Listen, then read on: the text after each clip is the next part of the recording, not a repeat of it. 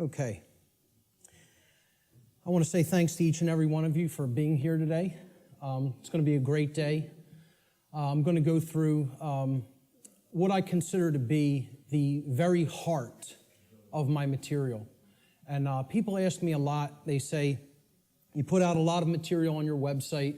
What is the main thing? If you had to tell me the main thing that I should check out if I check out nothing else that's up there, what would it be? And I always tell them the same thing. It's the material on natural law. If nothing else, that's the material that you need to understand deeply. So that's what we're going to be covering here today in an extended presentation format. I want to go through a few things before we actually get started. So I call this section Before We Begin.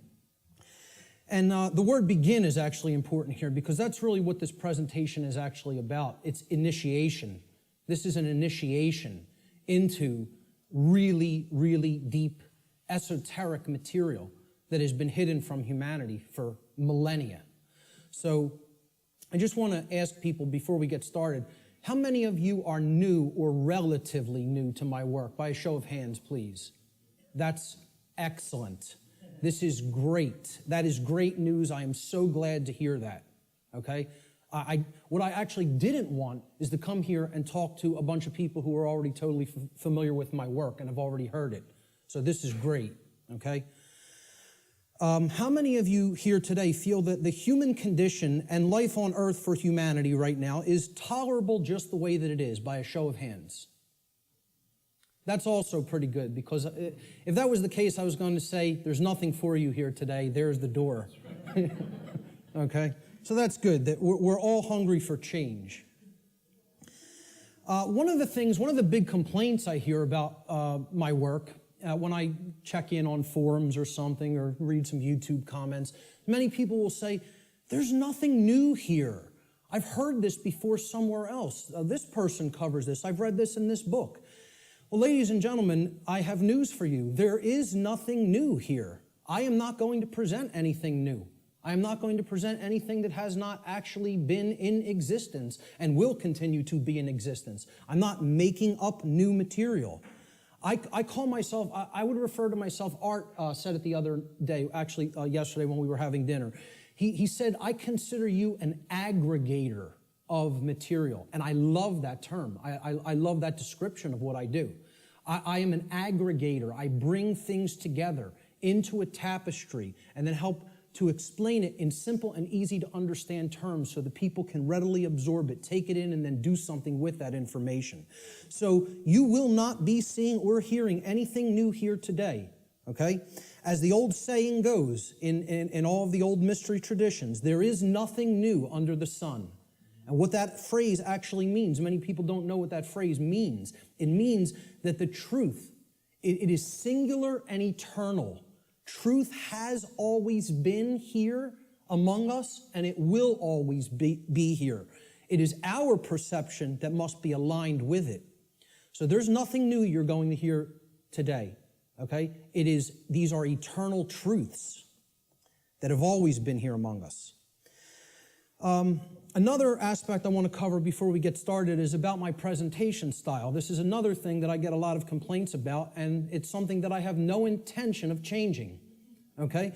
My presentation style has been described by some as extremely intense and at times even combative. This is a word many people will use to describe my presentation style.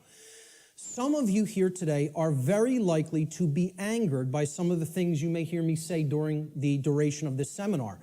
And I say, so be it. That's okay. If you get angry, that's okay. The fact of the matter is that truth itself, by its very nature, is belligerent. And I'll actually be putting up a quote to that nature later on in the presentation. The reason truth is belligerent is because it actually is at war. It's at war with the lie. It's at war with deception. It's at war with mind control. So truth can be belligerent. Many people don't want to hear it when they first encounter it. So I tell people all the time, I don't do this. I don't present this information, okay, to be liked. I don't do this to make friends. Okay, I'm not interested in making a whole bunch of new friends. If it happens, that's great. okay? But that's not the reason I do what I do. I don't do this to be popular.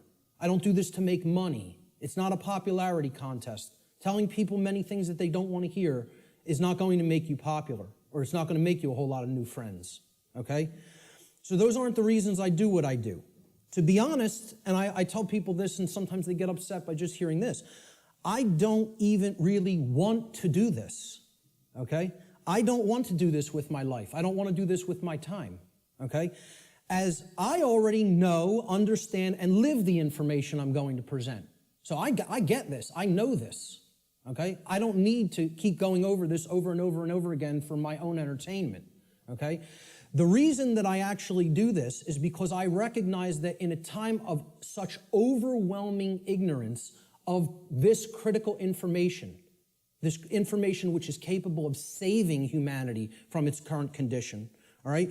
The fact that I do already understand this information places me in a position of moral obligation and responsibility. That's why I do what I do. I'm in a position of moral obligation to speak this information to other people in an effort to help to get them to understand it and live it as well. And that is the reason I do this. Every person here today who wishes to take real world value, practical value from this seminar here today, I'm going to ask them to make a deliberate and conscious effort to do two things. The first is try to set aside, to the extent that you are capable of doing so, your perceptions of me as the presenter, okay? And this includes things like how you think I look, how you think I dress, the sound of my voice, my mannerisms, etc. Try to set those things aside to the extent that you're able to do it. And I know that's difficult for some. And I say this because paying attention to such trivialities will detract your own mental focus away from the information that is being presented today. And that's the worst thing that could happen, because it's the information that is important, not me. Try to ignore me and focus on the content, all right? The second thing I ask people to try to do is to be consciously aware of any of your own impulses that you may have here today, to immediately reject the information that is being presented in this seminar based solely upon your own initial emotional reaction, your initial emotional response to this information, okay? This is a logical fallacy, okay? You cannot think with the emotions. So if you hear something you don't like or that angers you, that's okay. Feel the emotion, but don't just immediately say, that can't be true. And don't believe me either. It's about checking it. It's about a process of truth discovery. It's about doing your own due diligence and actually researching this material, okay? But if you try to gauge the veracity, meaning the truthfulness of this information, solely based upon how it makes you feel when hearing it, you are committing a logical fallacy, okay? So I ask people to try as much as possible to suspend immediate reactions of disbelief, okay, and saying, no, I don't want to accept that, no, it can't be true, based on how something may make you feel that you hear today. That's very important to keep in mind.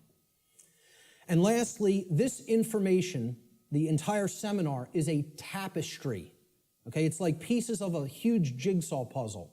All right?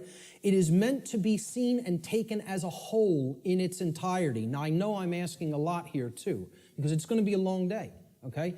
And my goal here, my work here, is to keep your interest and your attention and your focus throughout the entire course of this seminar. And that's a challenging thing to do. But what I'm asking people is, you have to try to see it as a whole, because if you took the time to be here, and you gave a monetary donation to be here, I'm highly recommending that you stay for the whole duration of the seminar. There's a reason for that. You're only going to get the full tapestry, especially if you're new to my work, by hearing this information in its entirety, okay?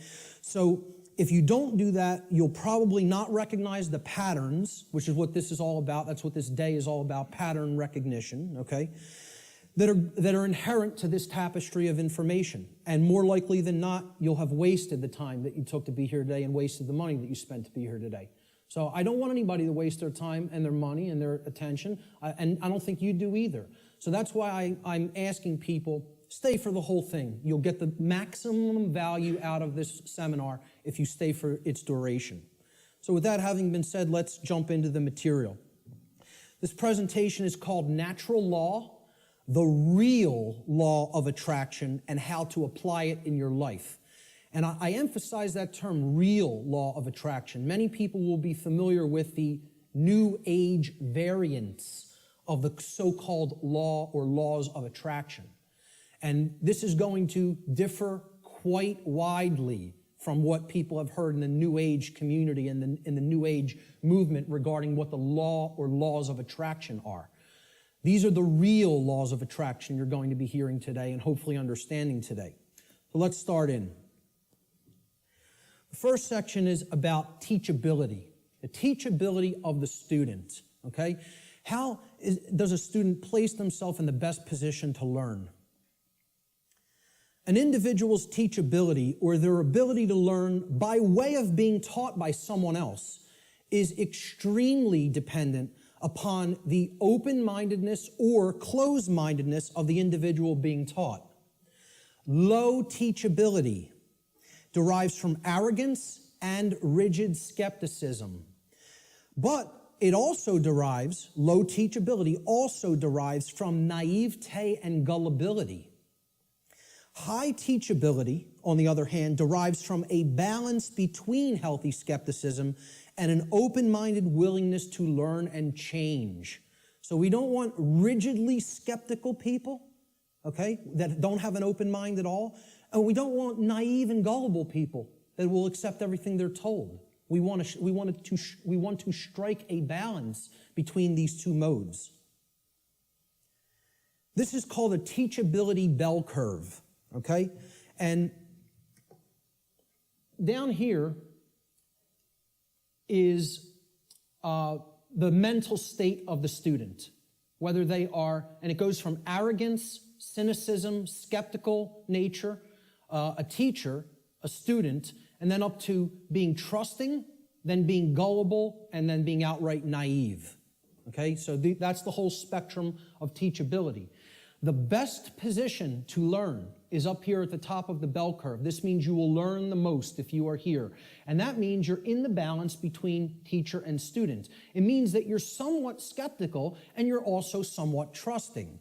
It means that you're able to hold a proposition in your mind without accepting it or rejecting it immediately. It means you will consider the information with an open mind, okay, somewhat trustingly, but also somewhat skeptically. All right?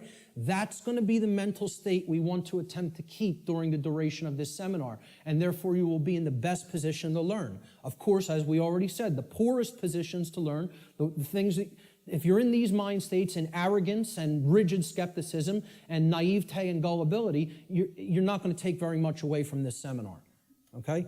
So we want to remain at the top of that bell curve if at all possible. Human beings should consider with great care where their information comes from, the source for the information. And this is because by refusing to present certain information and by influencing people to dismiss, to dissuade them from looking into certain information because they're telling you that it's unimportant or unnecessary to consider, many modern institutions like media, like so-called education institutions, are seeking to actually control human perceptions, or let's call it outright what it really is, to control the mind, okay?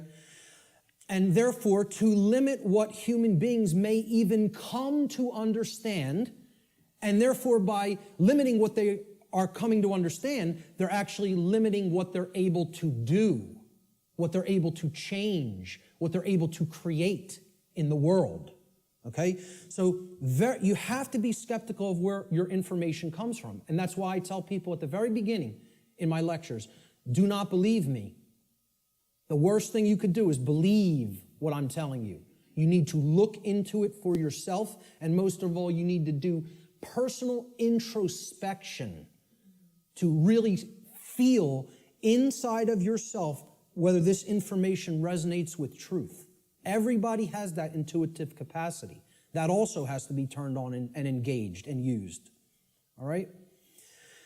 If anybody is coming to this seminar from the perspective of modern, organized, institutional bodies, meaning political thought, political agendas, political organizations, religion, religious thought, religious organizations. I'm talking about organized religion here, okay? What I call scientism, not real science, but scientism, science as set up by institutional bodies to be rigidly skeptical belief systems that blot out anything that could possibly say anything to the contrary of their pre-existing beliefs. I call that scientism. Okay? And of course, the New Age movement, which you could group that in with religion. It's just it's for those who don't fall into the religious mindset. This is an alternative religion proposed for them, and they call it the New Age movement. And I tell people, please don't think this is going to concur with any of these belief systems, with any of these boxes for consciousness. This presentation is going to shatter these boxes. It stands outside of all of these because these are limiters for perception and thought. They want to place everything in a box, say nothing outside of this box is fit for human consumption, so do not go there. And as a result, they act as a mind control influence. The other and biggest limiter of the human perceptions and the mind, and ultimately of our behavior, is money itself. If you want to talk about the biggest religion, if these other religions aren't big enough and powerful enough for you, there's the one that is the ultimate power in the world, the ultimate religion, the God of this world, if you will. Okay?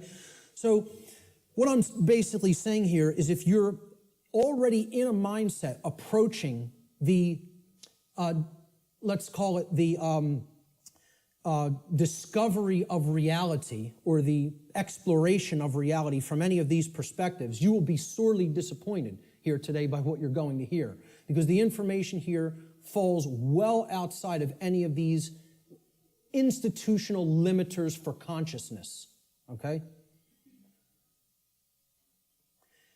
The requirements for creating change and the role of knowledge. Let's talk about these concepts for a moment. Human beings everywhere say that they want certain things in their life, and they say that they want certain things to be present for all humanity, okay? We say we want certain conditions to be present for ourselves and our species as a whole. And we say we want things such as happiness, health, peace, prosperity, freedom, etc. And all these things are great things to aspire to. And we say we want them. Most people will say and tell you we want these things, all right? However, I don't really feel that they're truly being honest with themselves, okay? They'll say they want them, but then when you tell them, well, those aren't automatic conditions. They don't just magically manifest, okay? There are requirements for obtaining these conditions, okay? And people wouldn't say they want these conditions if these conditions were already omnipresent, right?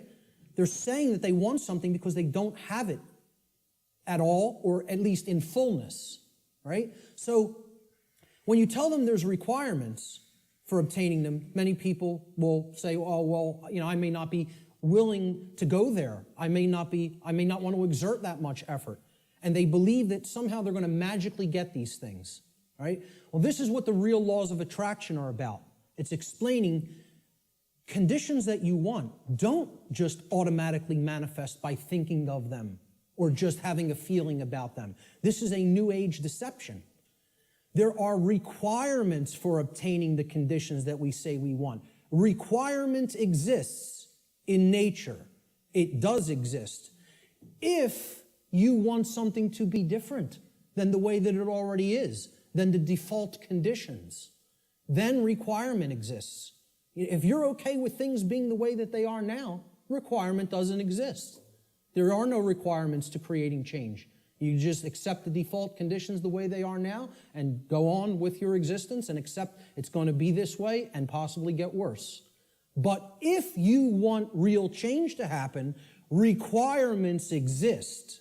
And this is what many New Age teachers will not tell you, or they'll outright deny that requirements exist for creating real change.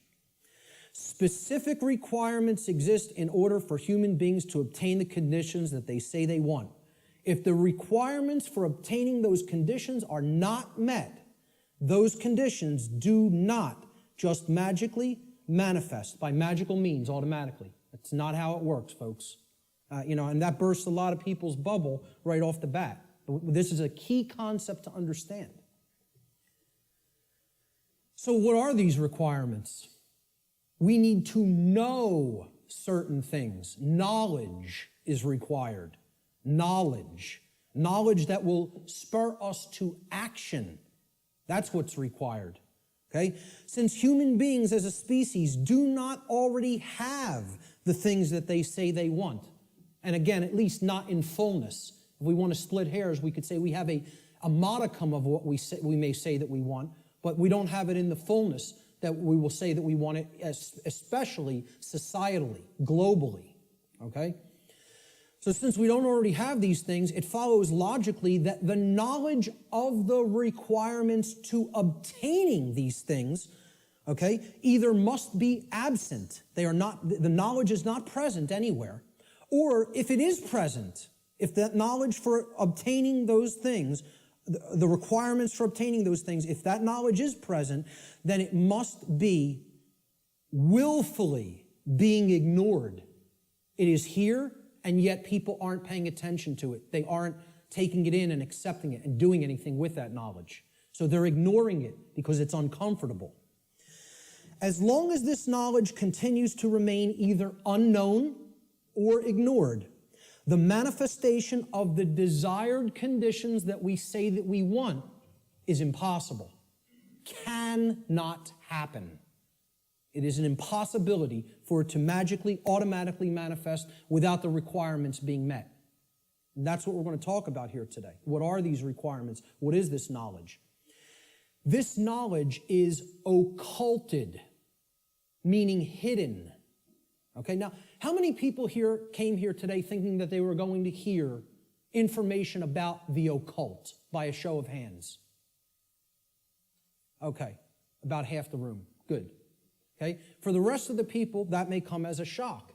But what you have to understand right off the bat is that the word occult, it's simply derived from Latin, the Latin adjective occultus. Occultus in Latin means hidden, hidden from sight. And it's derived from the Latin noun oculus, which means eye. Okay? The word ocular in English means related to the eye or related to sight or vision. So what the occult is something, it is a body of knowledge that has been hidden away for a specific reason. And we're going to get into what that reason is. Okay, so from the term oculus or eye in Latin comes the verb occultare. Occultare means to hide, to conceal, or to keep secret. To keep hidden from the eye so that it cannot be seen. The information regarding natural law is occulted knowledge. It is knowledge that has been hidden from humanity. Okay? It's held by the few, which is represented here at the top of this pyramid. You can look at this as a pyramid representing knowledge or ignorance. At the top of the pyramid, you have knowledge. It's the highest, higher you go in the pyramid, the more knowledge. Okay? But the pyramid tapers because at the top, very few people understand that information. Very few people have that knowledge and have actually integrated it into themselves to the point where it becomes understanding. All right? Down here, you have no knowledge, the ignorant masses. Okay? And up here, you have the people who are in the know, right? Who have this knowledge about how natural law works and are actually using it for a certain reason. We're going to get to that next, what that is. So please, as you go through this seminar, please keep in mind, if I ever use the term occult, all I'm talking about here is hidden knowledge. That's what it means. Occulted knowledge is hidden. Now, why would anybody want to hide knowledge that is extremely important? Well, there's a very specific reason, all right? But before we even get to that, we have to talk about what is this occulted knowledge? What is the body of knowledge? What does it comprise? When I'm saying the occult, the knowledge of the occult, what do I mean by that? All right? Occult knowledge constitutes two things. There's two general bodies of occult knowledge. In the actual mystery traditions and in occult schools, they talk about these as arcana, A-R-C-A-N-A, arcana. The word arcana is also Latin. It means knowledge, okay? That's all it means. So there's two bodies of knowledge. There's one body of knowledge in the occult called lesser arcana, the lesser arcana or the minor arcana. This means the knowledge of the microcosm, the knowledge of the small things, okay? It doesn't mean it's less important. It means it's dealing with the individual units of consciousness, the human psyche, the psyche of the individual, okay? So the first major body of occult knowledge constitutes knowledge of human consciousness, how it works, how it operates, what our motivations are, things like that, okay? The second body of occult knowledge is called the greater arcana or the major arcana, all right? And again, this doesn't refer to that it's more important. It refers to it is the macrocosmic understanding, the understanding of the very large laws of nature that govern the macrocosm, okay? So universal laws are part of the greater arcana of occult knowledge. And what I call here today, under the umbrella, the term natural law, falls into that second category of greater knowledge, the greater arcana of occult knowledge, okay? And what these natural laws are unseen and universal spiritual laws. We could talk about the word natural here too. Natural is derived from Egyptian and other Middle Eastern tradition languages, okay? The word neter in Egyptian, which would have been spelled without vowels, if we transliterated it, it would be NTR in English. Neter means spirit in Egyptian, in ancient Egyptian. The suffix al, even in English today, but if you go back into Arabic languages and ancient Middle Eastern languages, al as a suffix actually means of or related to, or having come from, okay? So natural, if you put these root words together, neter and al, right? It means of or related to the realm of spirit, of or related to God, actually. The word neter also meant God, spirit or God, okay? So this is the spiritual domain, the laws that actually are operating in the unseen realm, okay? Now, they manifest in the physical realm. We're going to talk about that, okay? Because that's the operation that it trickles down from. It starts in the spiritual domain, and then it manifests in the physical domain, all right? So it's important to understand these two bodies of knowledge. The lesser arcana, okay, is about the monad or the individuated unit of consciousness of the human being. And then the greater knowledge is about the laws that govern the macrocosmic universe, all right? So what these laws do, this body of the workings of nature that I am calling under the umbrella natural law, they're universal spiritual laws which govern the consequences of behavior. They govern the consequences of behavior. And I would add a caveat to that. They govern the consequences of behavior for intelligent species, for beings that are capable of coming to their understanding, okay? I would delineate that from, like, the animal kingdom, okay? The animal kingdom is not held to the same standard as human beings when it comes to this body of information, because I don't think you're going to sit down with your cat and explain natural law to it, okay? So when people say, well, why doesn't the animal kingdom held to account in the same way that human beings are. It's because, surprise, surprise, we don't share the same level of consciousness. Okay? There is differences in levels of consciousness and abilities to comprehend information and to actually know how something works. Just like you will not be explaining physics to your dog anytime soon, okay? You're not going to explain natural law to the animal kingdom and have them grasp it because they're not at the same level of consciousness as we are, okay? So we are held to a different account when it comes to natural law. It governs human behavior. It would be an easy way of saying it. This body of knowledge has actually been called consequentialism by past researchers and teachers. And I have no problem with that term. I've actually looked into consequentialism, and it's quite similar, okay, in its scope and what it teaches. It's been called karma, karmic law, in many Middle Eastern and Eastern traditions, okay? And I have no problem with that term for it either. It has been called in some of the Western traditions and Christian traditions moral law, and I have no problem with that term either. Religionists have called it God's law, and I have no problem with that term either. I have no problem with any of these terms being applied to the umbrella of natural law, because that is essentially what it is. But we're going to get deeply into how it works and operates in our lives here today. Why is this knowledge hidden away from people? To what ends? The knowledge of the occult, the hidden knowledge about how natural law works and how consciousness works, is not commonly known. That's why it's not the exoteric. It's not given to the masses. It's the esoteric. It is reserved for the few. And there's a reason for that. It's been deliberately hidden away and kept from the general public in order to create and maintain a power differential.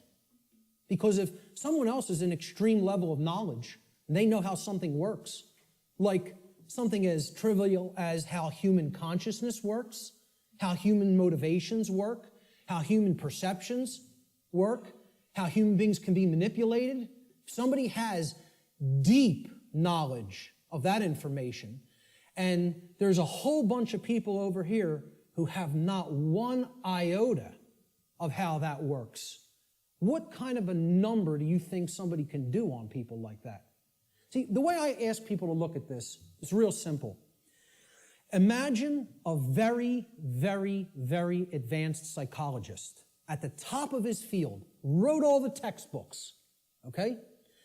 And he's got a house out in the burbs. He comes into the university. He's got tenure, okay?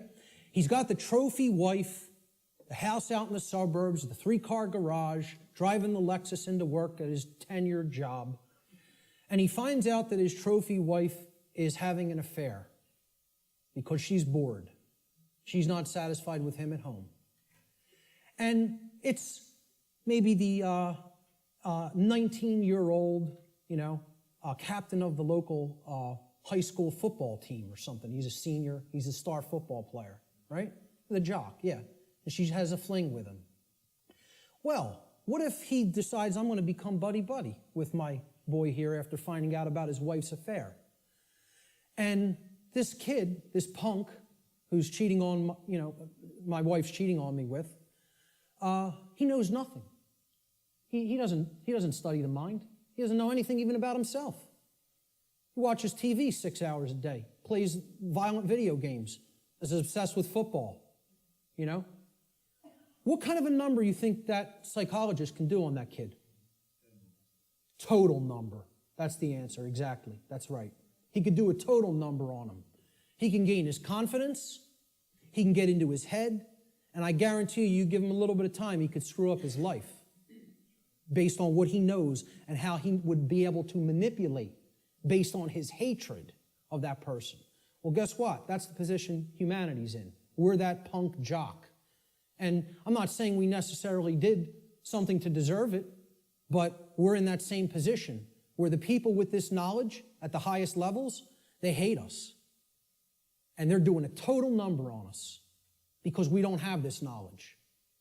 And until that changes, don't expect the playing field to be leveled. Expect it to get worse. Okay?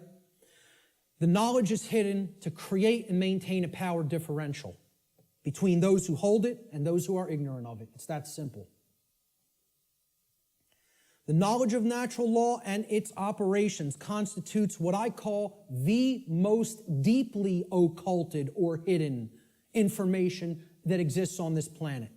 You will not find any more hidden information. This is the thing that all the distractions are there for, to keep you from learning. The endless trivialities, the nonsense you hear on the news, all the video games, all of the nonsense television, the sports, it's all there to keep people from understanding this. And I can't get you to accept that or believe it, and I don't ask you to believe it.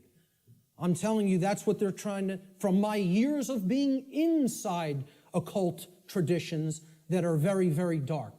I'm telling you, this is what they don't want you to know from firsthand experience. How many people here today know that I was involved in the dark occult in my past? Good. Great. Okay. The powers that be want to seek to keep this information hidden from the people of the earth at all costs, because understanding this information about natural law will level the playing field and put an end to the currently entrenched systems of control that are operating on the earth. We should very clearly make a distinguishment between nescience and ignorance so that people fully understand the difference between these two concepts. How many people even have heard the term nescience? Very few. This is a word that has practically been sanitized from colloquial English, practically been sanitized from the English language. And there's a reason for that too. There's two contexts to not knowing something. The first context is nescience, okay? Nescience comes from the Latin.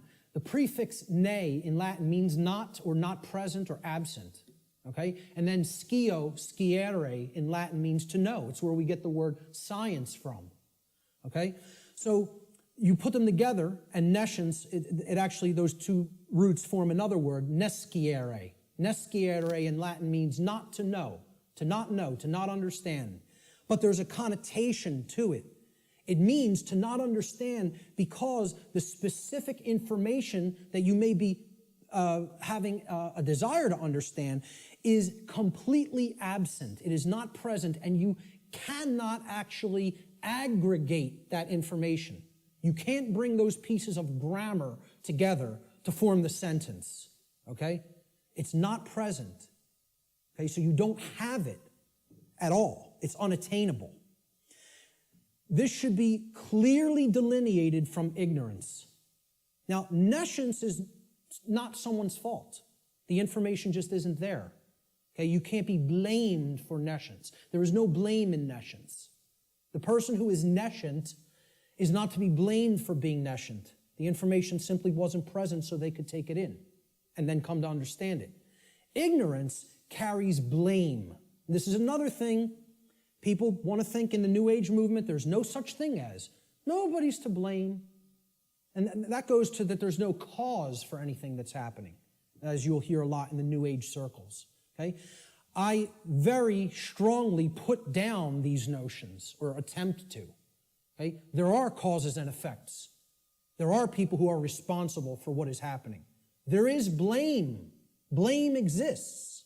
Okay? There are people who are culpable. We're going to talk about moral culpability later. So ignorance has blame attached to it and responsibility attached to it. Okay? It comes from the Latin verb ignorare in Latin.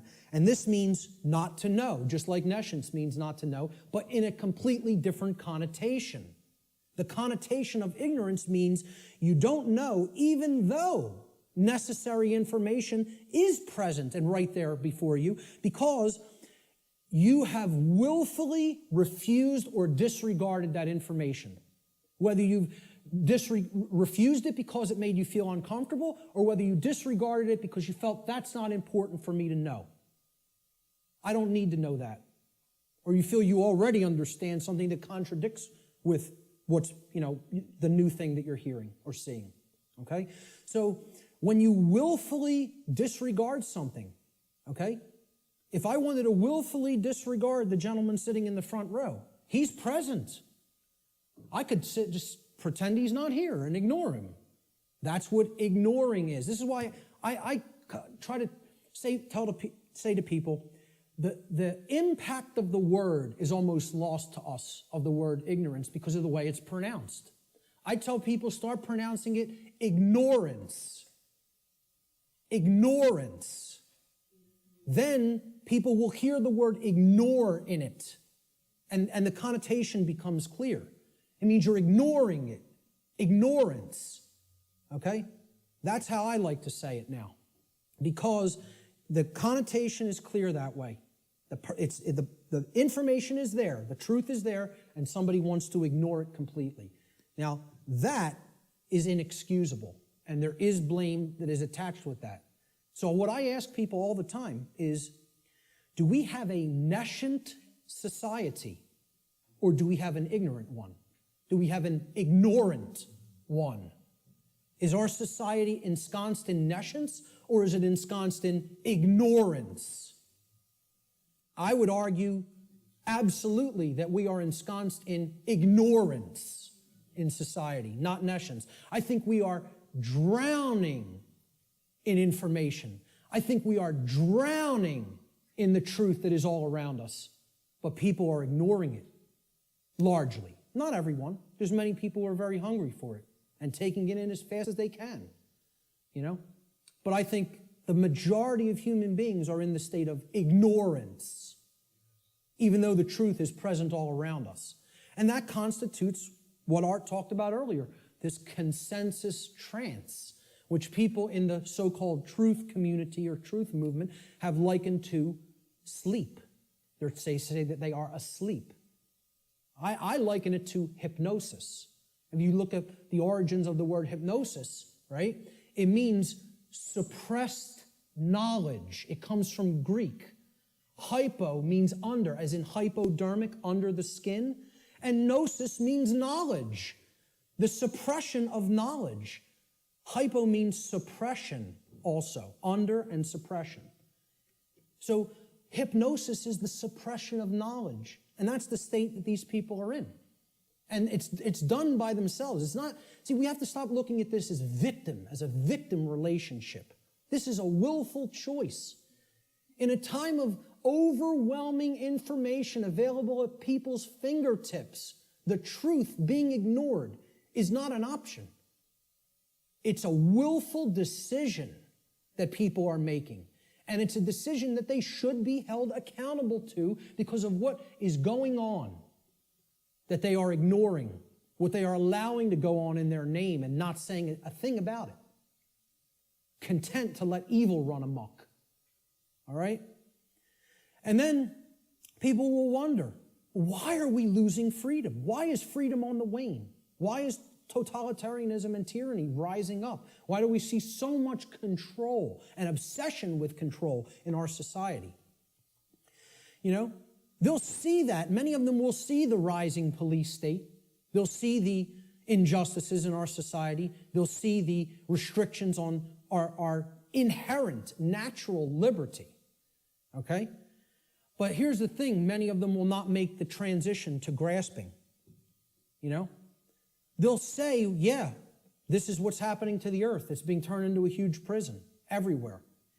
And at the most rapid pace right here in America. Okay? And they'll see this lock going onto the cage. But the question that they never get to, they don't even get to the question, let alone the answer, is why?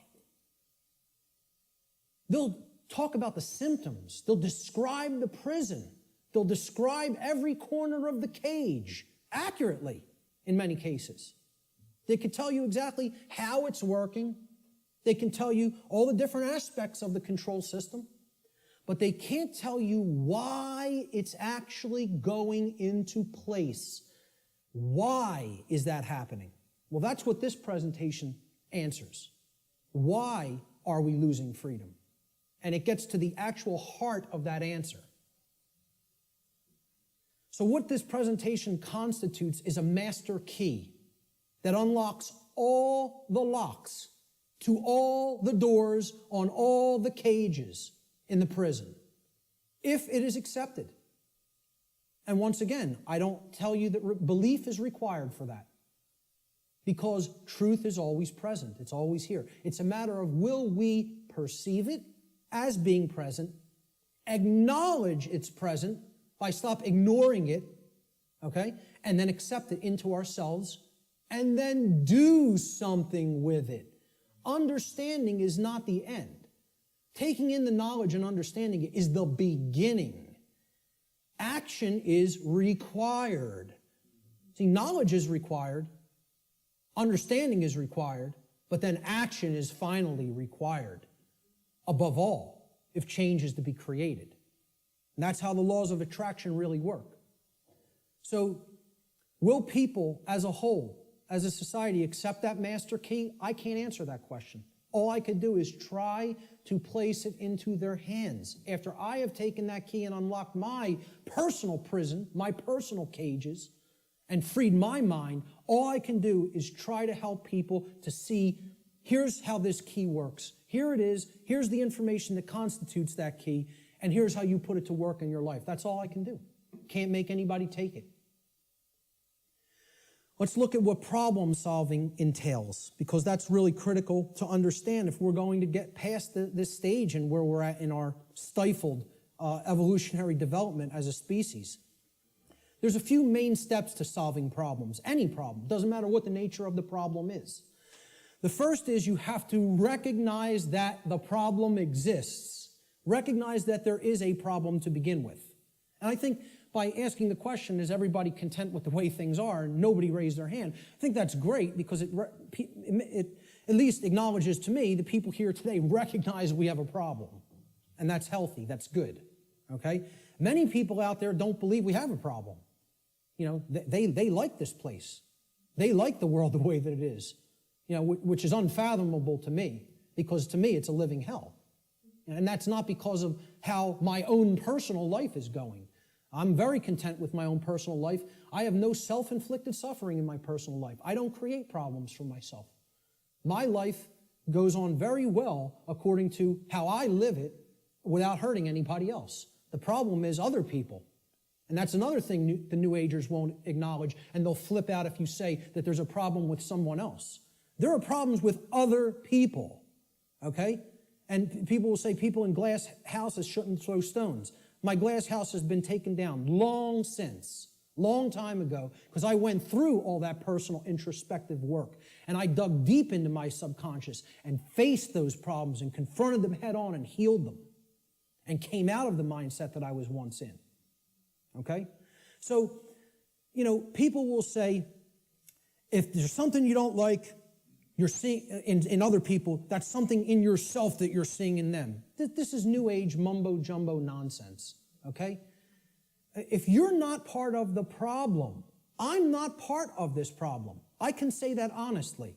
I'm not part of this problem. I can look at every single person, anybody who's watching this, and say, I'm not part of the problem that's happening on the earth, with all honesty and knowing that I am telling the truth with that. Okay? But see, at one point, I was part of the problem, and a big part of the problem. Okay? What I had to do at some point is stop doing this and pointing out and saying the problem lies elsewhere while I was still part of it.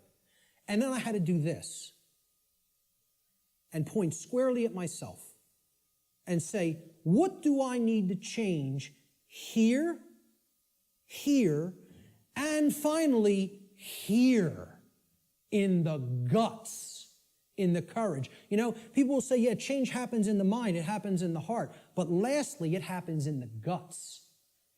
We need to generate what I call the heart-mind guts, okay?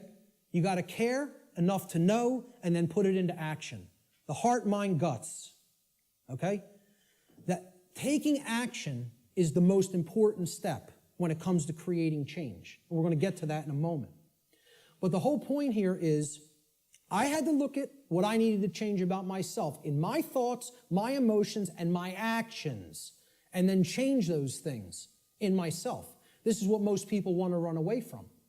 They want to say, yeah, I want those things that I say I want to magically to be present in my life, but I don't want to do those things that require self-change in how I think, in how I feel, and in how I act. I want it magically to happen without changing those things in me. So I can honestly look at the rest of the world and say, the problem does not lie within me. I am not seeing a manifestation of myself in other people. Other people have not done the same process that I have, the introspective work that I have, and gone through that painful, painstaking work that involves effort, hard effort. I'm not up here telling people, I'm offering you the tonic. You're going to take a sip and magically you will be enlightened. Okay? Knowing what's going on in the world is hard work. It involves destruction. It's a destructive process. It involves destruction of belief systems. It involves completely breaking down barriers that are in your head. Okay? Hardly anybody wants to do that work. People want to run 1,000,000 miles an hour in the opposite direction from that work. Anything but that. I'll take the grave instead of that. Okay? That's where most people's heads are at. All right? So let's get back to the steps here for problem solving. The first is you got to recognize that there's a problem. If you are in denial, good luck. Let me know how that works out for you. Because you're not solving any problem in a state of denial at all. Fear-based denial of the problem must first be dealt with and conquered and stamped out. And you have to acknowledge how bad it is. You know? People feel symptoms coming on of a disease or something and they want to ignore it because they don't want to believe I'm sick. I don't want to believe I'm sick. I don't want to believe I have a problem. Then you're waiting. You don't get it diagnosed, and then it turns into a much bigger problem, which is where we're at as a society for ignoring this information. This is what denial looks like, symbolically. Okay? A person with their head in the sand like an ostrich. And please take note, ladies and gentlemen, when you're in this position, when you're in the position of denial with your head in the sand, you're on your knees with your ass in the air. Okay? I almost say it's amazingly synchronistic that the human body was designed like that. That in order to put your head in the sand, symbolically, so to speak, you have to be on your knees. Okay? And that's where most of our society is at. They're on their knees and in that state of denial. The second step to problem solving is to recognize that the symptoms that are being displayed, the symptoms you are seeing, are merely effects of underlying causal factors. You can't treat symptoms and solve a problem. It's not possible. That's not how problem solving works. You have to get to what caused the problem. Okay? Instead of simply treating symptoms, make an accurate diagnosis of the causes of the problem. So what does the word diagnosis mean? Diagnosis comes from Greek. The preposition dia, transliterated there in the parentheses, you see it in Greek script. Okay? It means through or by way of. So by a method, by a particular method. All right?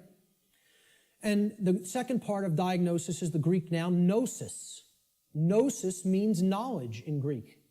So what a diagnosis means is through knowledge or by way of knowledge. You're going to solve the problem by way of knowledge. There is knowledge that acts as the requirement to solving the problem and getting what you want.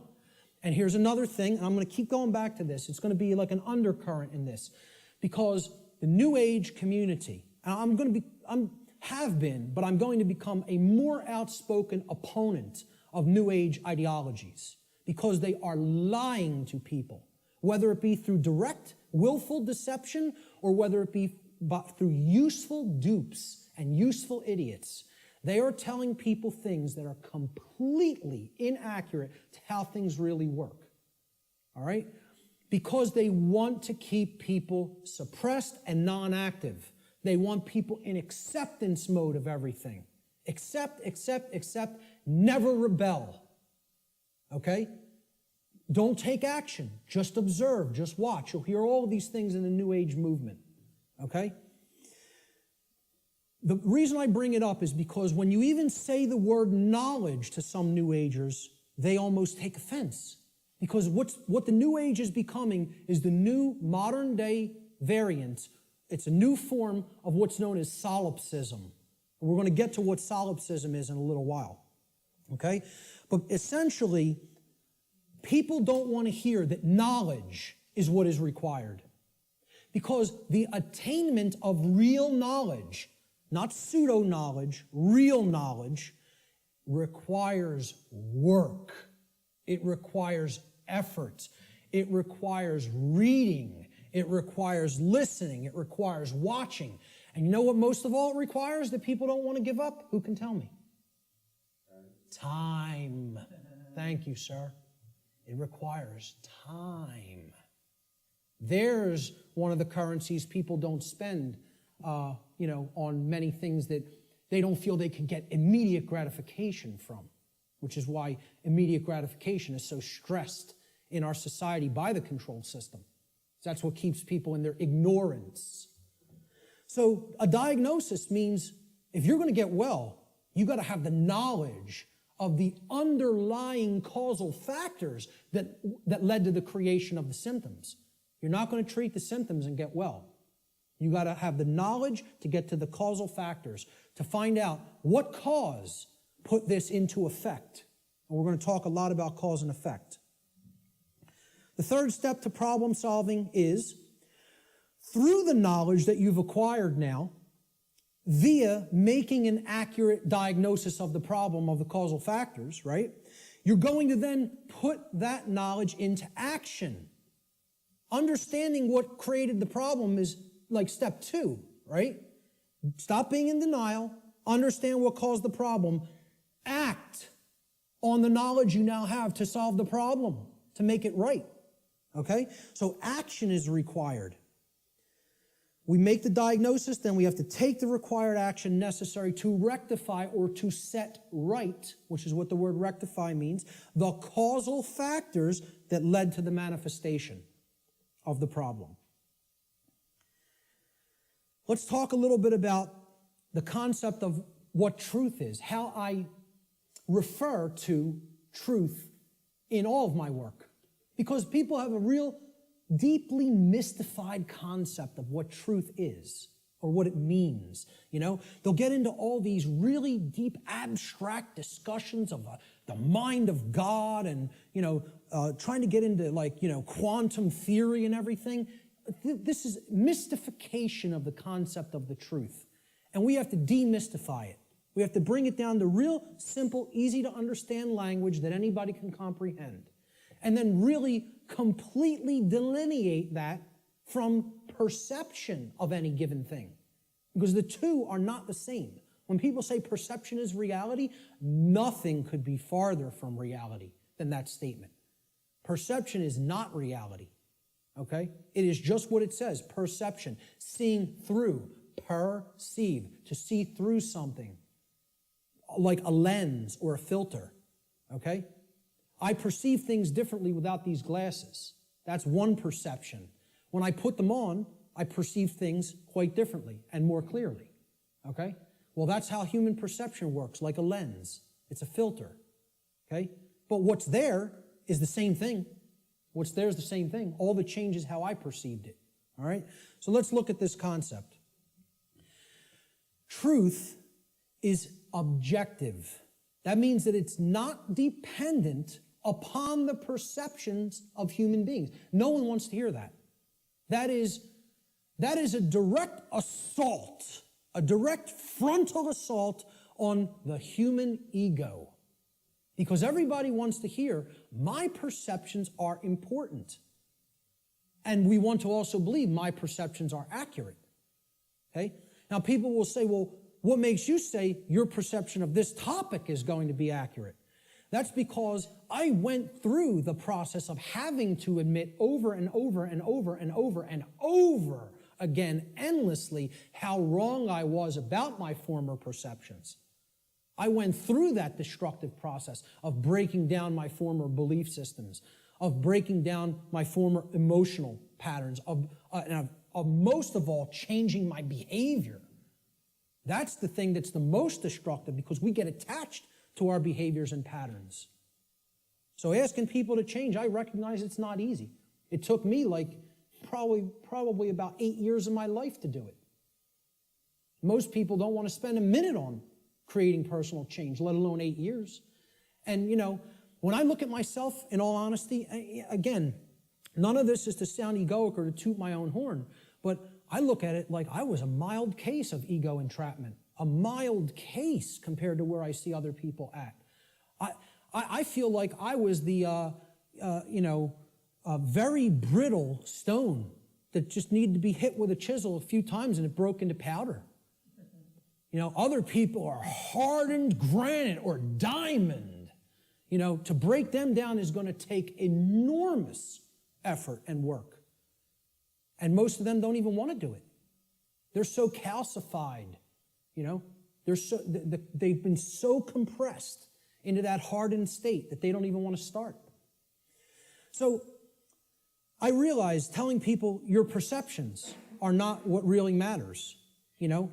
That truth isn't based upon how you perceive things, that it's independent from your perceptions. Most people don't want to hear that. They don't want to hear that. Human beings' perceptions are capable of wavering. They can waver slightly from the truth, and they can waver wildly from the truth. All right? What truth is that which does not waver. It doesn't move. It's that which is. It doesn't matter what anybody thinks about it. It doesn't matter whether anybody believes it. It doesn't matter whether anybody knows it. It doesn't matter whether anybody sees it. It doesn't matter whether anybody wants to see it. It's there. It's always been there. It's always going to be there. Nothing anybody does can change what has happened. Can anybody change what has already occurred in what we call, in the thinking of linear time, the past? Not one person here is capable of doing that. Let me tell you something. Not one being in the entire manifested universe is capable of doing that. Because that which has already occurred is set in the record of the universe. Nothing can change the past. Ever. Great movie on this. Watch the new movie, The Time Machine. Not the original 50s version or 60s version. The new one. I think it came out in late 90s or early 2000s. Okay? This movie got crushed in reviews. Crushed. Whenever reviewers crush a movie and give it the worst ratings, go see that film. Because I guarantee you there's very important allegorical concepts that you need to understand embedded in that film, and that's why the reviewers crush it, because they don't want you getting any ideas, you know? This movie got crushed in the theaters, and I'm telling you, it's one of the best films to understand the concept of the absolute impossibility of changing the past. The past cannot be altered. You know what can be altered? The future. That's what that movie's about. And you know where the alteration of the future begins? In the present moment. That's exactly right. That's the only place it begins. Okay? So what truth is, the demystified concept of truth, is it's simply that which already exists. It's that which has happened in the past and is happening in the present moment. The truth does not exist in the future. When we get to those future moments and it's the present, truth will be existent then, but not until, okay? So there is no such thing as truth in the future. Truth is that which has occurred in the past and that which is occurring in the present. It is simply that which is and that which has been. Please recognize when I use the word truth, that is all I'm talking about. I'm not talking about the mind of God. I'm not talking about the entire reason for the existence of the universe. I'm talking about the events that have taken place in the past and are taking place in the present. That's all. And guess what? That's all the truth is. It doesn't need to be any more complicated than that. Okay? You want to make it more complicated than that, call it something other than truth so as not to confuse people to what truth really is. Truth versus human perception. Okay? Now, I want to ask people to imagine, see these white lines? Imagine these white lines that do not waver as truth. And imagine that the perception that is set against the truth, we're going to take three different individuals. This is individual A, this is individual B, this is individual C. Okay? Their ability to perceive what has occurred and what is occurring is what I would refer to as consciousness. Okay? Consciousness is a being's ability to recognize patterns and meaning with respect to those patterns. Meaning you have an accurate understanding of what's taking place within and around you, or you have an inaccurate understanding of what's taking place in and around you. If your consciousness is high, meaning it's at a high frequency, okay, that means you're going to have more of an ability to understand and recognize the patterns. If your consciousness is low, you're at a low frequency, you're going to see the pattern less. You're not going to accurately perceive. So I liken this to a waveform. In simple, physics, a wave, this is a simple sine wave, okay? It has its crest here and its trough here, okay? And then the pattern repeats, goes up to the crest, down to the trough, and it repeats over again. The distance between the either crests or troughs of the wave is called the wavelength, okay? The longer the wavelength, the shorter the frequency. What that means is how frequently is it going to be intercepting the line that represents truth? How frequently is it going to be aligned with this line, which we are calling truth? Okay? Now, can everybody just, with that explanation, understand this simple model and what I'm talking about here? Is that clear? Okay, because it's important. Because this is a low frequency vibration.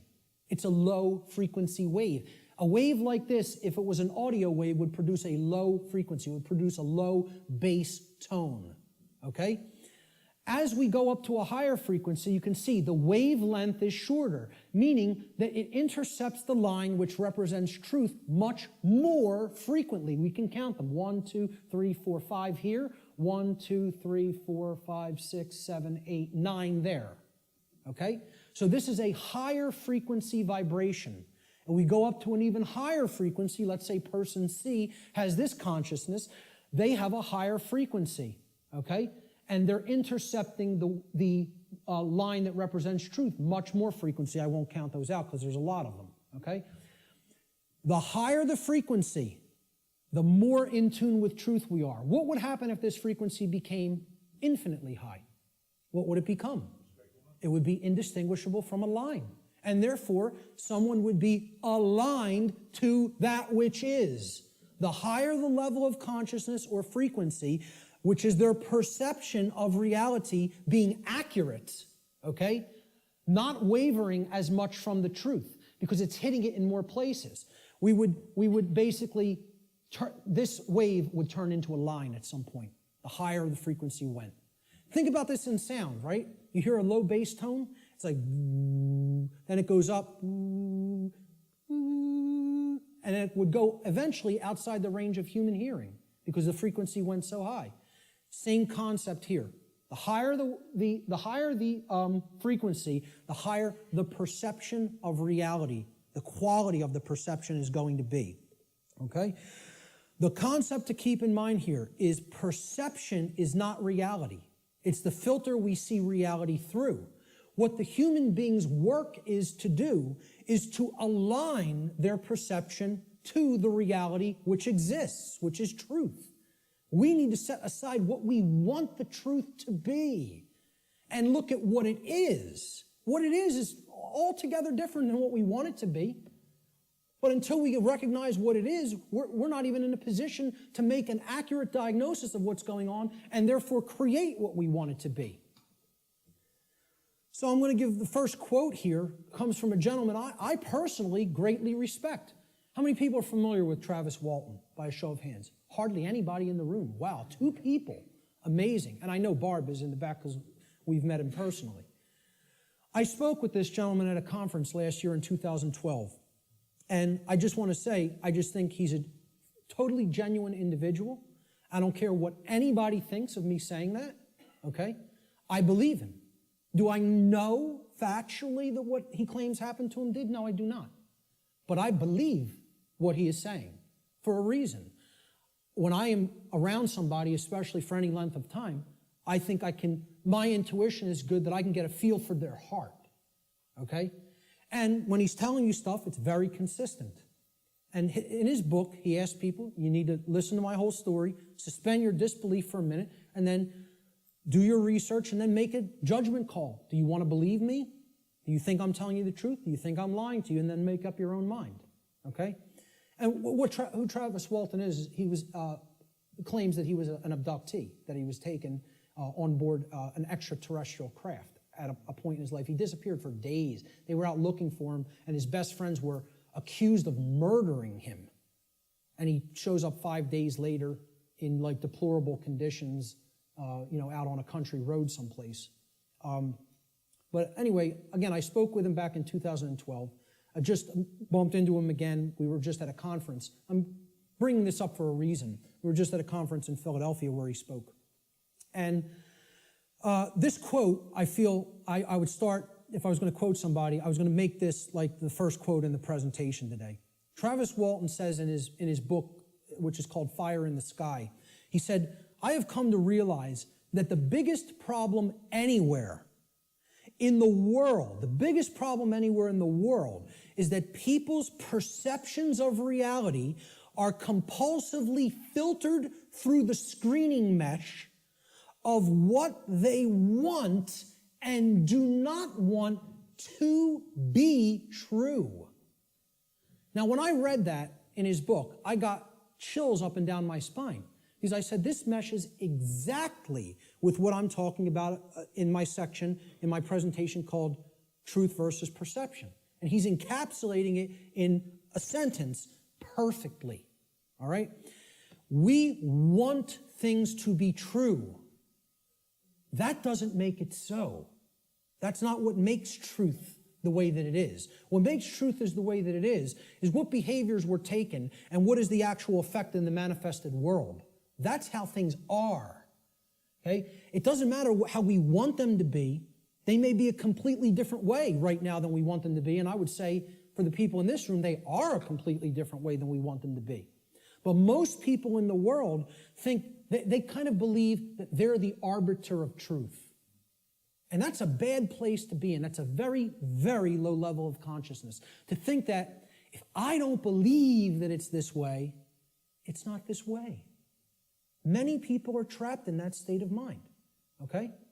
Now, the reason I even bring this up and included Travis's quote here is at this conference that we were just at a couple of weeks ago, okay? I didn't speak at it, I tabled at it. A woman came up to my table and she picked up my New Age Bullshit DVD, which is available here today in the back. And she said, what's this about? With a real skeptical look. And I explained, well, it's a 7-hour extended video podcast that has many, many slides, okay? I gave a shortened version of it at the Free Your Mind conference in Philadelphia. And this is the extended version that goes deeply into the deception of the New Age movement and how it is a religion that is designed to suppress the masculine side of the personality, which is the side that actually takes action and creates change, okay? And that's, of course, pushed by the sacred feminine, which is care and creativity, and compassion, right? Both need to be present. We're going to talk about that here today. But I said this is about the suppression of that masculine energy. And that's what the New Age movement is about, the suppression of the masculine, right? So I said what the New Age religion wants to teach people is just accept everything the way it is, no matter how unjust it is, no matter how deplorable the conditions are, no matter how much evil is taking place in our midst, accept it. That's the New Age religion. And here's what she said. That's exactly how I am. I just accept everything. I don't make any judgments on anything that occurs, no matter what it is, no matter how it's perceived. You want to perceive it as evil? That's your judgment. I said, yes, it is my judgment. You know why? Because it's evil. It really is. There is such a thing. I said, and you're content to let evil run amok and take this whole world because you don't want to act. Because what's really there is cowardice. That's what it really is. Okay? She didn't want to hear that. She said, I prefer not to see it that way. Now, align this with the quote. I prefer not to see it that way. Okay? And I hope by some miracle she happens to see this presentation at some point. Okay? And, you know, in hindsight, I didn't say this to her on the spot, but I thought about it for a little bit the next day. And what I should have really said is, no, you prefer not to see, period. That's the truth. Okay? So I prefer not to see it that way means, no, I want to ignore reality. I want to believe what I want to be true is the way that it already is. And this is what the New Age hoax is peddling to people. Okay? So, great quote that I thought accurately sums it all up. See, this woman also told me that she is a follower, quote unquote, of the New Age ideology that is referred to as the Course in Miracles. How many people have even heard of this? A lot of people, okay? You know what that is? It's called solipsism, wrapped in a nice, neat new package. Solipsism. How many people are familiar with the ideology called solipsism? Good. More than I would have thought.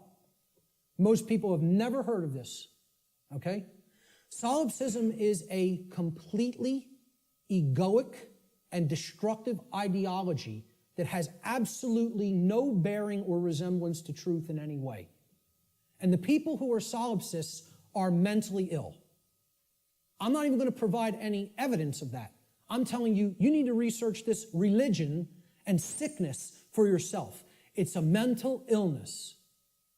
A solipsist is a mentally ill person who should probably be somehow removed, segregated from society, and institutionalized until they are made well, because they are a destructive influence on society.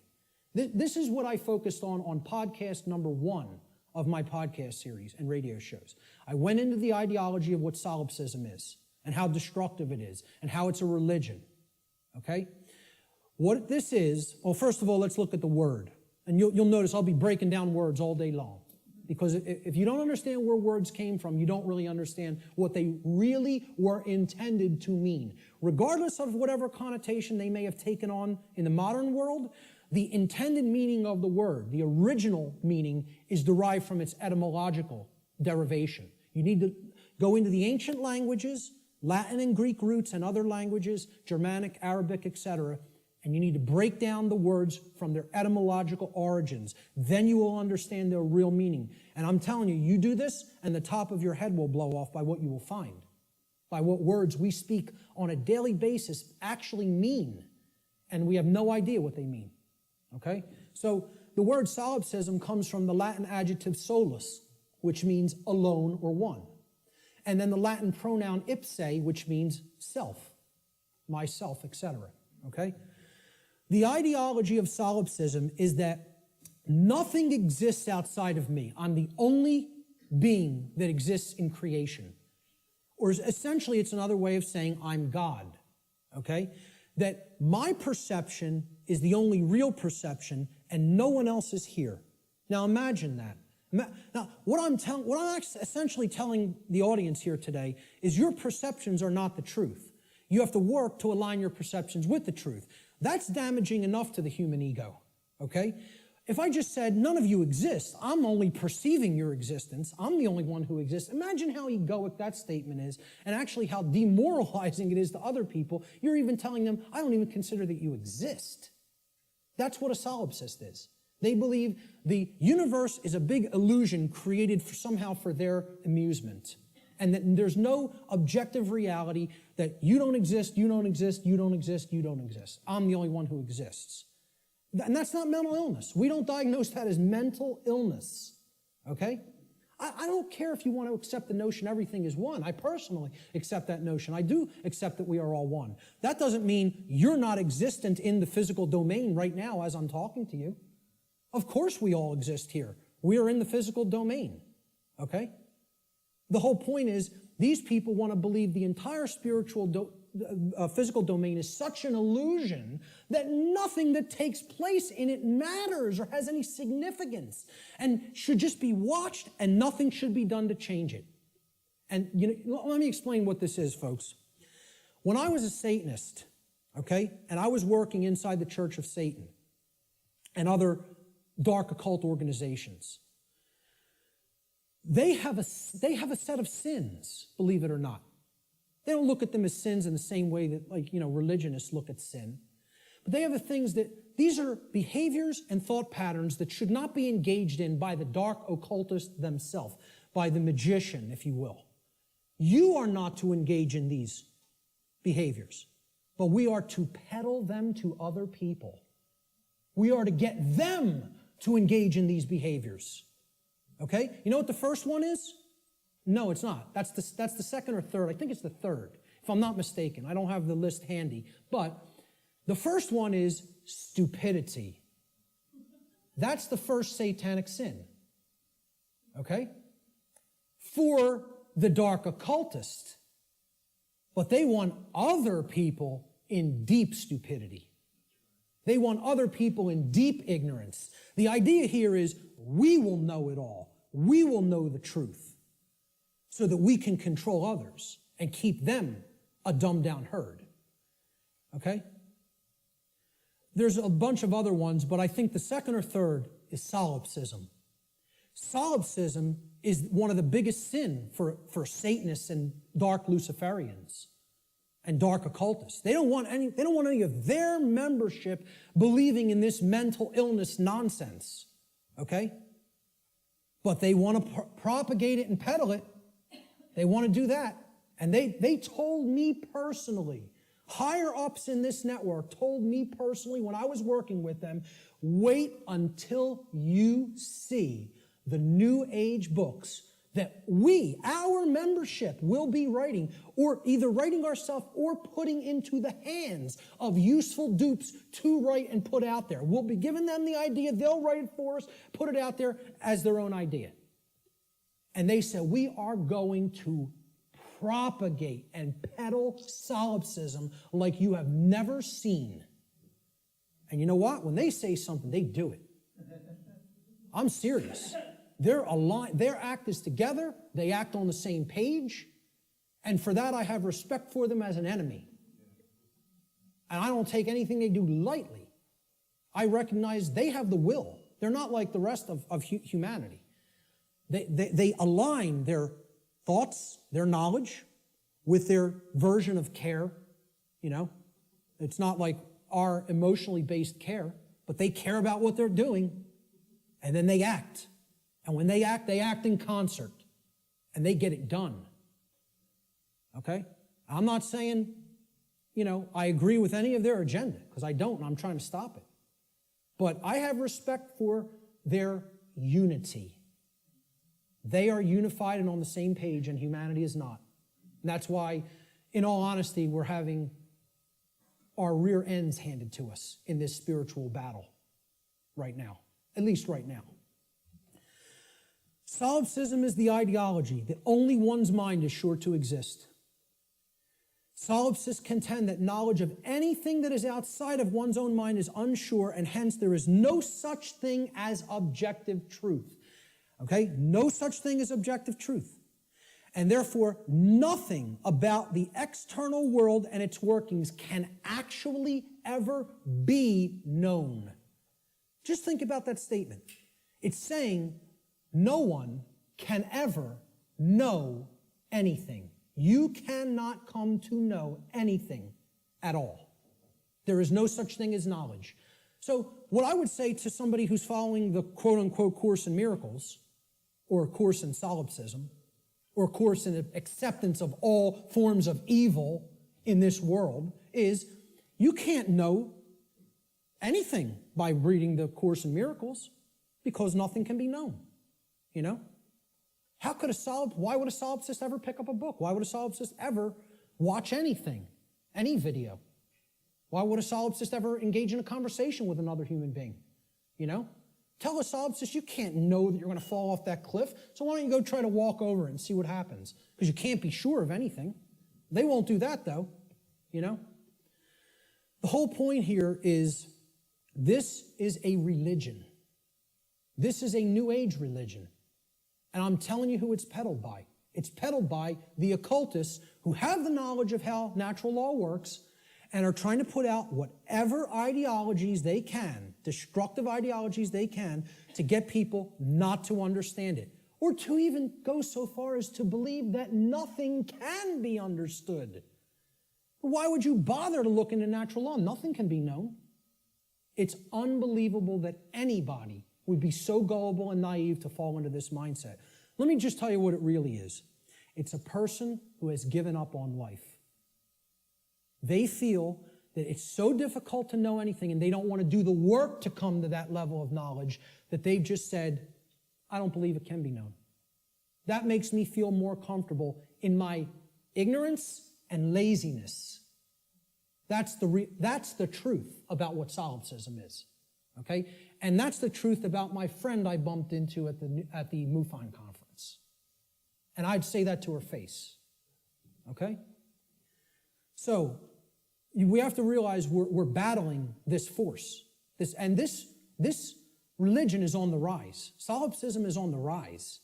More people are becoming solipsists or solipsistic in their beliefs, in their thought processes.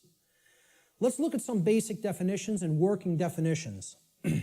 Now, first thing we're going to define is definition. Let's define what a definition is, okay? A definition is an exact statement, a statement of the exact meaning of a word, all right? We're looking for an exact meaning, not a connotation, not a maybe or a like or a somewhat. We're looking to narrow the focus. That's why it definites it. It makes it finite. We're taking it not infinite, we're finiting it. We're making it finite, okay? We're actually limiting through words what something means so we can be clearer about what we're saying, okay? It's an exact statement or description of the nature, scope, or meaning of something. Another way we could look at a definition when we're talking about visual or audio definition is it's the degree of distinctness or clarity of an object, image, or sound, okay? So why do people buy HD TV sets? They want higher definition. They want a higher clarity of the picture, okay? If you have high definition audio, for audiophiles, they won't accept anything but high definition audio because in comparison to low def audio, the clarity of the sound is very good. It's much better, okay? So that's what definition is. It is all related to clarity. When we use it in conjunction with words, it means the clarity of the meaning is amplified, okay? And when it's with a picture, the clarity of our vision, of ability to see what the picture is, the information in the picture is amplified. And same thing with sound. The more accurate the definitions that we have for words or concepts, the better our clarity of meaning and therefore our understanding of those concepts, words or concepts will be. So definition simply means clarity of meaning when we're applying it to words and concepts.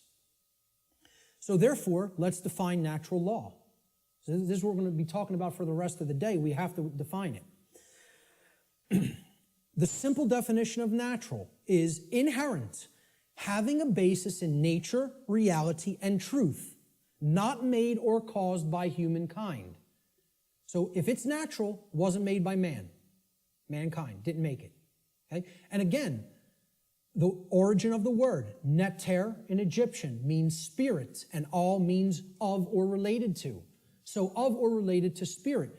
It is all of nature, the spiritual domain. See, this is the other part. People believe that the spiritual domain is separate from the physical domain. This is a huge thread and a huge central focus in all of my work. If you think the spiritual domain is not where you are at now because you're in the physical domain, you're mistaken. If you think that the spiritual domain is someplace other than the physical domain, you're also mistaken. If you place emphasis on one above the other, and say, well, this one takes precedence and this one's not important. Either way you do it, whether you say the spiritual is more important and the world of matter should not be given any significance, it's imbalance and it's not true. Okay? Or if you say, hey, like scientism does in many, left brain scientism, the material world is all that there is. This is just a dead mechanized clockwork called the universe, and it happened by accident for no reason. And there's no such thing as the spiritual domain. Both of these worldviews, and we're going to get to a breakdown of these worldviews, they're completely inaccurate, they're not based in truth, and most of all, they're based on brain imbalance. And we're going to see how one of these worldviews or another develops when either the left brain hemisphere or the right brain hemisphere has taken precedence and dominance within the individual consciousness. So, natural means spiritual. These words could be used interchangeably. So when I'm talking about natural law, I mean spiritual law, unseen spiritual laws. But overall, the dictionary definition of natural is it's inherent to nature and it's not made by man. The word law the definition is an existing condition which is both binding and immutable. So let's look at each one of these words. Existing. It means that it is present. It is present. Okay? It cannot be just ignored and expected that, well, that doesn't make it true and it's not going to have an effect. It's there. It's present. That's why it's a law, that it's in operation, that is in operation. It is binding. Binding means it has an effect. It means it doesn't matter whether you believe that it has an effect. It doesn't matter whether you understand that it has an effect. It doesn't care. And this is another big hammer to the ego. The human ego wants to hear what it wants to hear. One of the things it wants to hear is the universe cares about you personally. It cares about John. It cares about Bob. It cares about Mary. It cares about Elizabeth, whatever, okay? Cares about you individually as a being. Now, you could go so far as to say you believe that the creator of the universe cares about you. I'm not denying anybody or saying don't think that. What I'm saying is that the laws of the universe don't care about you. Laws have been created in this realm that work flawlessly, 100% of the time, flawlessly. Let me ask people to envision this scenario to try to clarify this. A couple are on a picnic. They're out in a state forest or something like that. They're on a picnic. About 50 yards away from where they're at, okay, there's a pretty tall cliff, maybe about 200 feet, okay, and it ends in some jagged rocks. They brought their 2-year-old child on the picnic with them. They unfold the blanket, take out the picnic basket, they're having their picnic. Maybe passions got heated and the husband and wife were, making out a little bit. Their kid, 2-year-old daughter, in her nice Sunday sundress or whatever, wanders off, gets to the edge of that cliff. Will gravity care if that girl goes over the edge? No. Will gravity allow her to go over the edge? Yes, it will. Gravity is not going to say, this girl doesn't understand this law, and she'll die if she goes over that edge. She's innocent. She's nescient even. Not even ignorant. Innocent and nescient. Will that law still have an effect? You damn better well believe it will. And so does natural law in the same way. It doesn't care whether you don't know. It doesn't care whether you're nescient or ignorant. It's in effect. It's binding. And it is immutable. Immutable means that nothing you can ever do can ever change it. It is in effect eternally. Because man didn't put it into effect. You know who put it into effect? The creator of the universe put it into effect. And I don't really care what you think of that force as. You could think of it as an impersonal force. You could think of it as the man with the beard. You could think of it as this remote control. I don't really care what you think of it as. Personally, that's none of my business. But you know what? If you think of it that it's man that makes the laws, then I have a problem. Because man doesn't make these laws I'm talking about. The creator of the universe set these laws into motion, put them into effect, and they bind you. You and I are bound by these laws, whether we like it or not, whether we accept it or not, whether we understand it or not, they're in effect, and you are already creating the reality that we are experiencing based upon interaction with these unseen laws. Already. You're already doing it. You can never not be doing it. That's an impossibility. Okay? You're always creating, co-creating in harmony, in cooperation, I should say. Whether it's in harmony or opposition is a different story. In cooperation with these spiritual laws that I'm going to talk about, you are already creating in cooperation with them and can never not do so as long as you exist in the physical domain. Okay? So that's what the simple definitions that we're working forward with. Natural law doesn't mean anything other than this. That's it. It means, so let's put them together. Inherent, existing conditions. Conditions that exist in nature which are both binding and immutable. They have an effect whether they're understood or not, and they cannot be changed. So what would be our requirement of knowledge here? What do you think should be done? If we are always working with these, do you think we're going to create something that is wise to create, that is good, that is in alignment with what we say we want if we don't know how these laws operate? You know what's going to be created? A mess. Total chaos. Something you don't want. Something that leads to enormous suffering, which is where we're at. If, on the other hand, you have that knowledge of how these things work, then you align your behavior to them, you're going to create a whole new different ballgame. And then you're going to not have self-inflicted suffering. Okay? That's what this is all about. So let's give a working definition. This is what I call the soundbite, right? People say, well, tell me what natural law is, Mark. You have a few days? Maybe a large portion of the day like we're going to cover today. Maybe. Some people will get it. Okay? But really, you need to devote a large amount of time to studying this, understanding it, reading about it, and even experimenting with it. This is not an untestable hypothesis. Okay? And it's not a hypothesis. It's actually a law. But it's not untestable. You can test it. You can apply all the scientific methodologies to natural law. Same thing. Gather your information, observe, hypothesize, observe, test the results, publish the results. That's scientific methodology. The scientific methodology will be borne out for everything I'm talking about in this presentation if it is applied, because this is not a religion.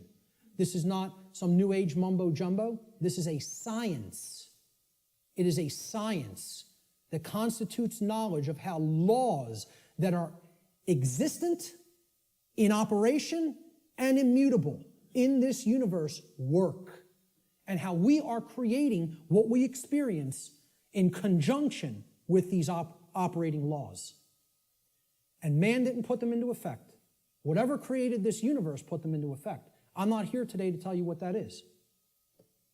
Your job in your own personal experience is to get in touch with what you feel that is. I'm not here to tell you what that is. Now, I'm not here to tell anybody what that is. But my whole point is, it created these laws, and they're in effect. And if you want to stop suffering, and if you want the human condition to change, you have to understand how these laws work. There is no way around that. Knowledge of these laws is required. And this is what people in the so-called New Age movement and in religious communities and in other communities don't want to acknowledge.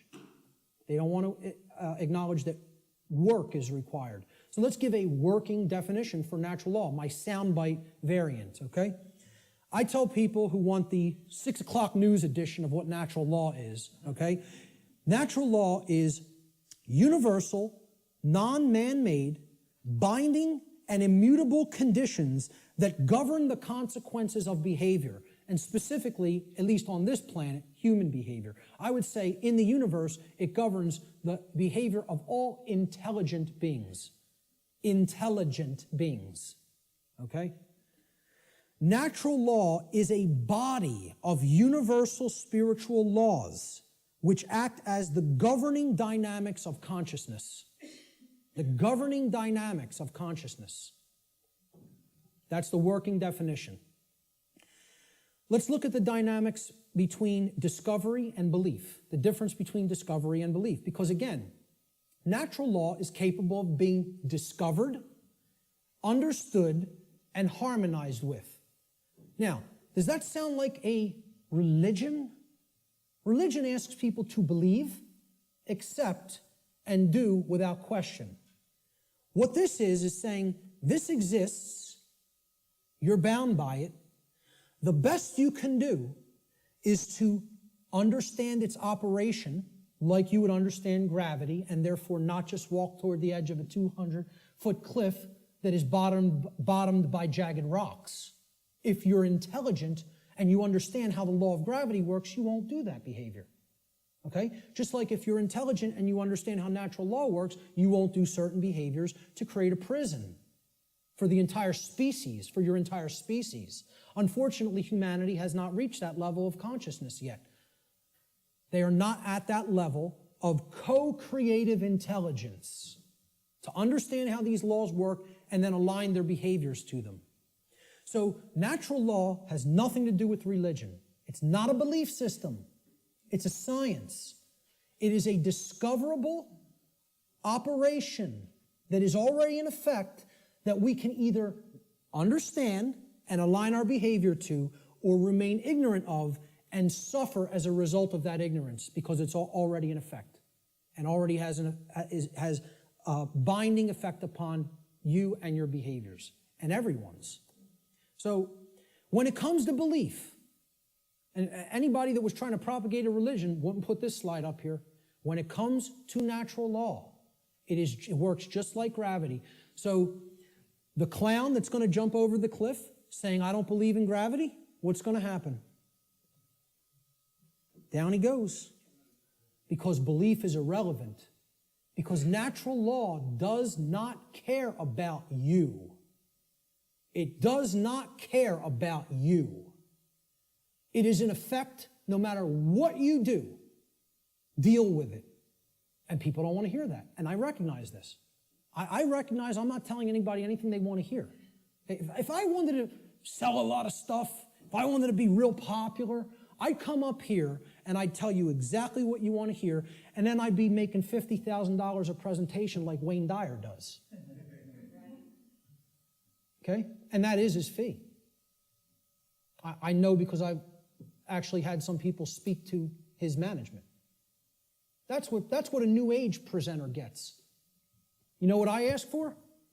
0. I don't even ask for a stipend because I don't even care about fake money. I care about making real money. Real one I.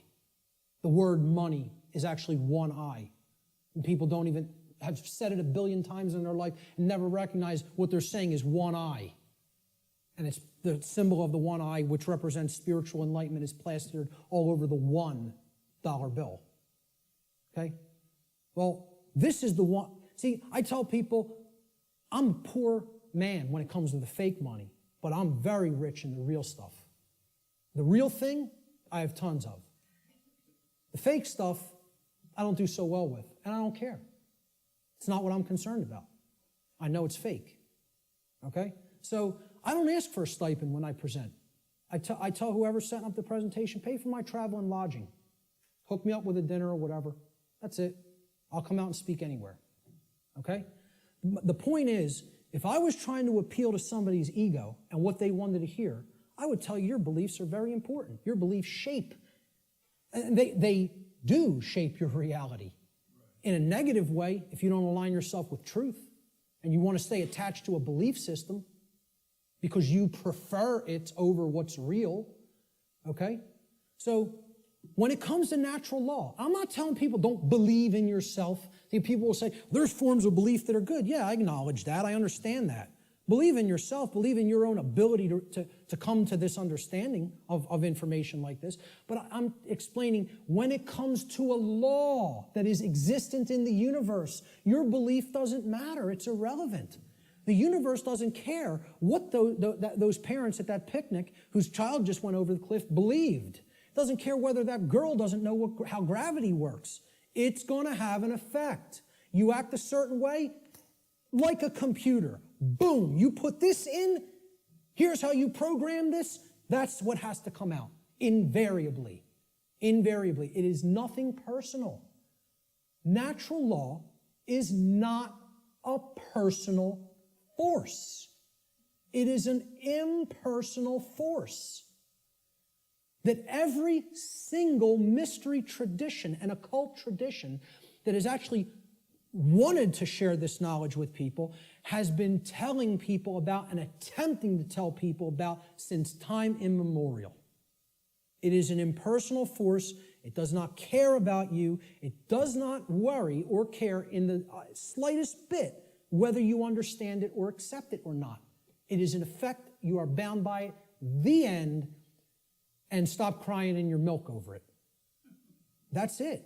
No one wants to hear that. And I'm not so naive that I recognize people don't want to hear that I don't recognize that. I do recognize that. Believe me, I realize the wall I am up against in saying this. I get it fully. Fully. If I wanted to blow smoke up people's rear ends, I'd come up here and I'd say, the universe cares about you and what you believe. And it's going to gauge that, it's going to look at all that, and it's going to tabulate it, and it's going to say, well, what did he believe when he took this action? It's not going to say that. It's going to say, is this what happened? Yes or no? Yes? Here's the result. That's it. Unwaveringly and invariably. The human ego has a hard time with that.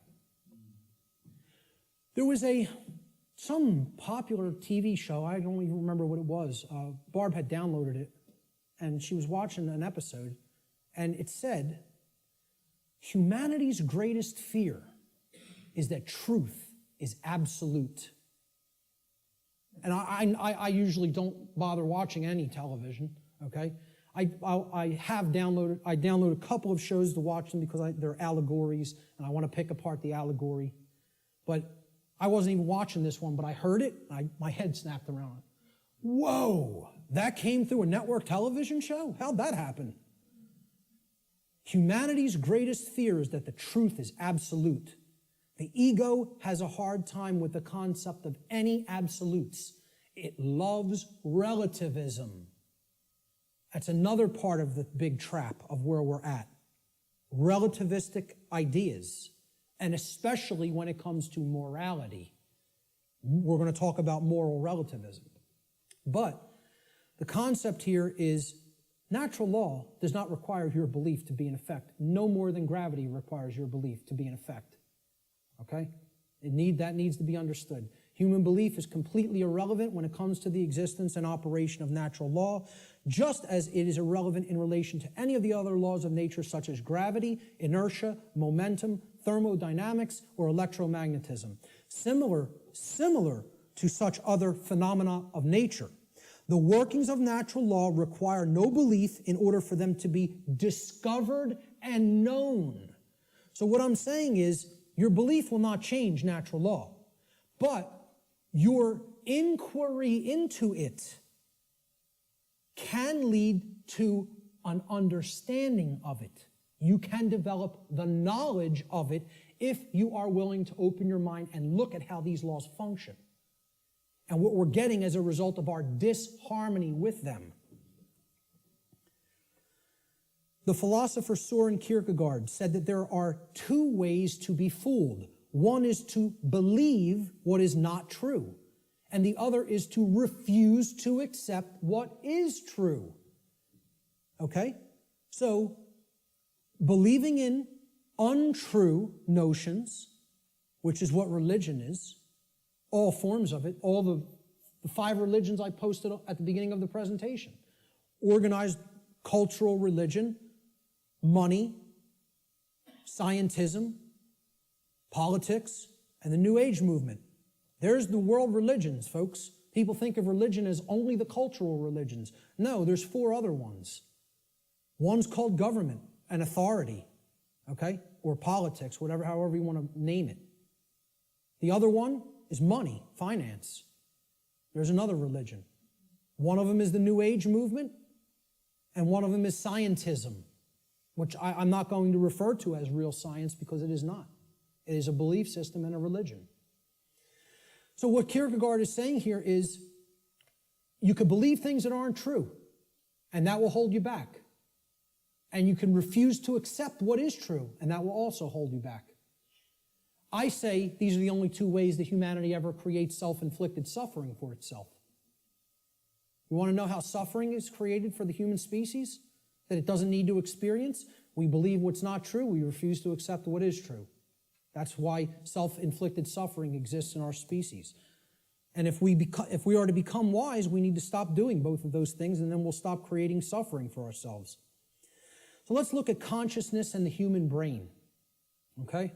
Because consciousness is an intangible force, okay? It's something that exists, but you can't really see it. Many people even have a hard time explaining what it is. But there is physiological expressions for consciousness in the physical domain, and the brain is one of them. And of course, people will say, well, don't leave out the heart. Of course, the heart is also very important. Heart has an even bigger electromagnetic field than the brain and is tied into the physiology in an even more complex way than the brain is. But we need to understand the basic structure of the brain to understand the types of imbalances that go on within it that lead to these debilitating conditions within humanity that continue to create suffering for us. And also, what these belief systems do is they prevent the activation of the heart and the actions, of care and action.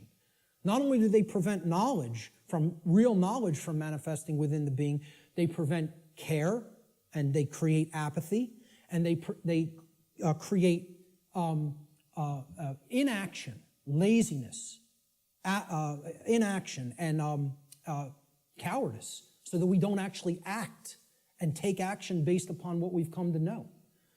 So let's look at how the brain and consciousness actually work. People will also try to give ridiculously overcomplicated and mystified definitions of what consciousness means. And many people are even scared of the term, okay?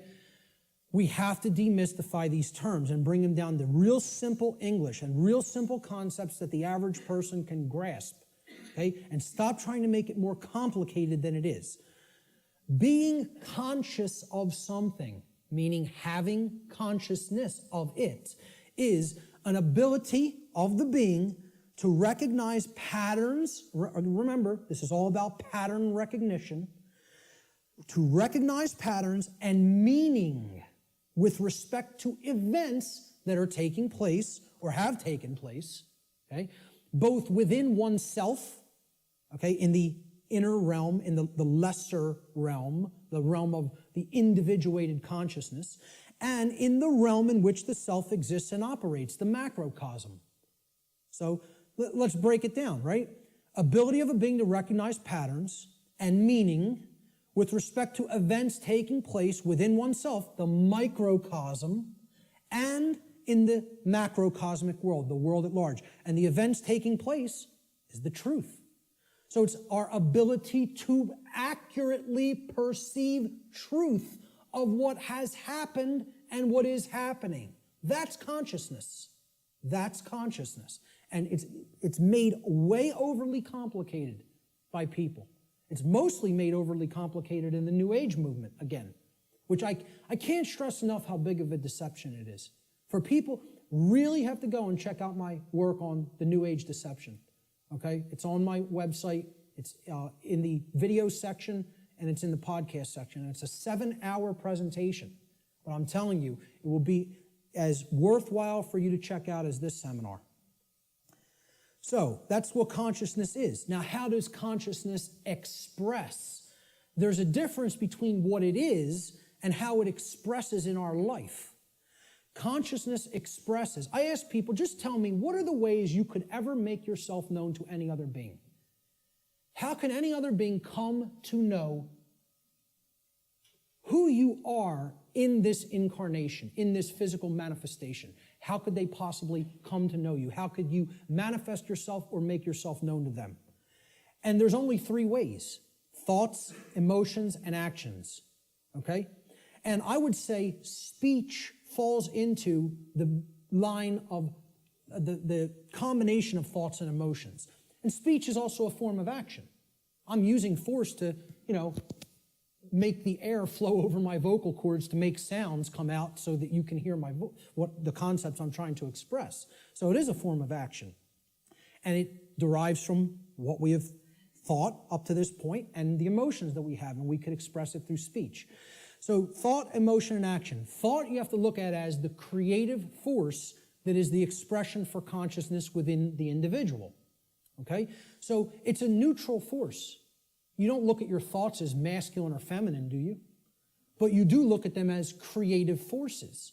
In order for anything to manifest in the physical domain, it had to first exist as a thought.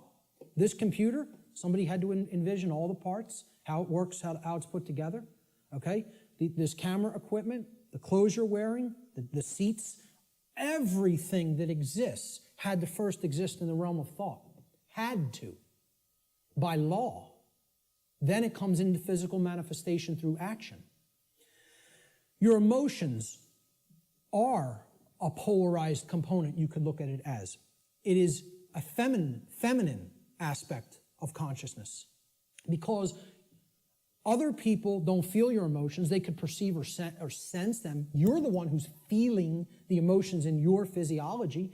It's an internal expression. You feel emotions inwardly, inside in the physiology. Hence, this is a feminine expression for consciousness. It is something that is not externalized and put out. It is something that is felt within. So the emotions in the mind-body-spirit connection are the spirit in which we do something. Okay, so that's the feminine force or the spirit. Of course, thoughts are within our mind, hence that's the mind component of the consciousness. Then there's a marriage between them. Okay, so you can look at thoughts as the creative essence, which then blends with or marries to the feminine. Now, see, we're getting into a notion that is taught in many different religious traditions. It's called the Trinity. And I challenge anybody, go and look in any of the trinities that exist, in any of the religions. You can go back to Babylon. You can go to the Indus Valley traditions. You can go to the Egyptian and Cometian traditions, the Christian traditions. Every single religious tradition that has talked of a Trinity, okay, it is always a Father Creator, a sacred feminine figure, okay, of some kind that the Father then impregnates or inseminates in some form. And then from that offspring is born a male child. Always. Okay? What we're talking about here is the Father being the mind, the creative essence. Then the Spirit, or the emotions, being the sacred feminine essence. Okay? Or the Holy Spirit, the emotions. And then the child, the male child, is behavior. It is the active or masculine principle that actually interacts with the physical world to change it. And hence, that is the only way to actually save ourselves. And again, people in religious thinking will immediately attack this and say, you're saying that saving ourselves will not come through faith. Yes, I am. Saving ourselves will only come through action. Action will save humanity. Faith will not do it. So, sorry to again, smash another egoic attachment that people have to religious notions. But these religions are created by the control system. Okay? People don't understand that exoteric Christianity is created by the dark occult, of the ancient dark occult mystery schools. They don't understand where this religion came from because they haven't studied astrotheology. And I'm not telling you there's no good concepts in any religion. I say take all the good concepts and leave the nonsense. Because one of the nonsense is that you need to believe in something to be saved from the current human condition. You don't need to believe in a thing. You need to know the truth. And right in their own religion, there it is. Let me just stay on this for a moment, because in their own scripture, the exoteric Christian scriptures, what is the one prescription that the Christ figure gives to the people when he is asked about freedom? He's only asked about freedom like once in the Gospels, okay? In the words attributed to his teachings. And they want to know what will save us, what will make us free, and what is his prescription? Truth shall make you free. No, that is not. There's something missing there. You're close. What is the actual saying? Know the truth. Knowing the truth will make you free. That's the prescription, even in exoteric Christianity. It's right there in the Gospels. But Christians don't want to hear that because the controllers in the church who came from the dark priest class gave them this nonsense that all you have to do is believe and everything will magically change. Well, good luck with that. When people's behaviors have no alignment with morality, you think your belief's going to change something? Again, let me know how that works out for you. And again, I'm not mincing words up here. You know, I'm telling it like it really is. I don't care who it offends. So, the expressions for consciousness are thoughts, emotions, and actions which are likened to, in the consciousness community, of mind, spirit, and body. And it's a trinity, a father creator, which is the thoughts, the mind, the feminine essence, which is the mother of the trinity, the emotions, the inward aspects, the spirit, and then they give birth. When the thoughts and the emotions come together, they give birth to action in the world, which is the male child. This is very important to understand. I hope everybody is clear. This is our internal trinity, which constitutes the expressions for consciousness. Okay? So let's move on. Yes? Okay, how much time? It is. Okay, we're going to stop right there and take a break. We will resume at 1:15 precisely. Okay, so you want to come in a few minutes early to get settled. I will start again at 1:15 p.m. Thank you, ladies and gentlemen. Thank you.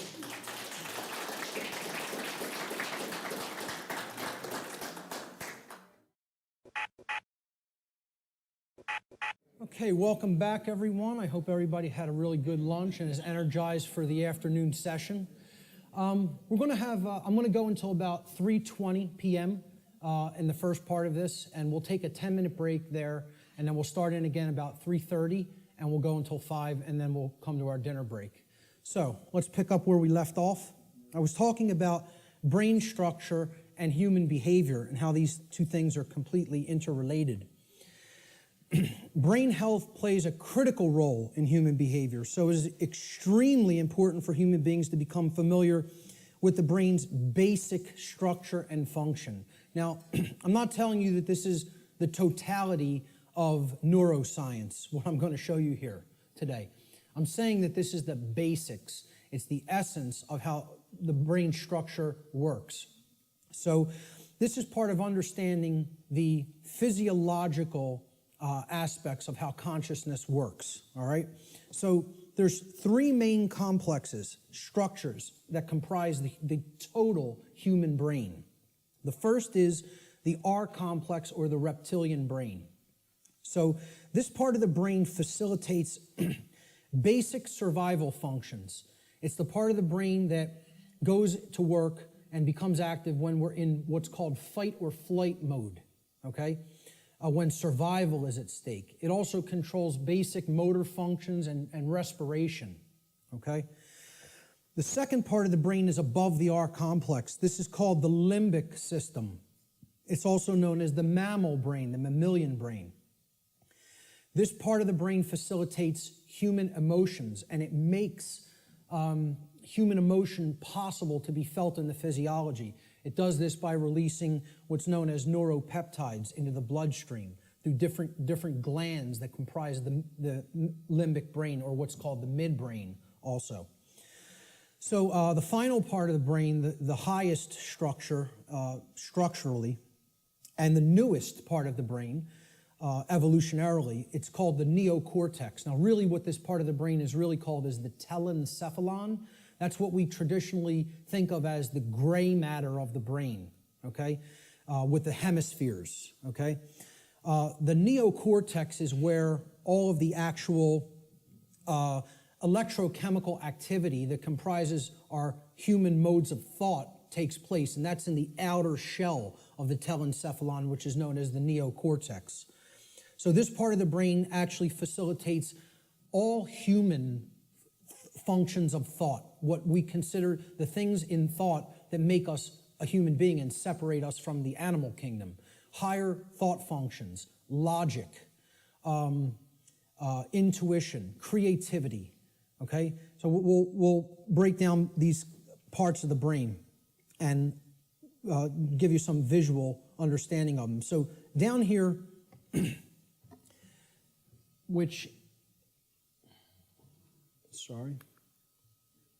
down here is the reptilian brain.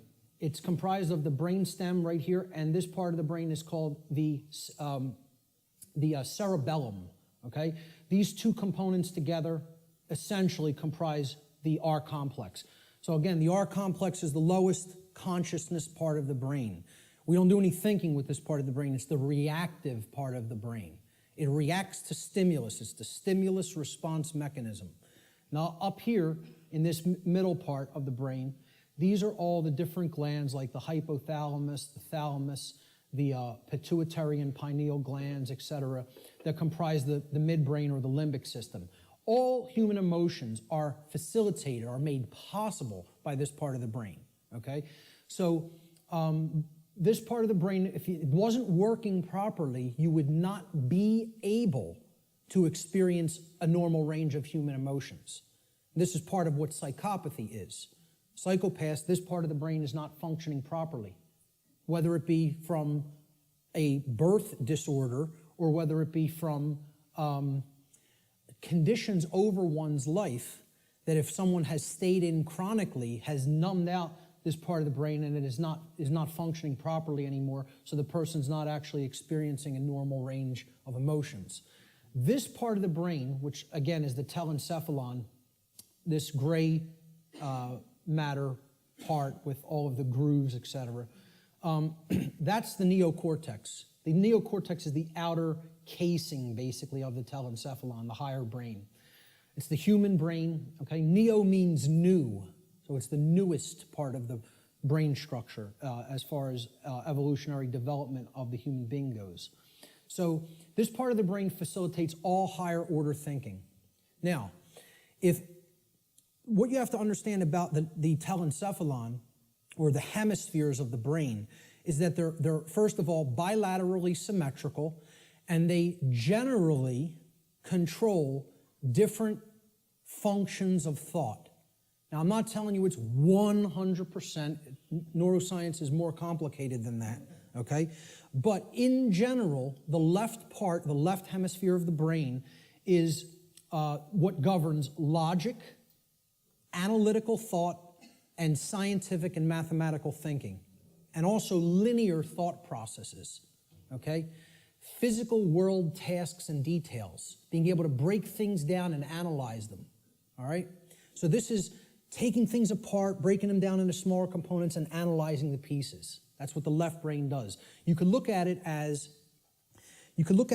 a series processor, okay? It has to go into this part first, then here, and then we could spit out the output. A linear process, like a series processor, okay? The right side of the brain, the right hemisphere, governs or generally facilitates and makes possible human creativity, our emotional makeup, okay, all the emotional dynamics of the human being, holistic thought, being able to see the big picture thinking, pattern recognition, and then things like compassion, nurturing, care, okay? Ethics, to a large extent. And I would say ethical thinking comes from a balance between the two, as we're going to get into. Now, if this left part of the brain here becomes chronically dominant, the masculine part of the brain, and again, I'm putting these symbols here. This is an ancient archetypal symbol called the blade. It's a simple upward-pointing triangle. And this downward-pointing triangle is another ancient archetypal symbol that was referred to in the ancient world as the chalice, the cup, etc. Okay?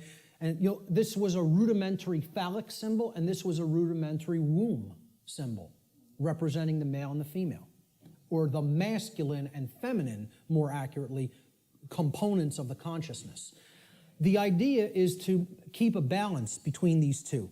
When we have a balance between the two, that's when we're operating on all cylinders, so to speak. That's when real consciousness and pattern recognition is developed. And that's when real morality and ethical considerations are also created within the personality, within the being. If this part of the brain is chronically dominant, the left part of the brain, okay, what happens is the right side of the brain is imbalanced. It's not really functioning at a higher level, okay? And the limbic brain will actually suffer that effect, okay? It will also start to shut down. So you will have a lot of left brain patterns going on and a lot of left brain processing going on. But if that's all that's happening and we're not using this part of the brain equally, the R complex of the brain is what essential executive functions are going to be routed to. We're going to be living from the R complex in a kind of stimulus response only mode instead of living from a holistic brain balanced mode, which is when we're in that balanced state, the neocortex, which governs higher order thinking and makes higher order thinking and ethical thinking possible, is what rules the personality, okay? Now, conversely, if the right side of the brain is chronically dominant, so let's put it this way. The left side of the brain being chronically dominant, you have the controller. That's the master mentality. The right side of the brain being chronically dominant, that's the slave mentality. That's the I won't stand up for myself and I'll just accept everything. The total new ager, in other words, okay? So this part of the brain, if it's chronically dominant, the opposite happens with the structures of the brain. The R complex will shut down. It will suffer, okay? It will not work properly, which the R complex is necessary. It makes you stand up for yourself when you're under attack. Again, it's the fight-flight response. In a dangerous situation, you've got to know whether you're going to fight whatever's attacking you or whether you're going to get out of dodge and run away, okay? That's a survival mechanism that's necessary when there's danger. So when this part of the brain is chronically imbalanced, the R complex gets shut down, people freeze essentially, and they don't stand up for themselves and take action. What's happening is they're being ruled by their emotions. And again, the limbic brain governs all emotions, positive and negative. So that's compassion and that's fear. It's any possible human emotion. The midbrain is what's ultimately facilitating that emotion in the physiology. All right? So if this part of the brain is chronically dominant, the opposite happens. You go into slave think, you shut down, you freeze, you're ruled by the emotions, and you don't stand up for yourself. So, the neocortex of the brain has two hemispheres. The left brain largely facilitates logic and scientific thought, while the right brain hemisphere largely facilitates creativity and compassion. When both hemispheres are in balance, the neocortex acts in its proper role as the executive command center of the whole human brain. And that's when true intelligence is born. Now, true intelligence is a concept that I think more people really have to understand. People have equated intelligence with intellect, especially in the Western society, all right? Intellect is not intelligence. Let me say that again. Intellect is not intelligence. Intelligence comprises more than intellect. Intellect is left brain understanding. True intelligence is holistic understanding, with the right brain included in the process, the nurturing, compassionate, creative, and intuitive sides of the consciousness together with the intellectual aspect of the consciousness. And you could see this in the word. Intelligence, right? Intella is where intellect comes from, okay? And gens, G-E-N-C-E, comes from the Latin verb generare. Generare means to generate or to create. So it's the creative aspect of the personality or the right brain.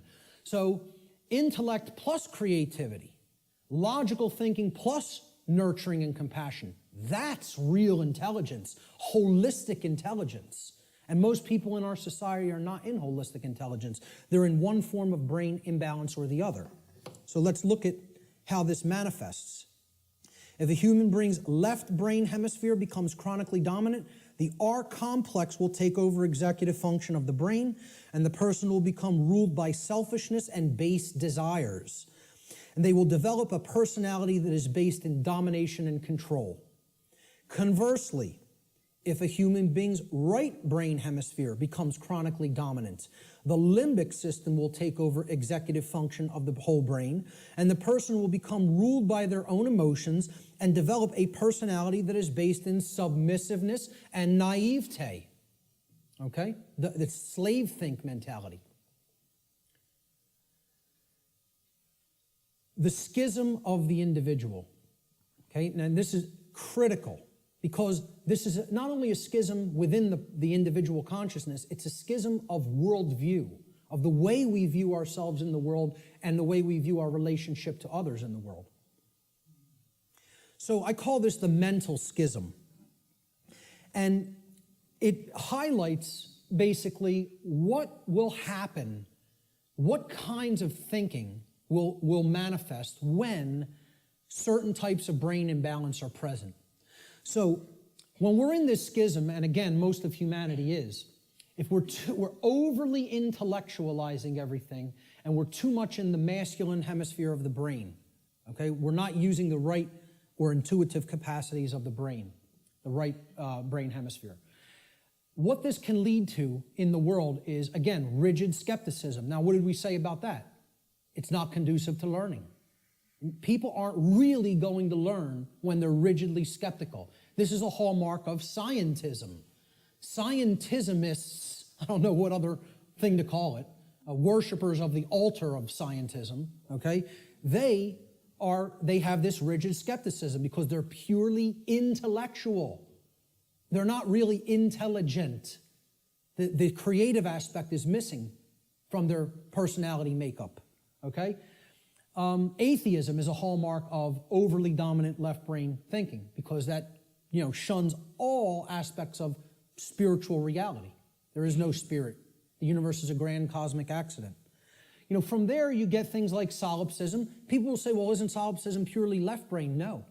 It is right brain. I'm sorry. Is it purely right brain? And I say no, it is left brain imbalance as well. Solipsism can be generated from both forms of imbalance, of believing nothing can actually be known. There is no truth. Truth is a dirty word to many left brain individuals. You'll note. So solipsism plays into left brain imbalance as well. All of these states here inevitably lead to these things down here. Moral relativism comes next. The idea that there's no such thing as the difference between right and wrong, that we just get to make those things up. They don't exist inherently in nature, We just can decide on what's right and what's wrong for ourselves and make it up, randomly. So very, very dangerous ideology, which we're going to be talking about a lot. Social Darwinism inevitably comes after that, all right?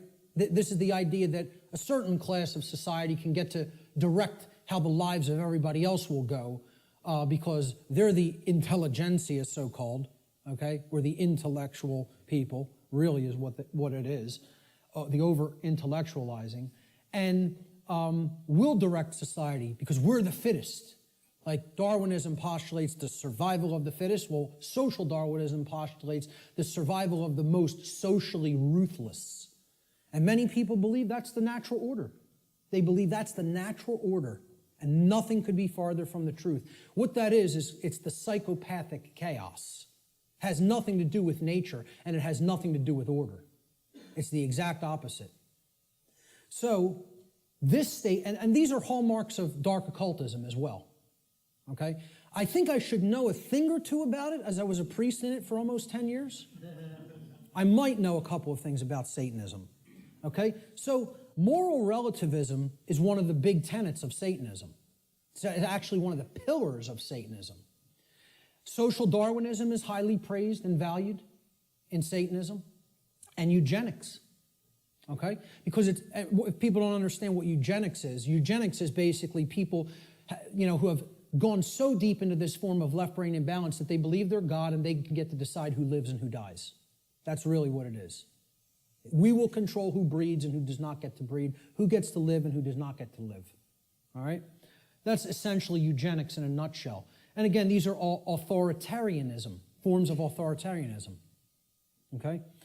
And it's the idea that man is the author. Man is the creator. Man is the God. Man will make the law. Man will decide who, life and death at any given moment.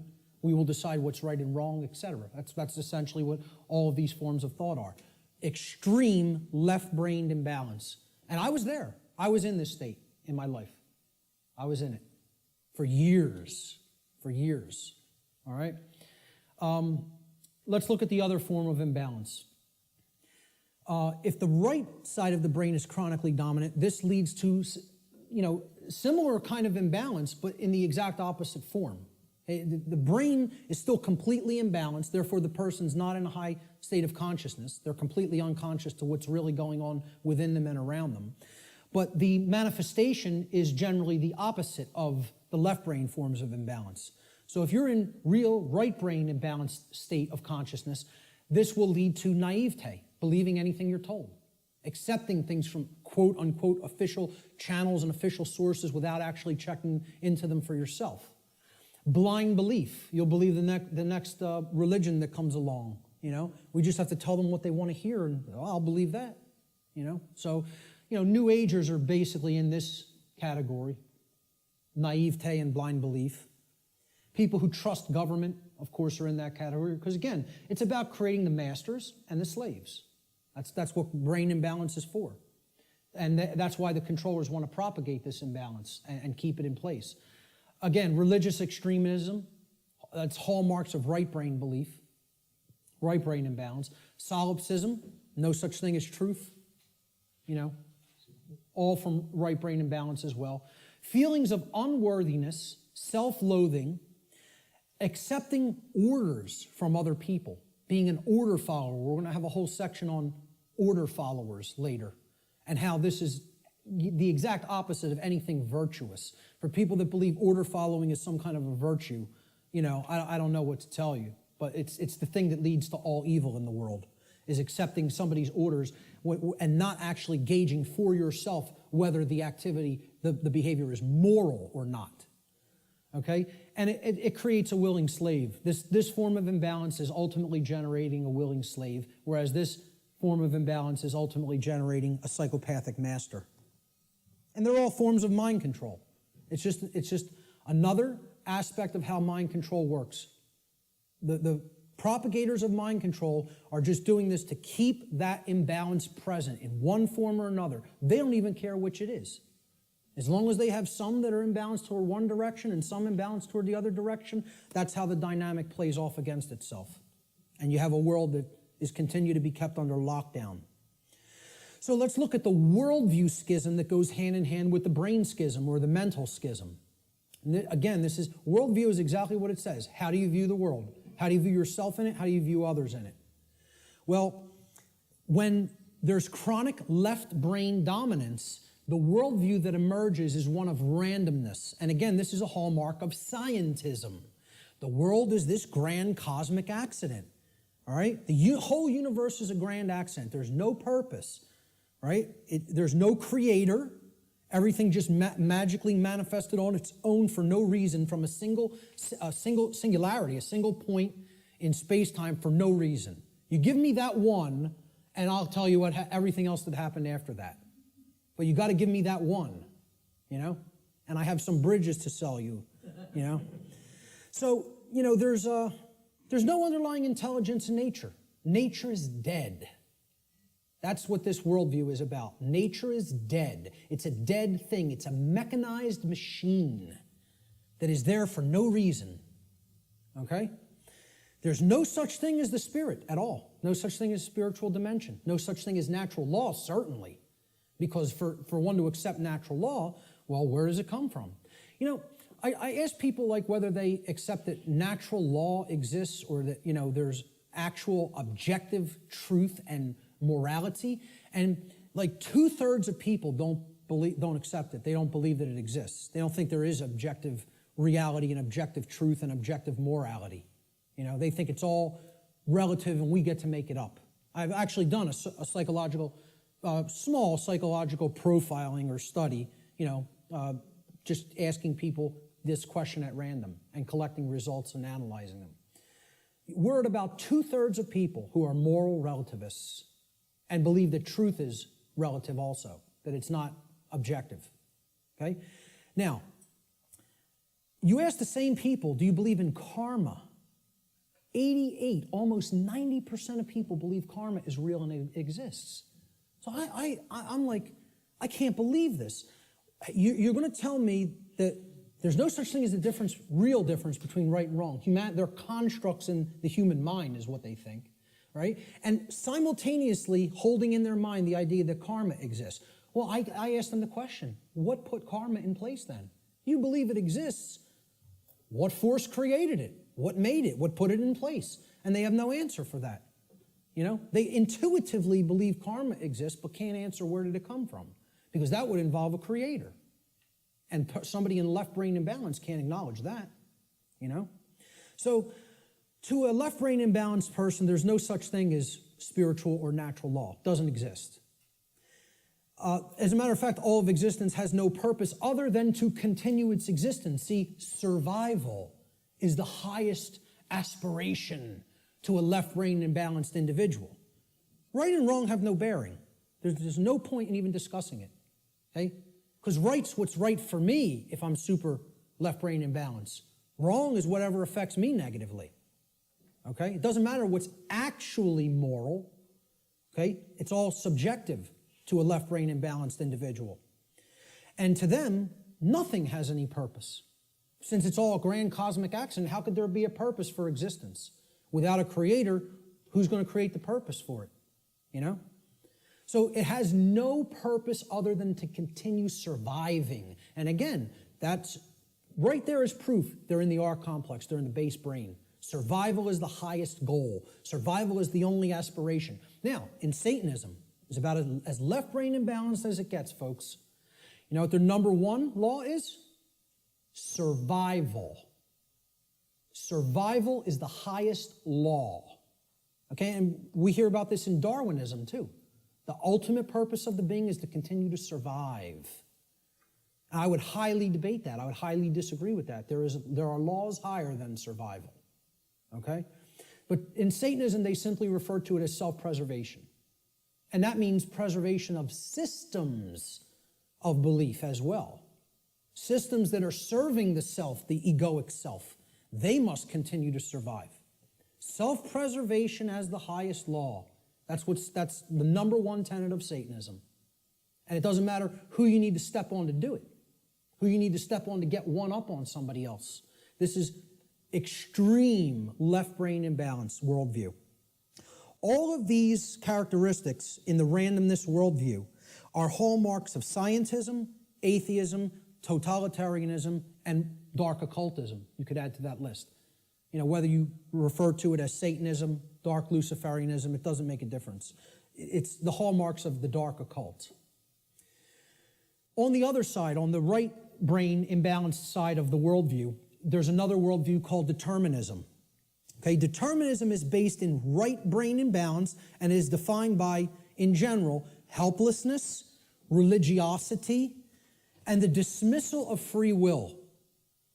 This worldview will eventually lead to a society of blind order followers and willing slaves who accept their conditions as their lot in life. So, hallmarks of deterministic worldview. God controls every event in creation. Nothing happens at random. There is no free will. So you can never throw anything a curveball through free will. Every event is preordained. Okay? And religionists believe in this. See, I like to say, my presentation is going to piss everybody off. And that's what it should do. Because if you're in one of these forms of belief systems, it represents one form of imbalance or another. So people who believe in government and science are in that left brain imbalance. They're going to get pissed off that I'm talking about that form of imbalance. And then the people who are in religion and the New Age movement, they're in that right form of imbalance, so they're going to get pissed off at that. Good. Let them all be pissed off. The truth will piss you off, and then it will set you free if you accept it. So, you know, all occurrences are preordained. Free will is an illusion. No, You know who just said this in his latest book? Stephen Hawking, who you would think is the most left-brain person that you could think, worships at the altar of scientism, believes the universe is a grand accident, okay, and a mechanized machine, okay? It's like this comes full circle.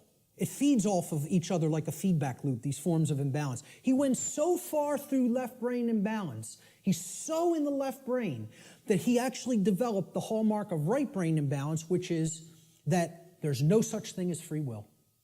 No such thing. Since it's all a mechanized machine and there's no consciousness, there can actually be no choice. We are actually robots controlled by matter. Hawking believes this. He actually wrote this in his book. He said free will is as dead as God. Okay? And millions of people buy this moron's books, and I'll call him a moron right to his face. There's not a drop of intelligence in that man, and people think he's one of the most intelligent people in the world. You might be one of the most overly intellectual people in the world, but you have no wisdom at all. Zero, if that's how you think. And again, put him in front of me and I'll tell it to him to his face. Okay? Because these people actually believe he's smart. That person isn't smart. He's dumb. He's intellectual, but that doesn't make you intelligent. Okay? He has no part of the big picture. None. Just because you can theorize something and visualize it and calculate it mathematically does not make you an intelligent person. That means you're great at using the intellect. You're great at mathematics. You're great at linear and logical thinking. That does not make you wise. All right? So, you know, this to continue with the right-brained, imbalanced worldview, since God controls everything in creation, nothing is possible to change. Human beings are powerless to create change.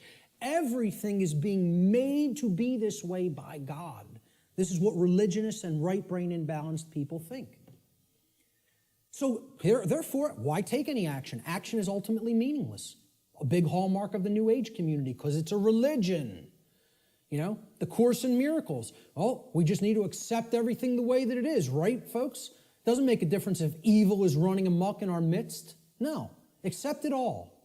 Don't try to change a damn thing. Take no action, just observe.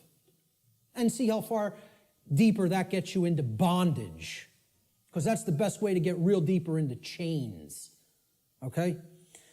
So these are all hallmarks of religious extremism and what I call simply slave think. Because that's what it is. Let's not euphemize anything. Let's call them what it really is. This is master think, that's slave think. And if you want a world that continues to propagate slavery, you'll stay in one of those forms of brain imbalance. And this right brain imbalance, in addition to religious extremism and slave think, is the hallmark of the New Age movement and their followers, their religious followers. Now, there's a balance that is struck between these, okay? And that's what everything really is ultimately about, creating a balance. Because there are components to these two worldviews that if they come together, it shows us what the truth is. And here it is right in the middle here. There is a deterministic component to reality, and there is a random component to reality, existing in cooperation with each other, in conjunction with each other. The deterministic component is what I'm talking about here today and referring to under the banner of natural law. That is determined. It is law. It is set. You're not changing it. It works that way flawlessly 100% of the time. That's determined. Natural law is determined. Okay? It's the deterministic component to reality. Then there is a randomness component to reality that works continuously in conjunction with natural law. And this is a little thing called free will. Our ability to choose our behaviors, to do certain things and to not choose to do certain things. And we have it. Every individual has it, no matter what position, no matter what situation they're in. I don't care what institution you're in. I don't care who you've listened to up to this point. I don't care what background you come from. I don't care what economic class you come from. Every single solitary being that is capable of thinking at all is gifted with free will. You have free will to choose your behaviors, and so does every other human being. Everyone. Okay? It's a gift of creation itself. Okay, we can choose what we will do and not do. Nobody can actually make anybody do something like a robot. Oh, believe me, there's people who are trying, like Art talked about, Jose Delgado. Was searching for means to electronically, directly control through chip implants and stimulus through chip implants in the brain, human behavior, like a robot, to put a technology into the brain to control the behavior of the individual. And that went on right here. This is where that took place, folks. Right on Yale's campus. Okay? Read some of his stuff. You want to be disturbed? You think what I'm telling you is somewhat disturbing. Read some of Delgado's material. He was telling people, we're going to show you that free will doesn't exist. We're going to show you there's no such thing as rights, that we make up what rights are. The ruling class makes up what a right and a wrong is. We tell you what it is, and you have no choice. And he's telling you, we're going to show you you have no rights, that you're our slaves. Yeah, read some of his material.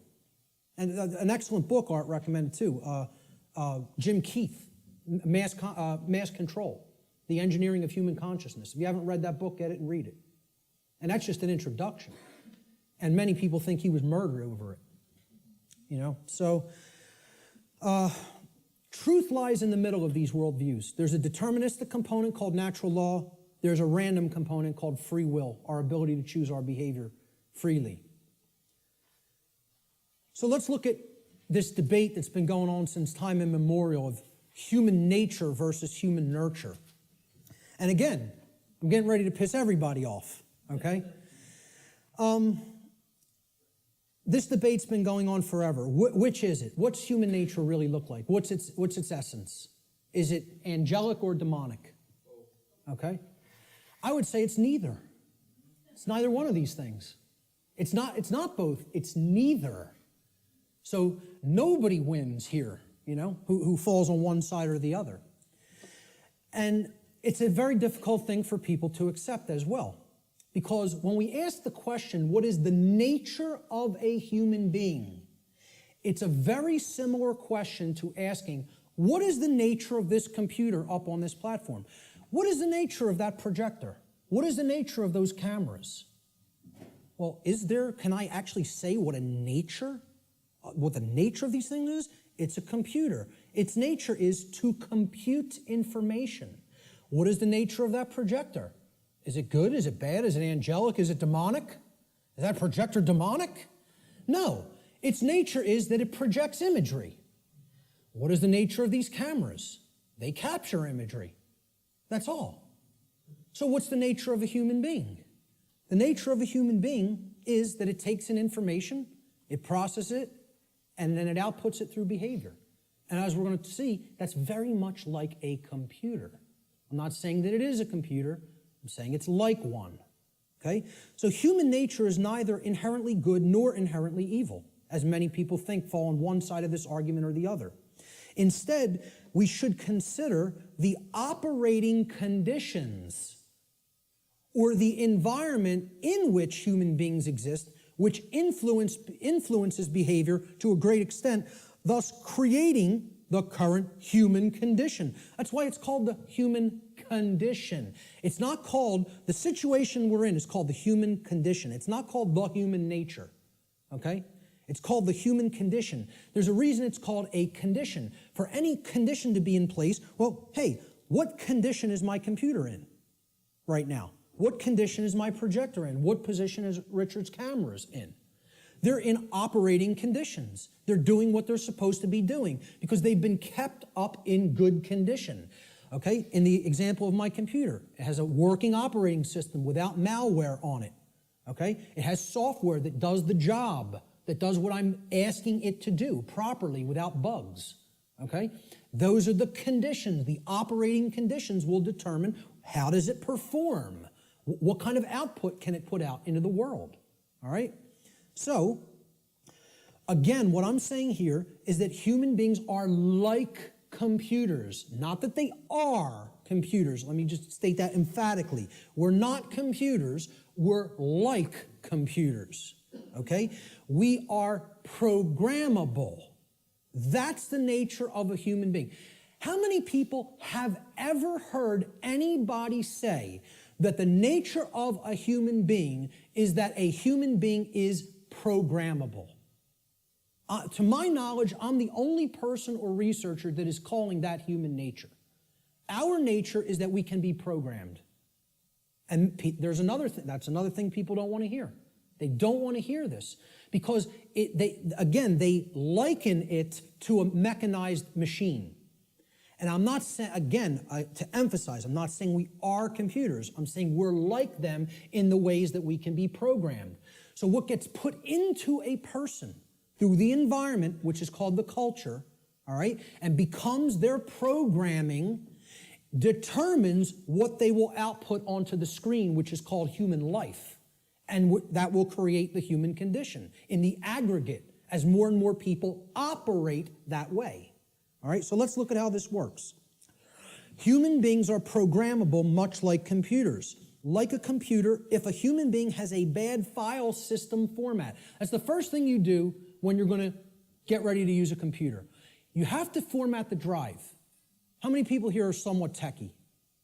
Not many. Okay, about a quarter to a third. All right. So some people will know what I'm talking about here. For the others, excuse the jargon for a moment. All right, I'll explain what it is. A file system format is you got to format the hard drive so you can prepare it for a specific operating system, which is basically the task controllers. It's going to control what happens on the computer, how programs get launched, how memory is used, etc. in a nutshell. All right, I do this for a living, so I know all the technical stuff. So I'll try to keep it simple.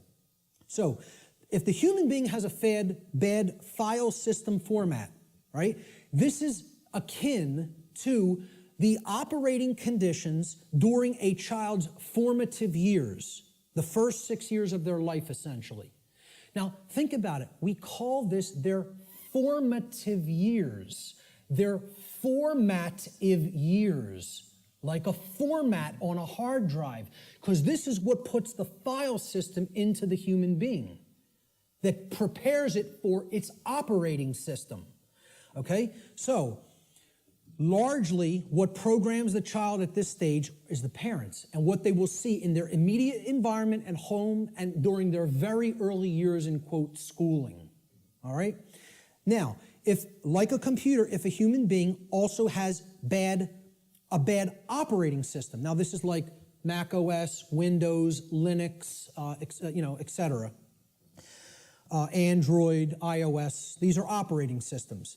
Again, they are basically providing a platform that other programs will run in, and they're providing a graphical user interface. This is your culture. The operating system is the culture in which the programs run, okay? So let's say if you have a bad operating system, meaning you're already surrounded in a bad environment, in a bad culture, right? That's also going to negatively impact the output. And then they have bad software programs. Now, these are the programs that you run. Now, if I didn't have a good presentation piece of software, my presentation might come out sloppy. It might crash in the middle of it. It might not display the graphics or the text properly, okay? So you got to make sure you're working with good, reliable software as well. Now, what the software is the belief systems, what the person has taken into the mind and is processed and made part of themselves. And now, if all of those things are bad, we have three bad components. The format is bad, the file system format, which is the formative years of the child, okay? The culture is bad, meaning they're already growing up in a bad culture or in a culture that condones moral relativism, etc., and doesn't understand natural law. And the software programs that have been input into the child are bad, meaning their belief systems, okay? What do you think the output of that, quote, computer is going to be like? Is it going to be good? Is it going to be chaotic? If I screw up my system's hard drive format, if I put an operating system that is like at alpha state and it's not ready for prime time because the development's not finished, it's half-baked, okay? And then I load crappy software that's full of bugs and the developers didn't really care about programming them correctly. Do you think that computer is going to operate properly and give me the output on the screen I'm looking for, or output on the printout I'm looking for, or output on the internet that I'm looking for? Good luck. If you know a little bit about computers, you're laughing now because it would be ridiculous to assume that it could do that. Well, why do we think that we're going to have that in our environment when all of these things are badly programmed? See, the output onto the screen is also going to be horrible if all those three things, that determine how the system works are also bad. So it will contribute to deteriorating conditions on a mass scale. Like a computer, the behavior of a human being largely depends upon its programming. And its programming is the quality of the information that is being input into it. The quality of the information it's taking in. The quality of the information it's taking in is going to determine the quality of the information it's outputting, like any other computer. So if garbage goes in, surprise, garbage is going to come out. If good information goes in, quality will come out. And the output will be as one wants it to be. It will be able to process and create efficiently, effectively, not chaotically. Here's a very simple diagram. Again, if people understand it, they really get how natural law functions. And again, it's very unpopular.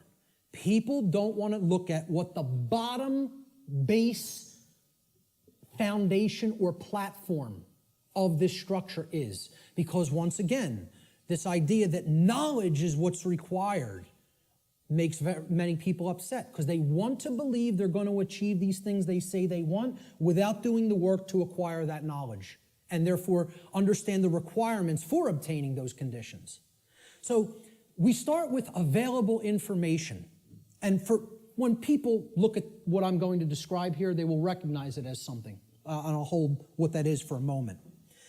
Available information is what you're starting with. This constitutes potential knowledge, and it can become knowledge if it's taken in, if it's amassed, if it's aggregated, okay? It can be gathered, it can be processed, it can be understood, and then it can be acted upon. You could call this the grammar stage of this three-part process I'm going to explain. Okay? You could also refer to this as the input stage. If we're looking at it in a computer model, this is the stage of inputting information or programming something. Okay? Now, the next step that's built upon this is once you've taken information in, necessary information, you then come to a position of understanding it. You know what it means. You recognize the patterns. All right? So this is the second step in this process. Now, your understanding or lack of understanding, okay? Now, in the first stage, your knowledge or lack of knowledge is going to lead to understanding or lack of understanding. If you have understanding present, your decision-making processes are going to be in harmony with what you say you want, okay? You're going to understand, if here's what I want, this is what's necessary to get that, to make that happen, to manifest it. That's understanding. It's a decision-making process that happens within the mind. These processes take place in the human mind and are chosen by each individual based upon available information. So again, you can see if information is held back, if it is occulted, or even if it's just people are dissuaded from taking it in because people will say, no, there's nothing there, there's nothing to it, right? You could see how they'll never get to this step. They'll never understand. They'll never get to the second level of creating our reality, all right? Effectively, efficiently. The third stage to this process is what you do with what you have come to understand, to know and understand. So this is the action stage, okay? Each individual's behavior, the behaviors that they choose through their own free will, is based upon the quality of their decision-making processes that are happening within the human mind. Okay? That process, as we've already seen, is in return based upon the quality of available information. So this is behavior. See, people don't think of wisdom as behavior. They don't think of wisdom as action. They think of it as something that you just know. No, wrong. Wisdom is not knowledge or understanding. Wisdom is action. Let me say this again. Wisdom is action. It is knowledge and understanding that has been applied. Application. That's the program that you're going to run on the computer that you've put an operating system on and formatted properly. The application is the action. When you're working in a computer doing things, you're working in an application. You're not building the things you're building with the operating system. The operating system is what's supporting the program that allows you to be creative. Okay? And in return, the file format supports the operating system. So, we start with available knowledge. That can be converted in available information, which can be converted into knowledge, which can then, through decision-making processes and filtering of that information to eliminate inconsistencies, can lead to an understanding.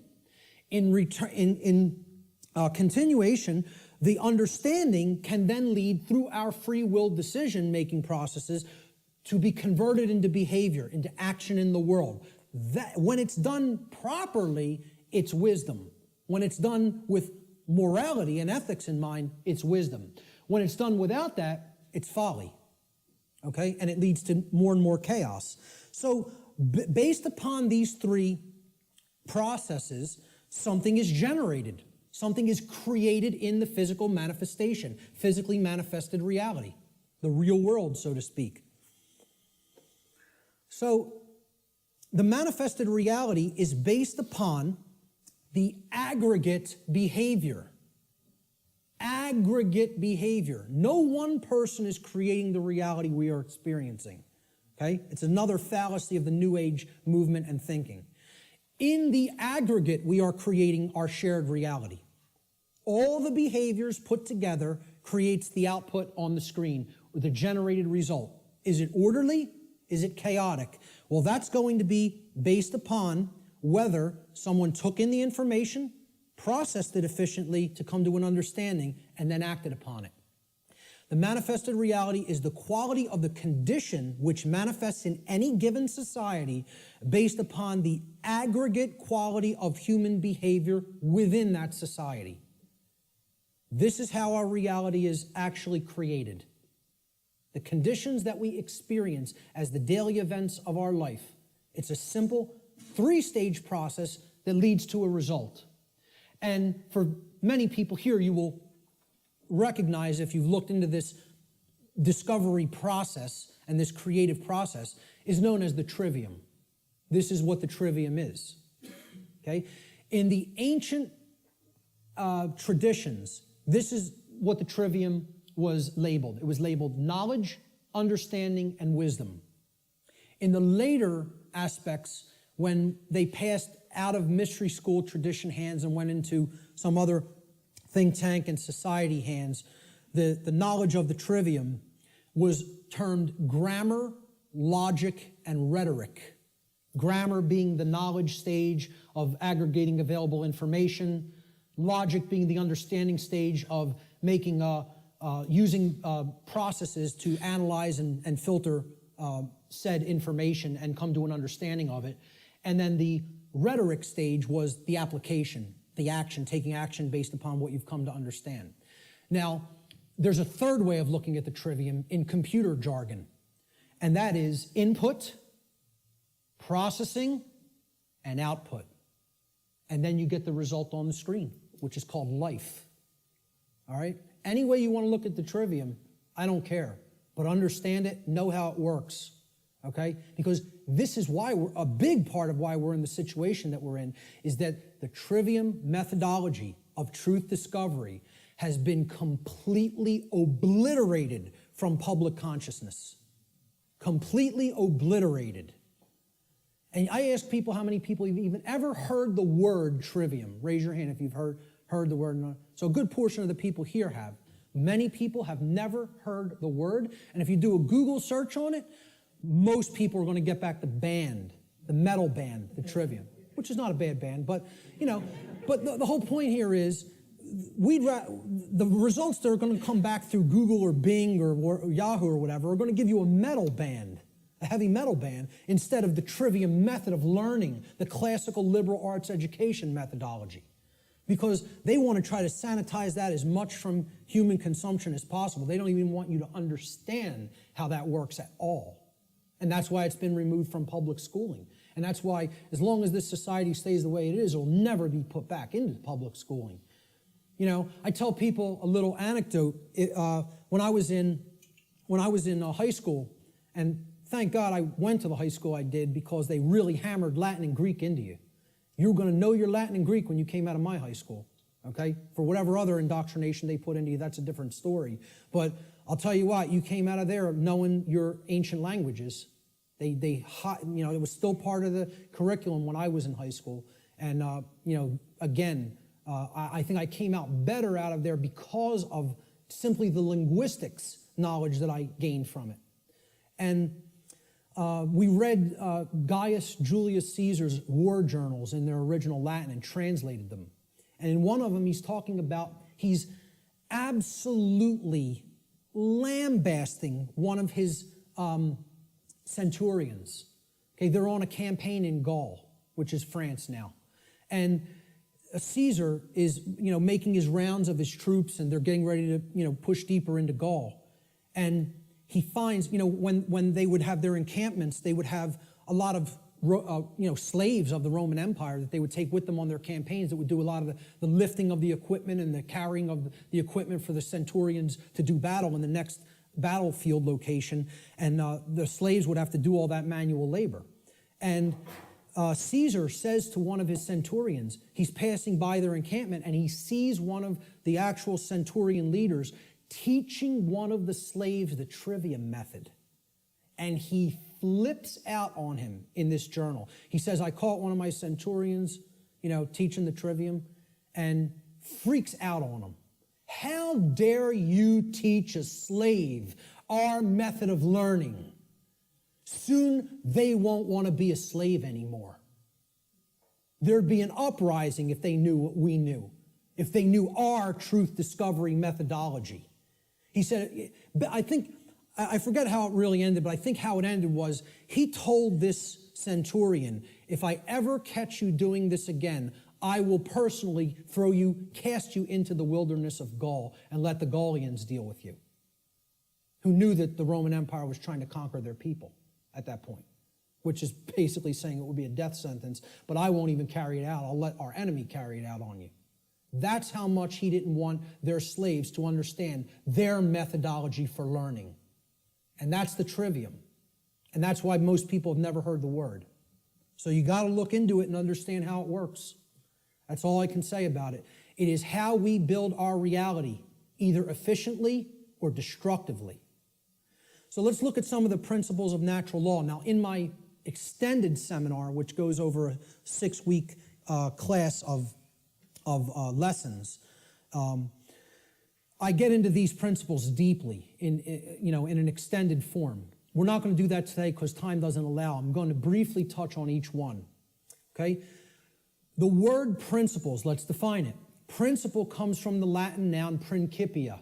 Principia means first, foremost, leading, chief, or most necessary.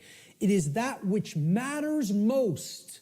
It is the first things that must be understood. Before anything else can be understood, principles have to come first. And this is the problem. Our society does not put principles first.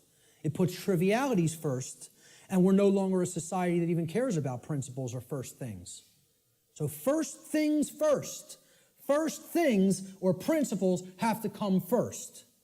So let's look at what the principles that underlie natural law. These are the things that are most important.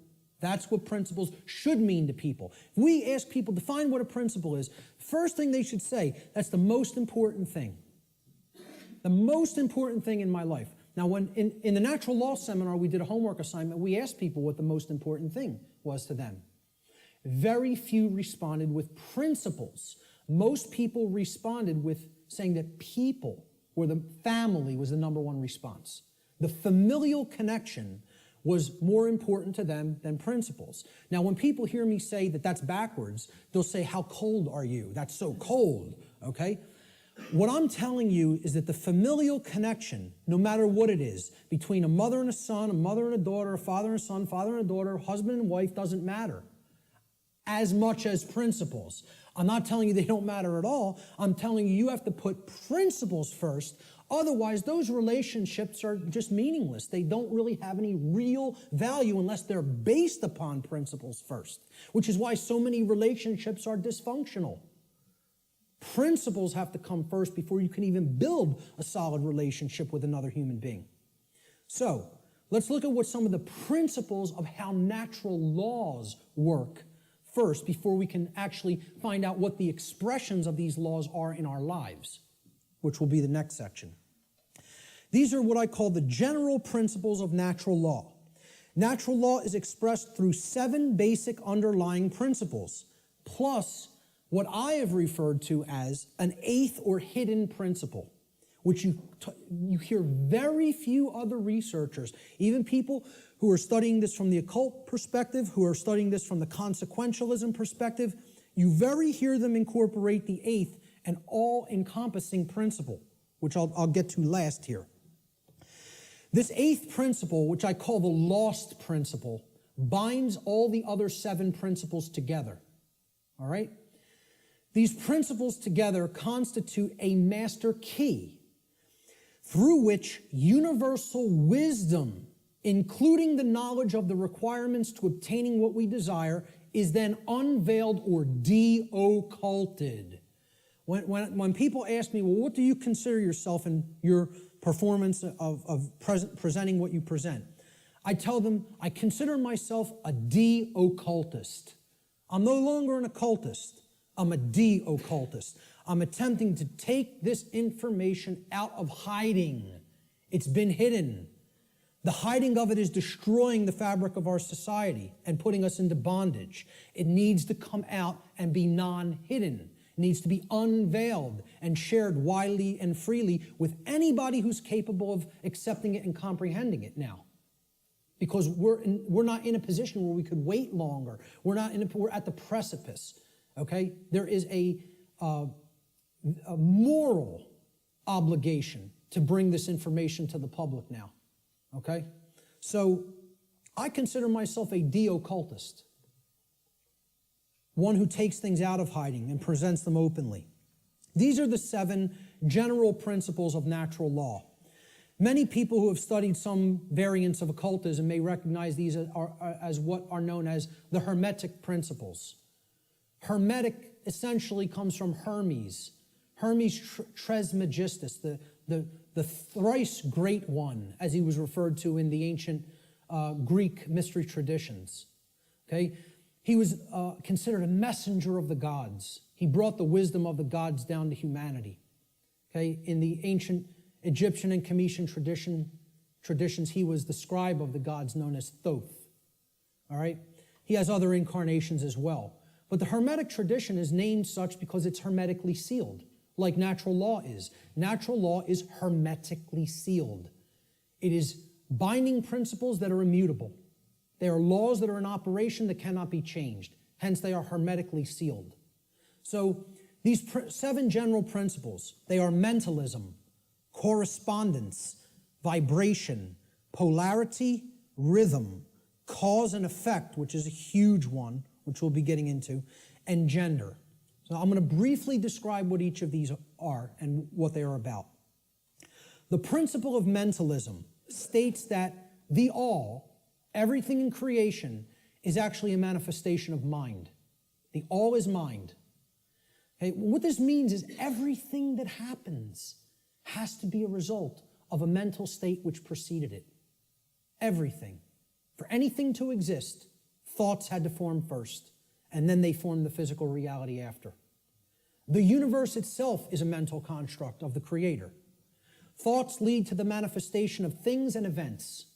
Thoughts create conditions. Thoughts create things and conditions. They cannot just magically manifest themselves. Thought comes first. Thoughts create our state of existence and the quality of our experience here on earth, ultimately.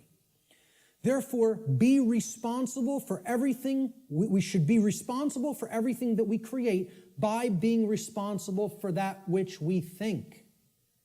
Because the thought processes are what are driving the behaviors. People behave the way they do because they have certain belief systems embedded in the mind and running like a program. Their thoughts and their emotions are driving their actions. So the behavior is not magically suddenly going to just change. The thoughts and emotions have to change because they're the driving force behind the behavior. That's when reality will change.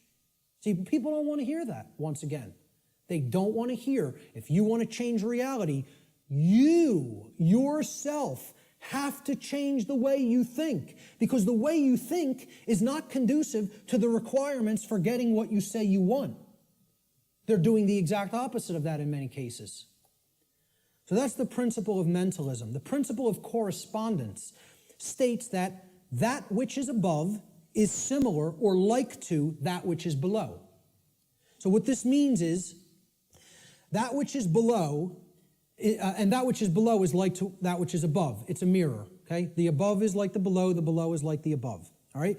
The above, in this case, is the macrocosm, okay? The laws of the very large things, okay? The laws that govern the creation which we consider is seemingly outside of ourselves. We know at the deepest level that it's not, that we're one with it, but, you know, we perceive this as out here, the laws that govern the large aspects of things.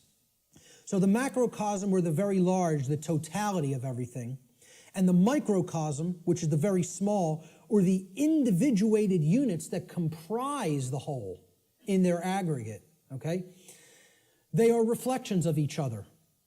They cannot be separated from each other. As one goes, the other goes. The universe is actually a holographic system, okay? It's a hologram is an image, okay? You pass a laser through it, and it then projects a 3D image, okay? It's like a flat image, and it projects a three-dimensional image. But the aspect, why they call it a holo, like holistic, hologram, holistic image, is if you break a hologram into multiple components by cutting it.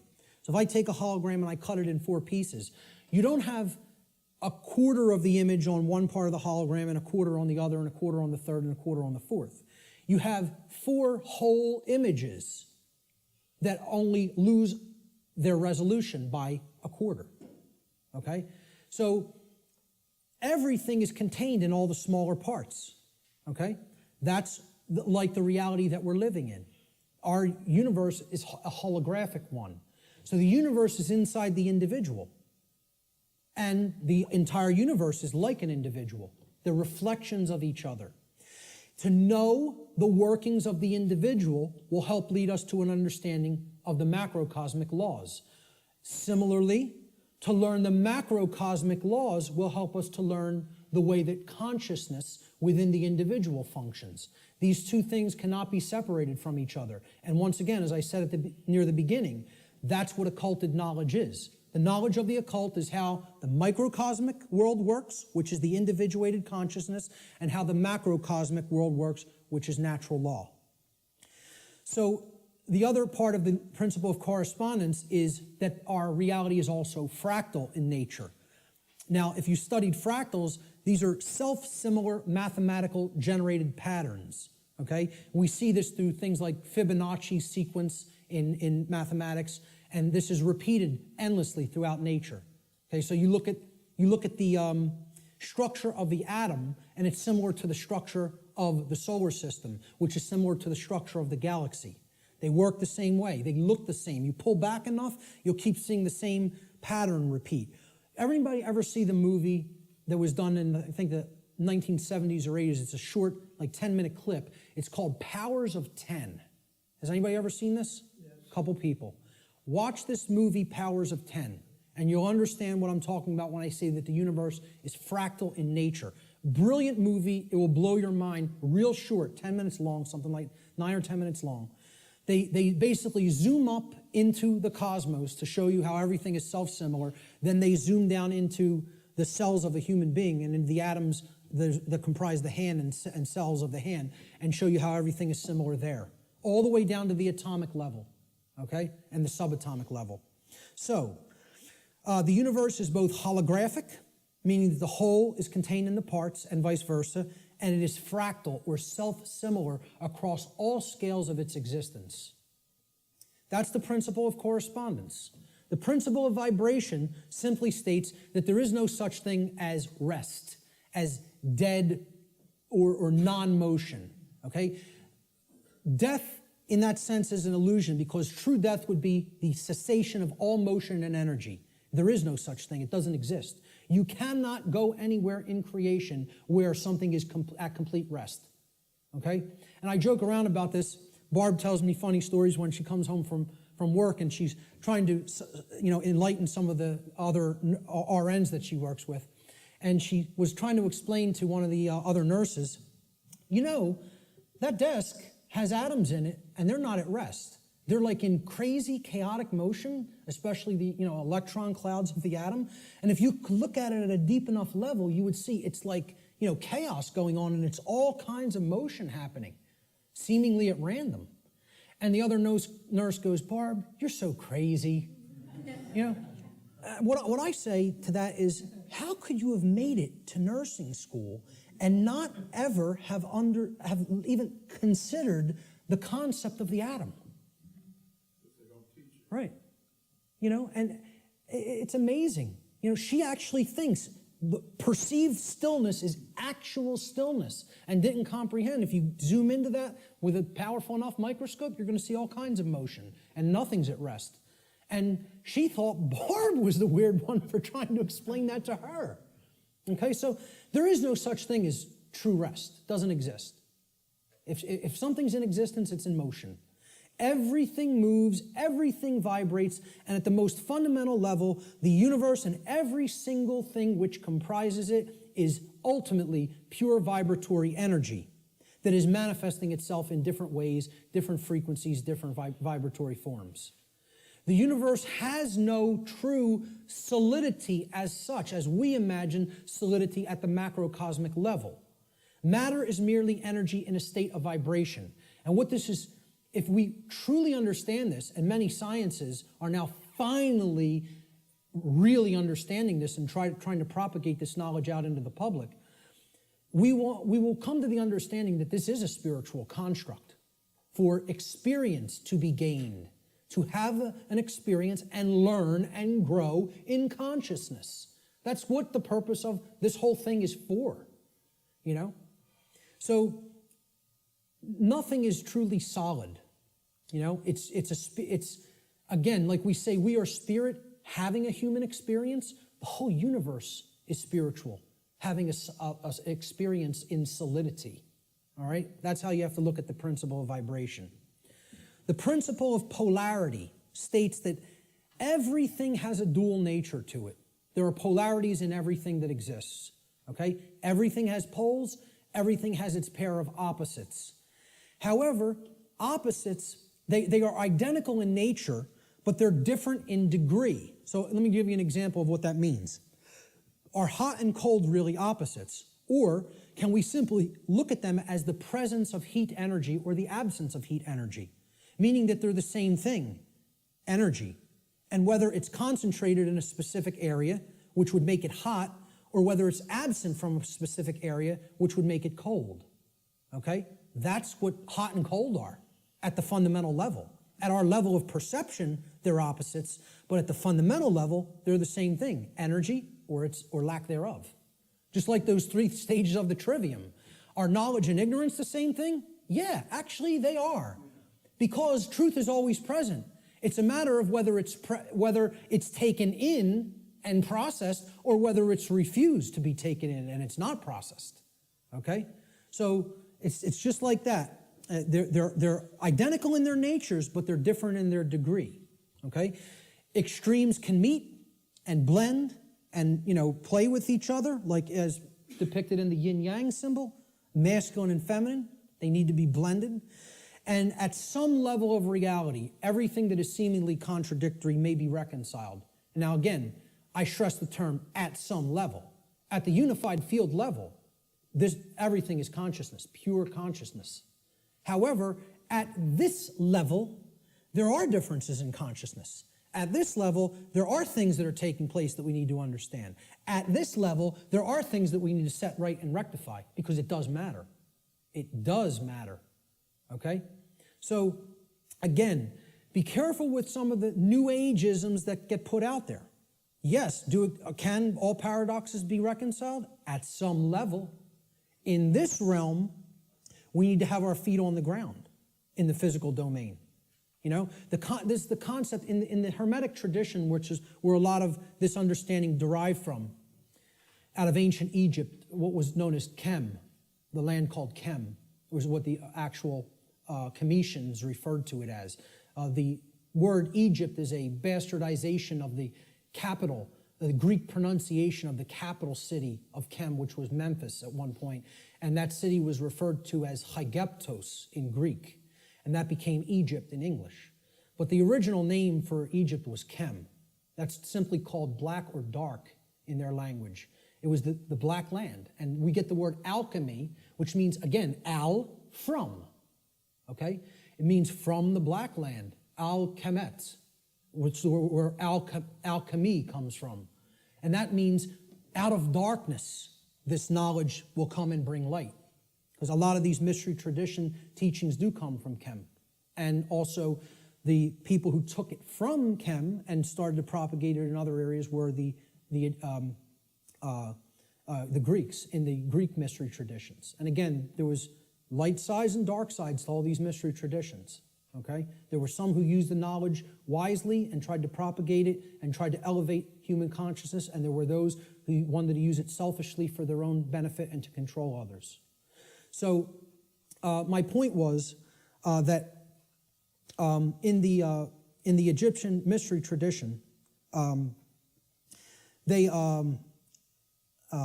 lost my train of thought there, I'm sorry. I was talking about all paradoxes may be reconciled at some level. And I brought up the mystery traditions. I can't remember why I went into that, so I'll just keep going. Let's look at the principle of rhythm. Everything flows out and in. Everything has its tides. All things rise and fall. Okay, so everything has a rhythm to it or a swing to it. There's tendencies that exist in energy. The pendulum swing manifests in everything that we undergo, everything that we perceive. The measure of the swing to the right is the measure of the swing to the left. It's just an opposite. It's perceived as an opposite. Rhythm will compensate. Now, how this should be understood when we are talking about natural law is many people will say, well, that's just the way the tendency is moving us. It's just the way the tide is taking us, right? But that's not really accurate. Okay? We can't look at these things as that the rhythms are set in stone and it has to be this way now, right? One of the things that a lot of the Hermetic tradition taught regarding these laws, these principles, were they can be overcome by higher levels of consciousness. Okay? This one was one of them. Rhythm is a principle that is a tendency for something to swing a certain way. Let's liken it to genetics. You know, if you look at some newer biology, a lot of modern biologists are suggesting consciousness plays into whether a gene activates or not and expresses a certain condition. Well, this is the same way. There's something that can be done about the swing or the tide, okay? Let's look at it as you have a boat, and you want to row the boat out to sea, right? You have to get past the tide. You have to get past the breakers and the waves. And if that tide's really strong at high tide, it's going to be very much more difficult. You're going to have to expend more energy to get it out to sea.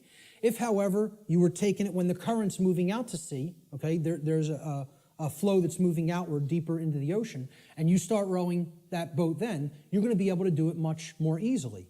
Okay, so if there's winds pushing along a plane, it's going to have to expend less energy. It's going to get there more quickly, okay, because it's adding to the energy. If, however, you're flying against the wind, you got to expend a lot more energy. It's just a tendency. You can still get to where you want to go. You may just have to exert more effort. Right now, we're in a tendency of things are not flowing, okay? It's an ebb, all right? And it's something that needs to really have more energy put into it if we're going to resist the tendency. It doesn't mean nothing can be done about it. It doesn't mean it can't be overcome. It means at the time we're living in, okay, we want to make this motion go in this direction, but its tendency is to move in this direction. So more will is required at this time to move the consciousness. At other times, the consciousness may be flowing in a positive direction, and it may take much less energy in order to move that consciousness forward. However, we're not living in that time. We are living at what many researchers have called the Kali Yuga, or the age of darkness and destruction. You know, this is the point that resists the flow in consciousness the most. And it's going to take an enormity of effort to break down these pre-existing belief systems that don't serve who we are. So that's the principle of rhythm.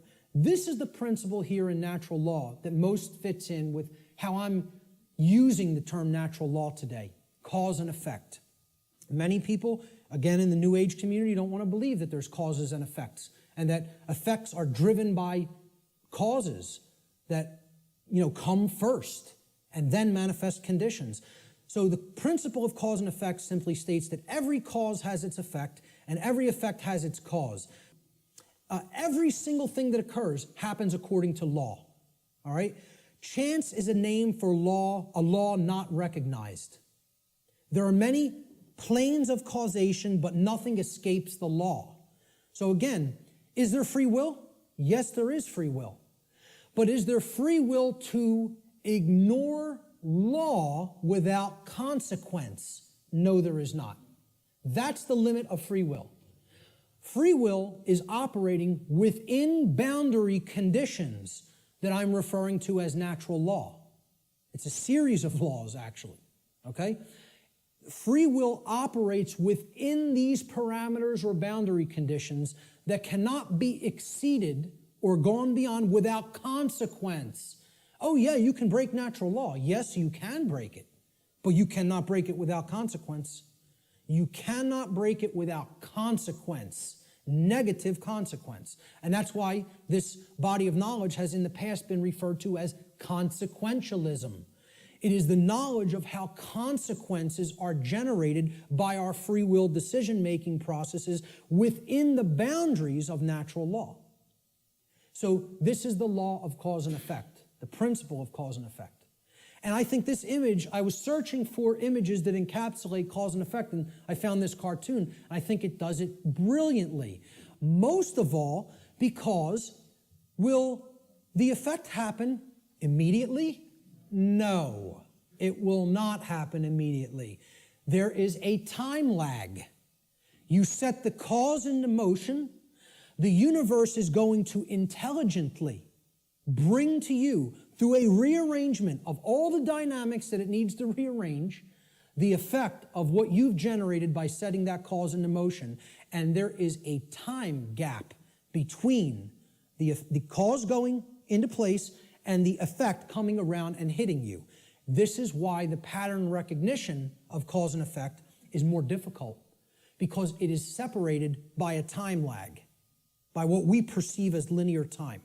Now, if you did a wrong to somebody and immediately you were stung by a wasp, every single time you did a wrong to somebody, it showed up and bit you immediately within 2 seconds of you hurting somebody, stealing from somebody, lying to somebody, etc. Would you start to connect the stinging to the wrong that you did? I think most people would see the pattern. They would recognize the pattern. But since that doesn't happen, and there's a time lag to experiencing something harmful to ourselves once we do something harmful to other people, it's very difficult for people to see the connection through the time lag. And moreover, it doesn't exactly happen in a one-to-one ratio like this, okay? Karmic consequence is more complicated than all of that, all right? What's happening is that all of us are experiencing in the aggregate the wrongs that the human species is conducting on a daily basis, which we do not attempt to rectify and stop through our inaction, karma is being accrued. People think that karma can only be accrued from action. No, it cannot. It can be accrued from inaction as well. And that's where many people in our society is. They're not taking any action, and they're willing to let evil run unchecked. So this is ultimately going to come back and bite us, and what we set into motion is going to actually topple over onto us if we don't change our thoughts, emotions, and behaviors. Nothing escapes law. We are bound by it eternally. Let me just go back. I'll leave it on this slide for a moment. For some people familiar with my work, you've seen me break down the Matrix trilogy. And the law of cause and effect is brought forward extensively in the second Matrix movie, The Matrix Reloaded. And the scene that encapsulates this the most is the character of the Merovingian, who tells to the heroes who want to be free from the Matrix and its control, okay? You are coming to me without an understanding of why you are in this position. You don't understand the causal factors that have led to the current conditions that are in place. Therefore, you are coming to me with no power to effect change. You are powerless. So why should I help you? You're powerless because you lack knowledge and understanding of what set these events into motion. Why? The question why, he says, why is the only source of real power. Without why, you are powerless. He's talking about cause and effect, and he says it specifically. Causality, he calls the only real truth. And this is the villain. The words of truth come through it's a big technique in Hollywood too. The words of truth are spoken by the villain in the movie or in the series, okay? But if you listen, and there is a twist, a dark twist to what he says. He says free will is like an illusion. No, it is not. That's where the dark occultist is trying to trip up the heroes. There are both free will and natural law. He tries to say free will. The Morpheus character says to him, everything starts with choice. And Morpheus is correct. Our choices set that causality into motion before it becomes an effect. And the Merovingian tries to tell him, no, there is no free will. That's where the dark occultist will give you the bulk of truth and then poison it with that one thing he wants to get you to accept. Okay? So the next thing that needs to be understood is the two planes. All right? There's the plane of effects, and then there's the plane of causes. No power to affect any change lies on the plane of effects, which is the physical manifested reality. Again, what already is, nothing can be done about. What already is, you cannot change. You cannot change the past. You can change what it is starting now and make sure that it gets changed in the future. But right now, what is the truth, and all you can do is accept that or reject it. You can't change the past. So the physical world that is manifested up to this point happened because of things that occurred in the past. The causes happened in the past. Nothing you can do about that right now. Okay? The plane of effects, or the physical world, is where manifested realities have already occurred, have already taken shape, have already formed, due to their underlying causal factors. The plane of effects constitutes that which has already occurred. As such, no power to effect change lies here, because that which has already occurred cannot unoccur. That which has occurred can't undo itself. It happened, it's already done. It has become that which is, or truth. Human consciousness seems to be trapped upon the plane of effects, meaning that humanity as a whole remains ignorant of the underlying causes which they themselves have set into motion and which lead to self-inflicted suffering in their lives. So if you're trapped at this level, what you're doing is you're looking at the symptoms, and you're stuck looking at the symptoms. Okay? This is everybody Oh, there's a political solution to this. We need to vote in the right people. Oh, there's a financial solution to this. We just need to set the right monetary policy. No, there's a scientific solution to this. And technological advancements are going to be made that suddenly save ourselves and make the world any different. And they think all of this is going to be done while slavery is still in place. Well, again, good luck with that. And let me know how it works out. Okay? I speak at free energy related events. I work with the Tesla Science Foundation. I speak at MUFON related events that talk about disclosure of extraterrestrial presence. Okay? Both of these communities don't understand. The things that they say they want are impossible. And I'm going to start talking about them in this way more openly. Because I've kind of like given them some soft teachings, and I think they need to hear it a little bit more harshly. Because both of these communities are not talking about morality to the extent that they need to. They think we're going to have free energy, but nothing's going to change as far as the social structure of the world goes. We'll just develop free energy, and that'll magically save us. We'll still have slavery, but free energy will be here, and the world will be a magically better place. The UFO community, they often think, oh, we're going to get disclosure. They're going to come out and tell us everything they know about other intelligences that are out there in the galaxy and in the universe with us, okay? And they think they're going to get that in a climate of slavery. Well, good luck with all those things. You got to take down the existing structure first, okay? People think, oh, we got to build the new world while the old one decays. You have to destroy the existing power structure with the power of truth before anything new is going to grow here. Because this place is a garden full of weeds, of poisoned ideologies and completely erroneous belief systems that have no bearing on truth whatsoever and cannot get us what we say we want. Until those thoughts are changed, don't expect the results you want.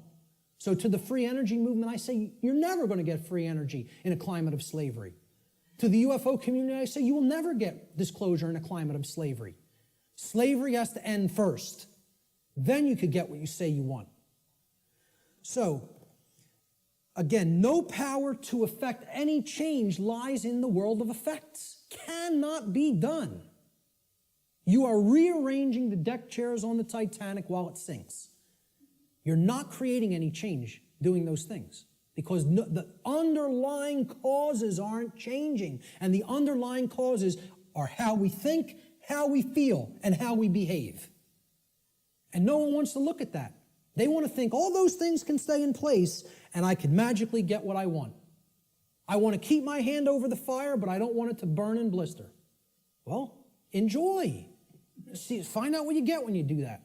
Because that's what we're doing when it comes to natural law.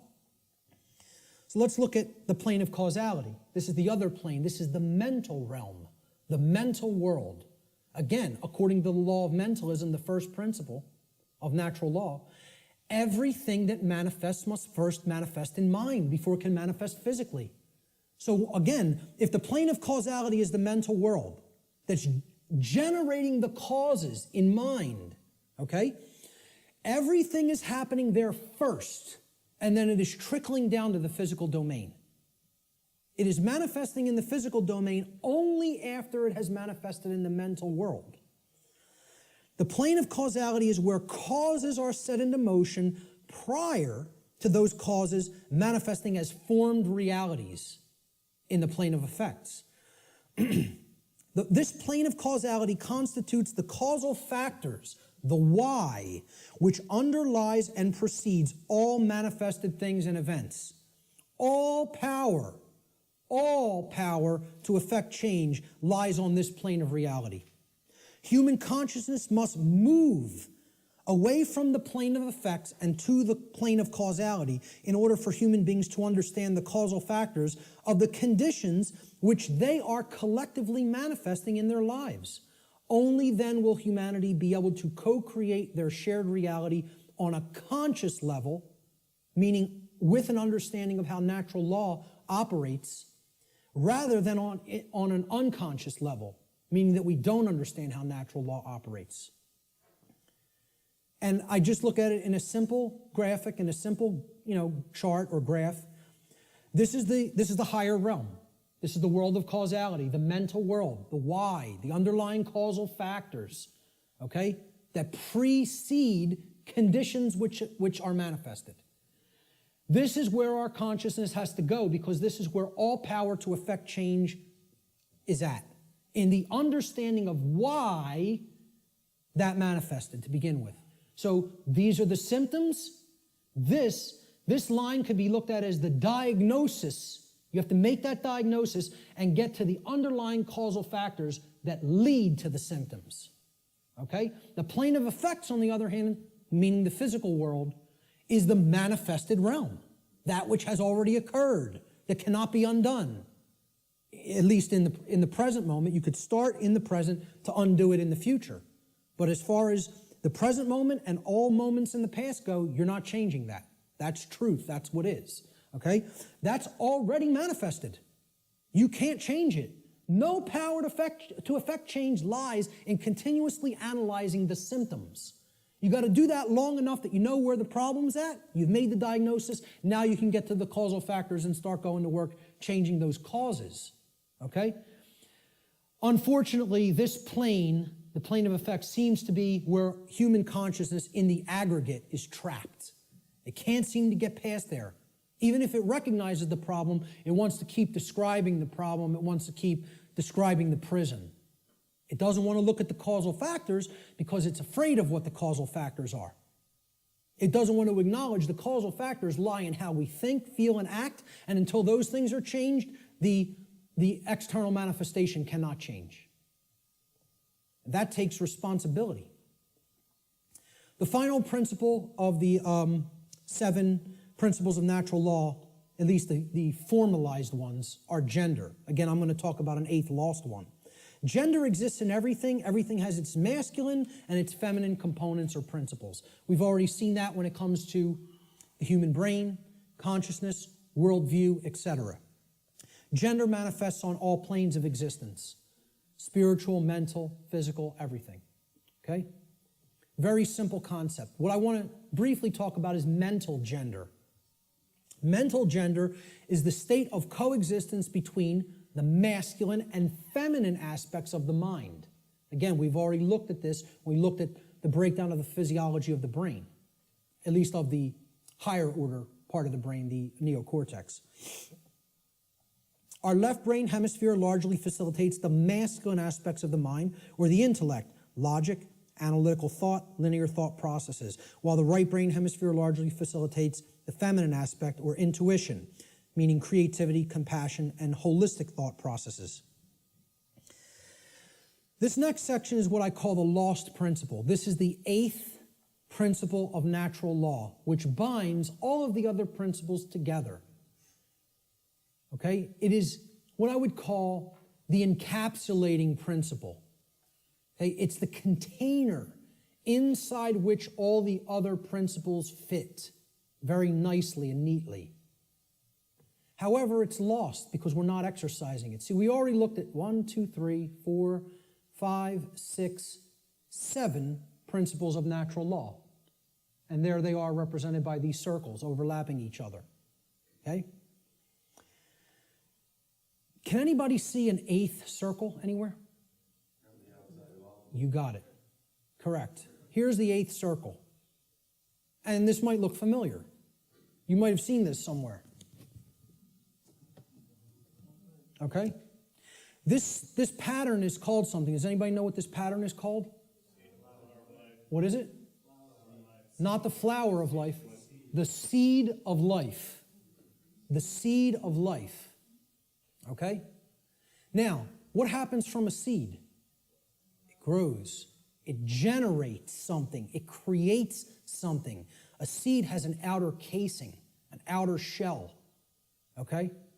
That if you're going to get to the inner core of it that contains all of the creative, genetic, generative material, okay, that shell has to be there and intact. You break the shell of the seed, the creative essence of the seed is going to be gone. Okay? Now, what is that principle? Here's what that principle is. It's the 8th, or what I call the lost principle. And it's the thing that has to be present in order for any change to manifest itself. And it is not what most people think of it as. Even when I tell you what this is, I guarantee you there will be an inaccurate connotative meaning for what people think this means. Okay? Here's what the eighth principle is. It is known as the generative principle, or the principle which governs creation, which actually is the causal factor that goes into effect and generates the result that we say that we want.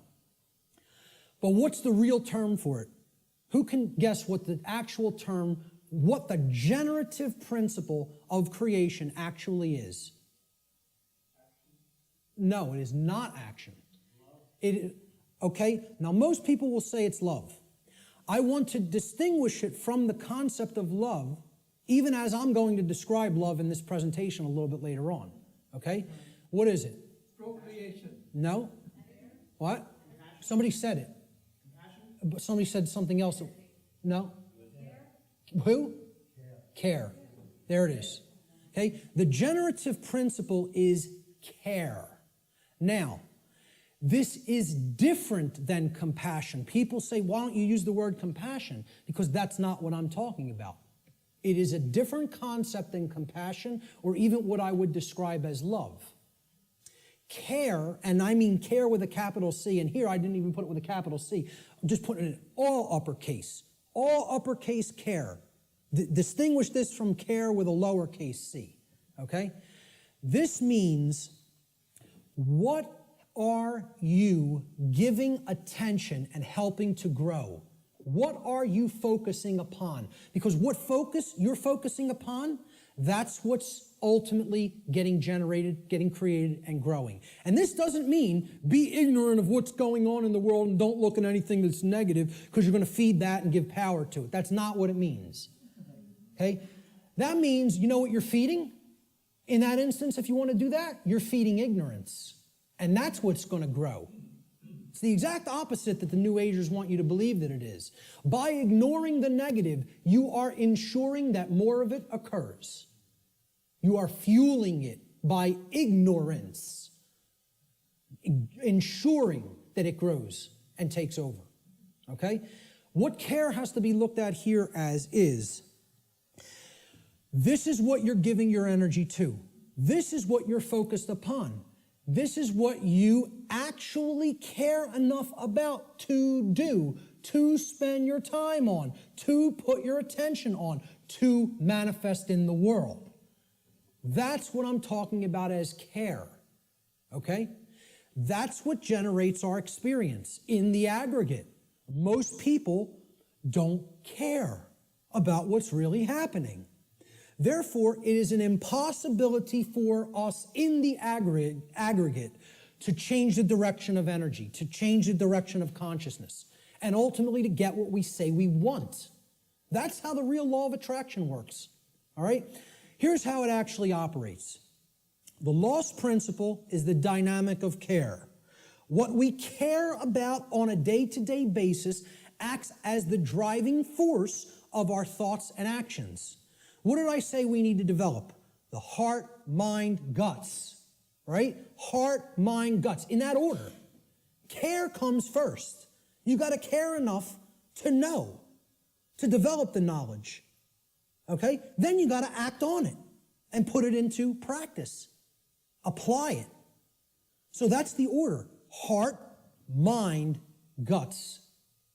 Care, knowledge, action. Those are the steps, okay? And all three of those have to be in place. All three.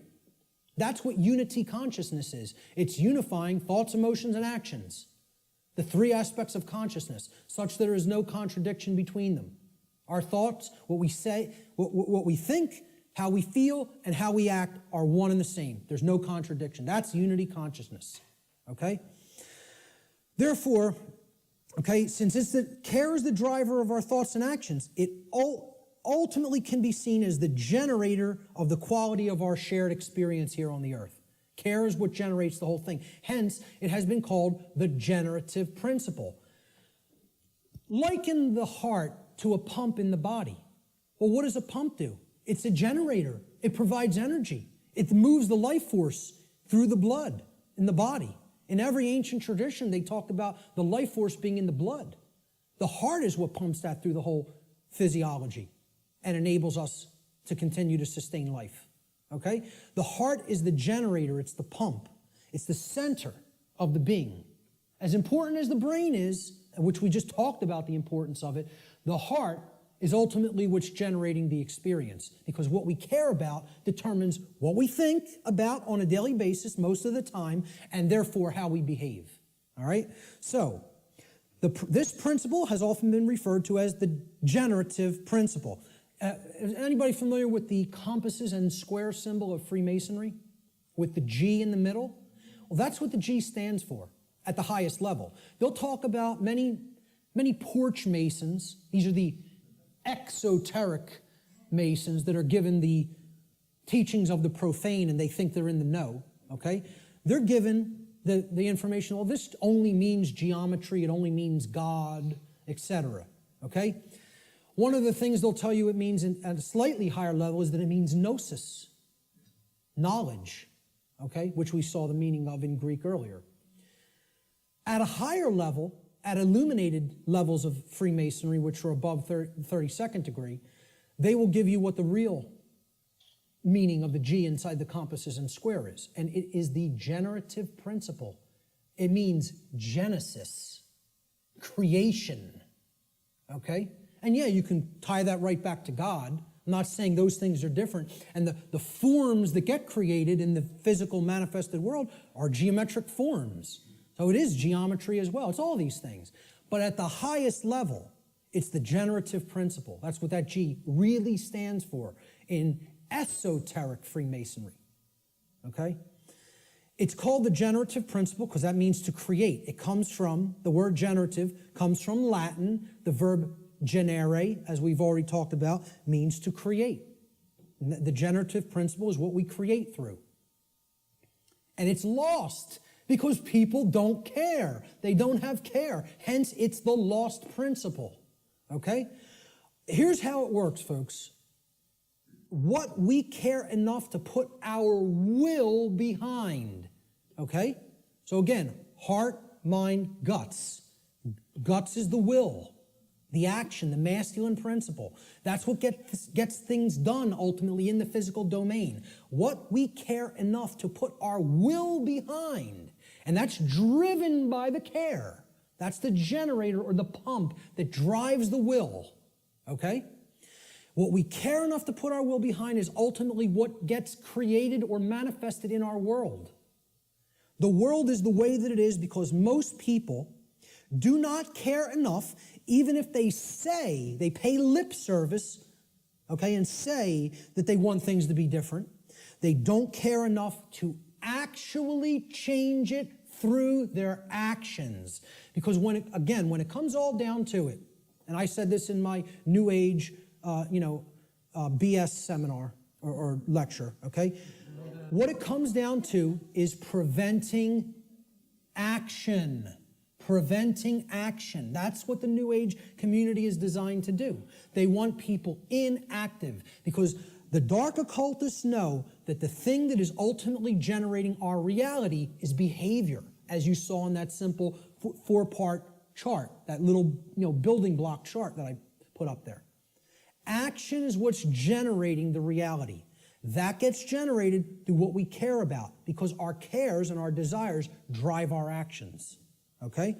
So most people will say they want things to change, but then when you say, what are you doing to make that change happen? Not a word. Silence comes back on the other end. Okay? So they don't care enough to change it through their actions. That's what the generative or lost principle is about. And until that principle is regained and people get out of their laziness and most of all get out of their cowardice. Again, in that New Age lecture, I'm talking about what it ultimately comes down to in the New Age movement, and I'll look at any New Ager in the eyes. They're cowards. Cowards. Ultimately, they know the evil that we're up against, and they intend to do not a damn thing about it. That's what it really comes down to. And anybody telling you it's different than that is lying to you. Okay? They're cowards, period. And I'll say it right to any of their faces. Anything I say up here, anybody that believes in that nonsense, come and bring them to me. I'll tell them right to their face, straight and open, just like I said it here, because I don't care.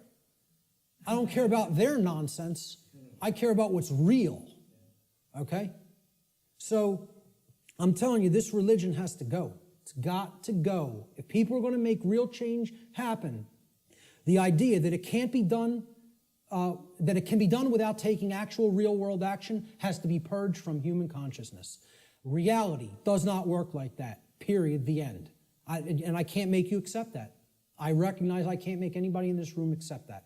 All I can do is put it out there for your consideration, and if you have some common sense and really, really think about it, you'll understand what I'm saying here is absolutely the way it is, okay? Many people want to deceive you through these religious notions, okay, which is all about getting people to stand down and accept their chains. That's what that religion's in place for, all right?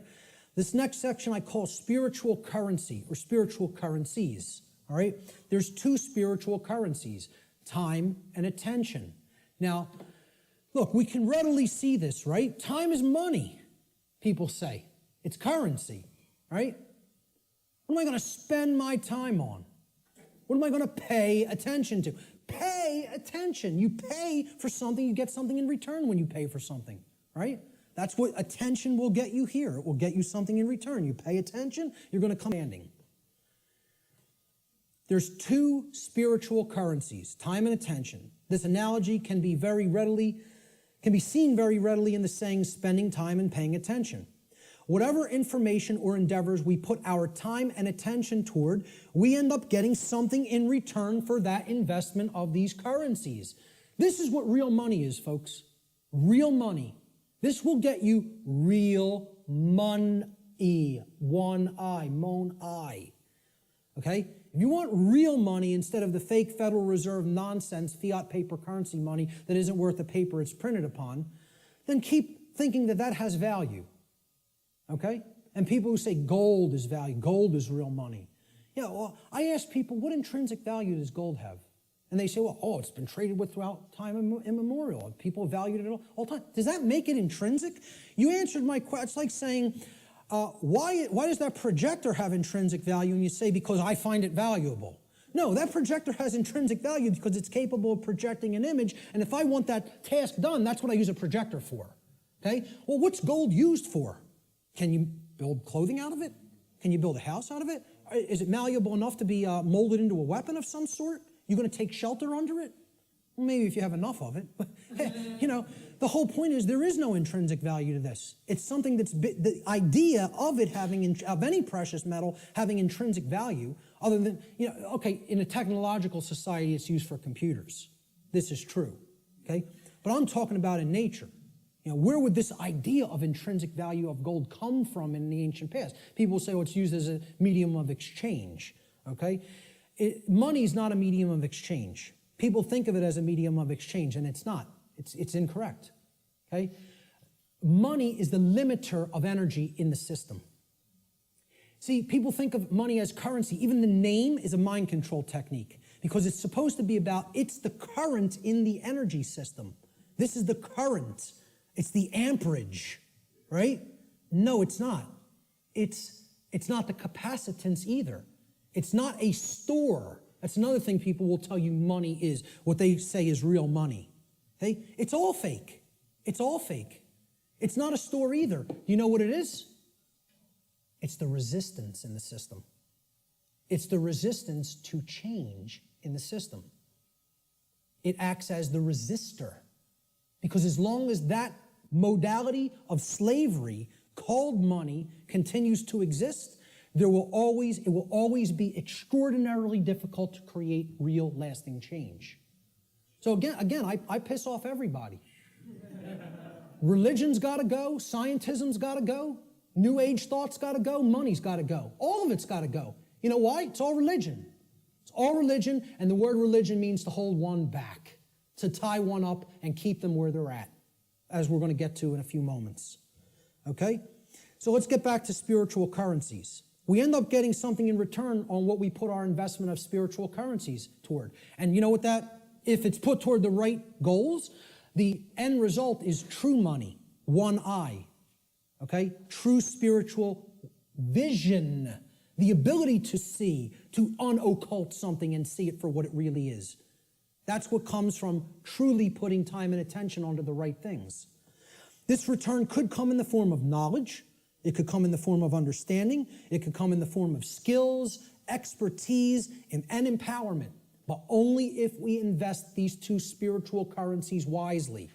And let me tell you something, folks. That's why most people don't have any money. They got nothing to pay for it with. See, you pay attention and you get money. You spend time and you get money. I'm talking about the real thing. Cool. We're going to take a break in about 5 to 10 minutes. Okay? So we have to invest our spiritual currencies wisely. We should seek to improve our quality of attention by placing it upon information that is capable of improving both ourselves and the human condition as a whole. Give me a heads up in about 8 or 9 minutes. Thank you. Such an effort would also constitute a valuable investment of our time. We should ask ourselves, what am I spending my time on? What am I spending my time doing? And what am I paying attention to?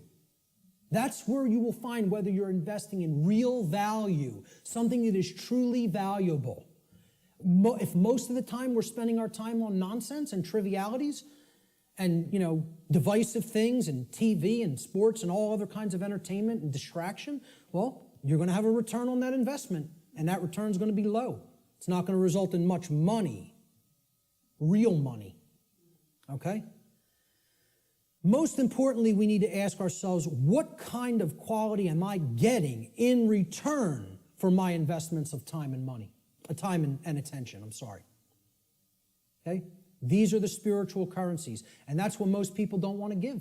They don't want to give these freely for a return on investment. They don't want to pay attention to the right things. They don't want to spend time on the right things. This is a simple chart of how our quality of our attention, okay, and again, this is in the aggregate, but it's created by all the individuals, how the quality of our overall attention as a species will affect our world in accordance with the principle of correspondence, which states, as goes the microcosm or the microcosmic units, so will become the macrocosm, okay? So over here, we have a pure information stream. This is good information. This is information that is capable, that resonates with truth, and is capable of helping to develop wisdom or right action within the being. This over here is the poisoned information stream like we get from the mainstream media, from scientism, from the New Age movement, from government indoctrination centers called schools, okay? This is the poisoned information stream. Now, everybody's going to take in some form of a mixture of both of these streams. What the goal needs to be is to purify. Just like, hey, you take in bad food, you're going to have bad health. You take in bad information, the output through behavior is going to be bad. So you got to purify. Meaning, if there's valves here on the individual buckets, these are called the individual people, okay? And they're all coming together with the quality of their water, right? What they're holding within their consciousness. And that's all going into the big pool called the world. Everybody's bringing their bucket to the pool, they're pouring it in, and then they're jumping in. And that's the world. That's the quality of the world, right? The quality of this whole thing here is going to be based on how much poisoned, polluted information was in your bucket compared to how much pure information was in your bucket, okay?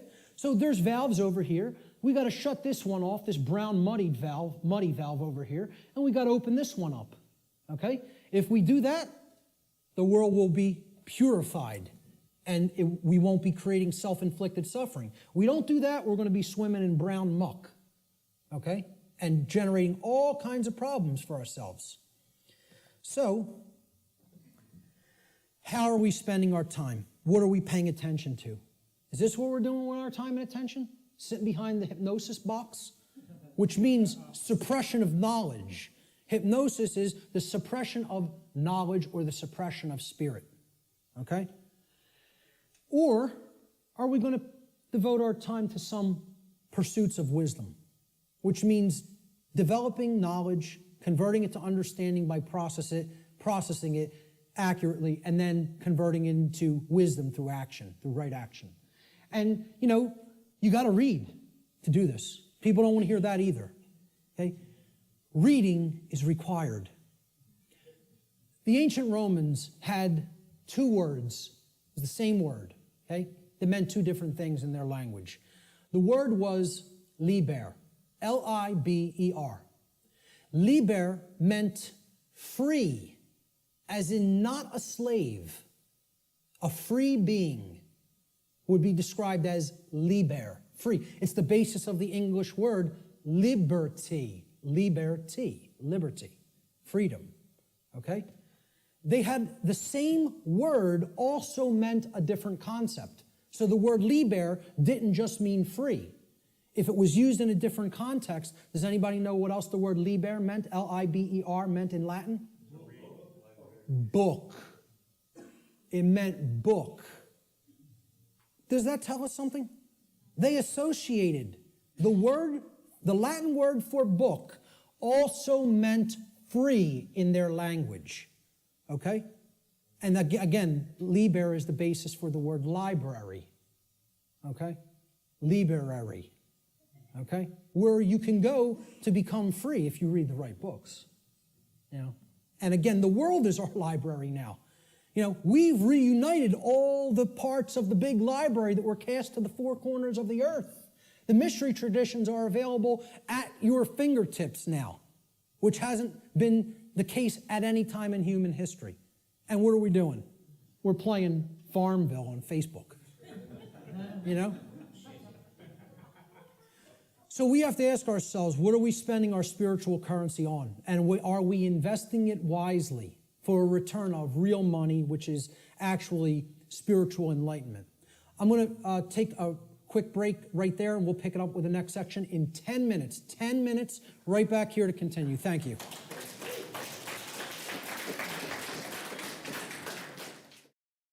So natural law has been called many different things in different traditions throughout the world at different times in history.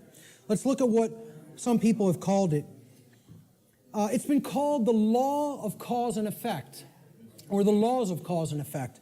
And there's a scientific connotation to this concept of cause and effect too. Even scientists will say an effect invariably follows a cause.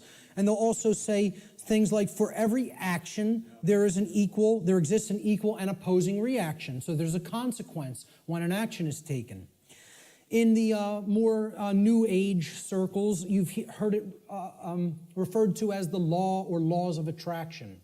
Okay? I call this presentation the real law of attraction. So, however, there are some good things that the New Age community, and I don't tell you it's all bad, I don't make that blanket statement, okay? It is a religion in many respects, but however, there are some truths embedded in it that can be taken on their own and, value can be gleaned from. So one of those sayings is, the energy that we emit is the energy that we attract. This is true. What we're putting out into the universe is what we're getting in return from the universe and what we're creating in our reality. Energy flows where attention goes. I just talked about this in the last section. What we put our attention on is what ultimately gets manifested in the world. As you think, feel, and act, so you shall be. Some of the teachers of different variants of law of attraction teachings have only put the first part in that. As you think, so you will be. No.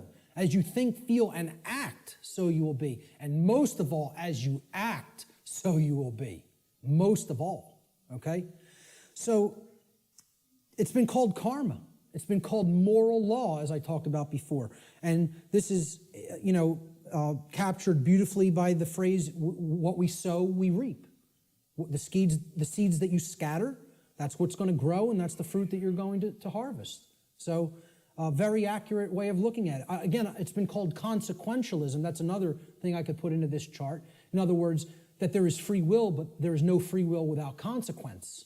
That's called consequentialism. That would be another very accurate way of referring to natural law. And finally, the golden rule, it's been called. Okay? And it's been stated in the affirmative as do unto others as you would have done unto yourself. I find this much more powerfully stated in the negative, or what I call the apophatic variant. And we'll talk about what apophatic and apophasis means in a few moments.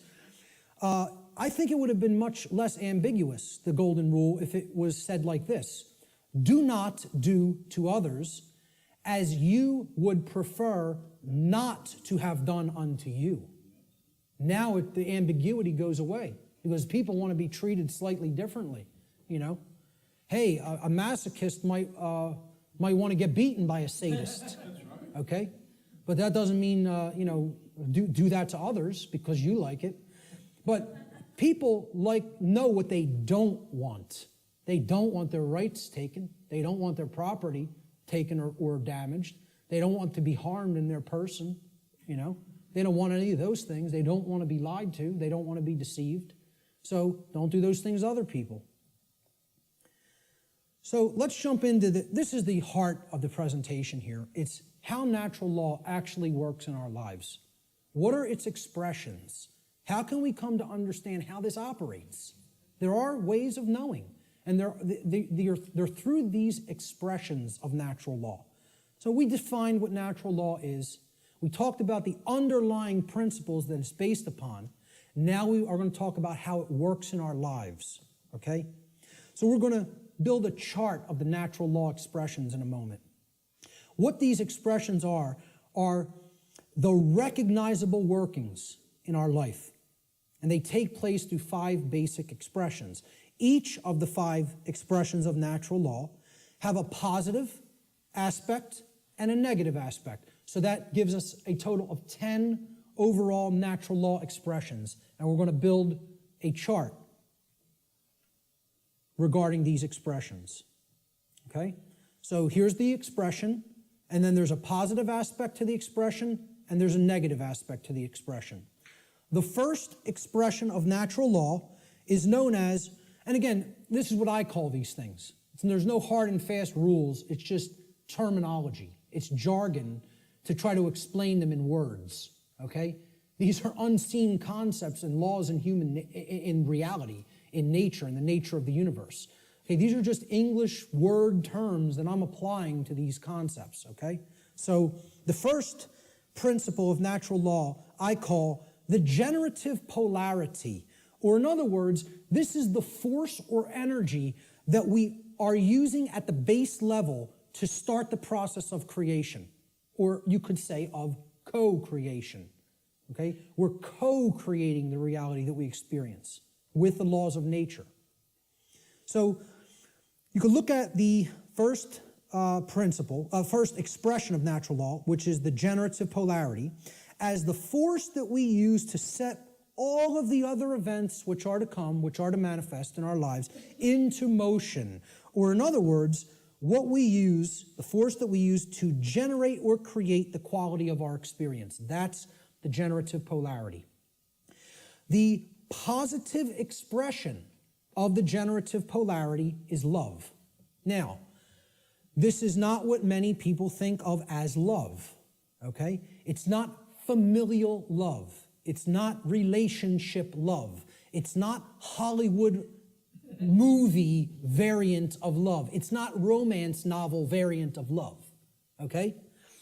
I call love consciousness. Love is the force which helps us to expand consciousness and become open to truth if we are in it. If we are in that vibratory energy, we become open to truth, all right? So here's what it looks like visually. I try to put a visual aspect to all of these concepts, okay? And people would think I'm going to put 2 people together kissing or hugging or something like that, okay? Love is inside each individual if it's present, okay? It doesn't depend on any other person. You can express love with another person, and there's no problem with that. I'm not saying that's a bad thing. That's a great thing if it's present in your life. The capital L, capital O, capital V, capital E definition of love that I'm giving here is not that. It is this force that opens up our consciousness. It's the flowering expression of consciousness, okay? So how I word this is, The positive aspect of the generative polarity, the first expression of natural law, is love. In regard to natural law, love should be seen as the expansive force for consciousness. It is the force which helps us to become open to truth and expand our awareness. That's the connotation that I'm giving for the concept called love here. Okay, that's the positive expression of the creative polarity. Now, the negative expression of the creative polarity is the exact opposite of love. So people will automatically think, well, that's hate. And it is not. Because the thing that puts consciousness in a box and prevents it from growing and keeps it where it's at is what? Fear. There it is. Fear. Fear is the basis for unconsciousness. You cannot be unconscious of anything in particular unless you fear it. Okay, that's what shuts consciousness down. And here's my visual for it. Fear. I don't want to look at that. That's too horrible for me to contemplate. That can't be true. I don't want that to be true. That's all fear. Okay? The negative aspect of the generative polarity is fear. Fear is the contractive force for consciousness. Fear is the force which influences us to become closed to the truth, and it is the force which ultimately shuts down our awareness. That's why so many people are unconscious, because they are fearful. They are fearful of the responsibility that comes with knowledge, and most of all, they are fearful of having to act based upon knowledge, because that requires courage. The second natural law expression is the initiating expression, what I call the initiating expression, just my term for it. Okay? The initiating expression is the first stage of tangible and recognizable results which we produce in our lives after we have, quote unquote, set the ball rolling, okay? Set the dynamic in motion by choosing between the generative polarities of either love or fear, all right? So we choose love and something starts to happen. We become open to truth, right? Well, love is the expansive force for consciousness that opens our minds to the truth and awareness. So what do we gain as a result of accepting or existing in the vibratory energy called love? We gain knowledge, which is the acceptance of truth. Since love opens us up to truth, knowledge is its reception. It is the receiving of truth. We come to know, okay? So that's how it starts. I call this the initiating expression. Now, of course, there's a negative initiating expression if we are existing in the vibratory dynamic of fear. That would be the opposite of knowledge. What is it? Ignorance. Right. Okay, now, this is what I put forward as knowledge. This is my imagery for knowledge. Okay? That's a being who knows themselves. You know, and as the mystery traditions of Greece put forward at the Delphic oracle, know the self and you will know the universe. In other words, know the microcosm and you will know the macrocosm. Know thyself. The positive aspect of this initiating expression is knowledge or the acceptance of truth. Knowledge positively influences the quality of our lives because it positively influences our decision-making processes that lead to understanding in every area of our lives. You want to know how something works and ultimately create something good? You have to have knowledge. You want to know how a car works? Keep it running in good order, you have to have knowledge. You want to know how a computer works? Keep it running in good order, you have to have knowledge. You want to know how the human psyche works and keep it running in good order so that conditions on earth manifest the way you want them to manifest? You got to have knowledge. Not getting out of this condition without learning. Learning is the key. It's the answer. Knowledge is the answer. And people don't want to hear that. They don't want to hear it. They want to think we're magically going to manifest the desired conditions that we say we want without learning a thing. It doesn't work that way. So again, the negative initiating expression is ignorance. Ignorance is the refusal of truth. It is the refusal to gain knowledge. Okay? Because we are in fear. So here's what I put as the image for ignorance. You know, the population that is hypnotized, that wants to keep paying attention to nonsense and trivialities, feed themselves tons of GMO food that is crap for the physiology, you know. Pay attention to distraction, entertainment, mainstream news and media, you know. It's all there to just shut the consciousness down and keep people in a depressed psychological state and keep them in a state of psychological infancy. The negative aspect of the initiating expression of natural law is ignorance, or the refusal of truth. Ignorance negatively influences the quality of our lives because it negatively influences these decision-making processes that lead to understanding in every area of our lives. If you're ignorant about how anything works, you can't create the desired condition. It's just not possible. It's important to remember, again, that ignorance should be distinguished from nescience, which means not knowing because necessary information is not present or was unattainable. Ignorance, on the other hand, means not knowing even though necessary information is present because that information has been willfully refused or disregarded. And again, to keep us in ignorance, they don't need to hide the information anymore because it's not hidden anymore. It's out. And then once again, it's available at your fingertips for free if you have the desire to take it in. But now, the manipulation mechanism that is used is dissuade people from looking at it, provide endless entertainment, provide endless amusement, provide endless distraction, and say there's nothing to any of that stuff. That's just some old crazy religion that you don't need to understand. It's no different than any other religion, believing that natural law exists. Okay? That's what people will insist on telling you. So people will be dissuaded from ever looking into it, and they'll disregard it of their own choice. Thomas Jefferson said that if a nation expects to be ignorant and free in a state of civilization, it expects what never was and never will be. Freedom and ignorance are antitheses of each other that can never coexist simultaneously. That is an impossibility in natural law. I'm going to put up a couple other quotes on ignorance. Samuel Adams said, "No people will tamely surrender their liberties, nor can any be easily subdued. When knowledge is diffused," that means it's everywhere present, "and virtue is preserved," meaning morality.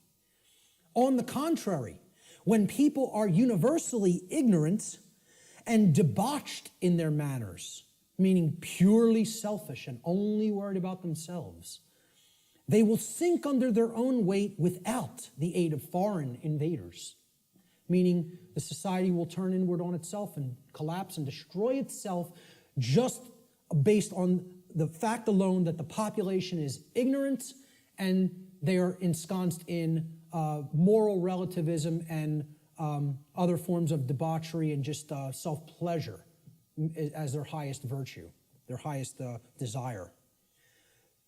Socrates said that the only good is knowledge and the only evil is ignorance. And this is a quote I'd like to be remembered for. "Willful ignorance in the presence of knowledge is the measure of a bad person." And people will say that's extremely harsh. That's true. That doesn't make the statement untrue. The statement is true as well. It is a harsh statement. See, people in my family will ask me, why don't you have anything to do with me anymore? I've deliberately cut off many members of my own family. Okay? Because many members of my own family say, I know what's going on and I don't care. I don't intend to do a damn thing about it. I'm worried about me, myself, and mine, and I don't care what's happening in the world. Well, you know what that's called, folks? That's called a bad person. Let's not mince words. Let's not euphemize. Let's call it what it is. That's called a bad person. And I don't want anything to do with bad people in my personal life. I don't hang out with bad people. I try to surround myself with good people who care. Because they're co-creating wisely. Okay? I tell family members who I've cut off association with because you do not care is what makes you a bad person. I don't want anything to do with you until you start caring about what's going on in the world. Then we could talk again. And I'll welcome you back with open arms and forgive you. But not until. You want to stay in that level of consciousness? I want nothing to do with you. I don't want to be around people like that. They're bad influences, and they do bring other people down. So I'll still put out the information. It's there any time for free that they want to go and engage it. And I tell them all, anytime you want to ask me and come over and engage directly with me, I'll make the time for you. But until you want to do that, until you develop that desire, I don't want to be in your presence. Okay? So maybe, I don't know if that's going to be effective. I don't know. And guess what? I don't care whether it's going to be effective, because I'm not going to surround myself with bad people until they decide I want to make myself a better person. Then I'll engage them and speak the truth to them. But until then, I'll put this out there for all for free, and they can engage it anytime they want. But in my personal life, I can't make time for that. I don't have energy for that. I barely have energy for this. An anonymous quote, I believe this was from some internet forum. I don't know what the gentleman's name was, but it was a great quote. Ignorance is the root cause of all evil. And since only knowledge eradicates ignorance, it is our duty and moral obligation, there's that term, to educate ourselves as well as the masses around us. That's a moral obligation if you're in a position of knowledge. And once again, that's why I do what I do. I don't do it because I like people. Believe me, Barb will tell you how much I like people. I don't do it to make friends. I don't do it to make money. I do it because it's a moral obligation and for no other reason. I don't serve people. I serve truth. Truth is the force which I serve. And I bend the knee to no other. That's it. That's it. So great quote on ignorance there. Great few quotes on ignorance. Let's look at the next expression. The internal expression is what happens inside of us, very simply. So now, we've started creating with a polarity. Something has happened in the world, either acceptance of truth or refusal of truth. Now something's going to take place inside of us, right? So look, this level is that knowledge level, right? This is the base consciousness level. You could look at, that's the foundation. Remember that 4-block diagram, right? You could look at this, here's the foundation. This is the foundation that lies underneath the trivium, right? Okay? That's as deep as it gets. Consciousness or unconsciousness, love or fear. That's what everything is a choice about, between, right? Now here's that first block. Knowledge or lack thereof. Knowledge or ignorance, right? And you can see these polarities are like that concept of, the polarity aspect of the natural law principles, okay? There's one thing that's real, and then this is the illusion, okay? These are two aspects of the same thing. This is consciousness, and this is its lack. This is acceptance of truth, and this is the lack of that, okay? So it's the same thing, but opposite in degree, which is why they're the same expression. Now, what happened after knowledge or lack thereof? We went up to understanding, right? So that's what this level is. Understanding happens internally, right? It's an internal process, all right? So the positive aspect of the internal expression is when we come to understand through developing the knowledge and the acceptance of truth that we are sovereign. Sovereignty is the expression, the internal positive expression of natural law. Now, again, underneath these, in parentheses, I always put what I call these things, another name that I've given to these things, these concepts. I call sovereignty internal monarchy. Internal monarchy. Now, monarchy means one ruler. Mon means one, is a prefix for one, and archon in Greek means ruler or master. So internally, we each need to master and rule ourselves. This is our kingdom that we get to rule and nowhere else. We don't get to rule over anybody else. Many people think they're the rulers of other people, but they're wrong. Each of us is a sovereign being. Sovereignty, as we're going to see, means that you're not owned by anyone else. No one else owns you if you're sovereign, okay? So here's my expression, my visualization for sovereignty, okay? Somebody who truly has the light. They have the light at their disposal. They're bathed in it. It's flowing within them, okay? And light has always been associated in different mystery traditions as knowledge. It's been a symbol that has represented knowledge. This is the person who has the knowledge and has gone through the decision making and filtering processes with that knowledge to come to an internal understanding that they are a sovereign being. And I have news for everybody, whether you know it or not, whether you are familiar with the term or not, every person here is a sovereign, and you can never not be. It is an impossibility for you ever to be non-sovereign. It cannot be done. Cannot be done in nature. Okay? Every single human being on this planet is a sovereign being. And we're going to look at what a sovereignty actually means. The positive aspect of the internal expression is sovereignty, or what I call internal monarchy, meaning one ruler within. Internal monarchy, one ruler within. As a state of consciousness, sovereignty means that one has unified the three aspects of their consciousness, such that there is no internal contradiction between one's thoughts, emotions, and actions. We become a being that as we think, so we feel, so we speak and act. And there's no contradiction between those. We're not torn apart from within in this state of internal opposition amongst our own consciousness. Okay? Moreover, let's break the word sovereign down. That's where we're going to come to the real meaning of the term.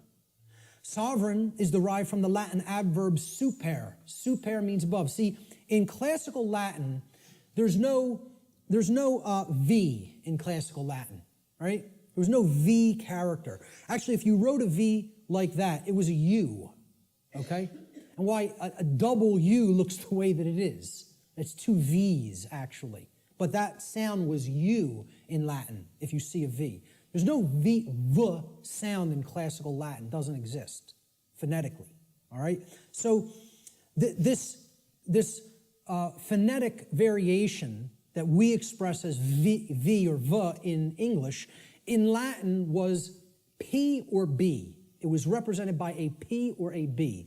So what we're really seeing here is suver, okay? But it was pronounced in Latin super, like super. Well, what does super mean? Super, you're beyond, you're above and beyond, okay? It means above or beyond, that's what it means. A superman is one who's beyond an ordinary man, right? The Latin noun regnum comprises the second part of the etymological root of this word. Regnum, it comes from rex, regis in Latin, or regis. It means king. So regnum was the king's rulership. Regnum means his reign. It's where the word reign comes from in English, regnum in Latin. It means rulership or externally imposed control. Okay? Not control in the context, I'm going to control my emotions, I'm going to control my behavior. No. It means I'm going to control you externally by imposing my will over your will through coercion. That's the context of rulership or control that I'm talking about here. So put them together. Super regnum, sovereign, means above or beyond externally imposed rulership or control by another. That's what it means. Sovereign means not a subject to another being, like a king, like one who considers himself a king. And it means not a slave to someone who considers themselves your master. That's all sovereign means, folks. Not a slave. And why I say every single person here is a sovereign is because there is no such thing, never has been any such thing, and never will be any such thing as legitimacy to slavery. That has never existed, does not exist now, and never will exist. Slavery is an illegitimate concept. None of us are slaves. The condition of slavery has been imposed upon people, but it has never in history been legitimate, and it never will in history be legitimate. So there is no legitimacy to the concept of slavery, of the rightful rulership of another being through directly imposing your control through coercion. Doesn't exist. That's a big part of what natural law is about. We have to understand when we're saying this word, this is what is meant by sovereign, not a slave. Okay, we did a study where we asked people, are you a sovereign? Like 11% said yes. Maybe. I think it was 10 or 11%. Which I thought was almost encouraging, that 1 in 10 people knew that they were sovereign beings. It was amazing. But 90% of the human population doesn't feel that they're sovereign, doesn't know that they're sovereign. I'm telling you, it doesn't matter an iota whether you believe you are or not. I'm telling you it's an eternal truth that you are a sovereign and can never be non-sovereign. There is no such thing as someone else's legitimate rulership or ownership of you, because there's no such thing to the legitimacy of slavery, and there never has been, and there never will be. So everyone is a sovereign. A sovereign is a monarch. Again, mon means one, and archon means ruler. So when people ask me, what kind of government do you want? I tell them I want anarchy, and I want monarchy. And they're like, how could you have those things simultaneously? Because if you have internal monarchy, you can have external anarchy. See, we need to have the rulership within, and we need to get rid of the rulership without. This is the kingdom we need to master, and we need to set aside the concept of mastery and slavery in the external domain, in the physical world. Sovereignty, a sovereign is a monarch, which means a single ruler who rules only the kingdom of self. Sovereignty is a state in which one controls one's own thoughts, emotions, and actions, and by bringing them into unity or non-contradiction or non-duality, attains mastery over one's own consciousness. Sovereignty could be considered the equivalent of true self-control, true self-mastery, true self-love, or true self-ownership. It's all of these things. And ultimately, it means not a slave. That's what has to be remembered above all else. Let's look at the negative internal expression for natural law, which is confusion. Now, confusion results when we are in ignorance. That's the emotional dynamic, the feeling that takes place within the individual. This is the lack of understanding. Confusion only happens in a lack of understanding. When we have not taken in knowledge, because we are afraid, we are in fear, okay? Ignorance results, and then confusion happens internally. So look, remember, here's the essence, that's the foundation. This is that first stage, that first building block that we called knowledge or lack thereof. Okay? This is the second building block that we called understanding or lack thereof. This is true understanding, when truth has been taken in and accepted. And this is the lack of understanding. Now, in that state of lack of understanding, we're confused. So there's no rulership within. Inside of us, there's anarchy, which means the absence of ruler. Of a ruler, not the absence of rules, which I'm going to get into later. Anarchy means there's no ruler, no master. So if there's no master inwardly, we have a big problem, because that means there's no self-mastery, there's no self-control, there's no self-discipline, and ultimately, there's no self-love. And that results in an understanding that we don't truly own ourselves. It would result in the absence of self-ownership, which is what we're experiencing as a species, that other people believe they own other people. This is what I found as a picture representing confusion. Someone who doesn't know themselves, completely attached to a ego identity.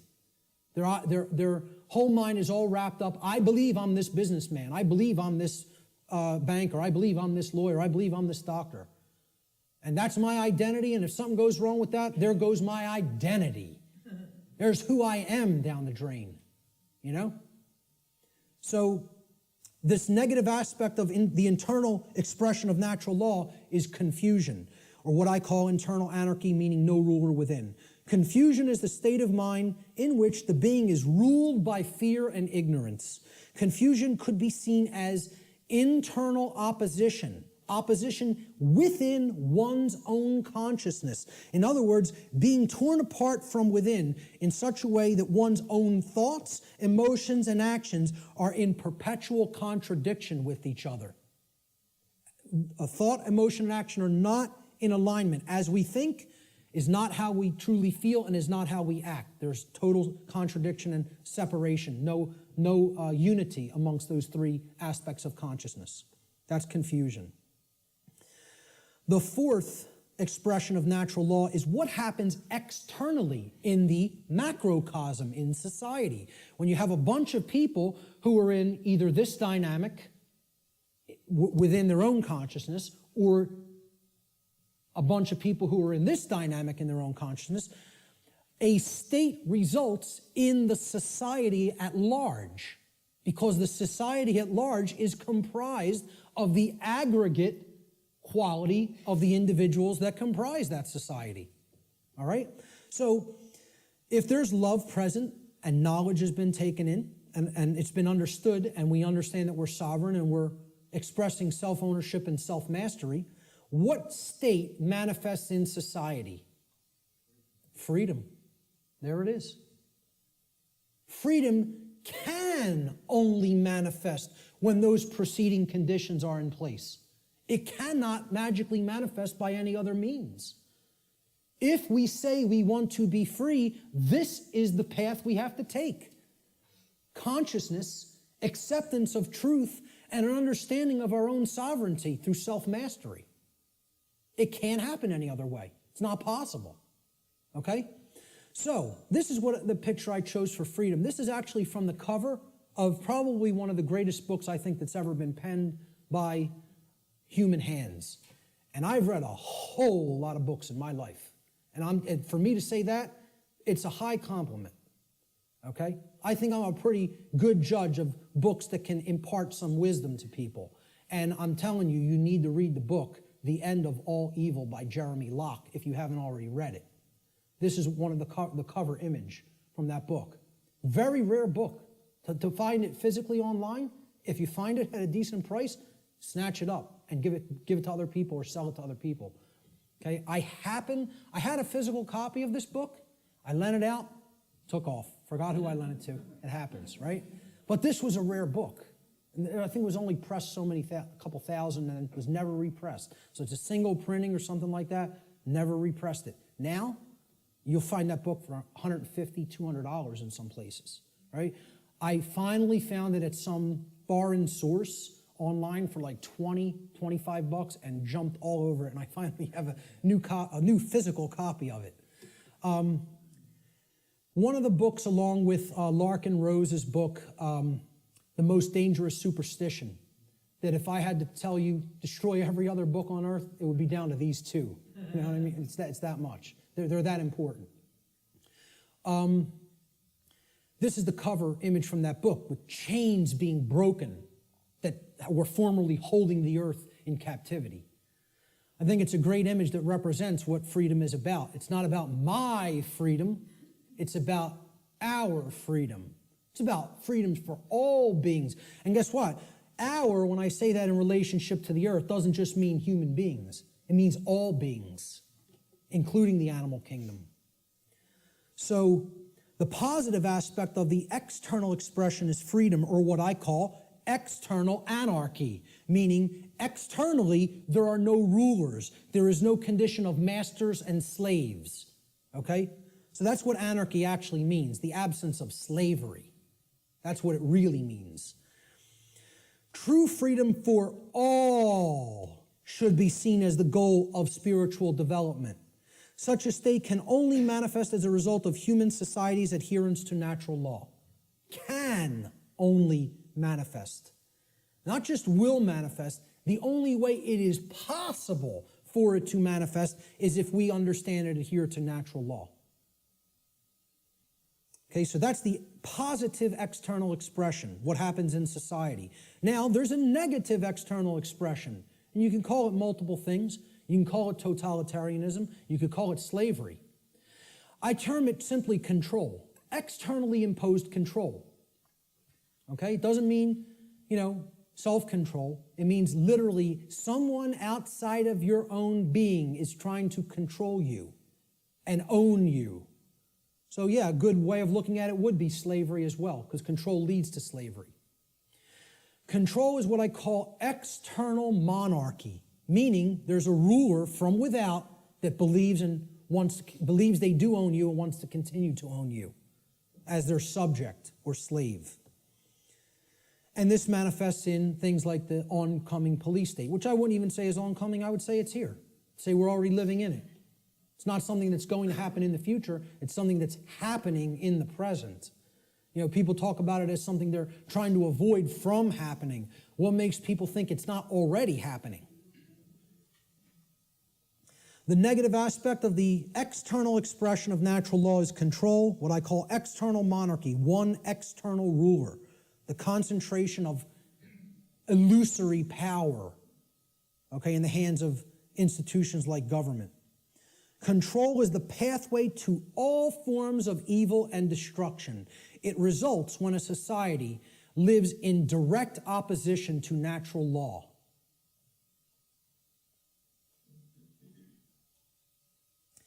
The fifth and final expression for natural law, how it operates in our lives, is what I call the manifestation, or the result that we create. So again, here's the foundation for that little 4-part building, right? Here's the first block, knowledge or lack thereof. Here's the second block, understanding or lack thereof. Here's the third block, wisdom or lack thereof, which is why we're in a society that's completely based in control, because we're drowning in knowledge and having a lick of wisdom. Or very, very little, I should say. Certainly not enough to go around, okay? That's the action stage or the wisdom stage, what happens externally, right? This is that top block. Remember the top white block that sat on top? We had the blue block at the bottom, then the red, then the green, and then the white block. This was the manifestation, the result that we create. Remember what little question I put on the top of that white block? Who can tell me what it was? The manifestation. No, the manifestation was either order or chaos. What do we ultimately create? So the positive manifestation is order, or what we would call all the things we say we want. Manifested goodness. Everything being okay, not creating self-inflicted chaos or suffering. This would be, we get what we say we want to get. And there's requirements for that, and here they are. There's the requirements. You got to be in this vibratory energy of consciousness. You have to accept the truth and develop knowledge. You have to have an understanding that you're a sovereign being, and you have to work toward the manifestation of true freedom. Then you'll have all the things you say you want. Manifested goodness and order in your life. And that's the only path to it. I'm telling you, that's the only path to it. Blanket statement. The human mind has a hard time with blanket statements. Has a hard time with always, every, without exception. The ego doesn't want to hear that. Again, humanity's greatest fear may be that the truth is absolute. I would say an even greater fear it has is that the truth is singular. That there's no such thing as my truth, your truth, his truth, her truth, their truth. There's just the truth, and whether we align our perceptions to it or not. That's humanity's biggest fear. So this is what I viewed order as being like, okay? We have beings that are actually full of the light, and they're working toward a world that is based in freedom, cooperation, knowledge, sovereignty, no control, okay? It's what I call, in some of my former presentations, cooperative spiritual anarchy, which is the natural condition of humanity. The natural, meaning spiritual, natural condition of the human species that has been blocked from manifesting through mind control, indoctrination, fear-based, trauma-based methods. So that's what I call order, the positive manifestation, manifested goodness. It represents everything we say we want, and it only results when there is balance or justice. Justice comes about through adherence to natural law. Justice can only be present when truth has been accepted in our lives and our behavior has been brought into harmony with natural law. Cannot manifest any other way. That's the positive manifestation. The negative manifestation is the opposite of order, chaos. Chaos is manifested evil. I just put this as, complete disregard for other people, breakdown, me first. Knock everybody else down, get what I want. Don't worry about anybody else being hurt. Don't worry about anybody else's freedom. Don't worry about whether anybody else's rights are being tread all over. Doesn't matter. Let me get mine. Self-preservation is the highest law. Survival is all that matters. Even if I have to step on somebody else to get it, to make that happen. Yeah, it's an animal. That's exactly right, sir. That's exactly correct. That's not a human being. That's an animal. That's how animals in the animal kingdom behave. And again, natural law doesn't work the same way for animals as it does for human beings because they do not have the same capacity for consciousness that a human being has. So let's not start saying that's the natural order. No, it is not. It's the exact antithesis of the natural order. The natural order is just that, order. It's in the word, it's in the phrase, natural order. What people are describing as the natural order through this utter nonsense concept called social Darwinism is, as I've called it before, psychopathic chaos. And break down that word. Psychopathology means an illness of the mind. Psychopathy is mental illness. Psyche in Greek means the mind. Okay? And pathology is an illness, sickness. Psychopaths are mentally ill. And they don't create anything resembling order. All they can create is chaos, which is why they want us to mimic their mindset, because they're just bent on hell and destruction to manifest, and they have to have our complicity and cooperation to make that dynamic happen. Our energy has to be given over to them by our mindset being made like theirs. Otherwise, their worldview can't come into manifestation, which is one of chaos and disorder. The negative manifestation, chaos, or manifested evil, is the exact opposite of what we say we want. Chaos results when there is imbalance and injustice, which results whenever there is ignorance of truth and behavior which is in direct opposition to natural law. So that's our chart, and one last thing I want to say about it is that the manifestations or the expressions of natural law are what I would call, they're unilateral. They don't cross into each other, okay? There's no such thing as, well, I've accepted the truth and I've developed knowledge, so now I'm in a state of confusion. It doesn't work like that. Okay? You can't go from ignorance to sovereignty, to the understanding that you're sovereign. You cannot cross the area of these charts. Once you're here, you can only go here. In order to get here, you got to come from here. In order to get here, you got to come from here, here, here, and here. You don't get there from any of these. You don't get here from anything in this column. You don't get here from anything in this column. Okay? Please keep this in mind. These expressions are unilateral. Okay? You can't skip. No, they cannot be skipped either. Good question. They must proceed in order and in the same column of expression. So you can only get to order through freedom, which comes about through the understanding that we are sovereign, which comes about through taking in knowledge of truth, and which comes about through staying in a vibratory energy of love or higher consciousness. The openness to truth. That's it. Same thing here. We can only create chaos when our society is bent on control, okay? Because we are confused beings that don't understand our sovereignty and think other people can legitimately own us or rule us, and that comes from a place of ignorance or refusal of the truth, which is based in fear. Can only manifest that way. Blanket statement, too. And I will not retract on that blanket statement because this has nothing to do with what I think or feel or my beliefs. This is how laws operate in creation.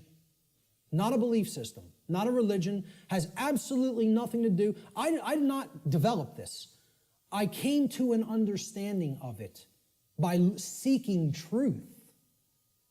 I'm telling you, this is not my information, never has been my information, never will be my information. There's no copyright on it. I don't claim it. It's eternal truths that have existed forever and will exist forever, whether human beings are here or not.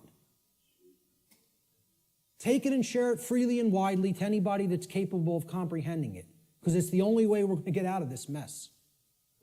Okay? Those are the expressions of natural law. Now, when I say living in harmony with natural law or living in opposition to natural law, what do I really mean? Well, what this has to do with is knowledge. And we're going to keep going back to this trend. This thread is not going away, okay?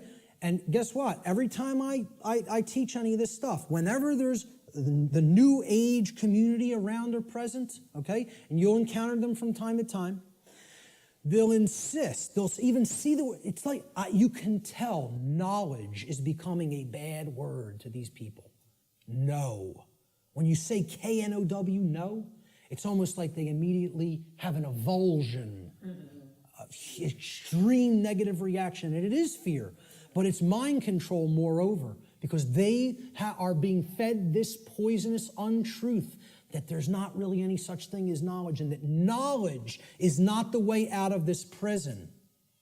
And I'm telling you, it goes hand in hand with religious traditions, because they want you to externalize your power, externalize everything. And I'm not telling you, I'm not saying don't have a model for behavior, and okay, this person, Buddha patterned it. You want to pattern your behavior on the Buddha's life? Great. Live the great life. You want to pattern your behavior on the life of Christ? Whatever. And again, I'm not getting into this discussion here today about the actual historicity of the man Jesus, regardless of what you believe regarding that. I understand I could write books on astrotheology, okay? I understand that being may never have existed in the way a lot of people believe he did. So what? Whether Siddhartha Gautama existed in the form of a man or not, or whether that's an allegory, who cares? Understand the spiritual teachings they were trying to convey to humanity and then apply them in your life. Live by that ethic, that code, and great, okay? And have whatever religious notion you want, okay? What I'm saying is what this religion called the New Age movement and what many official organized regional religions, okay, do is they try to take the emphasis off knowledge. Because again, if you're not seeking truth and trying to develop knowledge, that's how this information remains occult. And that's how the control system stays in place. They want you to externalize your power to a deity or a guru. Once you do that, you're accepting your chains. You're saying, I have no power. Let me tell you something, folks. I'm not powerless. I am full of power. Why? Because I have knowledge of how things actually work. Nobody can tell me that I'm owned by somebody else and can get me to believe it because I have understanding of my sovereignty. If they can take that away from you by getting you to de-emphasize the importance of knowledge, of self-knowledge, they own you. That's when you're owned at that point. Okay? Knowledge is the way out of this. Knowledge, understanding, and then converting that to true wisdom through action. actions. Not believing in something, not accepting everything, not waiting on somebody to come down and save you, whether it be Zoroaster or the aliens from Zeta Reticuli or Ashtar Command or Jesus Christ. Okay? You keep waiting on an external Savior, you're going to be waiting in your chains forever. The knowledge of truth is what the Christ figure himself proclaimed would be the pathway to true freedom.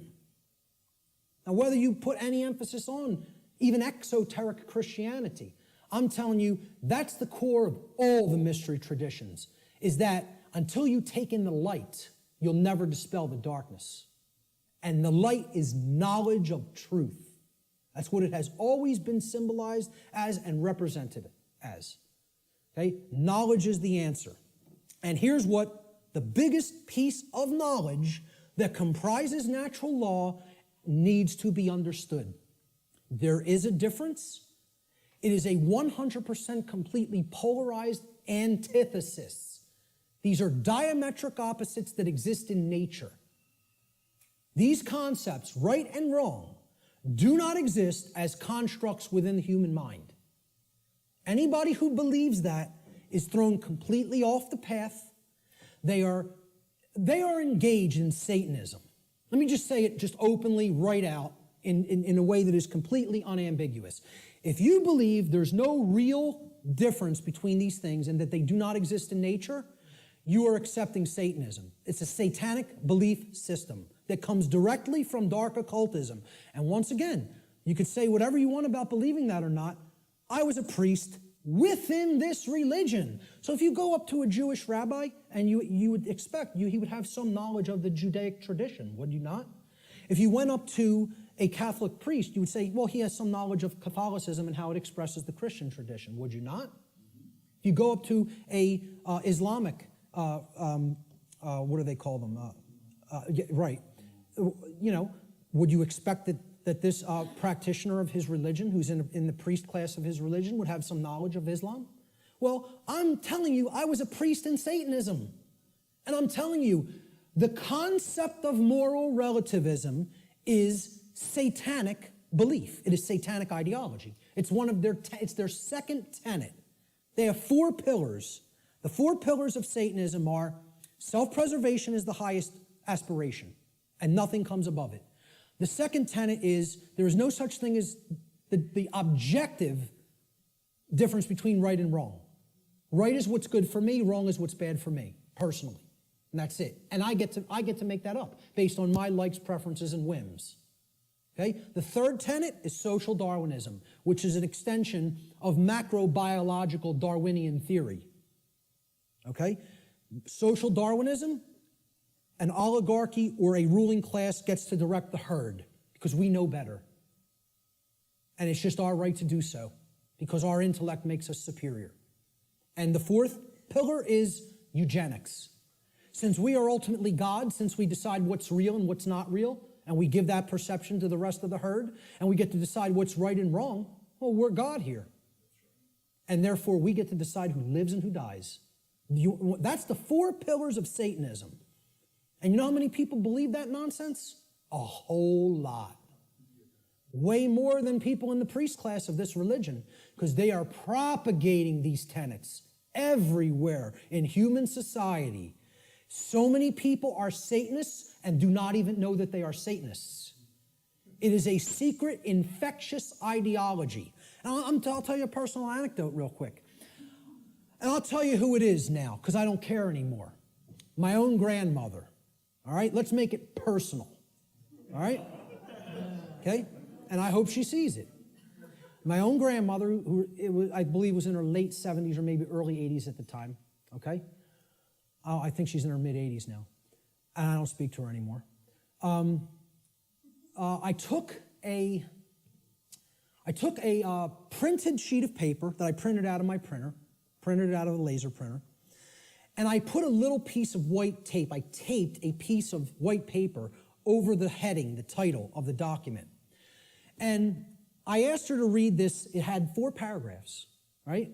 And the paragraphs described each of the tenets of Satanism very briefly. Self-preservation is the highest law, etc., etc. Moral relativism is what we believe in. Social Darwinism is what we believe in. And we believe in eugenics. Okay? She said to me, well, I pretty much agree with everything that's written there. And I said, you do? And she said, yeah, that's how I think. I don't see anything really wrong with it or bad with it. I said, okay. I said, peel that little strip of paper off that I've taped to the top. I want you to see what the document's called. And on top, it said, the tenets of modern Satanism. And you know what her response was? Well, then I guess that makes me a Satanist, doesn't it? Not horrified. Not, oh my God, what is my belief system? What do I believe in? No. Well, guess that makes me a Satanist, doesn't it? As if it was just no big thing. And you know what? You know how many people are in that mindset? Hundreds of millions, if not billions, and don't even understand what it is. Because they think Satanism is something that it is not. They don't understand what the ideology of Satanism is. They think you have to be associated with the trappings of Satanism, okay? That you have to dress like, as if there's such a thing as dressing like a Satanist. Or you have to have certain things on your walls in your house or in your garage if you're a Satanist. Well, let me tell you something. Satanists are the owners of banks. They own hospitals. They own schools. Okay? Yeah. Certainly that university right across the road. And many people ascribe to this religion in their thoughts, emotions, and actions, and do not even understand it because they don't even understand what that belief system is about. They don't understand what that ideology is. They don't know its tenets.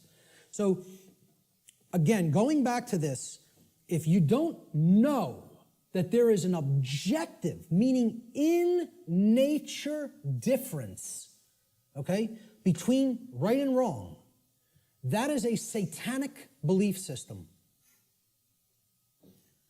Morality, it's not right versus left. It's about right versus wrong.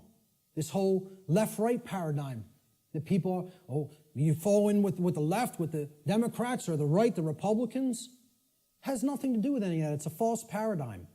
The thing that all of that's a distraction for not getting you to pay attention to and understand is the difference, the real, true, and objective difference between right and wrong. And we're going to explore what that is, because it can be known. It can be known, and most people will be shocked and horrified to understand the real differences between right and wrong, because they'll have to look into themselves and recognize in many ways that they are cooperating with wrong, and that they don't really truly know the difference between right and wrong. When you tell people this, I'm telling you, I told this to somebody in a bar once, which was a big mistake of even trying to bring up this discussion in that environment. But occasionally I even, make asinine mistakes like that and think I'm going to be talking to even a semi-conscious being when you're talking to a block, okay? So I said, you understand what actual morality is true common sense. We're going to look at that term, common sense, and explore what it really means. And she said, so what you're saying is if I think that there's no really objective right and wrong, that I don't have common sense. And I said, yes, that's what it, no, I said, that's not what I think. I'm trying to explain to you that's what it means by definition, not by what I think. The definition of common sense is to truly know the difference between right and wrong. And I said, because I say that you are not fully in that state of awareness, don't even take it personally, because billions of people on the earth are in that same state of awareness. You're not special, and it's not a personal attack against you. And I thought this person was going to throw a glass at me. Literally got so enraged because she's associating the concept of common sense with that you are functional and can adequately perform the daily activities of living. And that's not what I'm talking about as common sense, okay? having common sense about, I can prepare my meals and eat for myself and wash my own clothes and, go to work. That's not what I'm talking about as common sense. That's your everyman's definition or connotation of common sense. We're going to talk about what common sense really is. Okay? A deep understanding of morality, which are the principles concerning the distinction between right and wrong behavior, lies at the very heart of natural law. This is the essence of it, folks, right here. And here's the difference between right and wrong in a nutshell, about as simply as I am capable of describing it. All right? Now, we use the words correct or right to mean correct and moral. When you say, okay, what's 5 plus 5? It's 10. You're right. Meaning you are correct. That is true. That is the correct answer. That is right. Okay? And then we say, was stealing that money from Jim, was that right? To mean, was it a moral behavior? So now, why would we use the same word, again, like the ancient Romans used the same word, book and free?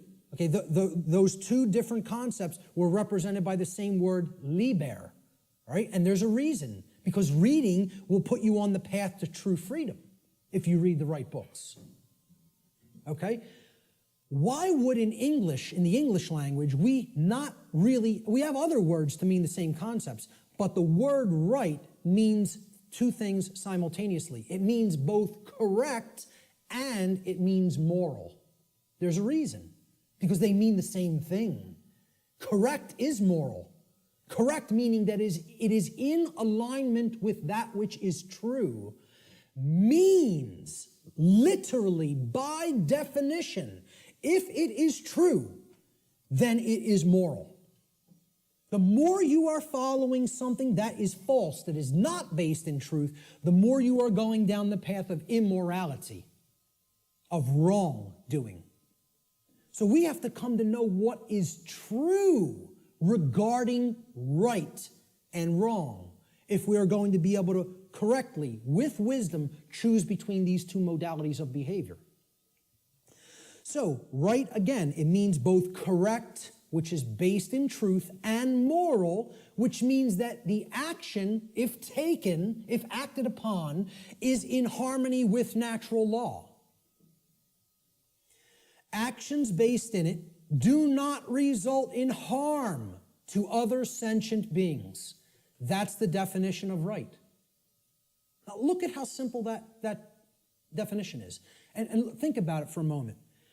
We're talking about what is a right, meaning what do you have a right to do? And what you have a right to do is no different than what I have a right to do. What I'm telling you here is every single human being on this planet has the exact same rights. Not one person has one more right than another being. Not one person has one less right than another being.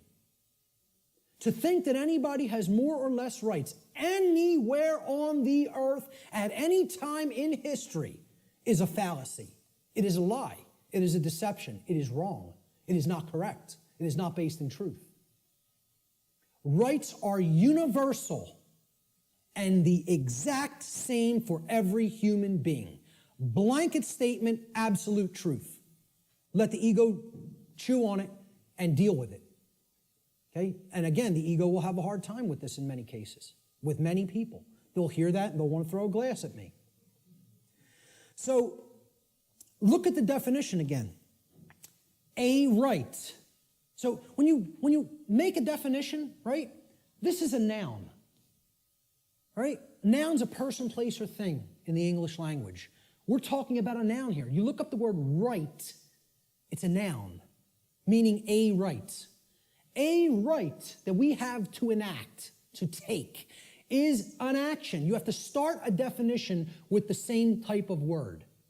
You're defining a noun, you got to give it a noun to start the definition. A right is an action. Most people will never even be able to tell you that. Just say, can you define what a right is to me? They will not give you this noun. A right is an action. So is a wrong an action. A right is an action that if you take it, it does not cause harm to other sentient beings. That's the simple and easiest definition that anybody can give for what a right is. And I guarantee you, you go and engage as many people as you want on the street. I have not asked this question and had anybody ever raise their hand or even contact me later and say, you go up to somebody on the street and ask them if they can define what a right is. Nobody can give you the correct definition for what a right is. Now, if you don't know what the definition of a right is, you certainly don't know whether you're choosing accurately between a right and a wrong, between right and wrong behavior. You can't. It's not possible. So many people believe that they're allowed and they can do actions with no consequence that actually aren't in alignment with natural law because the taking of those actions do result in harm. And they don't really even understand that. So let's look at what a wrong is. And we're going to deeply look into what a wrong is. We're going to focus on what wrongs are. Because in reality, to even start this, right, what have we based this definition on? Actions based in it do not result in harm, right? That's the negative of another definition. Well, it's the negative of this definition. So you can only actually define a right by knowing what a wrong is. A right technically cannot be defined outside of the negative. A right can only be defined apophatically, meaning understanding what a wrong is and then stating that it is anything that falls outside of the parameters of wrongdoing. Okay, and we're going to get to what those parameters are. All right? So, I'm sorry, I want to focus on wrong for a moment. Okay? Wrong, again, we say this, what's 5 plus 5? 9. Wrong, it's not true. Incorrect. Incorrect answer. It's not based in truth. We use the term wrong to mean both incorrect and immoral. Well, that was wrong what you did to that person by hitting him for no reason. You didn't have the right to do that. Immoral means in opposition to natural law, because actions that are based in it result in harm to other sentient beings. That's the simple definition of a wrong. Now we can go deeper into the definition of what a wrong is and look at different types of wrongs, which is what I'm going to do in a moment. So this is the concept that is referred to as apophatic inquiry. Very, very critical to understand concept. And you have to apply this concept. What this essentially is it's a filtration process. This is the process of the middle process in the trivium, okay? It's weeding through the inconsistencies and saying, well, is this inconsistent? Is this inconsistent? Is that not true? And you're setting those behaviors aside and you're saying, here's the behaviors that are wrong. Don't engage in those behaviors. It's negative. It's a negative process. It's a destructive process. You're taking away from the body of everything that can be done, and you're saying, I'm pulling all of these out through a weeding down process and saying, these are all inconsistent with truth. It's called apophasis, apophatic inquiry. And that is to be delineated from what's known as cataphatic inquiry. Cataphatic inquiry means you're reasoning in the affirmative, and you're not trying to weed down through a process of elimination to get to the truth. Okay, so cataphasis or cataphatic inquiry would be equivalent to inductive reasoning, whereas apophatic inquiry or apophasis would be akin to deductive reasoning. All right? Rights are most easily understood when they are considered through apophatic inquiry, or what is known as the process of apophasis. This process helps us to understand what a right actually is by understanding which actions are not rights because they cause harm to others. They're the cause of harm. Here's what apophasis is. It's been called apophatic inquiry. Okay? Really, look this up. Understand what apophasis is because it's part of the trivium process. All right? It comes from the Greek noun apophasis, written there in Greek script, which comes from the Greek verb apophanai. Okay, so apo in Greek means away from or the negation of, and phanai in Greek means to say or to speak. So when we put them together, it means to say no or not to say, or to say what something is not, in other words. That's what apophasis is. You're saying this is not this. It's the opposite of that, okay? So it is a method of logical reasoning or deductive reasoning that is employed when you are given a limited set of possibilities in order to arrive at knowledge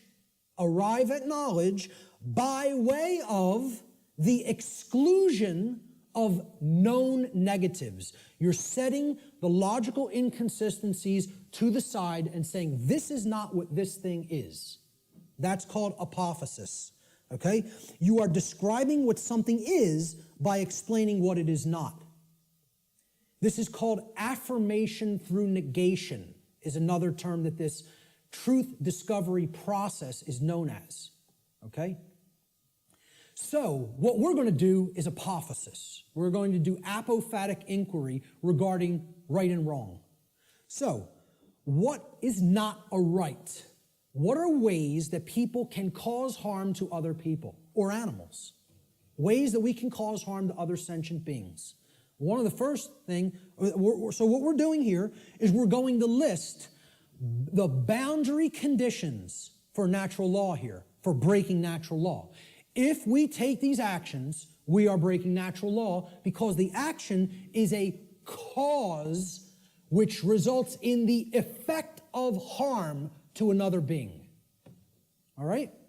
So these are what are simply, I call them the natural law transgressions, which means sins or wrongdoings. They're simply harmful actions that a person is capable of taking to another being, against another being. That's all. So, of course, many people will get the first one. What's one of the main horrible wrong things that somebody can do to another person? Kill them, murder them, take their life. Okay? Murder. And I would distinguish murder from killing as well, because occasionally, to defend oneself, killing may be necessary. But murder is always immoral and wrong. Okay? See, the fifth commandment in Hebrew, do you know what it says in Hebrew? It does not say thou shalt not kill. The term for murder in Hebrew is tirzach. The fifth commandment in Hebrew is lo tirzach, which means do not murder. Murder as a verb in Hebrew is a completely different word and a totally different connotation than the verb to kill. Because what they're saying is, don't take life without any right to take it, meaning that you initiated the violence, and that's what murder is. It's the initiation of the taking of somebody else's life when you had absolutely no right to take that life. Now, if someone is coming after you, your rights, there may be times when you do have to take defensive action and forceful action, up to and including deadly force. We're going to talk about that later. But murder is the first natural law transgression. And if you want to go down to a subsection of this transgression, you could list it as a totally separate wrongdoing. I'm keeping it in the same basic category. Assault, meaning you're directly physically accosting without right the well-being, the bodily well-being of another being, is also, it's like, it would be, you could consider it attempted murder. Because assault is something that you do without right. If someone assaults somebody, they have no right to commit assault. Never exists. The right to commit assault does not exist. The right to commit murder does not exist in any circumstance, ever. Blanket statement. The right to defend oneself through physical force exists, and possibly in certain circumstances, the right to kill exists. But murder and assault can never be rights, because they always are done by being initiated without the right to do so. It is the initiation of violence. All right? Rape is the second natural law transgression. Okay? You're coercing the free will of another person and making them sexually associate with whom they wish not to. That's rape. And it's always wrong. Blanket statement. All right? The third natural law transgression is theft. It is the taking of property that does not belong to you.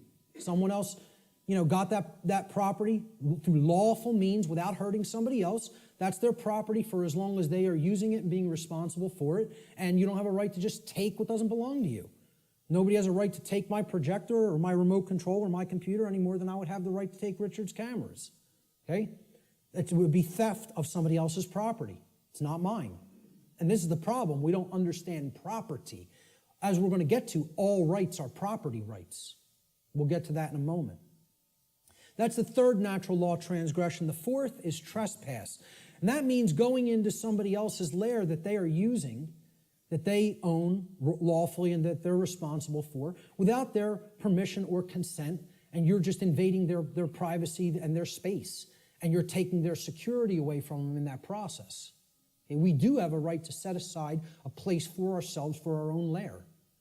Okay? And to violate that is to trespass against somebody else in their own property. The fifth and last natural law transgression is coercion. This is forcing somebody through the threat of violence to have their will comply with your will, whether they don't wish that to be the case or not. Making somebody do something that is against their will, coercing them. And that's also not a right. Now, that's a small list, very small list, right? We could add one more. We could add lying. Lying is also a wrongdoing. Okay? And I would consider that a theft of truth or a withholding of truth that somebody needs to understand to make accurate and informed decisions, lying to them. Okay? But essentially, these five are the overarching natural law transgressions. I challenge anybody to come up with a wrongdoing that doesn't fit into one of these categories. So far, I've never had one person able to do it. Any wrongdoing, any action that you could think of that doesn't fall into one of these wrongdoings. Yep. I would probably categorize it as pure ignorance, but, I would say, hey, maybe you could look at it like that because that's propagating the slavery system indirectly. So, you're actually, you're not doing anything to help anybody else's freedom, certainly. I don't know if I would categorize that as a natural law transgression because, it's giving consent and propping up that system. It's not technically what I would call an action, but it's more of like giving consent. Hey, you could say that is a wrongdoing, I guess, because giving your consent is tacitly saying yes to control, and that's ultimately affecting everybody else's freedom negatively. So, possibly. But in general, what I would say is if you could think of an actual physical action that doesn't fall into one of those categories, let me know. Because that's a pretty comprehensive list, and it's only like, 6 words. So, now, what if I told you I could narrow it down? What if I told you I can get rid of 5 of those words and take it down to 1? Okay? These are the wrongdoings. Let's try to narrow it down, right? Okay? Every harmful action that a human being is capable of taking is a form of theft. Now, many people will hear that for the first time. I've never heard that said. There is no action that you can take that causes harm to another person that is not a form of theft in some form or fashion. I challenge anybody to come up with an action that isn't a form of theft, an action that is a wrongdoing that isn't a form of theft. You won't be able to do it. I've put that challenge out on my podcast. Say, email me if you know. No, not one person. The only one person challenged it and tried to say lying. I say, okay, that's really taking the truth from somebody, thieving truth. And whether you want to look at it as you're simply dissuading them from looking at the truth too, deceiving them or not offering correct information, still you're taking away their ability to make correct judgments based on the availability of information. So it is a form of theft. Some form of property. Now look at that word. Property. Proper, meaning right, is always being stolen when a wrongdoing is committed. All rights are property rights. All wrongs are theft of property. Once again, I challenge anybody. It's an open challenge. If you can find me a right that is not a property right, or a wrong that is not the theft of some form of property, please do it. Please let me know. Okay? Life is a form of property. So taking life you had no right to take, murder, is stealing property that wasn't your own, because that was that person's life, possessive. They own it. And I didn't have a right to just go and take it for no reason. Rights are a form of property, meaning actions that you may do because they are in harmony with natural law and do not cause harm to others. I don't have a right to stop you from taking. If you're not harming somebody else, nobody has a right to stop you from taking a right, taking an action. You may perform any action which does not directly result in harm to somebody else. Okay? Rights are a form of property. Freedom is a form of property. Somebody doesn't have a right to take somebody else's freedom and hold them against their will just because they don't like what they're doing. They have a distaste for what they're doing. Or they want them to comply with their behavior, with their commands. Okay? They want them to make their behavior comply with commands that they're being given. So, if you really break it down, let's look at the wrongdoings once again. Murder.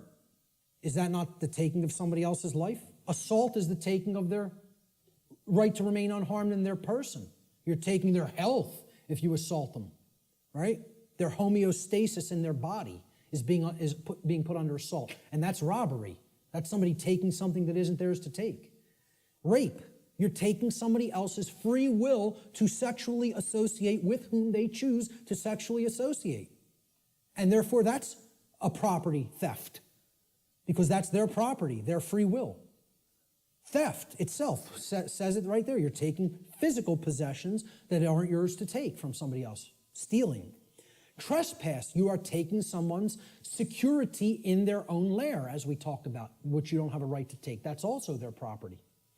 Coercion. What are you taking? Somebody else's free will, which isn't yours to take. That's a gift from the Creator, which belongs to each individual. And if somebody's coercing somebody by telling them, you must do this because I said so, and if you don't do this, I will come and do some form of harm to you, that's not a right. That's a wrongdoing, coercion. And it's a form of theft. Exactly. Sure. You must buy this. Imagine this. Great. We're going to take 5 more minutes, and then we're going to take an hour and 15-minute break. So all of these things are forms of wrongdoing. And they're all ultimately one wrongdoing in different forms. They are all theft, every one of them. There is only one wrongdoing. There's only one way anybody can wrong anybody else. Stealing. That's it. Every form of wrongdoing is a form of theft against another being and their property. A living being or their property must have been harmed in order for a violation of natural law or wrongdoing to have taken place. Any action which does not cause such harm is a right. There's the apophatic definition of a right. Through understanding what a wrongdoing is. And I'm telling you, billions of people, not millions, not hundreds of millions, billions of people on this planet do not know this, could not tell you this. Because this is it. This is it, folks, right here. This is the crux of natural law. What is a right? What is a wrong? And I couldn't sleep last night. After we got home, I never have problems sleeping, ever, ever. I'm just going to tell you this before we break. I was laying in bed last night before I went to sleep for the night. Could not sleep because all I was thinking of is how preposterous. I told this to some people at lunch. I'm just sitting there thinking about how preposterous and ridiculous it is for me to even ever have to utter any of this. The fact that this is not 100% pure common sense knowledge on the earth is so abominably preposterous to me that all I was sitting there thinking is, how could I be going out and explaining this to people? This is what I must do?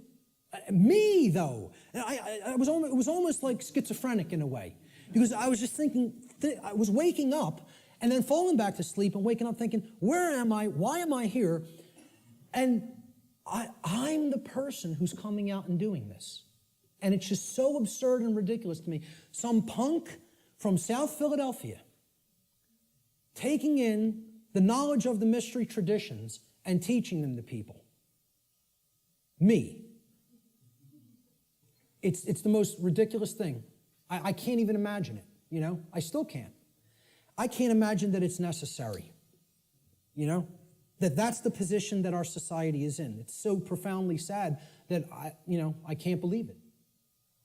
And unless we deeply start to understand this and propagate this knowledge to other people, things are going to get worse and worse and worse and worse. And there's no reason for it. There's no reason to go down that path. We want to choose the way of maximum pain because we don't want to give up thoughts that we're addicted to just because the pattern has been there for as long as we can remember. We would rather go down the path to the grave and the abyss rather than admit we were wrong and just say, I need to give up this negative way of thinking. You know?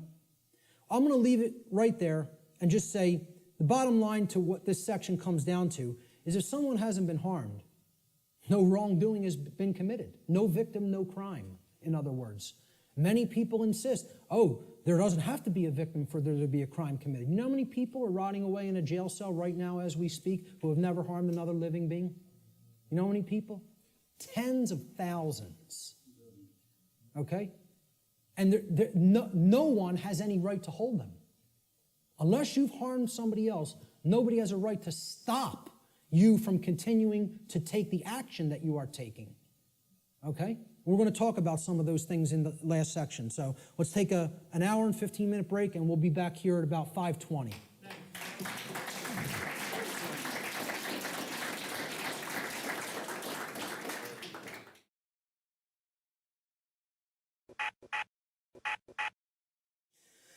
Okay, so we ended before the dinner break. I hope everyone enjoyed their dinner.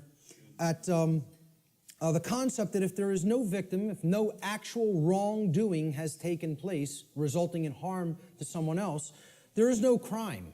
And many people are, being jailed for victimless crimes that they've actually never actually harmed another being, and yet their freedom has been taken away. Another aspect about this concept of the difference between right and wrong behavior is we have to understand that there is no such thing as the ability to delegate a wrong to someone else. No one can say to someone, you may harm him, unchallenged or unaccosted, okay? That you're allowed to do that morally, okay? No more than anybody can say a group of people may commit a wrongdoing and they have the moral right to commit that wrongdoing. There's no such thing as that, okay? So this is what many people who believe in things like government believe in, that we can delegate to a group of people who are calling themselves a government something that is not a right and all come together and agree upon, they now possess this right. Rights can't be granted by human beings to other human beings. Everybody is born with the same rights because rights don't come from human beings. Rights, like the laws of nature, come from the creator of the universe. They don't come from human beings. Human beings don't make up what right and wrong are. Right and wrong are inherent to creation and are up to us to discover and recognize what they are and then live in accordance with those principles. So if a specific action is not a right for any individual, that action cannot be, quote, delegated, granted, or licensed to any other individual or group and magically called a right. It does not become a right. If it's wrong, it remains a wrong, no matter how many people believe they can do it or delegate it or otherwise. Similarly, a right can't be turned into a wrong. If it's a right and you're not harming somebody by doing it, somebody can't magically say, well, that's a wrong and you're not allowed to do that. And yet we have things that go right hand in hand with that, and it's called government. An action that is a wrong would forever remain a wrong under natural law. So how do we know what rights are? Part of knowing rights is understand that natural law, the difference between right and wrong, always holds true regardless of a population's belief system. Like natural law being in effect, the difference between right and wrong are not dependent on anybody's belief. They are eternal truths that need to be understood. So this means it does not matter how many people agree that a wrong can be turned into a right or that a right can be turned into a wrong. Such things can never be done in reality. We can believe we can do that and act like that, but in reality, it cannot actually be done. A right forever remains a right, a wrong forever remains a wrong. People can only believe that they can claim such reversals and that this will magically make it so. Unfortunately, most human beings erroneously believe that it is morally possible for them to create and delegate rights, quote unquote, which do not exist, or to take away actual rights from people which do exist. They believe we can do that. So when in doubt as to whether an action is or is not in harmony with natural law, the visualization exercise that I always ask people to do is to imagine a scenario of a planet, a world, where there is only two people, where only two people exist on an entire planet, okay? If the behavior in that circumstance, in that visualized instance, is either a right or a wrong in that instance, it remains a right or a wrong in any size population, regardless of how many people may believe otherwise. Okay? So if a right is a right for one person to do toward another, okay, or if it's a wrong, the action is a wrong for one person to take toward another, population is irrelevant. People will say, well, yeah, if there was a couple of people, that would be okay. But if in a world of 7 billion people, we can't let people do that. Well, this has nothing to do with what right and wrong is. You know, as if they're changeable. Let's look at this scenario. So there's our world, and there's two people, okay? Two well-groomed businessmen. And they're, you know, we're going to look at it at an instance. Let's look at taxation, the concept of taxation. Is taxation of any kind a right or a wrong? Is it morally acceptable and justifiable, or is it something that is actually a wrong? So let's look at what taxation really is. And again, we're not going to euphemize. We're going to talk about it straight on. So here's what taxation is. It's not what I believe it is. I'm getting down to the heart of the matter and describing what it actually is. Taxation is the claim that a specific group of people who call themselves government have been given a, quote, right. They've been delegated a right, okay? We've written down a law, and we say this people calling themselves the government and the IRS have a right to do this particular action, this activity, okay? This behavior. They've been given a right to confiscate, unwillingly, I might add, an arbitrarily chosen percentage of the product of another individual's labor. Now, let me just start with this, right? You ask anybody, how many are you going to voluntarily pay more taxes? Nobody will raise their hand. And you say, why not? Well, because I could barely afford to pay the ones I'm paying now, and I don't want to volunteer any more money toward that endeavor. Quite frankly, I want my resources for myself to use as I see fit voluntarily. But if the government then said, well, your taxes are going up by 5%, how many people would pay them? Most people would. Because subconsciously or consciously, they recognize they're under coercion. They're actually under duress. They're being told that if they don't give this at the command of the people who are confiscating it, that some form of violence will be conducted upon them, whether through the form of fining them and saying, we're going to take more of your resources, whether by saying, we're going to throw you in a cage and make you stay there for as long as we say you need to stay there, okay? Or by actually conducting actual physical harm upon them. So, again, we're saying that this quote-unquote right is given to individuals who call themselves government, and then they have the right to confiscate this arbitrarily chosen percentage of the product of another individual's labor. Because that's what money is, okay? Or that's what, whatever we make through what we work, that's the product of our labor. We work, and then we get compensated for it. So that's an exchange for labor that we have done. That's our property, because we gave labor in return for that. So this is done whether or not the other agrees to share that product voluntarily. It's not a voluntary process. Coercion is involved. Taxation is enforced by the threat of violence, which is behavior that will result in bodily harm, or imprisonment, which is the taking away of physical freedom of movement, if those from whom the product is being seized attempt to resist this confiscation. This practice is always, quote, justified, and the word justify actually breaks down etymologically. It means, the word justify means to create a right. That's what justify actually means. Jus in Latin means right or law, and then facere means to create or to make.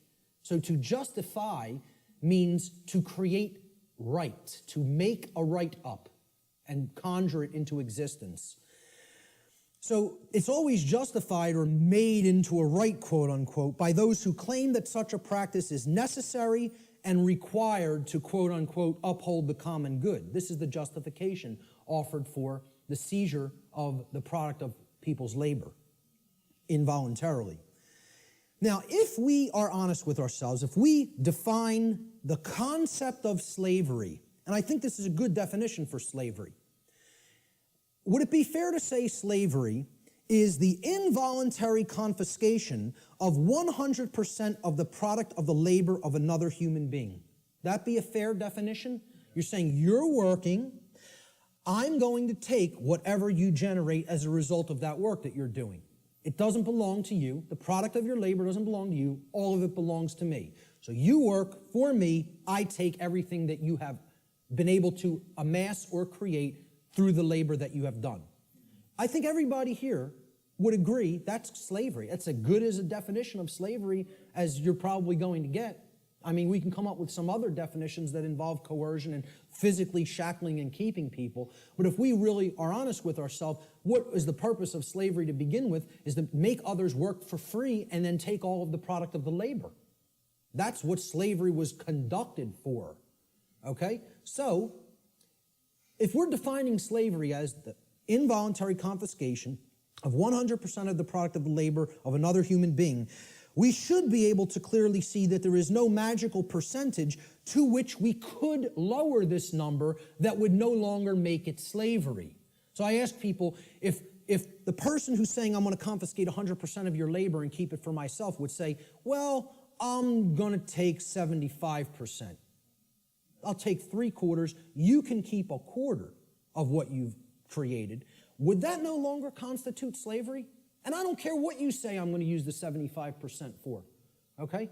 If you're telling somebody you have no choice, 75% of your labor belongs to me, would that no longer be slavery just because they allow them to keep 25? Okay, let's lower it to 50. Is it still slavery? Okay. Well, what percentage could it possibly be lowered to for it not to be slavery anymore? Only 0. There is no percentage that it could be lowered to for it not to constitute slavery. And again, if we're being honest with ourselves, many people want to justify this in many ways by saying, oh, it's used for services which someone doesn't have a right to refuse. You know, I tell people, hey, if I said to you, I'm a computer technician. You own a computer? Okay, I'm now your computer technician. You're not allowed to refuse my services. Just think about that for a moment. You may not refuse that I am now providing the service for your computer to keep it in good shape. Okay? First of all, what have I just taken from that gentleman? Right to choose, free will. Right there, that's slavery. I don't even have to keep going and say, hey, if you refuse, or if you, whether you want or don't want my computer services, I'm now your technician, and I need $200 every year. I'll come over a couple of times. I don't care whether you're happy with my service or not, okay? And if you don't pay me, I'm coming and taking the computer. Now, is that really your property if you're living under that kind of duress? Or am I just a violent criminal who's saying I'm going to steal your stuff if you don't give me what I say? I'm holding you under extortion. That's duress. That's called duress. It means I am threatening violence unto the person unless they conform to my will. And that's what we're all held under. We're held under duress. All forms of taxation are duress. It is a master class telling people you have no right to refuse the arbitrarily set confiscation of your labor that I deem is going to be necessary for what I say it's necessary for. So how could you possibly claim that your home belongs to you if you're paying something called a property tax? That somebody is saying, for the services we provide in this community, you must pay us this percentage, and if you don't pay it, your house is going to be turned over to the government. And it's, you know what that's called? There's a term for that, okay? When a society doesn't actually have true private property ownership rights, and a higher class of masters actually owns the land and owns the property and only allows the peasant class to live upon the property for as long as they pay tribute to the master class, who can tell me what system of government that is? That's called feudalism. And that's the United States government and just about every government on the earth. You live in feudalism. There's no such thing as democracy. There's certainly not a constitutional republic, that's for sure, okay? The de facto state of government, which means indeed, in action, is feudalism. And feudalism is just another euphemism. It's a euphemism for slavery, okay? Because slaves aren't allowed to own property. Slaves aren't allowed to keep the product of their labor, you know? That's all it really is. If we're being honest with ourselves, once again, there's my catchphrase for this section, okay? We want to euphemize it, justify it, call it something else, right? I said this to that New Age woman at the UFO conference, and she said, again, I prefer not to see it that way. Well, you're not being honest with yourself. You're lying. It's called lying to yourself. That's what cognitive dissonance is. It's called lying to yourself. Okay? So, if we're being honest with ourselves, taxation's merely a euphemism for theft, violence, and slavery, the practices upon which it is actually based, and since no individual anywhere on earth has the right to claim ownership of the product of another's labor, such behavior can never be, quote, delegated to a group of people and called a right. Therefore, it follows logically that all forms of taxation, I don't care what they are, excise tax, property tax, gift tax, inheritance tax, income tax, I don't care what form it is, taxes on corporations even, okay?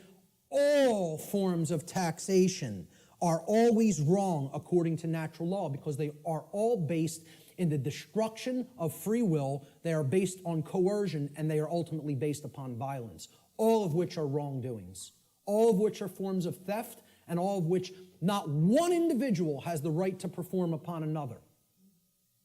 And this is what people want to justify and believe can be magically turned into a right, just because they want to euphemize it and call it taxation. Let's look at another example. Prohibition, one of my favorite, it's one of my pet peeves, okay? I'm big into health, into eating right, okay? I'm huge into juicing. It's one of my favorite things to do. Purification of the body is part of purification of the mind, all right? But I'm going to tell you, I'm 100% for anybody being allowed to put anything into their body because they own their body. If I want to break up this remote control in little pieces and eat it with a sprinkling of pepper, then that's my right to do so, regardless of what the chips may do to my intestinal tract, okay? There's a reason I have the right to eat this remote if I want to. You want to know why? My body is my property. It belongs to me. Now, we did this in the natural law seminar. We asked people, do you own your own body?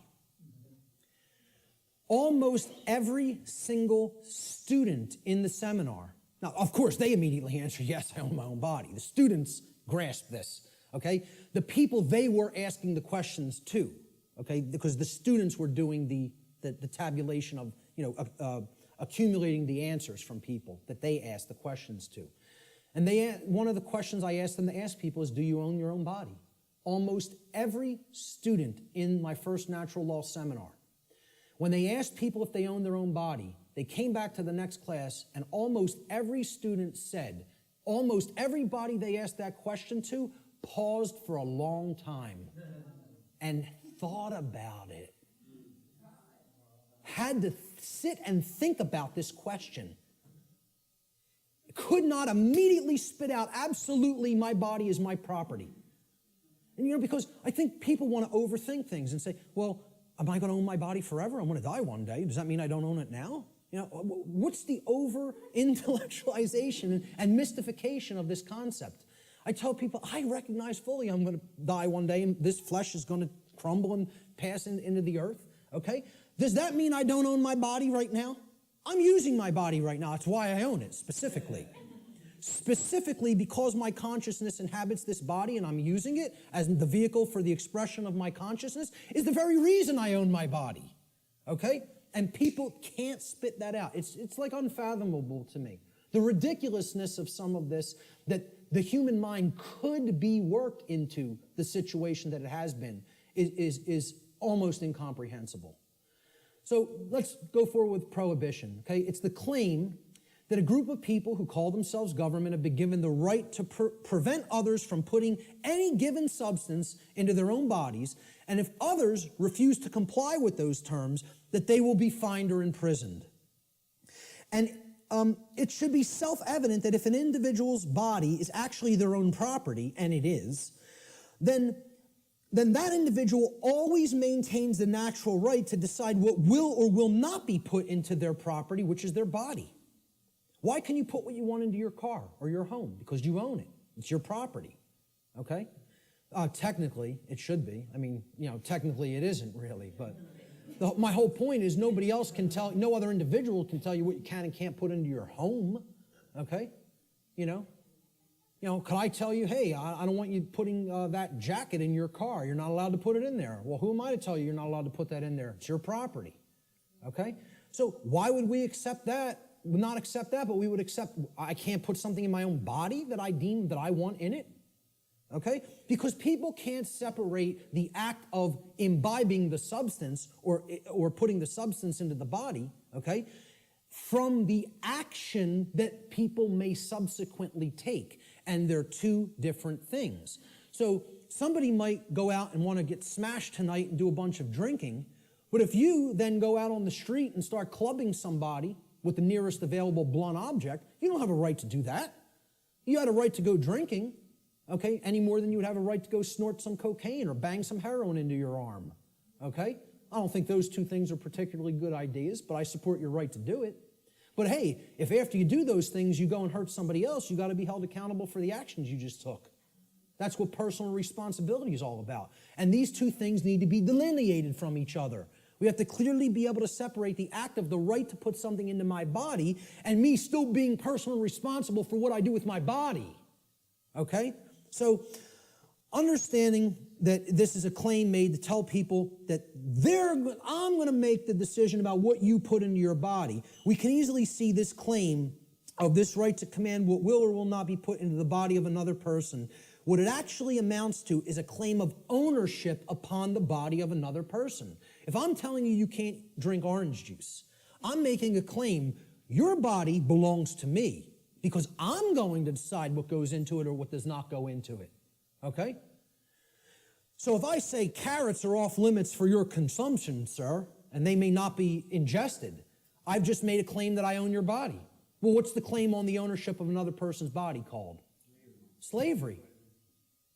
If we're not euphemizing it, and if we're being honest with ourselves, okay? Prohibition is merely the claim of ownership upon another person's body is called slavery. Therefore, prohibition is merely a euphemism for slavery that is backed by violence, regardless of the justifications made by those who claim such practices are, quote, necessary for the common good. That's always the justification. Since no individual anywhere on earth has the right to claim the ownership of another person's body, such behavior can never be delegated to a group and magically termed a right. Therefore, all forms of prohibition are always wrong according to natural law. Doesn't matter what the substance is. Doesn't matter what it is. How destructive it may be to the body or brain. Look, if I want to go under my sink, take some cleaning supplies and make a nice cocktail with some lye and some roach poison and some rat poison, stir it up in a water solution and go glug, glug, glug, glug, glug. That's my right. Want to know why? Because I own my body. I own my consciousness and my body, period, the end. So if I want to do that, that's my right to do so. Okay? Nobody has a right to tell me what I can and cannot put into my body. Yet we accept this because of these justifications that, oh, it's for the common good. Forget what rights are. You know, it's for the common good. We need to accept slavery for the common good. Yeah, it works out like that. So how about licenses and permits? These are claims that a group of people who call themselves government, and again, we're going back and visualizing. Imagine one person trying to make this claim to another person. Nobody would find it legitimate. Nobody would find that one person may make that claim to another person. Yet we think these other people called government have rights that individuals don't have. That's what we think. That's called mind control. Mind control is getting people to accept some people have rights that other people don't have. That's what it is. You know? So go back to that visualization exercise. Can one person make that claim over another and have it be legitimate? Of course not. So if nobody has that right, how could that right be delegated to somebody else? It can't. Licenses and permits, they're claims that a group of people who call themselves government have been given the right, quote unquote, the right to prevent others from exercising specific behaviors, even if such behaviors cause no harm to others or their property, unless those others petition, meaning beg, or pay the government for permission. That's what a permit is. It means permission to be allowed to exercise those behaviors. This amounts to the claim that rights are actually merely privileges that may be granted or revoked by government at any time. Okay? Based upon the people in government's preference, their discretion. All right? Remembering that the definition of a right is any action which does not cause harm to another living being or their property, there is no such thing as the right, quote unquote, to stop another person from exercising a right. If something is a right, meaning it doesn't cause harm, there is no such thing as someone's right to stop you from performing that action. Okay? That would be called coercion, which is a wrong. Okay? So the actual ingestion of, let's say, marijuana, for example, harms no one else. You can put that into your body, sit there perfectly peacefully, and not cause harm to another living being. That's called a right, for the very specific definition that it caused no harm. Okay? I would not have the right to tell another individual, you may not do that action.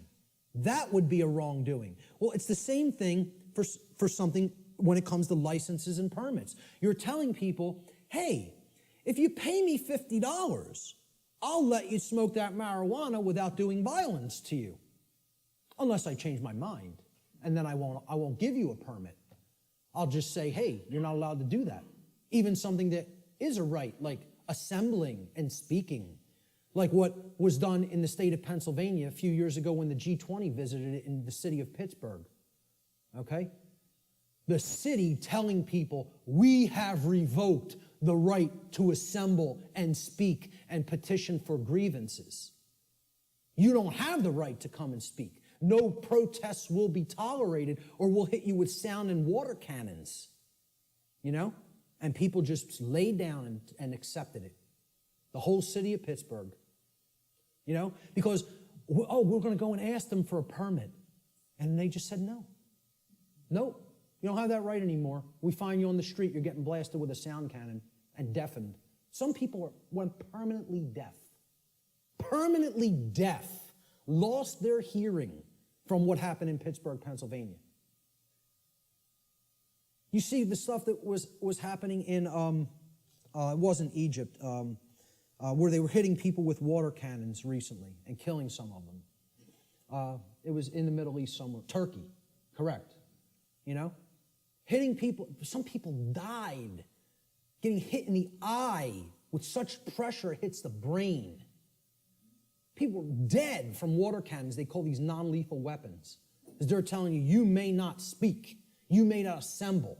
We're going to revoke that right, really. See, there is no right to stop someone from exercising a pre-existing right. That's you making the claim, I own your rights. That's what that's really doing. That's saying, I'm God, I get to grant what a right is or revoke what a right is at any given time. It's basically what it is. It amounts to someone claiming to be God. The claim over the rights of another person is called slavery. Even more so, it is the claim to be God, the claim that the rights of another flow from you. Therefore, licensing and permits are merely other euphemisms for slavery, regardless of the justifications made by those who claim such practices are, quote, necessary for the common good. Since no individual anywhere on earth, no single individual, has the right to claim the ownership of another person's rights, such behavior can never be delegated to a group and magically called a right. Therefore, all forms of licensing and permits, according to natural law, are always wrongdoings because they are always based in coercion and the theft of someone else's rights. So again, that's the visualization exercise. There's 3 quick examples. You have to envision there's only 2 people. Would one person have a right to conduct that action against another? If the answer is no, the right cannot be, there's no such thing as calling it a right and delegating it to other people and telling them now you're allowed to perform that behavior. It's always a wrongdoing. But people, because of this idea, this mind control called government, want to believe that that right exists, that we can delegate something that is a wrongdoing. Force versus violence. We need to understand that these concepts are complete opposites of each other. They are not the same. The terms should never be used interchangeably with each other because not only are they not even remotely similar, they're direct, diametrically opposed opposites. Let's look at the difference. They're often spoken about as if they're the same and they're used interchangeably when in fact they are actually diametrically opposed to each other. Force, the definition of force, is the capacity to do work or cause physical change in the physical world. Okay? For any change to be created in the physical world in any capacity, force must be used and applied. There's nothing you can do that doesn't require force if you're going to make a change happen in the physical. Okay? So to set up this equipment, force was required. We had to lift it, we had to set it up, we had to plug in the cables. Force is required to do all those things. It's the capacity to perform physical activity, physical work. Okay? Action, force is actually action which is in harmony with morality and natural law because the taking of it, the usage of it, doesn't violate rights of other people. So as soon as you're stepping over the line into coercive usage of force, that becomes violence. The initiation of force for coercive reasons, for coercive applications, becomes violence. That's what makes it violence. Force itself is not violence. As such, force is action which one always possesses the natural right to take, and this includes the defense, the physical defense of someone's person, their body, against the act of violence. Force may be applied in that situation. When you are accosted with violence, you do reserve the right to use physical force defensively against such an assault. Violence, on the other hand, and this is the key to keep in mind with violence, it is the immoral initiation of physical power to coerce, compel, or restrain unrightfully. No one has the right to ever enact violence because violence is always starting it. Initiation, that's the key word there. It's the immoral, the unrightful initiation. So, teachers in schools will, if there's a skirmish that happens between a couple of male students one day, they'll say, it doesn't matter who started it. All that matters is who started it. All that matters is who started it. All that matters. Because the person who actually conducted violence is the person who struck first. They initiated the immoral use of physical behavior, of physical force, physical power to coerce, compel, or restrain. Therefore, when the person beats back that physical assault with force, they have not committed an additional wrongdoing. Okay? It's difficult for many people to understand who are in right brain imbalance. They don't want to acknowledge that you maintain the natural right to use force when you are accosted with violent behavior. If someone just came up to me on the street and started swinging, okay, because they want something I have, or just because they don't like the look of me for whatever reason, they don't have the right to do that. If I replied by beating back their attack with sufficient force to put that action down, how many wrongdoings would have been committed? One. Correct. One. Not two. One. Because I maintain the right to defend myself with physical power, with physical force when necessary, when violence, meaning someone else started the immoral behavior. That's what matters, the initiation. Who started it is all that matters. All that matters. And again, it's a very difficult thing for the ego to comprehend. The ego doesn't want to hear that. It's been conditioned so long that responding with force is also violence. We are verbally and mentally equating these two things, and when in fact, they are actual complete opposites. Okay, if a kid got hit by somebody else in a school, and then that other kid maybe even said once, stop what you're doing, and then when the other kid wouldn't stop, he punched him and knocked him out. Okay, I would ask other people, who struck first? And if the kid lying on the floor struck first, I'd say you got what you deserved. That's it. Because that person had a right to defend themselves. You had no right to strike him. You initiated the violence. He responded with defensive force. Many people don't want to hear that because they're very conditioned. And I'm not saying you have to do that. You also reserve the right not to do that. But the right does exist. Both rights exist. You would have the right to not respond with physical force, but you would have the right to respond with physical force. See, that's a free will decision that the person has the right to choose between those actions. I don't even look at either one of them as the high road. You know? Personally, I think if somebody keeps beating somebody and keeps conducting violence to them, and the other person keeps accepting it and never rebels against it and never uses any force to put it down, I almost look at that as the low road. I'm not a pacifist. Not a pacifist. Okay? I am 100% about nonviolence, meaning don't initiate harm to other people. Don't start it. Don't start none, won't be none. In street lingo. That's how it really is. Okay? But if somebody else starts it, they're asking to be put down with the amount of physical force that is required to put down the act of aggression. Violence is coercive action. See, that's the key. It's always coercion. Saying, you're going to do what I want you to do, or then I'm going to strike. Then I'm going to commit the act of violence. It's coercive. It's action which is always in opposition to morality and natural law for the very reason that it involves the violation of others' rights. That's why it's called violence. It's a violation. The act of violation resulted in violence. Your rights have been violated. That's why it's called violence. It's the same root word. Violence is action which one never possesses the right to take, ever. There is no such thing as the right to commit violence. Doesn't exist. Because violence is the immoral initiation of physical power to compel, coerce, restrain, which no one has the right to do. No, you don't have the right, no one does have the right to initiate that type of action. Force, on the other hand, there is a time and a place to exert that force in a defensive capacity. All right, so we'll talk about that here. This piece of trash comes up to somebody on the street and says, give me everything that's valuable. I want your shoes. Oh, they're leather? Take them off. Take the wallet out, all the jewelry. Give me your purse. Give me your wallet. Okay? It's called a thug. Nobody would believe he has the authority or the right to do that, and we would have the moral obligation to obey this criminal. You know, if the criminal started calling himself government, we might start believing him. Right? But let's say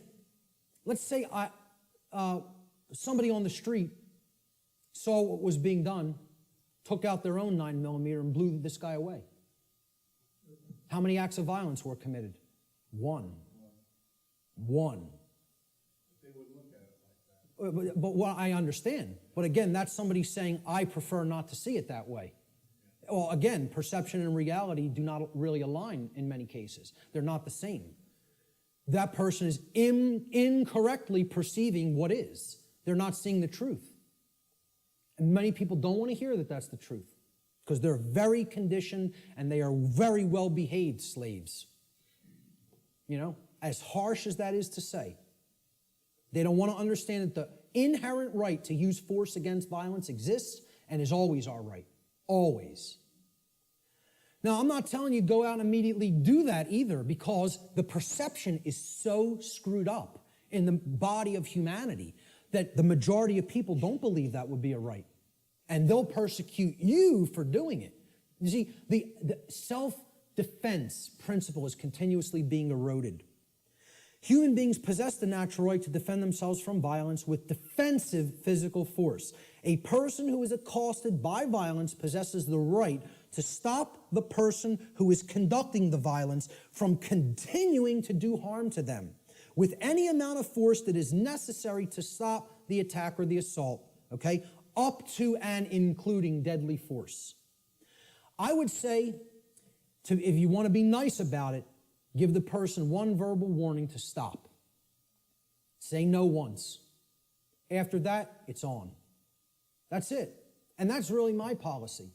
Okay? That would be my policy on the street with an individual. The problem is here, the so-called authorities of the government, like you say, don't want to see it that way, and they're constantly trying to take this right away from somebody. They're constantly trying to say, no, we own the monopoly on the usage of force, and all you may do is wait and be accosted and assaulted until one of us shows up. Well, you know what that's called? It's called a big crock of bullshit, is what that's called. And it shouldn't be accepted by anyone who has any common sense. Shouldn't be accepted by anyone. Unfortunately, again, like I said, people are very, very well conditioned. And they think that this is an example of two wrongs don't make a right. There's no two wrongs committed there. There's one wrong committed, and then there's a right that is being exercised. Big difference between exercising a right that involves the defensive use of force and committing a wrongdoing which involves the initiation of violence. And people got to get clear on this. They have to get clear on it. So the question becomes, does violence magically become a right when it's conducted by government?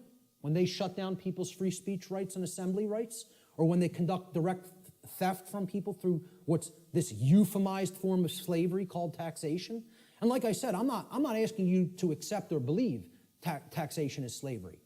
I'm telling you, if you don't understand that, you're wrong. I don't care what you think. I'm telling you it is that way in truth and in reality. Taxation, slavery. Shutting down of people's rights is slavery. Telling people what they may or may not put in their body is slavery.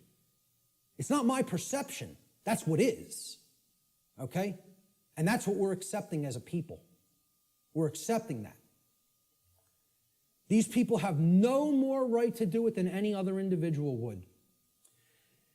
And this concept brings us to the way I try to define and explain to people what real spiritual enlightenment is.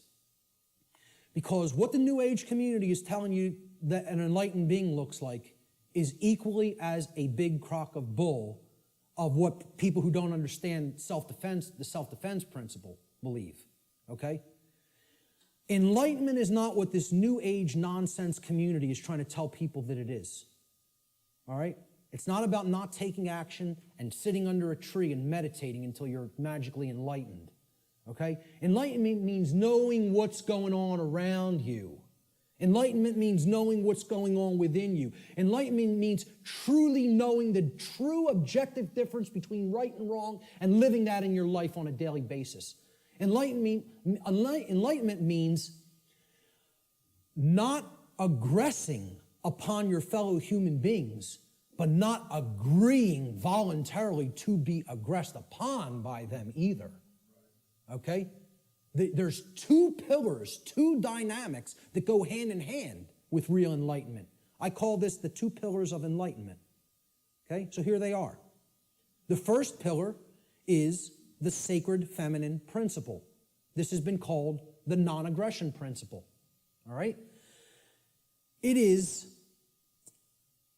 the simple law of don't engage in violence.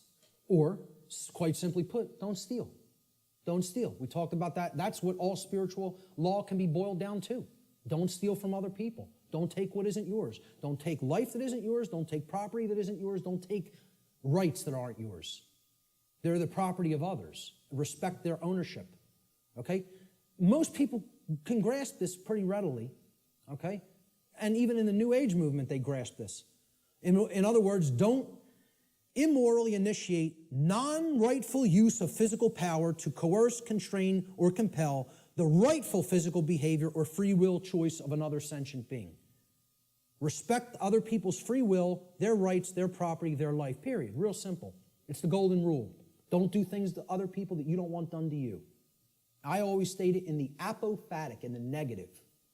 It's much more powerful that way.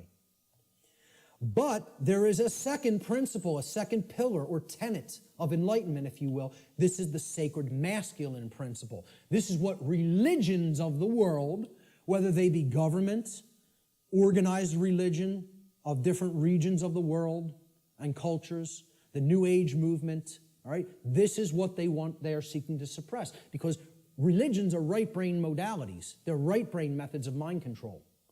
Just like government, who thinks it's a monopoly on the physical use of force, that's a left brain imbalanced mindset. All right? The second pillar of enlightenment is the sacred masculine principle, which is also known as the self-defense principle. Your body's your property, you have a right to defend it when it comes under attack by violence. This principle states, sentient beings have the inherent right to use force to defend themselves from violence conducted upon them by another. This is the part many people don't get. You know, that's why we're not rebelling against our slave keepers, our slave masters who are masters of other people in their own sick, distorted, psychopathic minds and are nothing but thugs and criminals that people magically believe have the moral authority to continue to do what they're doing just because they euphemize slavery and call it government now. That's the sacred masculine principle. There is no such thing as an enlightened being that doesn't fully grasp both of these principles anywhere. Never has been. There's no such thing as half measures. You got to get them fully, both, or you're not there. And that's the problem. We're not all the way there. If people were already there, they wouldn't be tolerating what we're putting up with. More aggression against people's rights is being conducted in this country than when the founders of this nation actually separated from England. And they would have been horrified. I tell people, look, not to get nasty, but I tell people, if the founders of this country could magically come back to life somehow and see what's going on in this country, they'd take a piss on people. That's what they would do. That's how much disrespect they would have for what we're putting up with. You know? Again, just to say it the way it really is. That's what they would want to do to us. Because they would tell us, we warn you about all this. We warn you about it all. And you know what you did? You ignored it. Ignored it. So what did all those people who died in that revolution die for?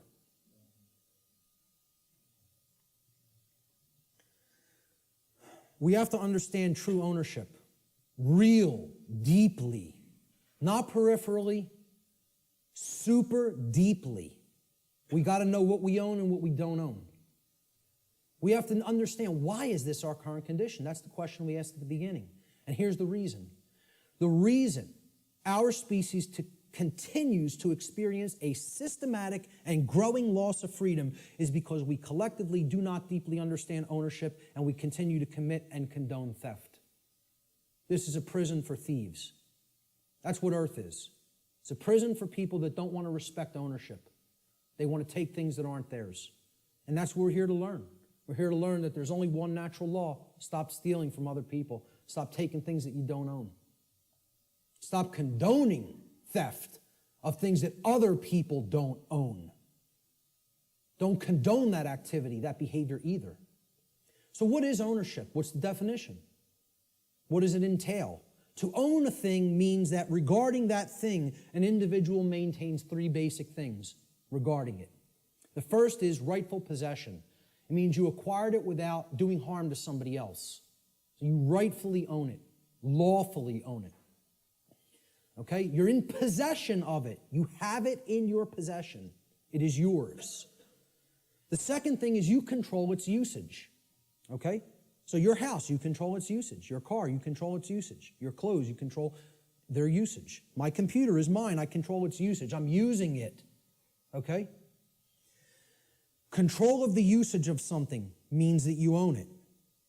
And most of all, maintaining personal responsibility for that possession is the third aspect of ownership. So to own something means I'm in lawful, rightful possession of it. I control the usage of that thing, and I maintain personal responsibility for it. All right? And this is what we have to understand. Natural law can be essentially reduced to one single spiritual law. I gave you the working definition, the soundbite definition before. Here's the super simplified two-word concrescence of all of this information. Natural law gets boiled down to two words. Don't steal. That's it. You want the key out of the prison? You got to understand property. You got to understand all rights are property rights. Stop taking the property of other beings. Stop condoning the taking of the property of other beings. The end. You know, I should just get up here and say, don't steal, the end, everybody go home. Should be that simple. That's the key, folks. That's the key to the prison door. And what we're really talking about here is common sense. That's what conscience is. People don't think of conscience as common sense. You know, they don't think of conscience as knowledge.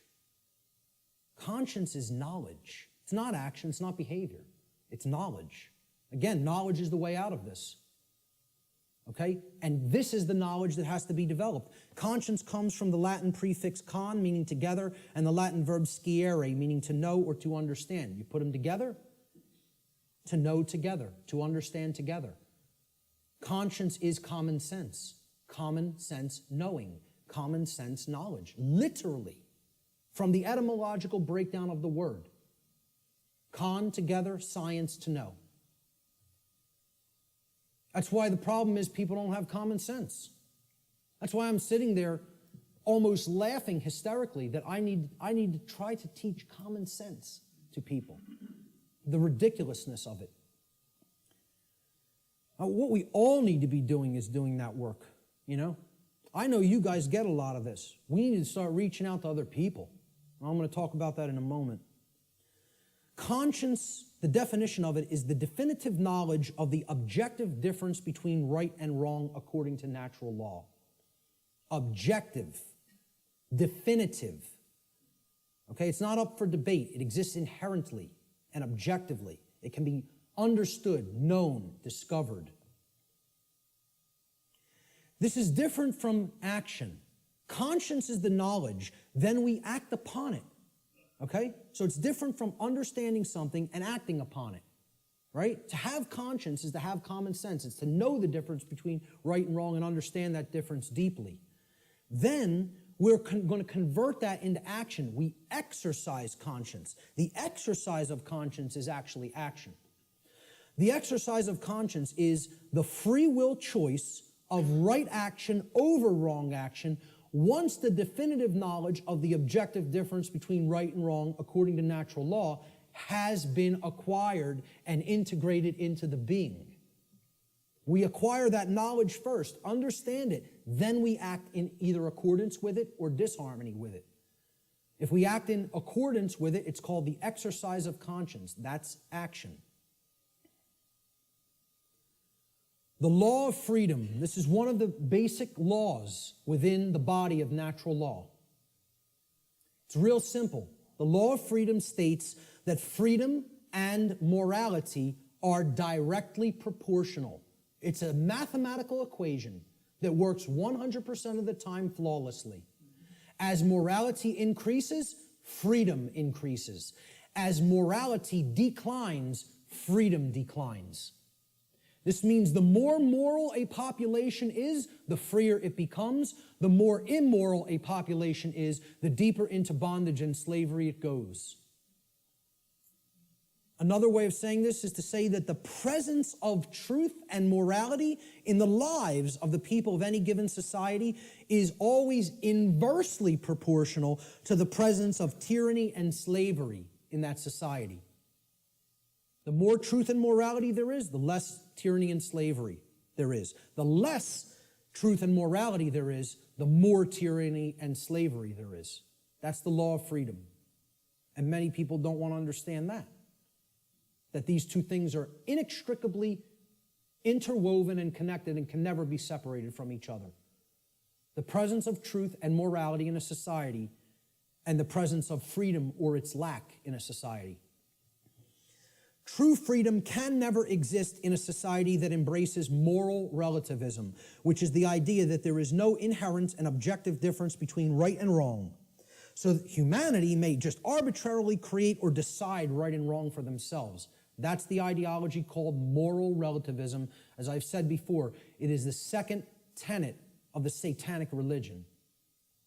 And it is deeply entrenched in this country and in the world. In our polls that we conducted, the psychological little tabulations that we did, asking several people questions, 2/3 of people were moral relativists. 66%. Think about that. 2 out of 3 people believe there's no such thing as an objective difference between right and wrong and feel these are just constructs that exist by human beings and we get to make up what's right and what's wrong. 2/3 of people. That's where we're at. That's where we're really at. Natural law versus man's law or government. Here's the differences. Natural law is based upon the principles. It's based upon principles and truth, meaning things that are inherent to creation and are not made by humankind. Natural law can only either be harmonized with due to knowledge and understanding or rejected due to ignorance. So it's not something that is based on compliance because of we fear the punishment that would result of not understanding it. Okay, if you don't understand it and live according to it, the result is inescapable because men and women are not actually creating the result. Okay, the universe is bringing that result to us intelligently and dynamically. All right. In other words, once again, this is about consequences. You behave a certain way, there's certain consequences. You change the behavior, you'll change the consequential results. Natural law is universal, which means that it exists and applies anywhere in the universe regardless of physical location. There is no place you can go in the physical universe to escape natural law. Let me know if you find a way out of this universe and into another where natural law no longer applies, and we'll take a look at it together. But until you figure out the way out of this universe and into a place that's not governed by law, you're bound by natural law. Okay? Natural law is eternal. It will exist for as long as the universe exists, and it is immutable. Exists and applies for as long as the universe exists and cannot be changed by anything humanity is capable of doing or any other species in the universe is capable of doing for that matter. Man's law, on the other hand, let's look at how this contrasts with natural law. It's not based on principles and truth. It's based on dogmatic beliefs that are programs that are running in the human mind. These are constructs of the mind that operate like programs. Man's law is complied with due to the fear of the punishment that will be conducted upon people who attempt to not comply with it. It's most of the only reason people ever comply with the law of man. And that's a very low state of consciousness, fear. That really is only going to get you all the negative things that we say we don't want if we're in that vibration. Man's law differs with location based upon the whim of legislators, like prohibition. Well, I'm allowed to smoke marijuana in one state, and then I could be jailed for it in another. My freedom can be taken if I cross this imaginary line. Okay, I'm a gun owner, okay? If I take certain weapons that I own across an imaginary line, I could be jailed for years. But over this side of the imaginary line, it's okay. And you're just exercising a right. Here, over here, it's morally wrong. We'll cage you for it. Over here, yeah, you're allowed to do that. You can have that high-capacity magazine. But over here, you're going into a cage for it, just by crossing an imaginary barrier called a state border. And people think that makes sense. They think the moral relativism of man's law makes sense. They actually believe something can be moral in one place and immoral in another place. You know? That's cognitive dissonance. That's holding two contradictory notions in the mind simultaneously and accepting them both when they're clear contradictions with each other. It's called lying to yourself. Let's be honest about what it really is. It's called lying to yourself. Man's law changes with time based upon the whim of legislators, which is also moral relativism. Prohibition in the 1920s. Well, it was legal to possess and consume alcohol. Then for years it became illegal to do so. Then it switched back to becoming magically moral again. We won't cage you for doing it. Well, it changes over time based on our preferences and likes and dislikes. Yeah, we get to make up what law is, what right and wrong are. It's called moral relativism, all right? And it's one of the tenets of Satanism. So what does this mean for the law of man, actually? You know, that people seem to have so much respect for. You know, oh, we're a nation of laws written by men. You know, we don't give a damn about moral law. We don't really give a damn about what's right and wrong. You know, but we have so much respect for the law of man, which people actually believe is somehow based in morality, when it's nothing of the kind could be further from couldn't get any further from the truth than that. It's based in moral relativism, which is about the whims of the legislator at any given time or place. You know, you listen to certain forms of music in certain countries in the Middle East, you could be jailed for years just by putting a certain song on. Imagine this. And we would think that's unacceptable and deplorable. Yet we think, you have this 30-round magazine here, this state only allows 10 cartridges to go into a magazine. I bring the physical object, even if it's not loaded with any ammunition, into another state, I can be put in a cage. Physical piece of plastic. You know, it's just total nonsense. Either something's a right and you're allowed to own it, and you need to be responsible for it, or it's not a right because you're harming somebody. You know, it doesn't get any simpler than that. So what's this all mean for man's law? In light of natural law, what does it mean? To understand natural law, what does that mean for the laws of man here on earth? Well, what it actually means, it's simple if-then logic to apply. If a particular man-made law is in harmony with natural law, then it follows logically that it is redundant. It is stating the obvious. It is stating what is already known. It's like saying, I'm going to write down, yes, during the day the sky refracts a blue frequency. The sky is blue. I'm going to write that down and make it so. Well, it's redundant. It's self-evident. You can go out in the sky and look at the natural color of the sky on a clear day and see what the frequency is with your own eyes. No, you don't need to have it written down. Okay? It's a redundancy. So if it's in harmony already with natural law, it's stating a truth that is already there. It's an inherent truth. It's pre-existing. It's self-evident. Therefore, the writing down of that concept and calling it a law is irrelevant and unnecessary. Now, let's look at the opposite. What if something that man writes down as a law is in direct opposition to natural law? So if a particular man-made law is in opposition to natural law, it follows logically that it is both false, meaning that it is incorrect. Okay, that's what natural law is. It's based in truth, that which is. And it's also immoral. Because if it's not based in natural law, it means that it is doing something that is actually harming somebody by taking something from them that doesn't belong to you. Like taxation, like permits and licensing, like suspending rights that do already exist, etc., so forth. All right? So, therefore, it's wrong, and it cannot be legitimately binding upon anyone.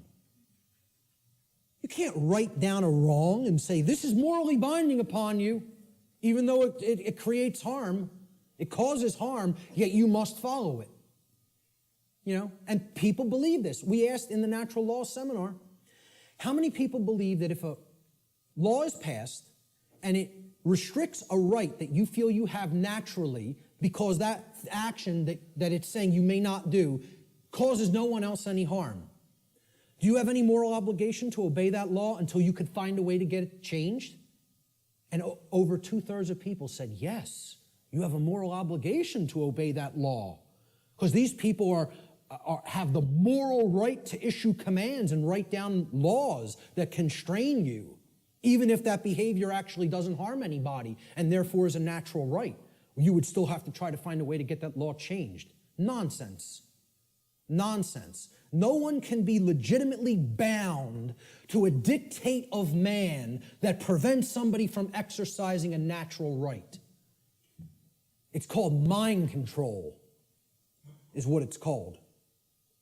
So in light of the differences between man's law and natural law, in light of natural law, man's law is both irrelevant and unnecessary, as it is either redundant because it is in harmony with natural law, or it is completely immoral because it is in direct opposition to natural law. This is a system of slavery that is not needed. There is equality under natural law, perfect equality. Everyone has the exact same rights. No one has any more or less rights than anyone else. Also, since rights are not created by humanity, and since they are the birthright of humanity, gifted to us by the creator of the universe, no human being or group of human beings is actually capable, in reality, of granting rights to anyone else, nor is any human being capable of revoking rights from anyone else. Everybody has the same rights. No one can make up a new right. No one can grant a right to somebody that is actually a wrong. Does not exist, never has existed, never will exist. This is an illusory belief system. All right? I'm not telling you people don't believe that can be done. I'm telling you in reality, in truth, it can never be done. Chris Leispooner phrased it pretty well. He said, government is nothing but men acting in concert. The morality and value of government, like any other association of men, will be no greater and no less than the morality and value of the men comprising it. Since government is nothing but men, its inherent, quote, authority to act is in no way greater or different than the, quote, authority to act of any individuals in isolation, like that example of two people on the planet. Government has no magic powers or, quote, authority that is not possessed by private individuals. Let he who asserts that government may do that which the individual may not do assume the onus of proof. That means the burden of proof, and demonstrate his contention. And you know what? There's nobody on this planet that can do that. Because when it comes down to it, if you're telling somebody else they may either commit a wrong against somebody else or prevent someone else from exercising a right, that's a lie. And that does not exist. Not in reality. It exists in a diseased mind is where it exists. Only in a sick mind is where that belief exists. You have to be imbalanced in the mind, in the psyche, to believe that that's true. It's a mental illness. I mean, that's what it really is. The word government, you break it down. People say this word every day almost, and yet they've never looked at the etymological roots of the word. It comes from the Latin verb gubernare. Once again, no V in classical Latin. No V, okay? So again, V's were rendered as either B's or P's in classical Latin language. So you could write this in what would be more modern Latin as guvernare with a V. But in classical Latin or ancient Latin, there is no V, so it would have been rendered with a B, gubernare. Now, what's the election of a governor called? It's called a gubernatorial election. Gubernatorial. Gubernare is in there, okay? Gubernare means to control. The verb gubernare in Latin means to control. The Latin noun mens, which is where the second part of the word ment is derived from, means mind. Okay? So you put these together, and the word government actually literally, from its etymological roots, means to control the mind, or in other words, mind control. Now, I'm going to put something else up here for a moment. The etymological origin of the English suffix ment, M-E-N-T, is often debated in this etymological breakdown, all right? And I've gotten stuff about this constantly, and I've told people I'm not interested in hearing about it anymore. I know where this comes from. I know why the creators of the English language made it so, made it like this, okay?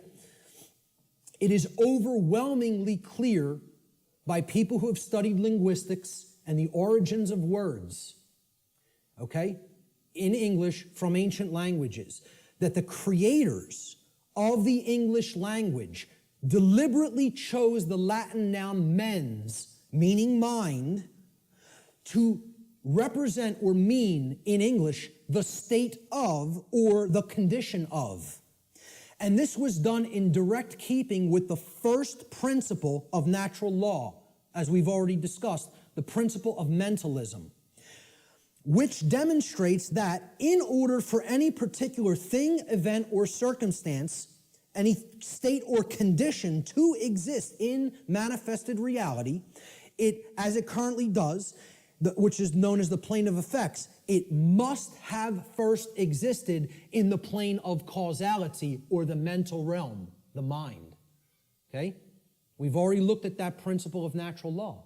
So anything that ends in ment, the original etymological derivation means that it was made that way first by a state of mind which led to its creation in physical reality.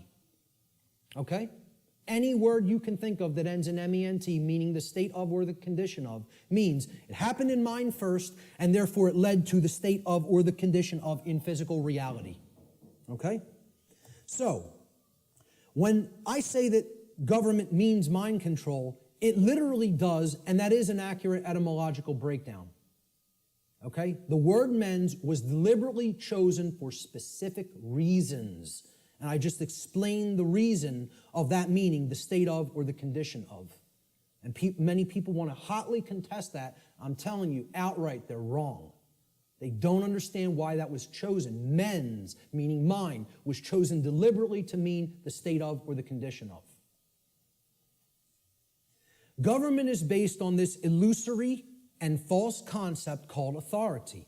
People think certain people are authorities, that they actually have rights that other people don't have. The right to command, compel, coerce, and tell people, this is right, this is what you're going to do, and if you disagree, I have the power to actually compel, coerce, or constrain you against your will, if you're not harming anybody, even in the taking of that action. Authority is based upon an equal illusion that is called jurisdiction.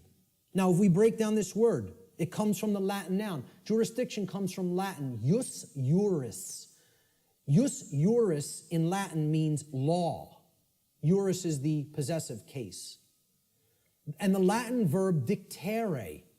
So jus dictere, juris dictere, jurisdiction. Okay? Dictere means to say or to speak. Thus, jurisdiction literally means to say what the law is. Or in other words, we get to make up what the law is. The law is not something that exists in nature and is based upon right and wrong and truth and morality. No, we get to make it up. We're God. We get to say what's right and what's wrong. And therefore, since we make the law, we're the owners of these people. They're in our jurisdiction. You know, we own them. And we get to make up what they're allowed to do and what they're not allowed to do. Authority ultimately is an illusion, again, of a diseased mind, a diseased psyche, based entirely in violence and built upon the erroneous and dogmatic belief that some people are masters who have the moral right to issue commands and others are slaves who have a moral obligation to obey the commands of the masters. I don't care what you want to call it. You can euphemize it any way you want. I call it what it really is. Slavery. That's what it really is. Doesn't come down to anything else. You can call it whatever you want, euphemize it, try to make it sound as nice or as pleasant as possible. It's all one thing. It's called slavery. It's always immoral and it needs to be ended. That's it. And we have to develop the knowledge and the courage to end it. The knowledge, the care, and the courage to end it. The belief in the legitimacy of, quote, authority, this illusory nonsense notion, is the belief in the legitimacy of slavery. Anybody who believes in that authority is legitimate and government is legitimate, whether they want to admit it or not, or know it or not, or understand it or not, I don't care what they believe. They are advocating the legitimacy of slavery. That's not my belief. I don't care who calls that my belief. I'm just looking right into the camera and saying this, because I know the people in this room know that that's not my belief. I'm telling anybody who's listening to this, that's not my belief. That's eternal truth. Eternal truth. Okay? You believe in these concepts, you are a supporter of slavery. The end. That's how it really is. Not because I said so, because that's how it really is. Okay? And that's called mind control. For somebody to believe that slavery is legitimate, you gotta be under deep mind control. You gotta be either that or a sick, psychopathic, absolute piece of garbage. Okay? One of those things or another is true if you believe in those concepts. And again, I'm not afraid to tell it to somebody right to their face like that. I don't care. I'm not here to serve truth, make friends, or be liked. I'm here to tell people what the truth. I'm not here to serve human beings, make friends, or be liked. I am here to serve the truth. Whether it will be accepted is not up to me. I'm doing what I'm charged to do by creation. Okay? Whether it's accepted is somebody else's karma, not mine. Ultimately, authority is the idea that man can become God and through, quote, jurisdiction, dictate the law. What the dark occultists of this world, who are behind ostensible governments in the world, they set up all of these institutions as temples, right? What this sick psychopathic priest class ultimately believes is they're going to become God. We're going to turn natural law on top of its head, and we're going to rule in hell. That's it. We're going to rule in hell. It's a religion. This is a religion. Okay, government's a religion. The concept of authority is a religion. Most people don't see it that way. And I mean religion in the term of false religion. Okay? It comes from the Latin religare. I laugh when I hear people say it comes from relegare. Or relegare, R-E-L-E-G-A-R-E, or relegare, okay? Which means to read over again, to go back over something that you've already read and read it again. It's the most ridiculous, nonsensical derivation I've ever heard for the word religion, to reread. I mean, please, let's put this to bed, folks. Religion does not mean to reread. It doesn't come from relegare or relegare. I can't remember which infinitive is used for that verb offhand, but it comes from religare, hence religion, R-E-L-I-G-A-R-E. All right? Religare means to tie back, to hold back, or to thwart from forward progress by tying or binding. Tying up so that you can't move forward. That's what religare is, and that is the etymological root of religion. Because a false religion is a system of control that is based in unchallenged dogmatic belief, which keeps the mind in a prison in order to hold back the progress of consciousness. And that's where the bulk of humanity is at, in a brain cage. They're in the mind cage, okay? There is a positive connotation of religion. It also means to reunite with. And what we need to reunite ourselves with is the truth and common sense and natural law and a knowledge that there's no such thing as legitimacy to slavery. That's what we need to reunite with, And then we'd be living with true religion. We'd be practicing true religion instead of fake religion. We got to stop trying to make our religion truth And we got to start making truth our religion. That's what needs to be done. So what's the one true divide that exists in humanity? People say, oh, this is separation talk. We're all one. No, we're not. There is one true divide that does exist in reality. And here's what it is. The one true divide that separates humanity into two distinct types of individuals. The criteria for this divide is whether or not an individual believes in, quote, authority, and therefore believes that there is legitimacy to slavery. The two groups of people are the people who know slavery is never legitimate and people who believe that it can be legitimate. That's what actually separates humanity. See, all the other things, divide and conquer. Race, religion, sexuality, income, religious belief systems. These are all divide and conquer techniques. There's one real difference, whether somebody believes in slavery or not. And of course, people have called this difference statists and anarchists, right? So here's a couple of memes that I picked up on Facebook. Statism is the brilliant idea that we give a small group of people the right to kidnap, imprison, harass, steal from, and kill people so that we can be protected from people who kidnap, harass, steal from, and kill people. Yeah, that makes a whole lot of sense if you ask me. I think it's going to work out brilliantly with that system in place. Okay? An anarchist, I couldn't find any good pictures of anarchists because they're all fake anarchists who want to destroy property and think that they're somehow doing the world some good. You know, the black bloc. They're really communists in disguise. Okay? When you really boil down to it, they don't know what anarchy is at all. They're just some, Marxists who thinks that that ideology, that junk ideology is some kind of a pathway to freedom. It's a bunch of left-brain clowns who have no understanding of natural law. Go put your polka dot jumpsuit and some floppy shoes on and go get yourself a nice clown nose. Seriously, because that's what those people are. They're a joke. They're a joke. They don't know the first thing about what freedom is, not the first thing. Okay? So I was looking for good pictures of anarchists. So I was going to put, maybe myself, Larkin Rose, Freeman, Frater Rex, people who get all this stuff, who I personally like their work, Michael Tessarion, etc., David Icke. But I said, hey, let's put a meme up there that really expresses it. So I found this picture of Jesus, a meme that says, I'm an anarchist, but most of my followers are statists.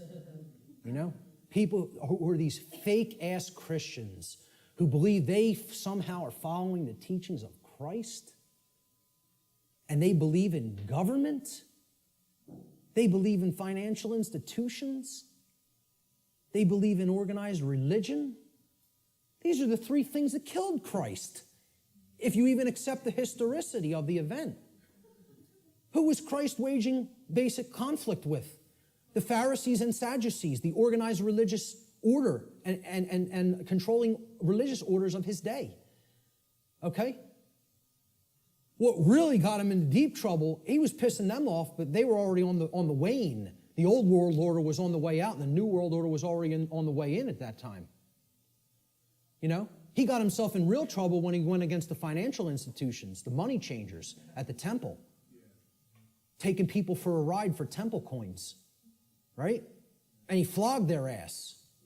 He took out the switch on them, right? Not somebody who never got angry, who accepted evil and said, oh, it's just an experience, none of it matters. Took out the switch and beat their ass for usury.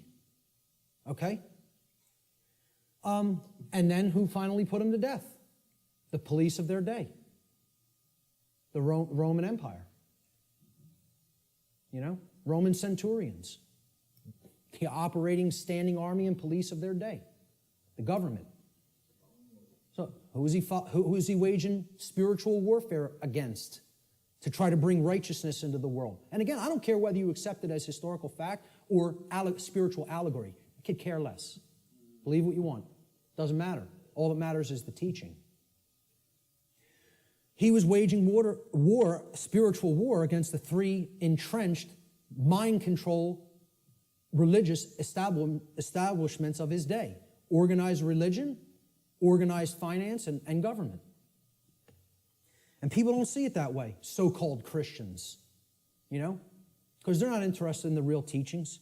They just want to call themselves something and identify it and say, oh, that magically makes me this, Because you go to church on Sunday doesn't make you a Christian, No more than going to a synagogue would make you align with the true teachings of the Torah. No more than, attending a mosque would align you with the true teachings of Islam or any other religion. To take the core essence of the teachings of morality from those systems, They're all people who claim these faiths in name only when they don't understand real freedom. So a statist is an individual who erroneously believes there's such a thing as authority that is vested in certain human beings, magically giving them the right to rule over other people.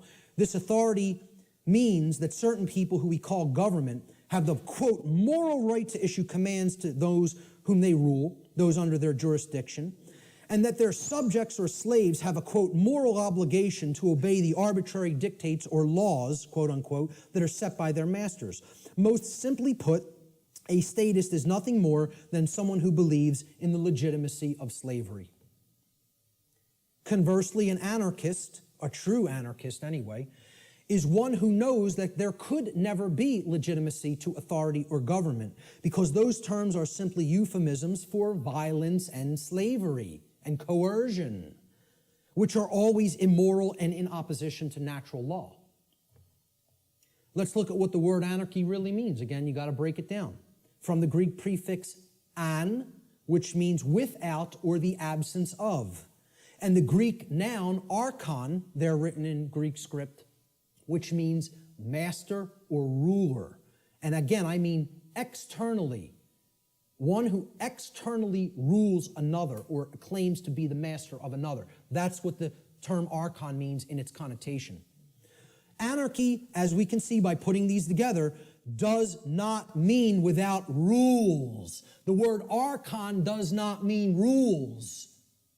Okay? Because there's always going to be rules in effect called natural law, the laws of morality. It means rulers, imposed rulers. That's what archon means in Greek. It literally means anarchy now, putting it together. An, absence of, archon, master or ruler. The absence of masters or rulers.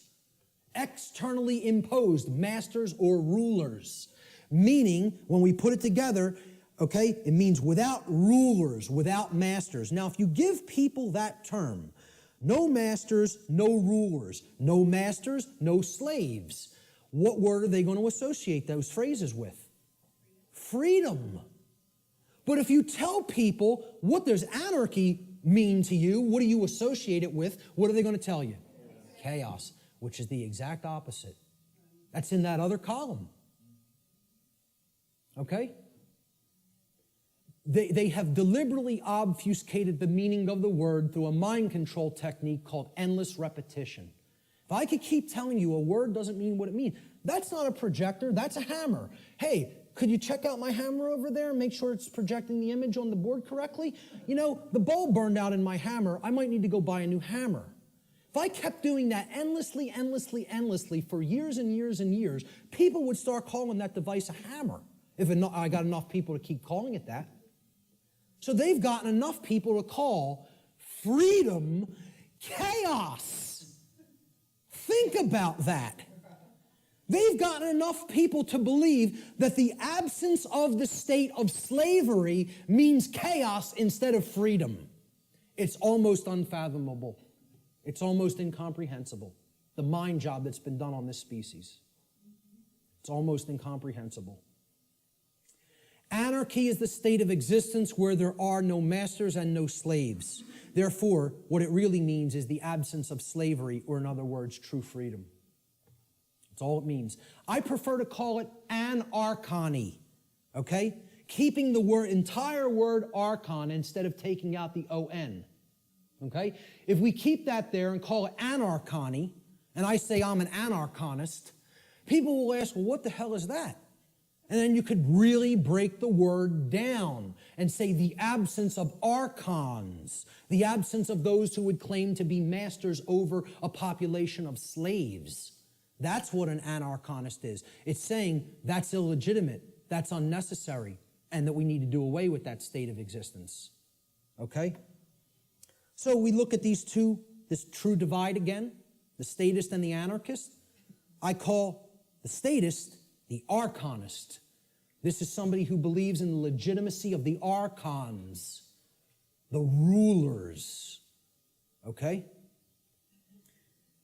And I'll be talking about in future presentation the concept of the archons more in future presentations. And the anarchist, as it's been called, I think should be called the anarchonist, because that's somebody who knows that there's no legitimacy to the mastery over other people or the rulership externally over others, keeping them as slaves or subjects. There's no legitimacy to that.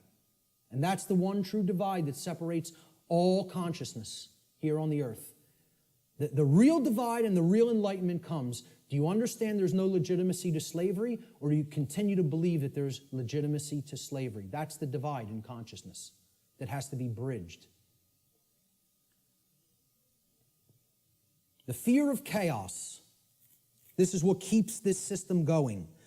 Chaos can't be viewed as something to fear. It's got to be viewed as a teacher, a harsh teacher, but a teacher nonetheless. See, chaos teaches us through the apophatic process what not to do. Okay? That's a bad idea. Okay? You probably shouldn't do that if your desire is not to burn your hand to the point where it's blistering and flesh is starting to peel off of it. If you don't care about whether that happens, by all means, keep it right on that stove, okay? Right on that electric stove. But see, if you say, I don't want to be burned, there are requirements for obtaining that condition. It means you can't keep your hand on something that is extraordinarily hot, or natural law will take over and burn your flesh. Doesn't require your belief. That's how it works. Well, this is humanity. Humanity is the little child that is a little slow, and they want not to be burned, yet simultaneously they insist, no, I want to put my hand on the burner while the range is on and not be burned simultaneously. Well, good luck with that, folks, because it doesn't work that way. You don't want to be burned, the hand can't be kept there while the stove is on. The end. You don't want negative, self-inflicted suffering and chaos in your life, you got to align your behavior to natural law, which means you got to know the difference objectively between right and wrong, and willfully, through your free will, deliberately choose the right action over the wrong action. Then you won't be burned. But as long as you have your hand on that stove, which means you're in opposition to natural law, enjoy the burn. Enjoy it. Right? Get used to it till the flesh melts off the bone and then the bones turn into dust. Because that's what you're going to get. That's how it works. And again, nobody wants to hear that. They don't want to hear that the natural laws don't care about you. They work flawlessly all the time and bring you the result that you're creating. The control and slavery system is actually about the limitation of free will through the destruction of possibility. See, all they've done, right? The old world order used to be religion and priest kings, right? We're in between you and God. We're the intercessors, the intermediaries. We make the law, you're our subjects, you're our slaves, you obey, or it's our wrath. All they've done is take the concept of a singular ruler, which was the old world order, and they've converted it into the concept of now there's a ruling class called government that gets to make up what we tell you you may or may not do, okay? And they're up here at the top of the pyramid now. That's all. They turned it from a monarchy to somewhat of an oligarchy. But it's the same concept. We're the moral masters, that you have a moral obligation to obey, and you're the slave class, that has an obligation to obey our commands. That's it. Nothing changed. All they did is say, well, no, people don't no longer believe in the priest king, so we need to create an institution where this quote-unquote authority is seemingly diffused through many people. It's always been nonsense. It's always been mind control.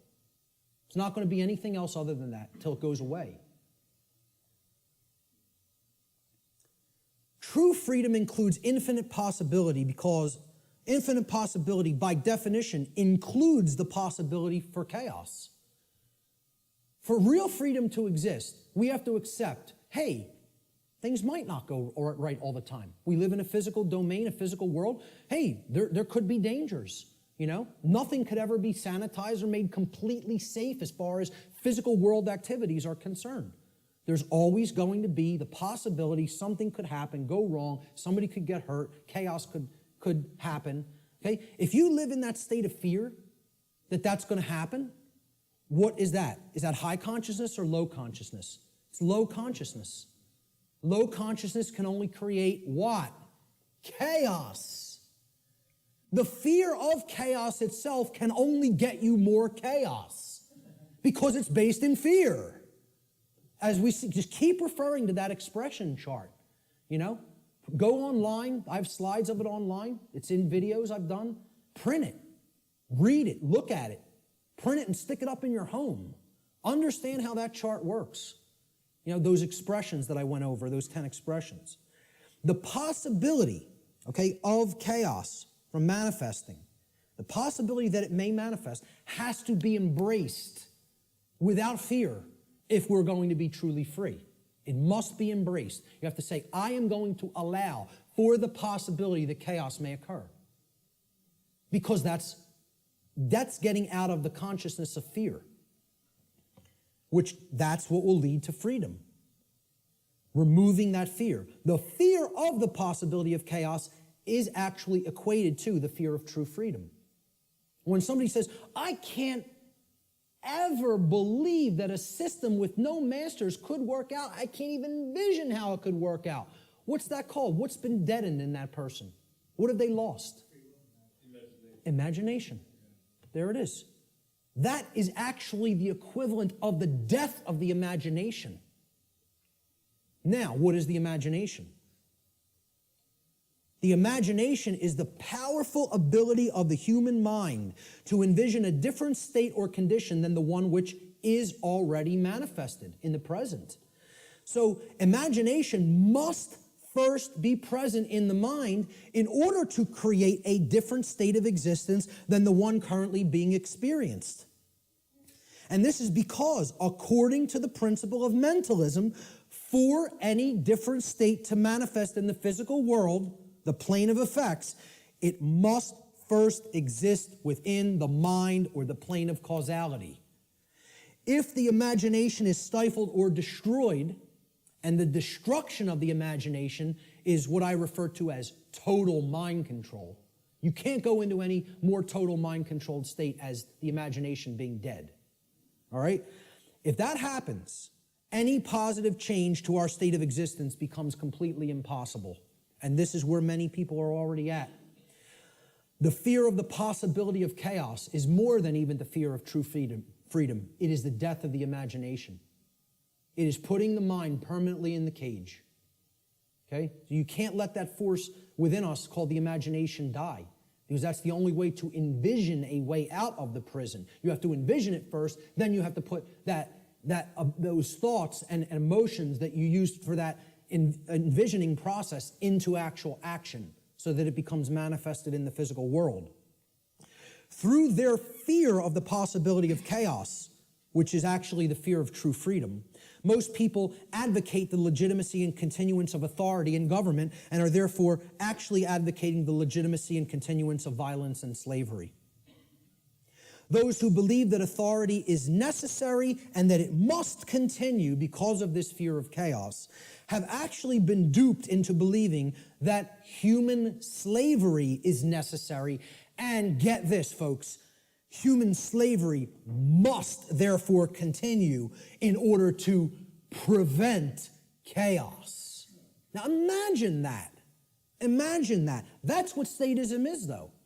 That's what the religion called the belief in government, or statism, is. It is the belief that human slavery is necessary and must continue indefinitely in order to prevent chaos from manifesting. Now, tell me how that could possibly work. Can violence and slavery, which is actually what government is a euphemism for, statism and government are just euphemisms for violence and slavery. Okay? Can violence and slavery ever possibly prevent chaos? Why? What? Why can't it? Because they are chaos. Violence and slavery are chaos. We are already in the state of chaos. Being held under the threat of violence and duress, which is slavery, is the state of chaos. So forget about fearing chaos coming on. You're in it now. Surprise, surprise. Hate to break the news to you all. Okay? We're already in the state of chaos. We need to create real order by getting rid of violence and slavery. Order followers. These are the people who keep this system of slavery in place. Okay? They're the people who keep this system of slavery in place. Let me just say this again.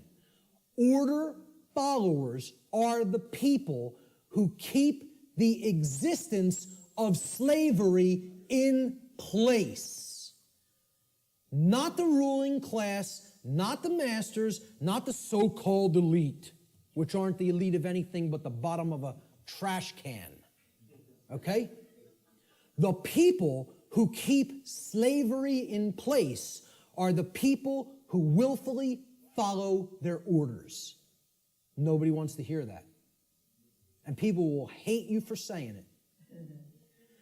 Following orders means, by definition, doing what you are told to do without judging for yourself whether or not that action that you are being ordered to carry out is actually right or wrong. That's the definition of following orders. I mean, can anybody refute that?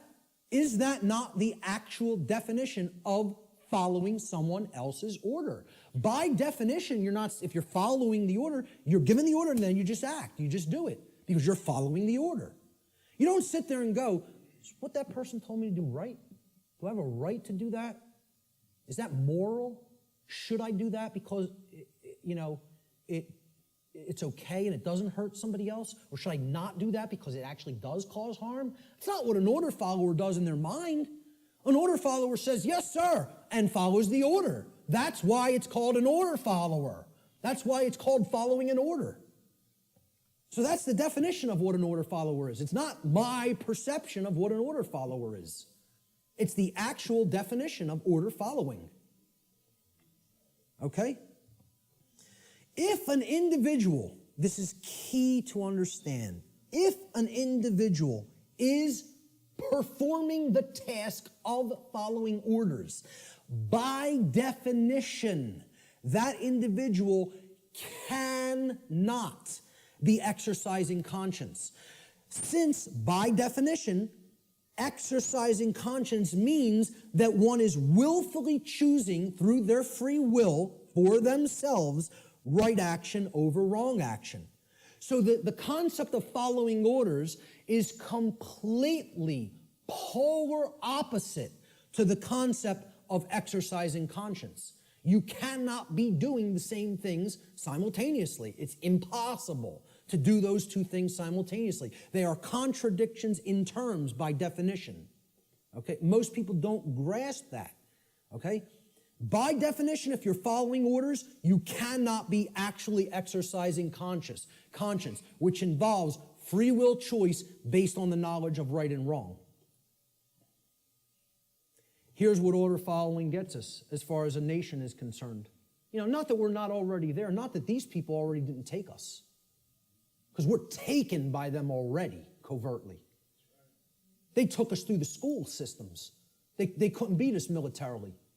So they said, well, let's send our ideologues over there and get into the minds of their children. And if you don't believe that's what happened, you're very, very, very naive. Not only the Nazis, but the communists as well. Because really, it's all just forms of socialism. That's what feudalism is. Worldwide socialism is there's no such thing as private property. State owns everything. Rights don't exist. Property rights don't exist. Everybody's a feudal serf again. It's called neo-feudalism. I don't care which branch you come at it from. You want to come at it from the left, that's called communism. You want to come at it from the right, that's called National Socialism. Communism, international socialism. They're both the same force. It's called feudalism. Let's just call it what it is. It's called feudalism, which is in itself just another euphemism for slavery. They want neo-feudalism, which is the New World Order of slavery. Okay? And it's already here. It's not something that's coming. It's here now. The object is to get out of it. This is the result of following orders. That's what following orders gets a society. Following orders should never be seen as a virtue. Following orders is evil.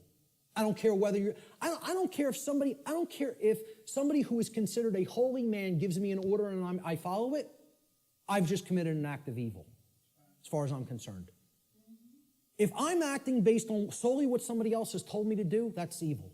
There's no morality in it at all. At all. At all. It's not a virtue. It's evil. Okay? Let me just make that so abundantly clear and state it so unequivocally. There's no such thing as any possible moral following of orders. The two terms are contradictory. All right? I was just following orders is never a valid excuse or justification for immoral criminal behavior, and this lame attempt to abdicate personal responsibility should never be accepted as a valid excuse for such behavior. And why it's done is through justification. And again, that means to create a right, from jus, meaning right or law, and the Latin verb facere, which means to make or to create. And this is what they say. I was just following orders. I was just doing my job. I was shutting down your protest. You don't have a right to speak. The politicians commanded me so. So I just came out and I was just doing my job, hitting you with a sound cannon. You know, just doing my job, just following my orders. It's a justification. You're a criminal. There's nothing moral in that. There's nothing virtuous in that. It's called criminal behavior, criminal activity. And what they do is try to create it into a right, make it into a right by a justification. And nobody should ever accept their justifications. Because you know what their justifications is? You know what they are? It's called a 100% crock of bull that is a complete lie. It's a lie. They're just straight up looking you in the face and saying, I'm not responsible for that. I just did it, but I'm not the one who's responsible for it because I was acting on orders.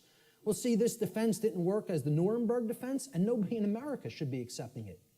Nobody in America should be accepting it because they believe in the legitimacy of authority and government through mind control. That's what they believe it.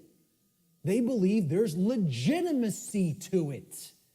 Most people actually believe that there's legitimacy to this criminal behavior because a class of people calling themselves government have magically been imbued and gifted with such rights, quote unquote. They believe they have rights other people don't. They themselves believe it, but worse is that the people who are actually affected by that criminal behavior, they believe they have the authority to do it.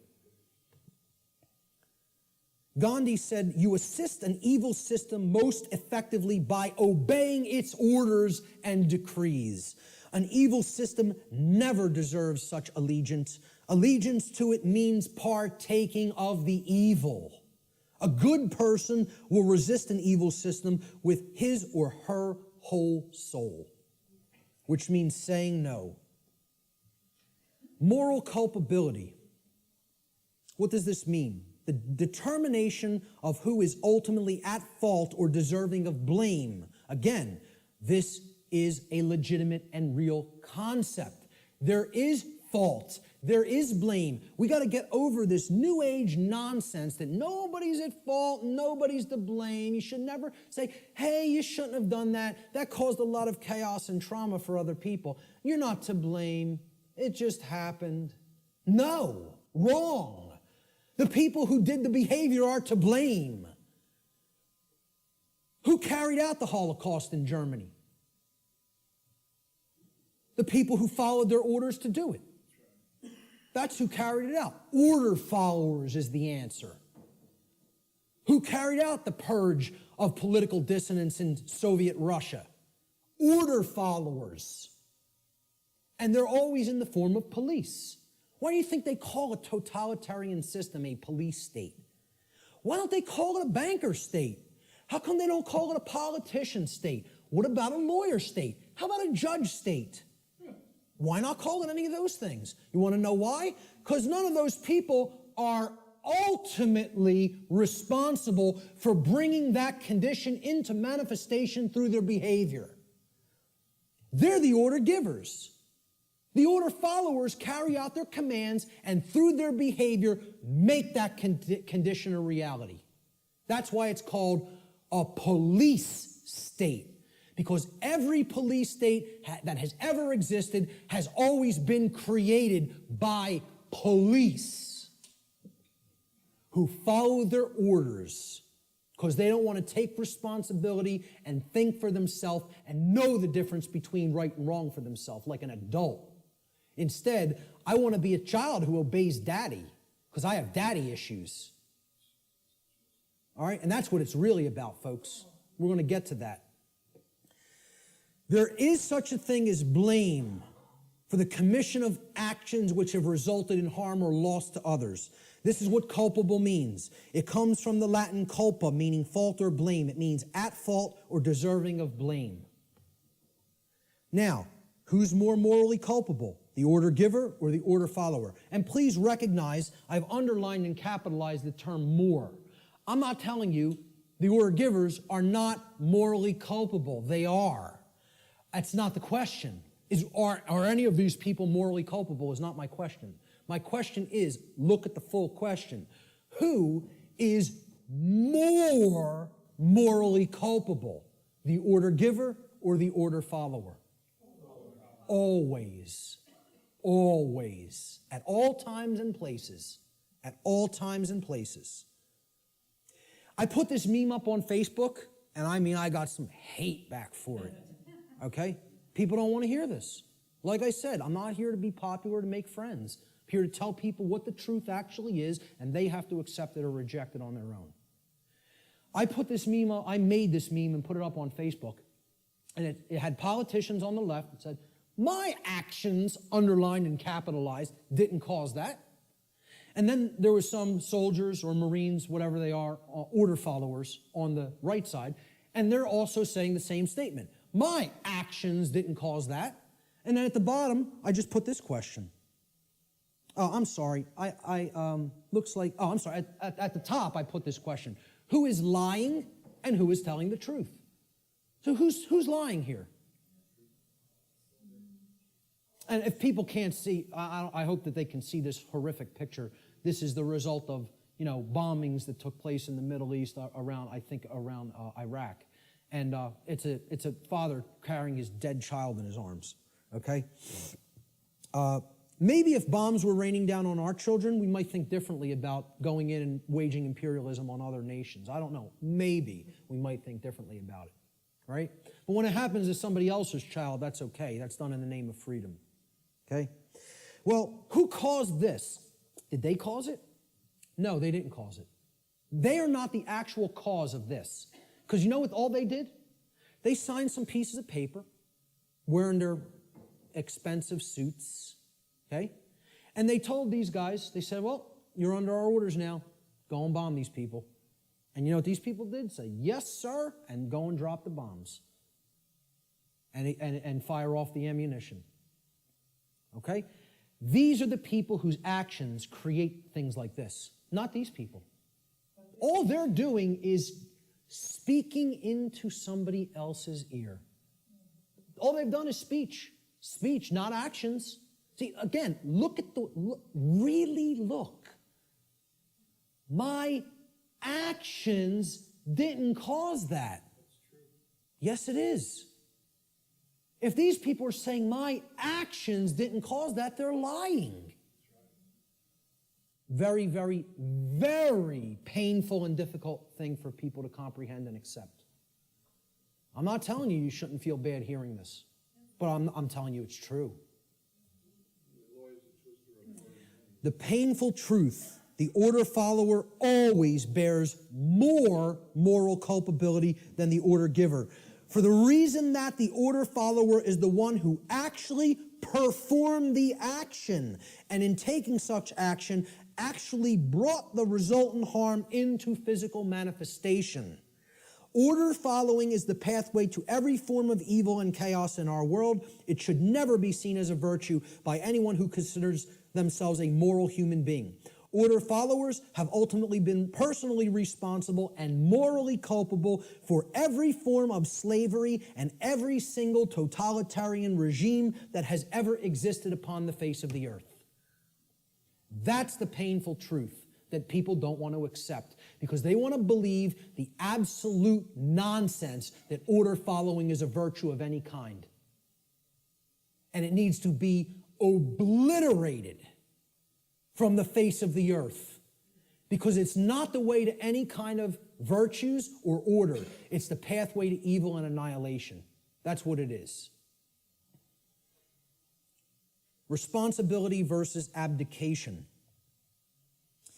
So why don't these people want to think for themselves?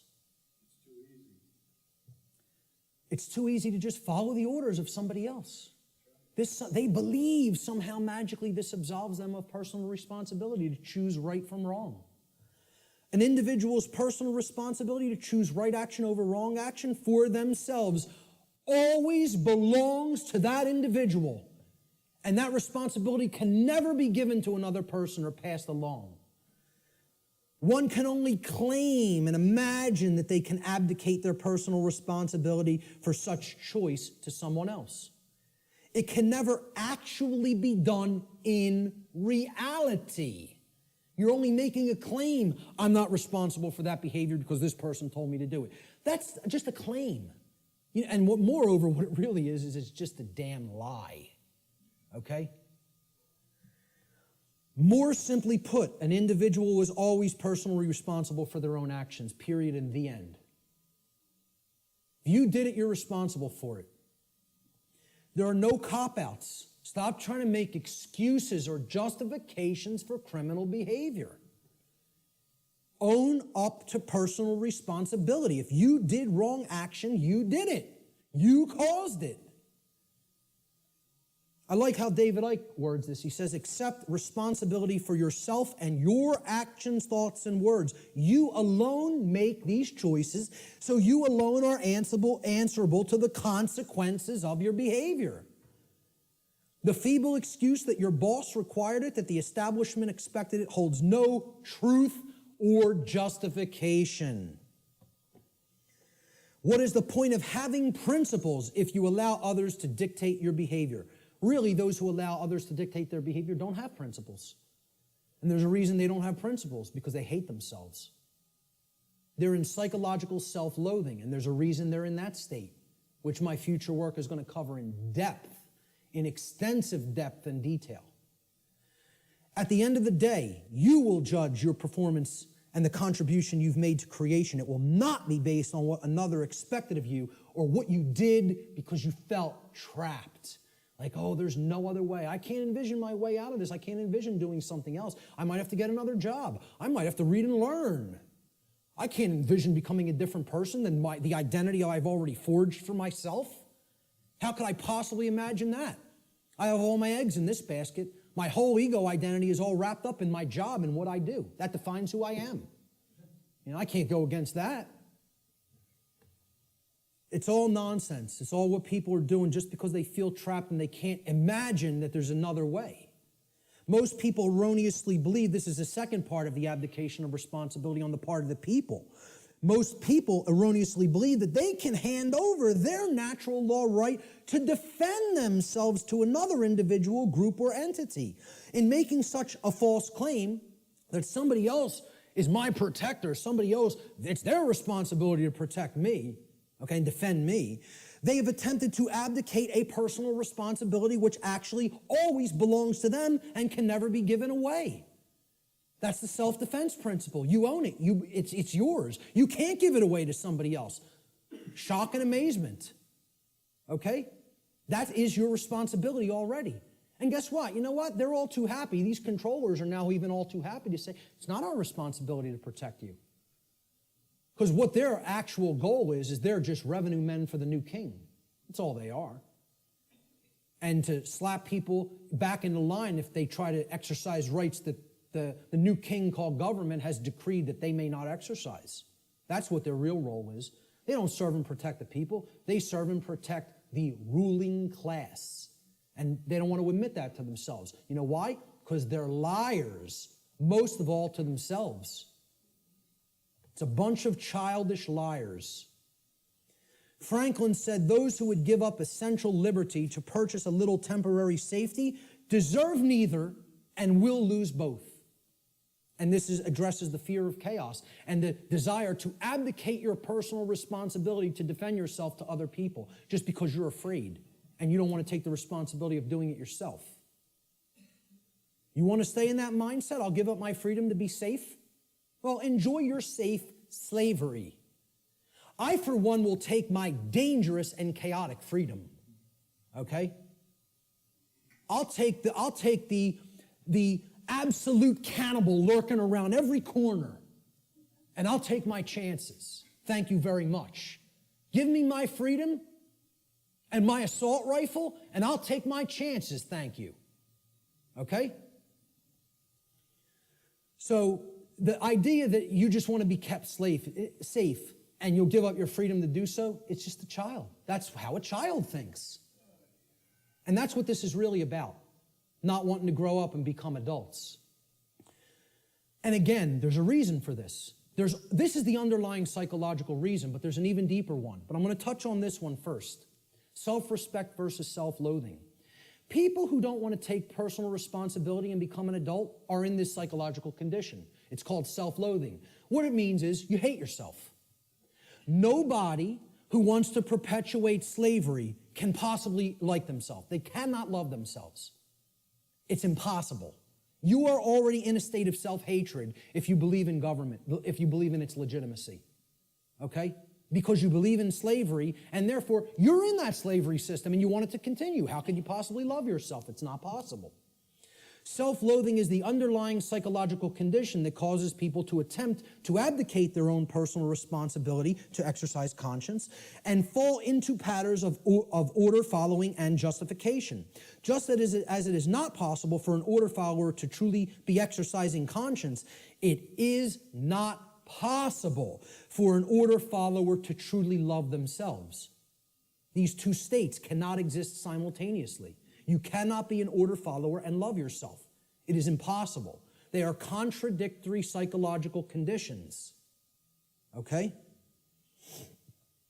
Here's what a self-loathing person really is. They're trapped in a trauma abuse victim cycle. A trauma happens, there's an abuser, there's a victim, and then it repeats itself. Because often the one who's abused becomes the traumatizer, and then the cycle repeats again. Talked about this pretty extensively on my podcast series, all right? That's what self-loathing, that's what this mind state, okay? This is a golem creature, okay? It's a 100% programmed and lifeless thing that is imbued with the ability to actually move like a robot. You can liken it to a flesh robot, okay? And it's a concept in ancient dark occultism, all right? And the golem is driven by the force of self-loathing. And that's what the order followers are. They're golems.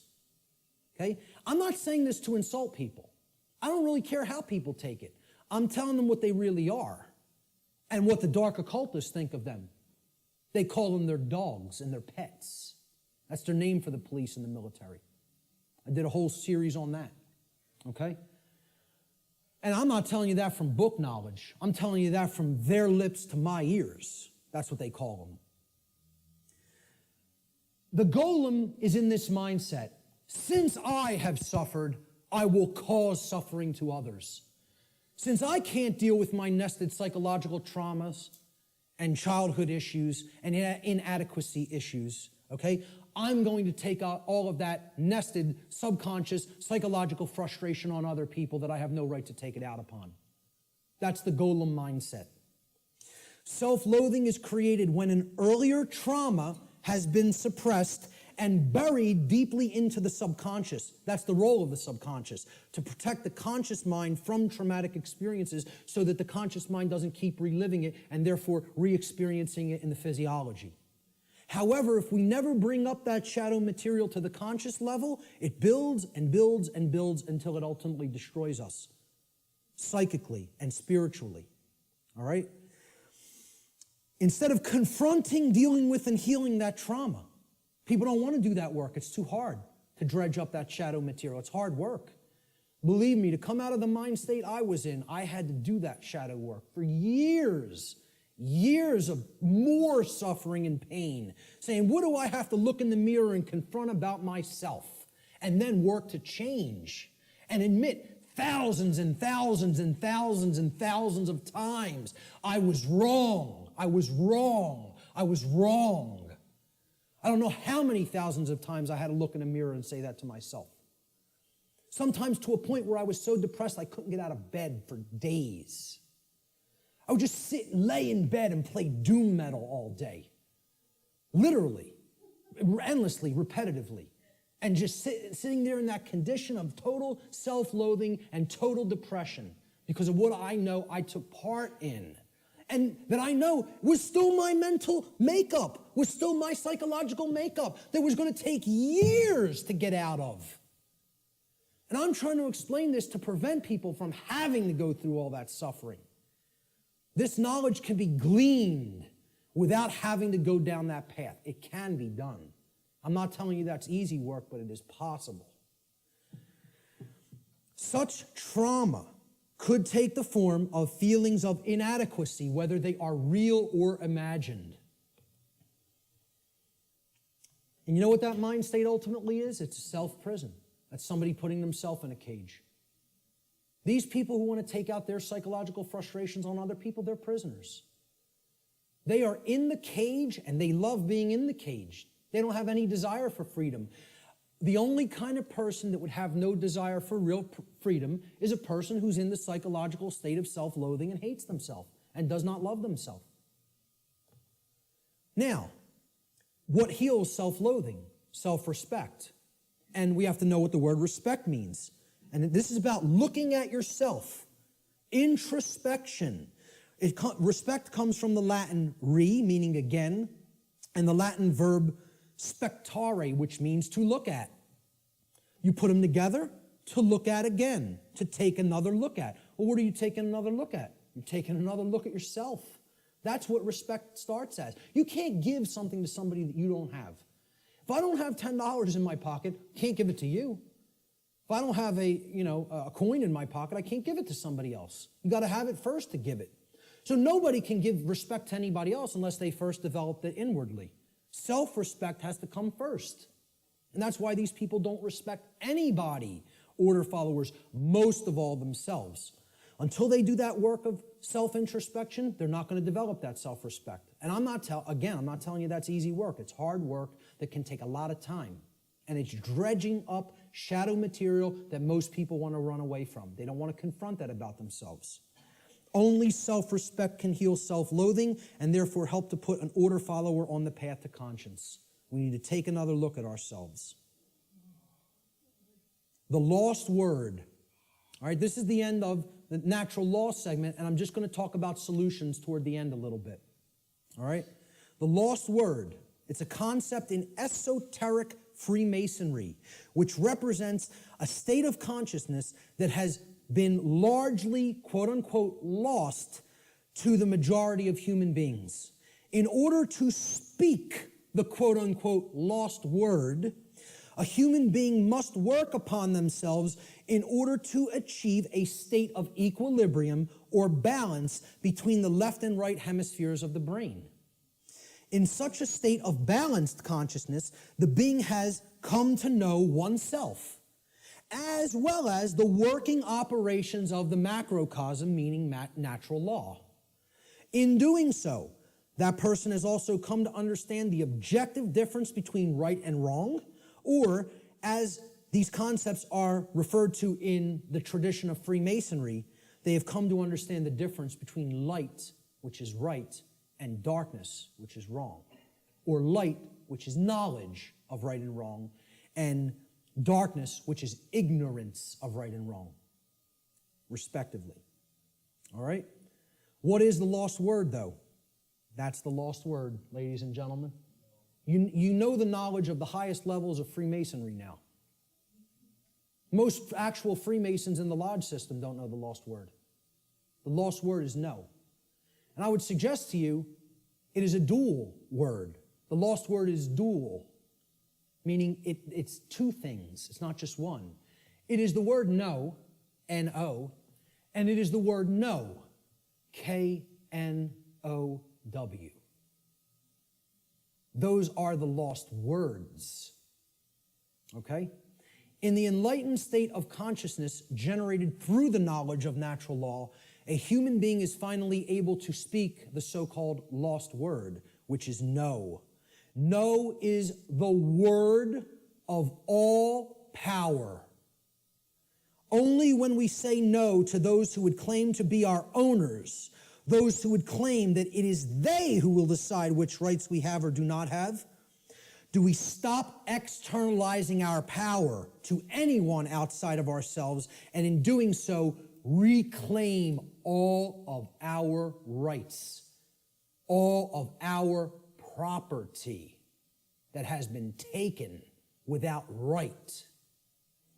Sadly, very, very few people in our world have the knowledge, care, and courage that is required to do this. This is why this all-powerful word is considered lost. And there's the other variant of the lost word, no. Know your rights. The reason you have to know what the difference between right and wrong is, and therefore know what rights you have and what rights you do not have, is because those who do not know those things will never say the lost word to someone who claims to be their owner. They will not say no, N-O. So let's look at some solutions. I call this section Teaching Natural Law to Others. Because as we're talking about, education is the only solution.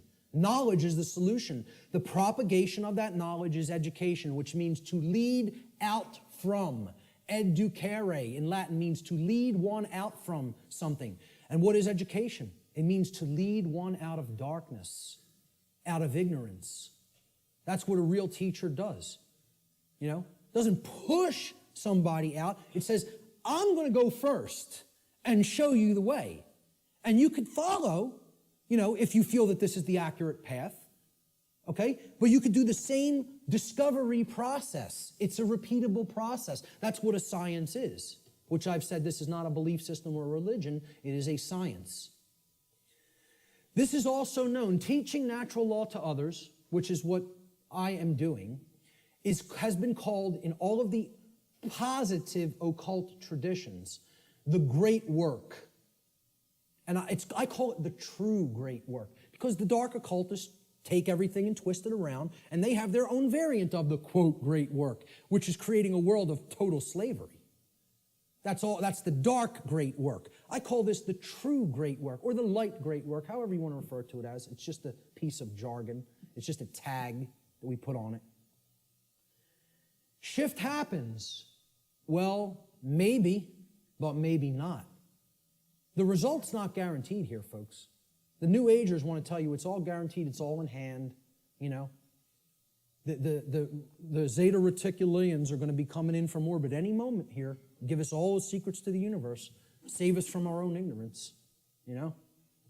You just got to wait a few more years or decades or millennia.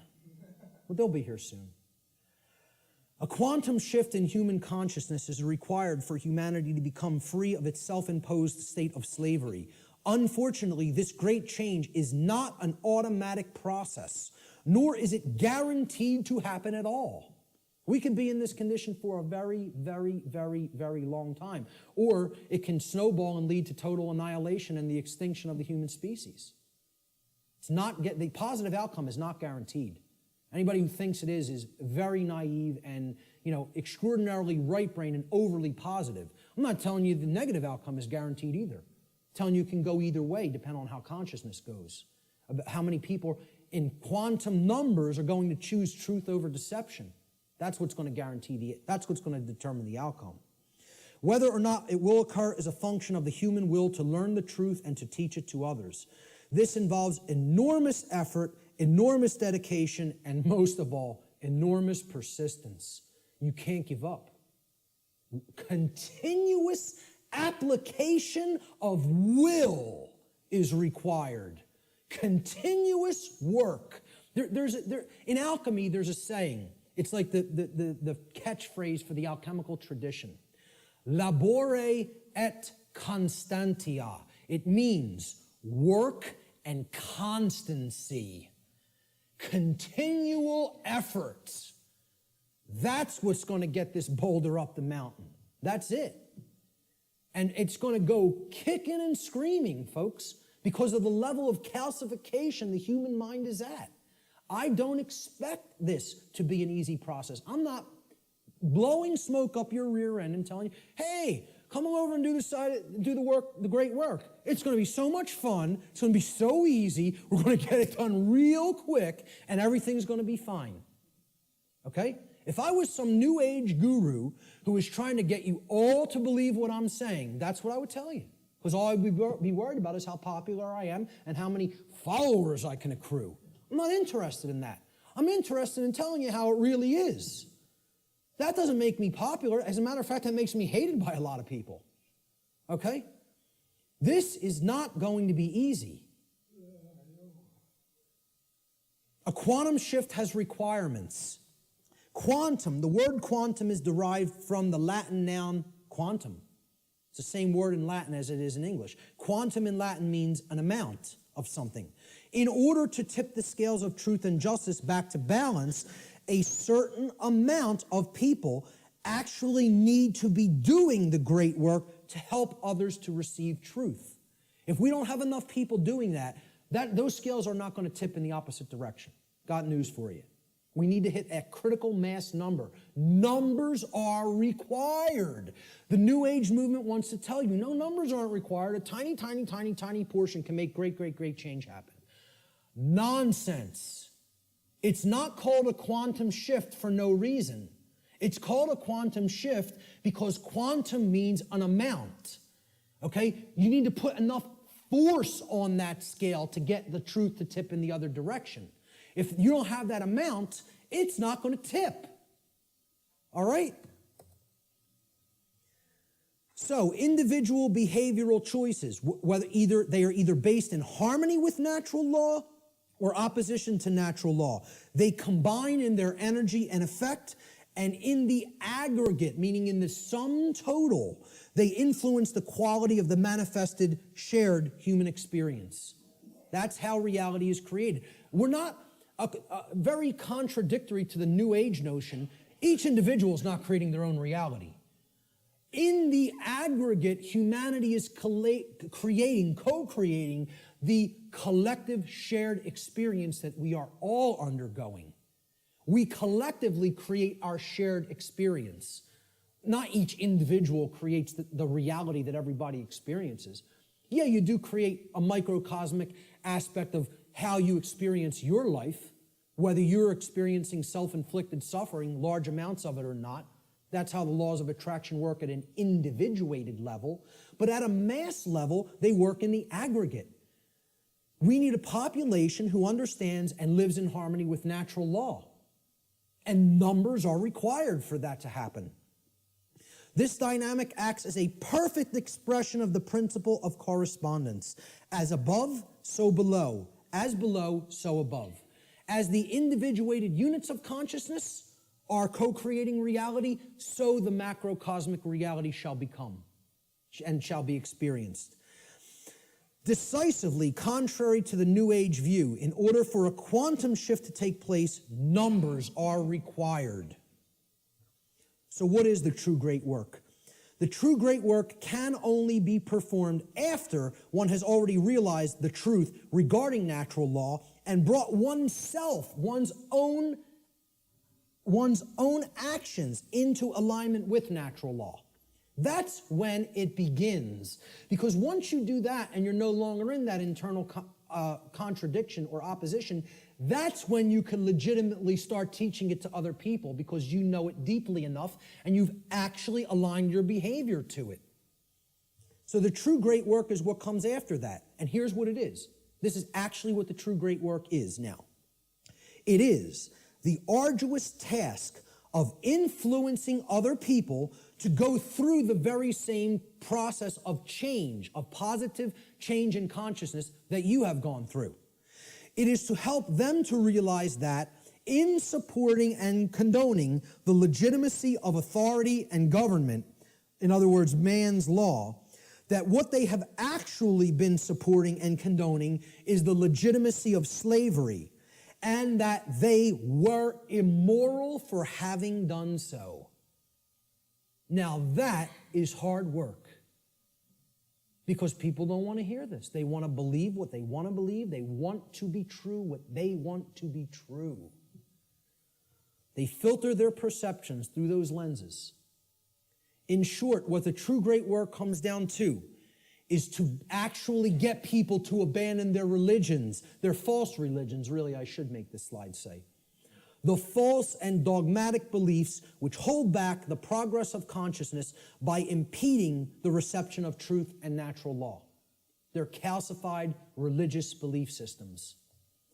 That's what has to be broken down and abandoned. Carl Jung described the great work beautifully. I consider him a modern-day alchemist, as I consider many other teachers of the great work.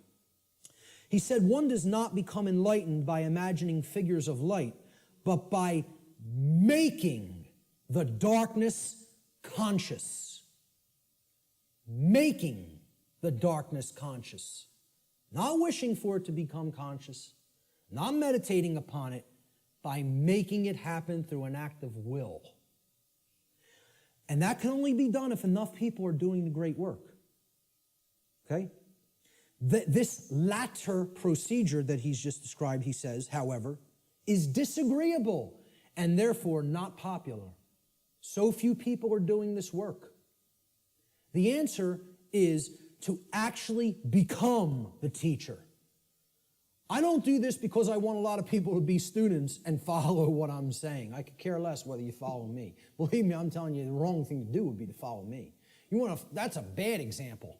You follow me, you're going to go down a deep path of suffering for many, many years before you come out of it.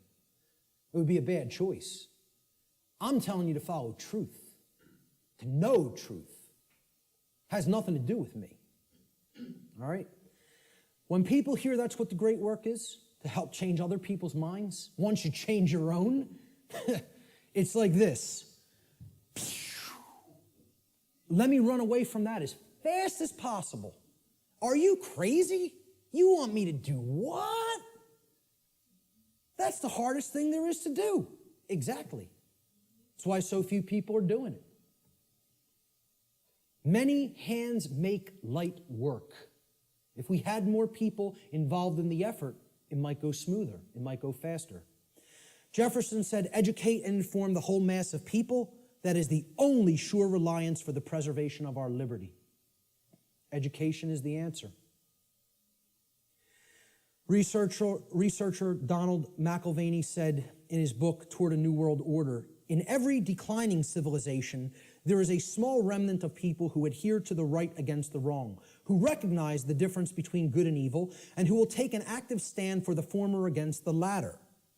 There's a small group who can still think and discern for themselves and who will courageously take a stand against the political, social, moral, and spiritual decay of their day. Brilliant. The words that are attributed to Jesus in the Gospel of Matthew And many people will never have heard this quote. He says, "Do not suppose that I have come to bring peace to the earth. I did not come to bring peace, but a sword. For I have come to turn a man against his father, a daughter against her mother, a daughter-in-law against her mother-in-law. A man's enemies will be the members of his own household." We're going to talk about who the enemy really is. "Anyone who loves his father or mother more than me is not worthy of me. Anyone who loves his son or daughter more than me is not worthy of me. And anyone who does not take his cross and follow me is not worthy of me. Whoever finds his life will lose it, and whoever loses his life for my sake will find it." These are words attributed by Jesus, but what you want to put in place of Jesus is the word truth. The way, the truth, the light, knowledge, knowledge of natural law, Christ consciousness, okay? He's telling you there are going to be people in your own family that aren't going to align themselves with right over wrong. They're going to continue to choose slavery. They're going to continue to advocate slavery. These aren't people who you want to continue to align yourself with if you have made an effort to truly explain what's really taking place. See, this is the concept of true forgiveness and turning the other cheek. It doesn't mean turn the other cheek and continue to ignore evil and excuse evil indefinitely while it destroys you. It means you have to give people who you're close with and you have an affinity with more chances than you would give just somebody who you don't know to learn the truth. It's like saying, because I really care about this person personally, I'm going to keep going back, and I'm going to keep hitting them with the truth. And eventually, if they come over to the side of truth and right, fine. But what he's saying here is eventually, this spiritual war is going to go hot, so to speak. And the people, even who are closest to us, if they don't align themselves with right, are the people who are ultimately continuing the evil in the world. They're the real spiritual enemy. What will this battle really be against, this spiritual war? Well, I say it will really actually be against inner demons that exist in the psyche of mankind. And these inner demons are egos that are hardened into what I've referred to as negative knowledge, emotional mind control, and the fear of true freedom. So negative knowledge is the concept that somebody already knows. They don't want to look at something because, hey, I already know what's really going on. Okay? It's the illusion of knowledge. The greatest enemy may not be ignorance, but rather the illusion of actual knowledge. And people don't have the truth. And not only don't they have the truth, so they're at zero there, right? They're at the 0 point there because they haven't really started looking into truth for themselves, but they're attached to all this stuff that isn't true. So that puts them in the negative. They got to do work to get back to zero of knowing nothing. That's why I call it negative knowledge. Got to do hard work to get back to a clean slate, to start taking in some good stuff. Many people are in that state, and the people who are in that state largely are the overly intellectual, the super left-brained, the left-brain prison folks. Emotional mind control is the second inner demon. I encounter this all the time through people with my work, because many people don't have the thick skin to listen to somebody like me, and that's okay. That's all right. Again, what Art talked about is that in the ancient traditions, they talked about reserve the meat for the strong men and furnish the milk for the babies. All right? I'm not here to convert the babies. I don't have the patience for that. I don't have the energy for that. What I'm trying to do is get the other teachers ready who might have the energy and patience for that, because that's not me. And I'm being 100% perfectly honest with you that that's not me. I'm not here to do that. Okay? I'm hoping to bring some other people that are most of the way there, all the way there, so they can start doing that on a wider scale. They're going to be the people who are going to work with people like that, not me. I'm just being honest with you about it. Emotional mind control comes in a couple of forms. Well, if this is unpleasant, the New Age variant is this right here. If it's unpleasant, I don't want to hear it, I don't want to see it, and I certainly won't want to tell others about it. See no evil, hear no evil, speak no evil. I'll just ignore it and it'll go away on its own. Well, what happens when you do that with any kind of a sickness or a problem? Does it get better? It gets worse.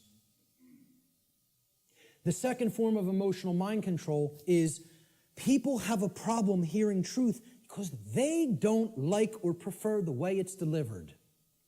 I'm not going to stop delivering truth the way I deliver it. This is my style. I like my style, personally. I don't think I have a problem at all in the way I present. I listen back to my presentations, and I don't, totally pat myself on the back, but I say, I did a damn good job there. I'm proud of how I did, personally, okay? I'm making an honest assessment about how I present. And again, I realize my presentation style is mostly for the thick-skinned. It's not for the people with super delicate sensibilities. So be it. That's not really who I'm trying to reach. I'm trying to do vertical integration, not horizontal integration. Build up the community of people who really get it, and they can start propagating it to the masses. This concept is about, the attractive newscaster on the nightly news. She can whisper sweet nothings in your ear all night with the blue frequencies behind her, okay, and say, 2 + 2 = 5. 2 + 2 = 5. And she's going to get a lot of people to believe that nonsense, right? But the person who's actually telling you the truth, that you might not like the sound of his voice, you might not like the harshness that he comes to you with the truth with, he might be screaming through a bullhorn and saying, hey, you're in danger. You are actively in danger. There is an imperative here, okay? There is a time consideration here. You don't have all the time in the world to correct this, all right? People say, well, I don't like the way he said that. That comes off as negative to me. I think he's fear-mongering or making a bigger deal out of this than it is. They're not interested in the content, the actual information. They're saying, the way that was said offended me. I don't prefer the sound of his voice or the tone he just took. Well, does that have any damn thing to do with whether the information was true or not? The people who are in this mind state are under emotional mind control. They believe you can determine the veracity of informational content based upon how it makes you feel. And this is a logical fallacy. That cannot be done. You cannot think with the emotions. And I'm not telling you to disregard the emotions. They're unbelievably important. They are our compass for morality in our lives. They're the compass through which we should set the direction of our behavior. But you can't come to determine and analyze and break down what's true or not and make a filtering system based on just how the information made you feel when you heard it. Okay? You have to actually think with the mind, with both hemispheres of the brain, with true intelligence to come to filter and determine what's true. Okay? No matter how much anybody wants to, give you that soft, sweet, pleasant, emotional voice, okay? That person's still lying to you. And no matter how much the person who comes with an abrasive, harsh, nasty, or scratchy voice might keep telling you 2 + 2 = 4, and you don't personally like their tone, guess what, folks? It still equals 4 at all times and places. That's the truth. No amount of pleasantry or wrapping up the lie is ever going to make this statement on the left here true, ever. But yet, that's what people would rather prefer to hear if it's told to them in a nice, pleasant tone. Truth is belligerent, as I said at the beginning of the presentation. It is, by its very nature, at war with the forces of falsehood and deceit. Brecht. We literally believe that we are in the right to ignore a message of truth if the messenger is somehow distasteful to us. I would argue this to be a symptom of total madness. That's an anonymous quote I also found on a forum. And that's a great piece of wisdom. That's a gem of wisdom right there. It is total madness to disregard truth just because we don't like the way it was said. It's called emotional mind control. It's been a big part of my work that I've tried to explain to people. Where does the fear of true freedom come from? All right, and this is going to lead into my future work, which is a whole nother series of presentations. I'm going to go deeply into this in the future. It's very difficult to see here. There's actually a tree there. It's kind of in a deep red because I'm going to put some text over top of it. I should have started it in a more bright red and then faded it into the background, but forgive that on this slide. You can look it up here at the top of the tree. There's the leaves, all right? The leaves are one's refusal to own their own personal responsibility. Now, you would think, oh, that's way down at the root. No. That's the symptom that's manifesting up at the top of the tree. That's actually the leaves on the tree, the leaves and the twigs, right? Then we get down to the big branches and the trunk of the tree. We're getting closer to the heart of the real psychological issues that are at work driving the negative aspect of the problem, all right? And this we've already talked about, self-loathing due to lack of self-respect. Now, what am I really describing here? What have we actually been describing? What kind of people want to live in perpetual refusal to own personal responsibility because they have some nested traumatic issues that have led to self-loathing and lack of self-respect? What am I really describing there? What? Well, yes, it's a slave mindset, but there's something else that I'm describing. What kind of person is that? A child. Thank you. We're talking about people who are psychologically, emotionally, and spiritually immature. They have not grown up. They have not accepted personal responsibility, which is a hallmark of true adulthood or maturity. And this is due to the trauma that they've undergone that's led to self-loathing, okay, and the lack of self-respect, which is why they don't want personal responsibility. They want to remain an eternal child. Now, let's find out what is at the root of this tree of evil. Because until we go into this space, into this causal factor of these other manifesting psychological conditions, we're not actually hitting the actual root of the problem. If a child doesn't like themselves, they hate themselves, they feel they're not good enough, they're not worthy, they have all these imagined feelings of inadequacy and self-loathing, okay? And that's expressing their refusal to grow up and take personal responsibility for themselves in their adulthood. What kind of trauma specifically has that child more likely than not psychologically undergone? They've gone through a specific type of childhood trauma. And I would argue that most people on earth have gone through this type of trauma. And that type of trauma is called abandonment. The human species is suffering from very deeply seated parental abandonment issues that lie at the very core of the psychological condition that we call the human condition. Until we deal with that nested psychological trauma that has been created through abandonment issues, we're not hitting the roots of the tree of evil. We're not getting down to the very core issue that needs to be understood. My future work, I'm going to be presenting this on December 12th in Philadelphia, for anybody who's in the Philadelphia area.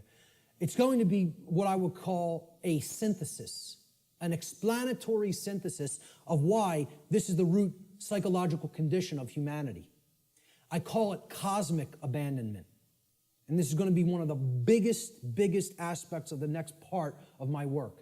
I think it's going to really set my work apart from others in the truth and freedom community and the alternative research community.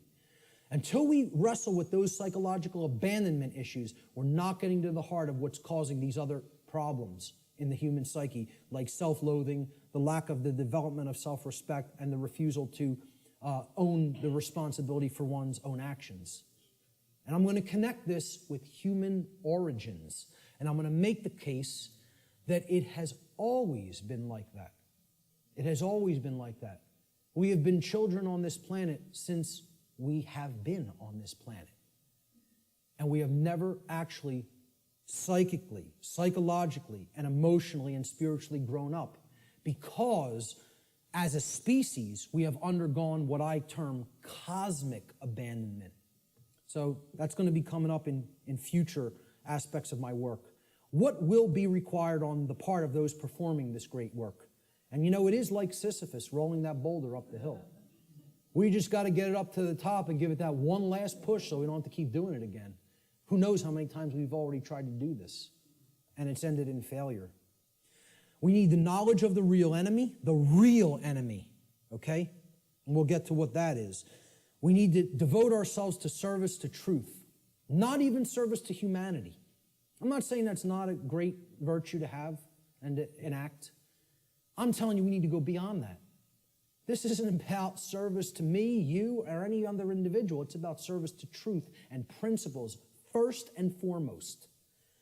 And we need courage and persistence. And then we need practical, real-world skills. The knowledge of the real enemy needs to ultimately come first. And this isn't it, folks. This priest class that goes and meets and has the rituals at Bohemian Grove, I'm not telling you they're not evil. I'm not telling you they're not psychopaths. I'm not telling you that we don't need people like that in the world, okay? I'm telling you that in this spiritual war, this is a tiny, insignificant, as far as numbers are concerned, fraction of the totality of the human population that could not possibly control the minds and the behaviors, and therefore the behaviors of the masses of people without our compliance, without our ignorance.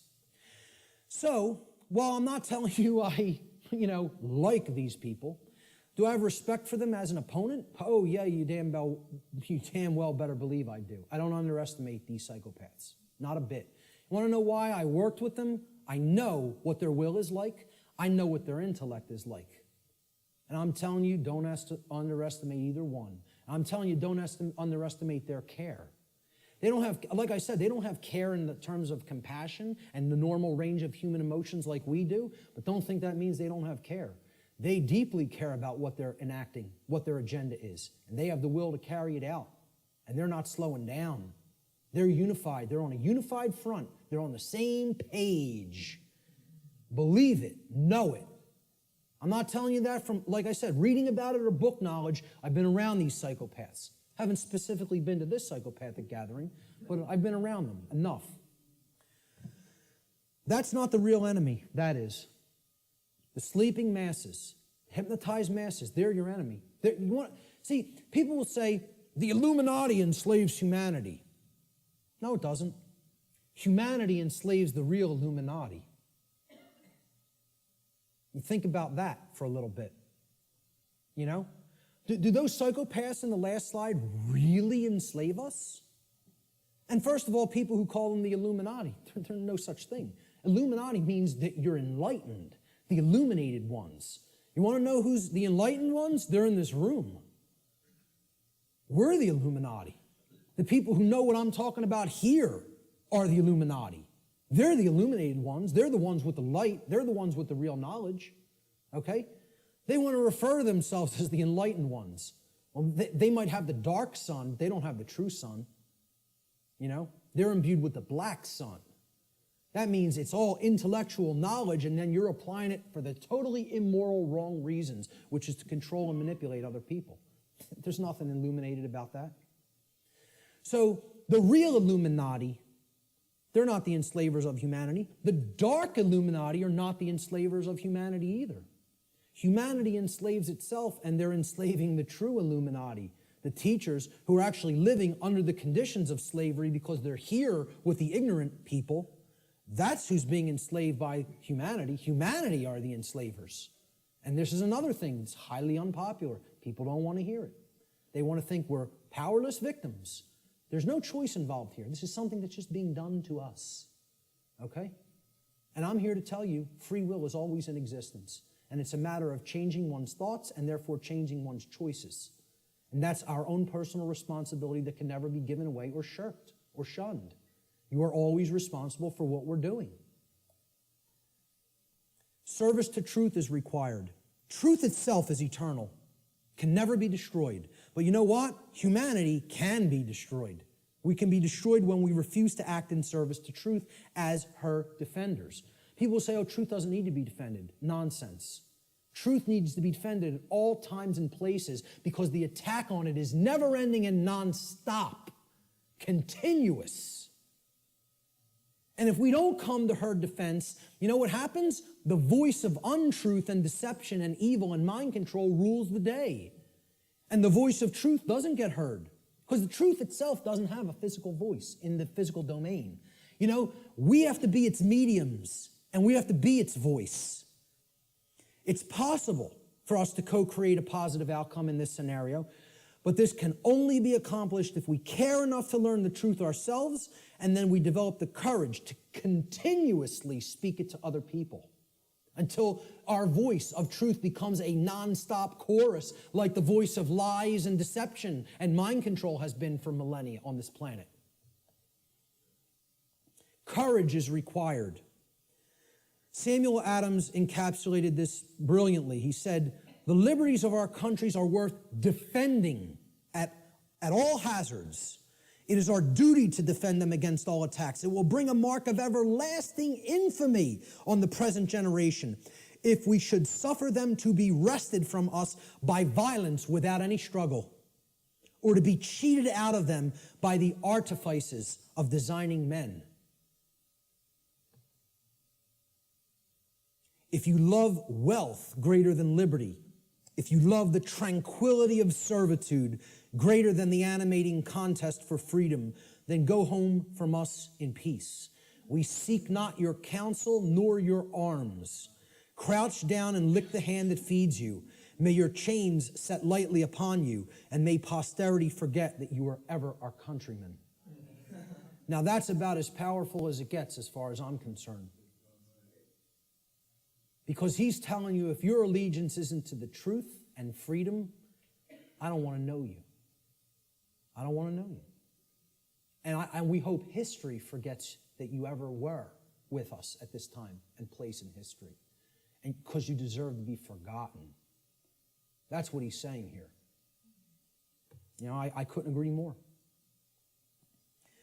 Persistence is required, constant effort. We are the actual vehicles by which truth operates in the world. Therefore, it is our shared responsibility at this time to help to awaken others by continuously speaking the truth, even if we feel burdened by this task, even if we feel no one is listening, and even if it makes all involved in this process feel uncomfortable. It's not about feeling comfort, folks. It's not about staying complacent. It's about shaking things up, making people feel uncomfortable. Who ever told anybody that the truth would make you all warm and fuzzy inside? Who ever told anybody that? Why do people want to believe that? Who ever said that that was the case? The truth is horrible and yet needs to be embraced as a lover, okay? With dedication to it, even in its full horror.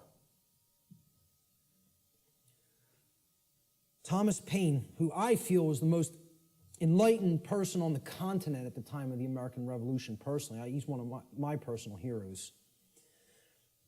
And walked in the vicinity where I walk sometimes now.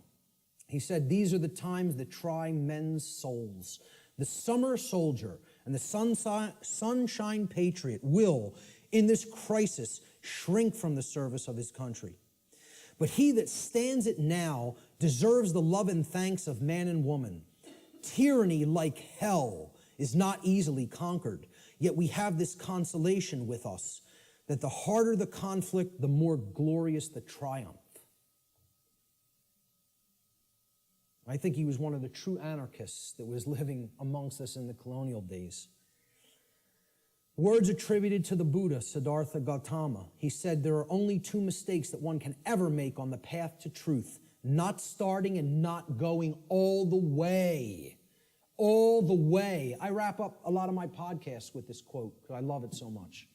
It's about persistence. It's not about saying, hey, I went this far and now I'm uncomfortable to see the rest of the picture. I made it 3/4 up the mountain. That's far enough. Let me set up my base camp here. I'll pitch my tent and I'm staying here. No farther. I don't want to see the peak. Okay? Until we become fully enlightened and go all the way to the summit, don't expect things to change. Don't expect them to get better. The truth has to be taken in its fullness. We need real-world practical skills.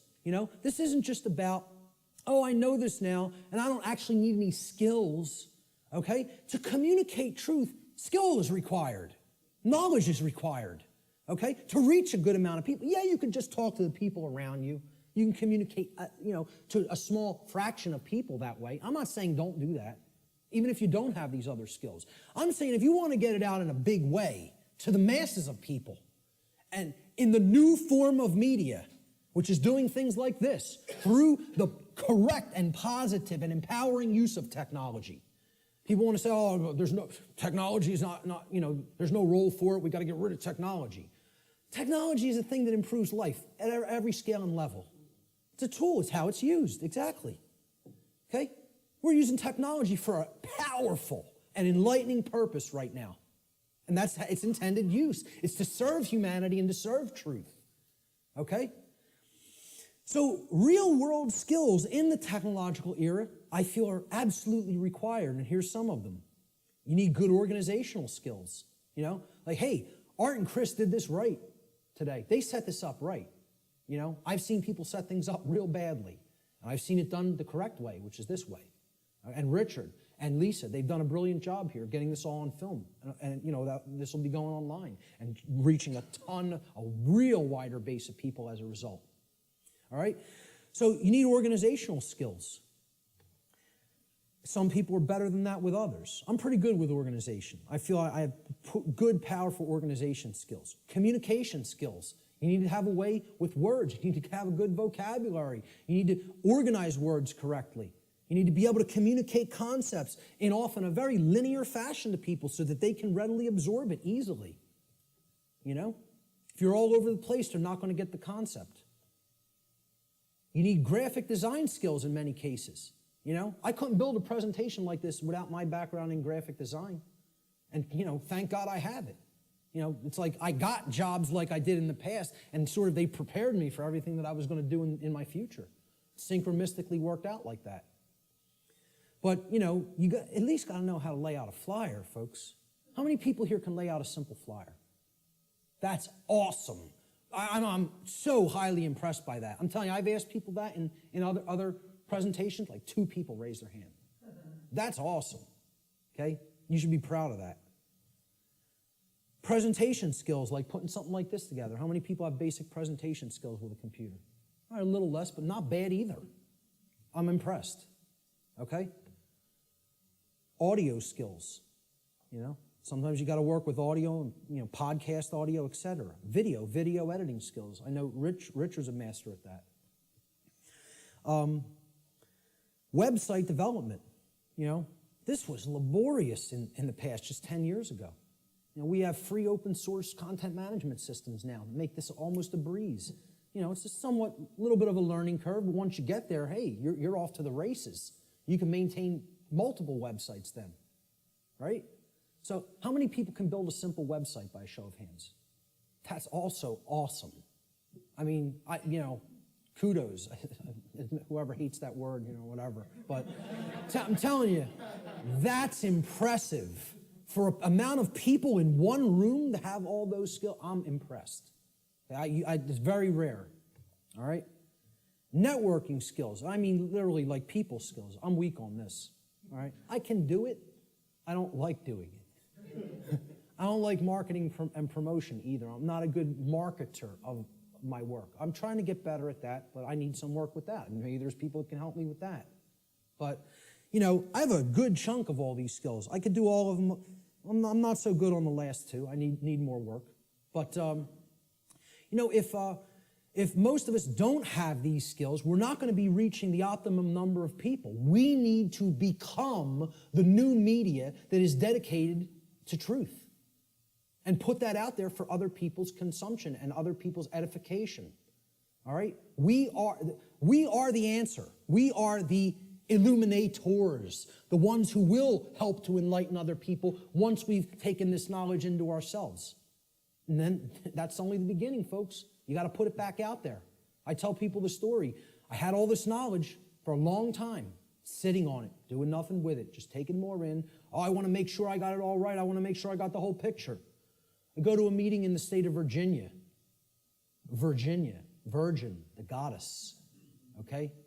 Care. Very synchronistic. A woman comes up to me. She says, "You're one of the most knowledgeable people I've come across. What are you doing?" So what do you mean, what am I doing? She said, "I mean, what are you doing with all the knowledge you have? You doing lectures, presentations, videos, audio? What are you doing?" "I'm not doing any of those things. I'm just taking a lot more in, downloading a lot more videos." She goes like this, and it's just so matter-of-factly and harshly. "What makes you think you have the right to do that? What makes you think you can keep taking all of this in, all of this in, all of this in, and not put any of it back out? What makes you think you even have a right to do that?" I was like, it was like somebody hit me in the face. She said, this was her phrase. She said, I'll never forget it, "You're Niagara Falls in a water balloon. You're taking all this in and all this pressure building up. It's got no outlet. It's going to burst." She said, "You have to put an outlet valve on that knowledge and let it flow out of you and go out to others, and then more will come in. Right now, there's no pressure release valve. You're Niagara Falls in a water balloon." It's like a truck ran me over, literally like I got hit by a truck. I came up with the idea for what on earth is happening like a couple of weeks after that, because that's all I could think about. All I could think about is what she said. It kept echoing in my head. What makes you think you have a right to do that? And didn't say it nice. Like said it like, you're not doing the right thing here. Get up off your ass and do something. That was the tone it was said in. And I totally appreciate it, Who knows, man? If that wasn't said to me at that time, I might not be doing anything. I might not have done a thing. You never know. I like to think at some point I would have, but at the crossroads, this is the last section. Then we'll get to some questions. Quote by R. Buckminster Fuller, "The dark ages still reign over all of humanity, and the depth and persistence of this domination are only now becoming clear. This dark ages prison has no steel bars, no chains or locks. Instead, it is locked by misorientation and built upon misinformation. Caught up in a plethora of conditioned reflexes and driven by the human ego, both warden and prisoner attempt meagerly to compete with God.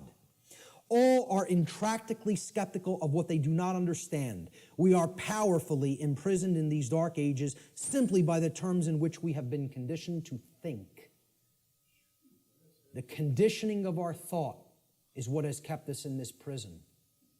And only now, the actual depth of the dark ages that we are in are starting to become clear to some people. We are in the time that I call the apocalypse, and actually, I want to start rephrasing this. I want to actually explain to people we're not in the apocalypse anymore. We are now in post-apocalyptic times. We are living in post-apocalypse. The apocalypse has already occurred. It's over. We are living in the time after the apocalypse. And what do I mean by that? Well, we got to look at the meaning of the word, okay? From the Greek prefix apo, which means away from, off of, or removed from. And then the Greek verb kalyptine, which means to cover or to conceal or to hide.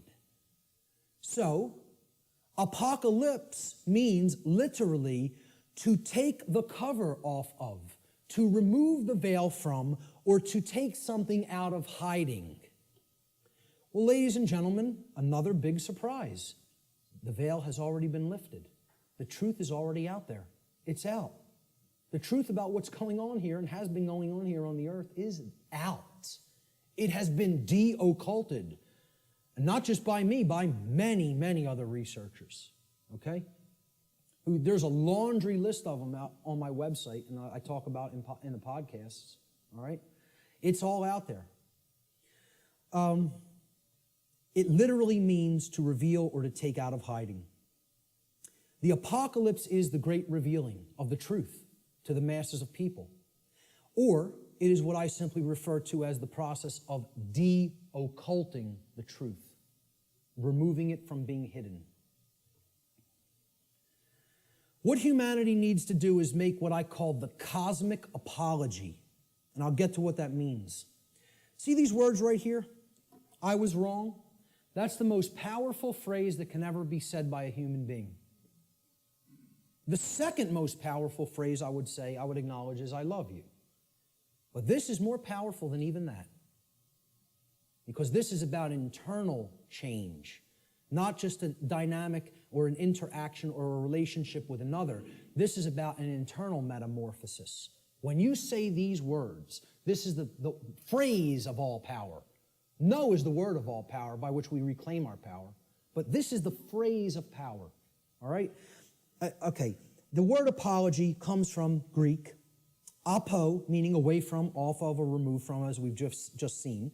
And the Greek noun logos. Logos means word. Okay? So hence, an apology, it literally means to go away from the word or to give back the word. Okay? You are taking it back. So if I make an apology, I said something, I didn't really mean it, or I want to retract it. An apology means, let me take back what I just said. Okay? I'm taking it back. I'm removing the word. All right? I'm going away from the former word or phrase that I just said. That's an apology in the standard colloquial English understanding sense. All right? Let's look at what I call the cosmic apology and where this term really comes from, what it really means. See, the Greek noun logos, which is written there in Greek script, which means word in Greek, it comes from the Greek verb lego. All right? Lego in Greek means to speak or to say. It's where we get the English word lexicon from. All right?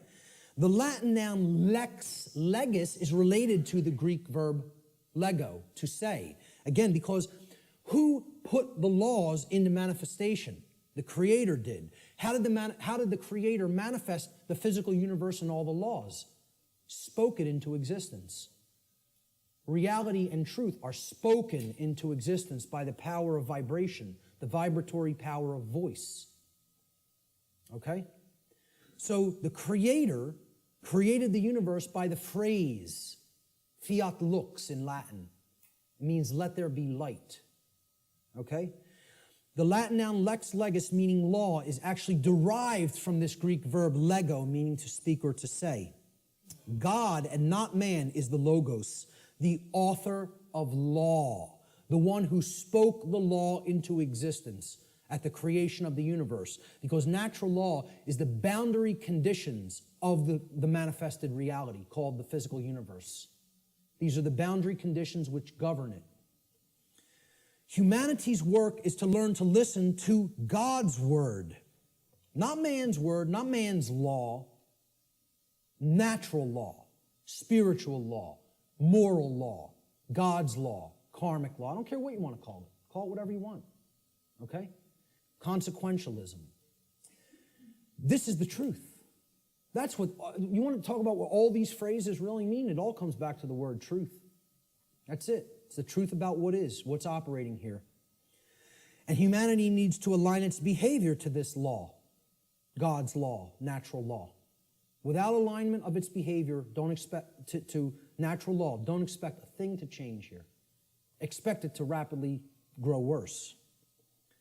Humanity must make a cosmic apology by giving the word, okay, which means the authorship of creating law. See, we think we're the authors, we're the authorities. That's what author means, right? Author. What's another word for author? This is just this is how mind control through words works, right? An author is a what? A writer. Well, what are you saying there? An author who has authority, they are authoring something, is a writer. They are a right, R-I-G-H-T-E-R. Okay? They're making it into a right. This is what you hear when you hear the word authority. You hear author, which means a writer, meaning one who makes rights, which means someone who believes they're God. That's all this really comes down to.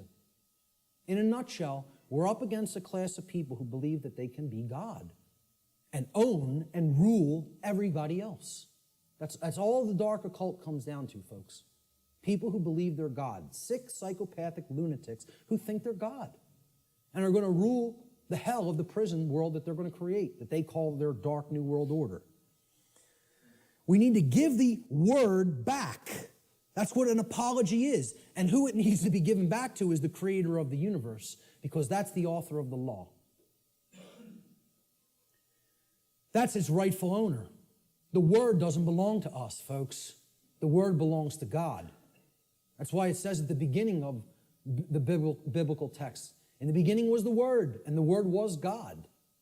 You know, that's what the Logos is. Natural law. God is law. You want the best definition I could ever give you for the word God? Law. People don't want to look at it like that. Very few people ever look at it like that. That's what the force of creation is. It's natural law. It's how we co-create our reality, whether we do it consciously or unconsciously. This apology is accomplished when we open our minds and hearts to truth and we start saying the lost word, no, to evil, to the presence of evil in our lives.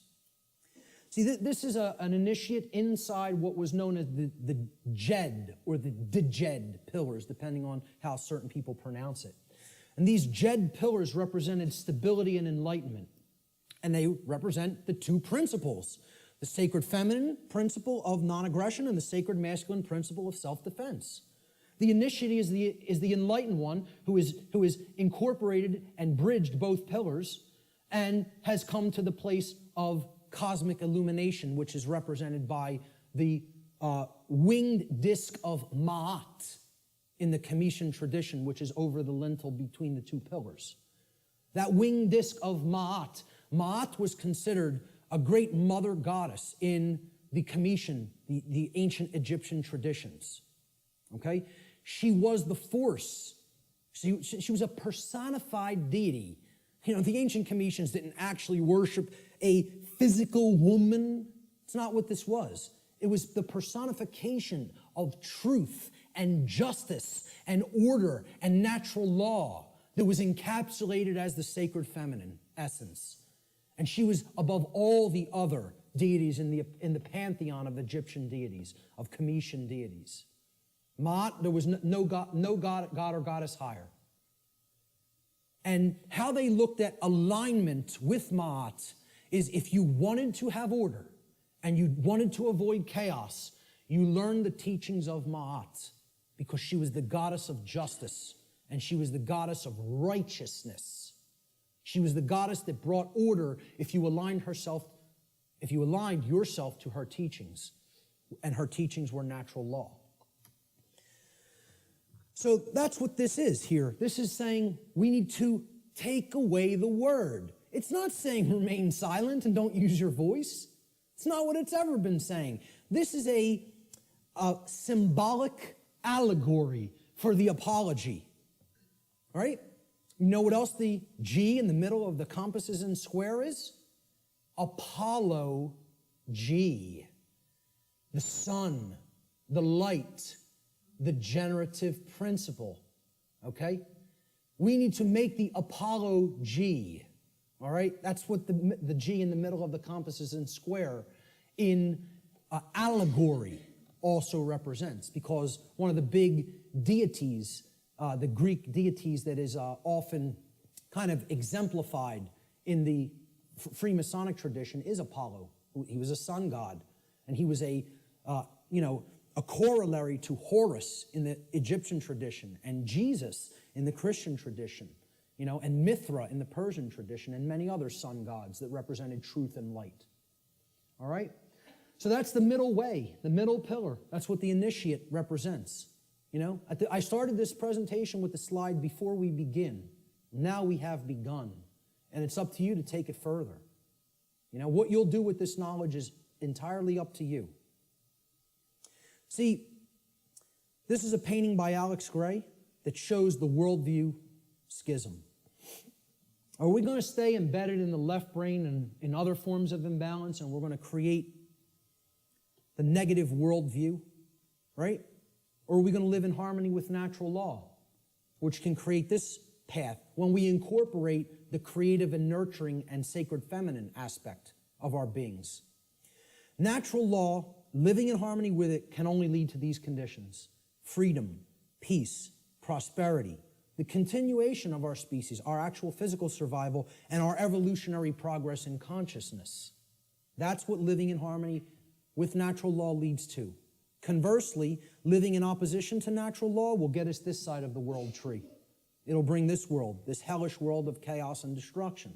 Because living in opposition to natural law can only lead to these states: control, enslavement, war, chaos, evolutionary stagnation, and ultimately the extinction of our species. Which will we choose? That's still up in the air. I can't tell you that. Only each individual can make that decision for themselves, and then that will play out in the aggregate, in the mass consciousness, the numbers. Thomas Jefferson said, "A free people claim their rights as derived from the laws of nature." And this was also embedded in the Declaration of Independence. The laws of nature and of nature's God, and not as the gift of their magistrates. John Locke said, "The natural liberty of man is to be free from any superior power on earth, and not to be under the will or legislative authority of man, but only to have the law of nature for his rule." Former Grand Master of the Order of the Rose Cross, the Rosicrucian tradition, Francis Bacon, said, "Nature, to be commanded, must first be obeyed. If we want the forces of the cosmos on our side, we have to learn and adhere to the principles of natural law. If we do not align our behavior to that, nature will not stand with us. It will continuously stand against us, and it will itself create more strife and suffering in our lives. And we certainly won't command it. We won't command its forces with things like free energy used for any positive purpose. It'll only be used for destructive purposes. The psychologist Alfred Adler said, "There is a law that man should love his neighbor as himself." And he's referring, of course, here to the Golden Rule.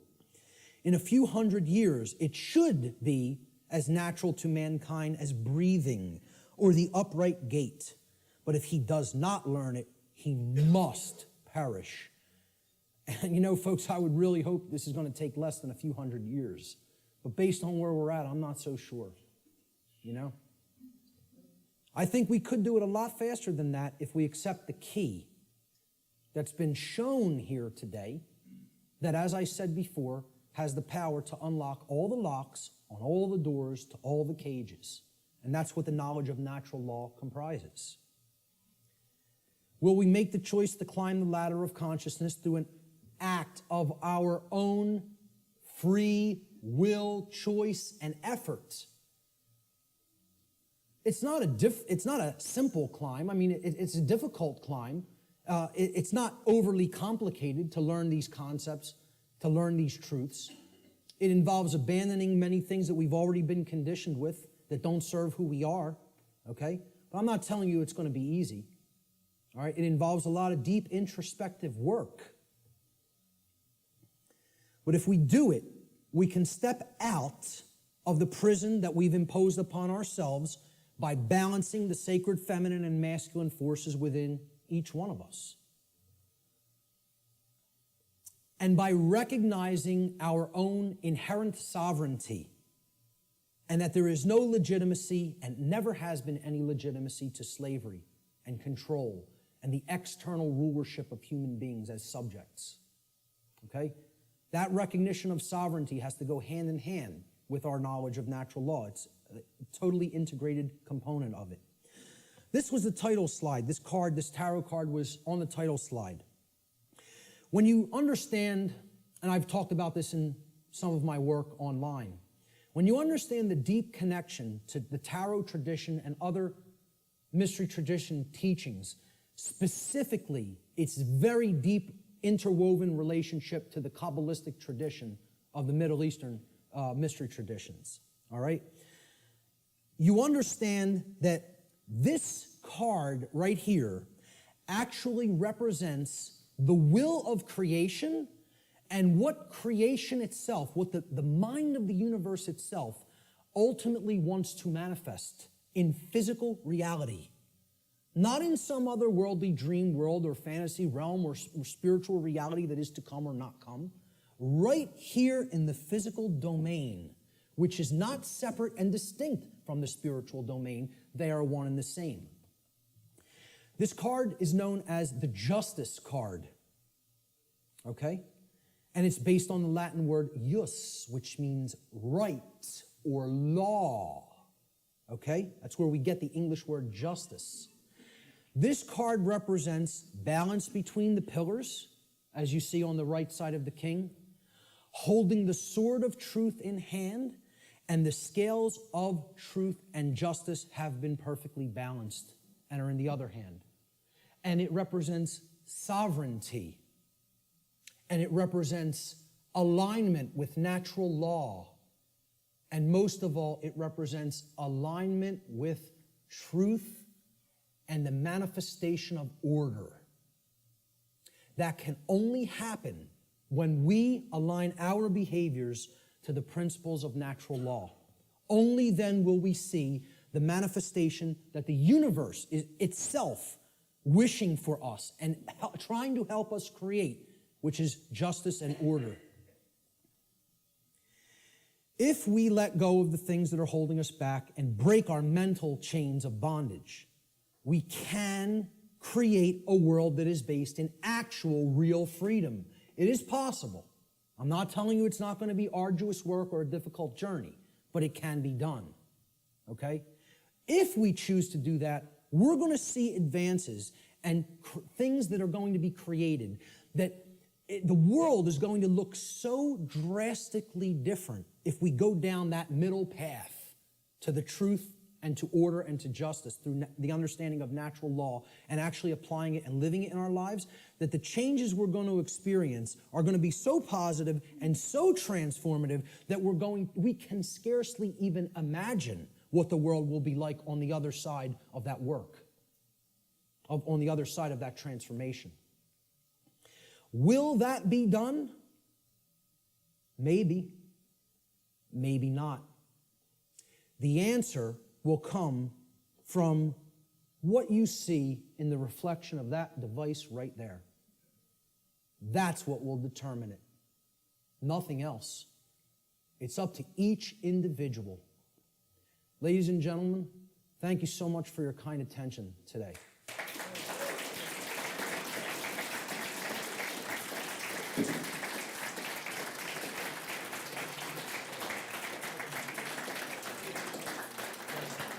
Thank you. Thank you. Thank you. I appreciate that. Finally, this right here, Lex Rex, simply means the law is king. The law is king. Lex Rex. That's my final slide. Thanks so much. Let's do some question and answer. How much time do we have, by the way? Did I run way over or did I leave some? Oh my God. Hey, I'm very happy that the venue allowed us to go over by this much, okay? And that they didn't just come in and say, you got to get out of here. So I really did want to leave time for questions, but I think it would be, I don't know if it would be really just, intrusive and ignorant at this point to just stay even beyond this time. So maybe we should start packing it up, all right? I apologize for going so far over. I think the information speaks for itself and is worth it, and I hope I was clarified on that. Listen, I'll tell you what. Anybody has specific questions, since there's no time for questions, let me just get this across, okay? Since there's no time for questions, I'll make a personal effort, and I rarely tell people I will respond to email questions. You tell me that specifically that you attended this seminar here today in an email, and if you have a specific question, get to the specific question quickly in your email, and I will make the time over the next few weeks to try to respond to everybody. I'll promise that. How's that? Does that sound okay? All right, great. Thank you. Thank you guys all so much for being here, for staying for the whole thing. Thank you. I'm very impressed with you guys today. You know, that takes a tremendous effort of will and attention. So, you know, thank you guys so much.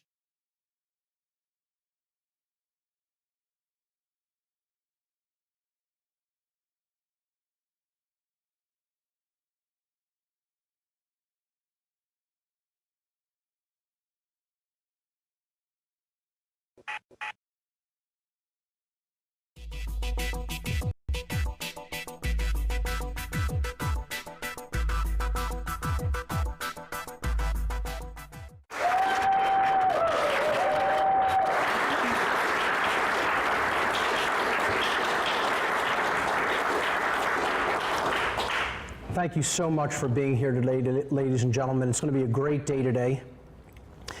I'm going to be giving a seminar here entitled Streetwise Spirituality, What Does It Truly Mean to Be Awake? And it's going to be a lot different than what many people think of as the awakening process. There's going to be a lot of points in here. I'm going to cover 20 main points as to what is true awakening, not pseudo-spiritual awakening as we may hear about in the New Age circles. So that's the title of the seminar. And but before we actually jump into the material, I'd like to give a few caveats regarding what I do and my presentation style in general. So the first thing people should keep in mind is that you will not be seeing or hearing anything, quote, new here today. As the old saying goes, there is nothing new under the sun. You hear that, many people will hear that phrase but not really understand what was meant by that phrase, that old phrase. What it means is that the truth is singular and eternal. It is not going anywhere. The truth has always been with us. It has always been there. It will always be there, okay? All I can do personally as a presenter is get up here and present this information in some sort of a personalized format or framework with my particular style and my particular aesthetics applied to the presentation, which is what I'm going to do here today. My personal presentation style has been described by some as very intense. Now, for people who may not be familiar with my work, by a show of hands, how many people are completely new to my work? Completely new to it. That is phenomenal. That is fantastic. Okay? Now, with that having been said, you don't have any prerequisite information that I've put out there. So you have to understand this presentation is like an amalgamation. It's like a coming together of all my former material. Okay? So with that having been said, it would probably behoove you to go back to my older material and check that out. And you could do that at my website, whatonearthishappening.com. I always tell people, go to the podcast section of that website and listen to the podcasts in order. If you do that, that opens up a worldview, a tapestry will emerge from that information from doing it like that. It's a stepwise progression. But there are people who have described my presentation style, and rightly so, I don't disagree with them, as very, very intense and sometimes even combative. And I don't really make any bones about that. It's true. Some people here today may be very likely to get upset or angered by some of the things that you'll hear me say, and that's fine. So be it. Okay? The fact of the matter is that the truth itself, by its very nature, is belligerent, especially in the time of deceit that we're living in. Okay? Because truth wages war against mind control. And that's what I'm here to do. I'm waging a war against the forces of deceit, against the forces of darkness, against the forces of mind control in this world. Okay? I do not present the information that I present to be liked. I don't care who likes me or who hates me. I'm not interested in that. This isn't a popularity contest for me. All right? I don't do this to make money, because I certainly don't make a whole lot of that. Actually, I do this to make the real money, not the fake kind, if people know what I mean by that. Money, as a word, means one eye, mon-eye. I do this to make real money, not the fake Federal Reserve note variant. Okay, but I also, you know, I don't really want to do this with my time. This isn't what I would prefer doing. I have a whole lot of other personal interests I'd like to be pursuing. I do this because I recognize that in the time that we're living in a time of such overwhelming ignorance that exists in the world and such overwhelming deception that is going on all around us, the fact that I understand the information that I do understand places me in a position of moral obligation to communicate that information to other people in an attempt to help them to understand it as well. So that's why I do what I do. Every person who is here today and wishes to take real value away from the seminar, which I would assume is all of you, after all, you are making your time available to be here and you spent money to be here, should make a conscious effort to do two specific things while you are here. The first is to try as much as within your ability to set aside your personal perceptions of me as the presenter. And I know that can be difficult. But this includes setting aside things like how you think I personally look, how I dress, how my voice sounds, okay? Paying attention to trivialities like that are only going to distract you and detract your mental focus away from the information that is being presented, which is the important thing here, not me. I'm not the important thing here. The information is what's important. And the second thing is try to be consciously aware of any impulses that you may have to reject information based on emotional response. And that's also quite difficult for people to do. That's why I try to make these points consciously, up front, okay, so that you're holding those ideas in your mind as we proceed. You cannot think about this information with your emotions. So you may hear things that anger you here today. It's a logical fallacy to gauge the truthfulness or the veracity of any information that you hear based solely upon how you feel when you're first hearing it. That is a trap that you can fall into. So that's why I try to make people consciously aware of it right from the jump. The last thing that I want to bring up before we start is that this seminar is a tapestry of information that is meant to be taken in as a whole, not separate or in individuated chunks, okay? It's a tapestry of information. It's designed specifically to be seen in its entirety. So I highly encourage people to gain the maximum value from the information I'm going to present here to stay for the duration of the whole seminar, at least the presentation part of it, okay? We're going to do an extended question and answer session after my presentation. But if you stay for the whole part of it, you'll recognize the pattern that I'm trying to make clear here, okay? If you don't stay for the whole thing, more likely than not, you're not going to see the entire pattern that I'm trying to lay out, and then you're not going to gain maximum value. All right, so with those things, those caveats having been said, let's jump into the information. So what this whole thing is about is what does it truly mean to be awake? We hear this word a lot, right? We hear the word awake. He's awake. He's awake to what's going on. You know, he's not unconscious. He's not asleep. She's conscious. She's awake, okay? Well, what does that really mean? And people have different thoughts about what that means. There's whole communities of people that think that that means completely different things, all right?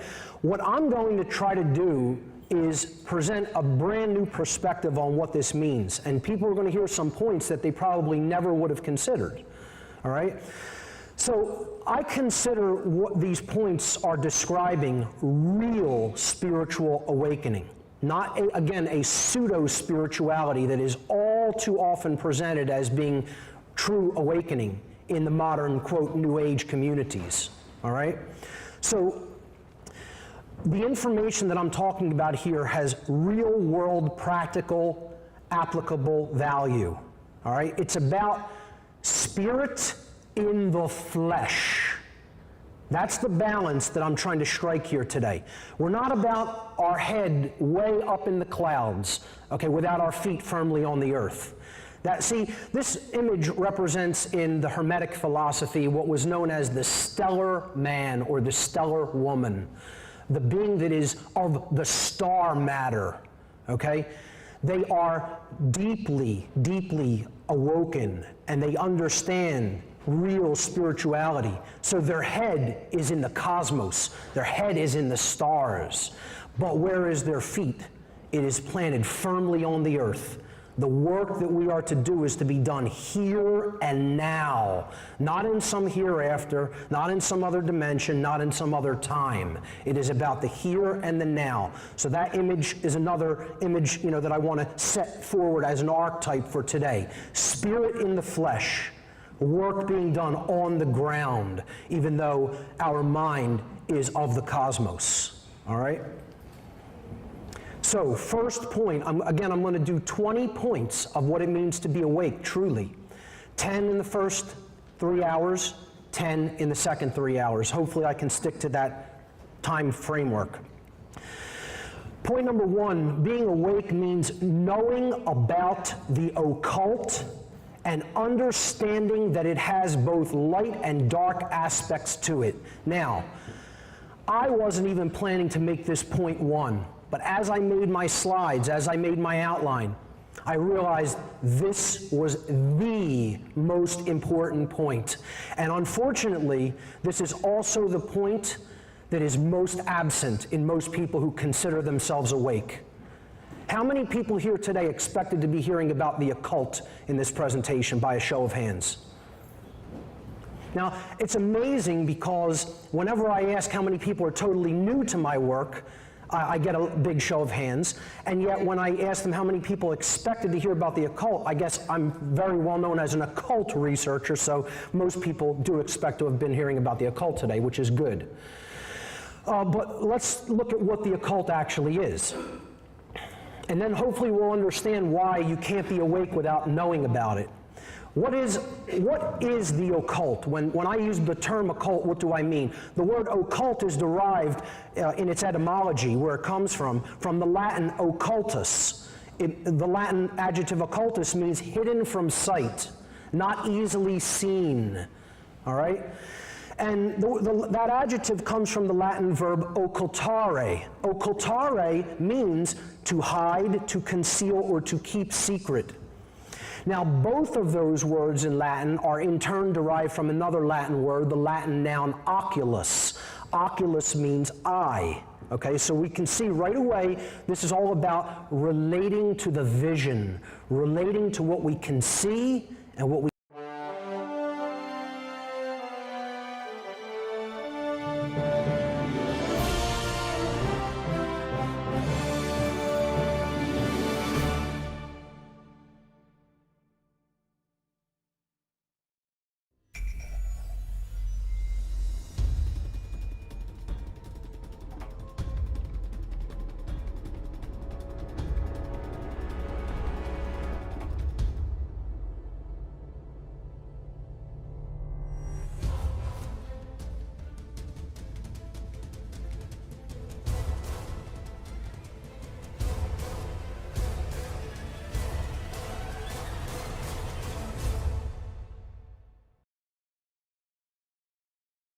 Okay. I want to say thanks to each and every one of you for being here today. It's going to be a great day. I'm going to go through what I consider to be the very heart of my material. And people ask me a lot,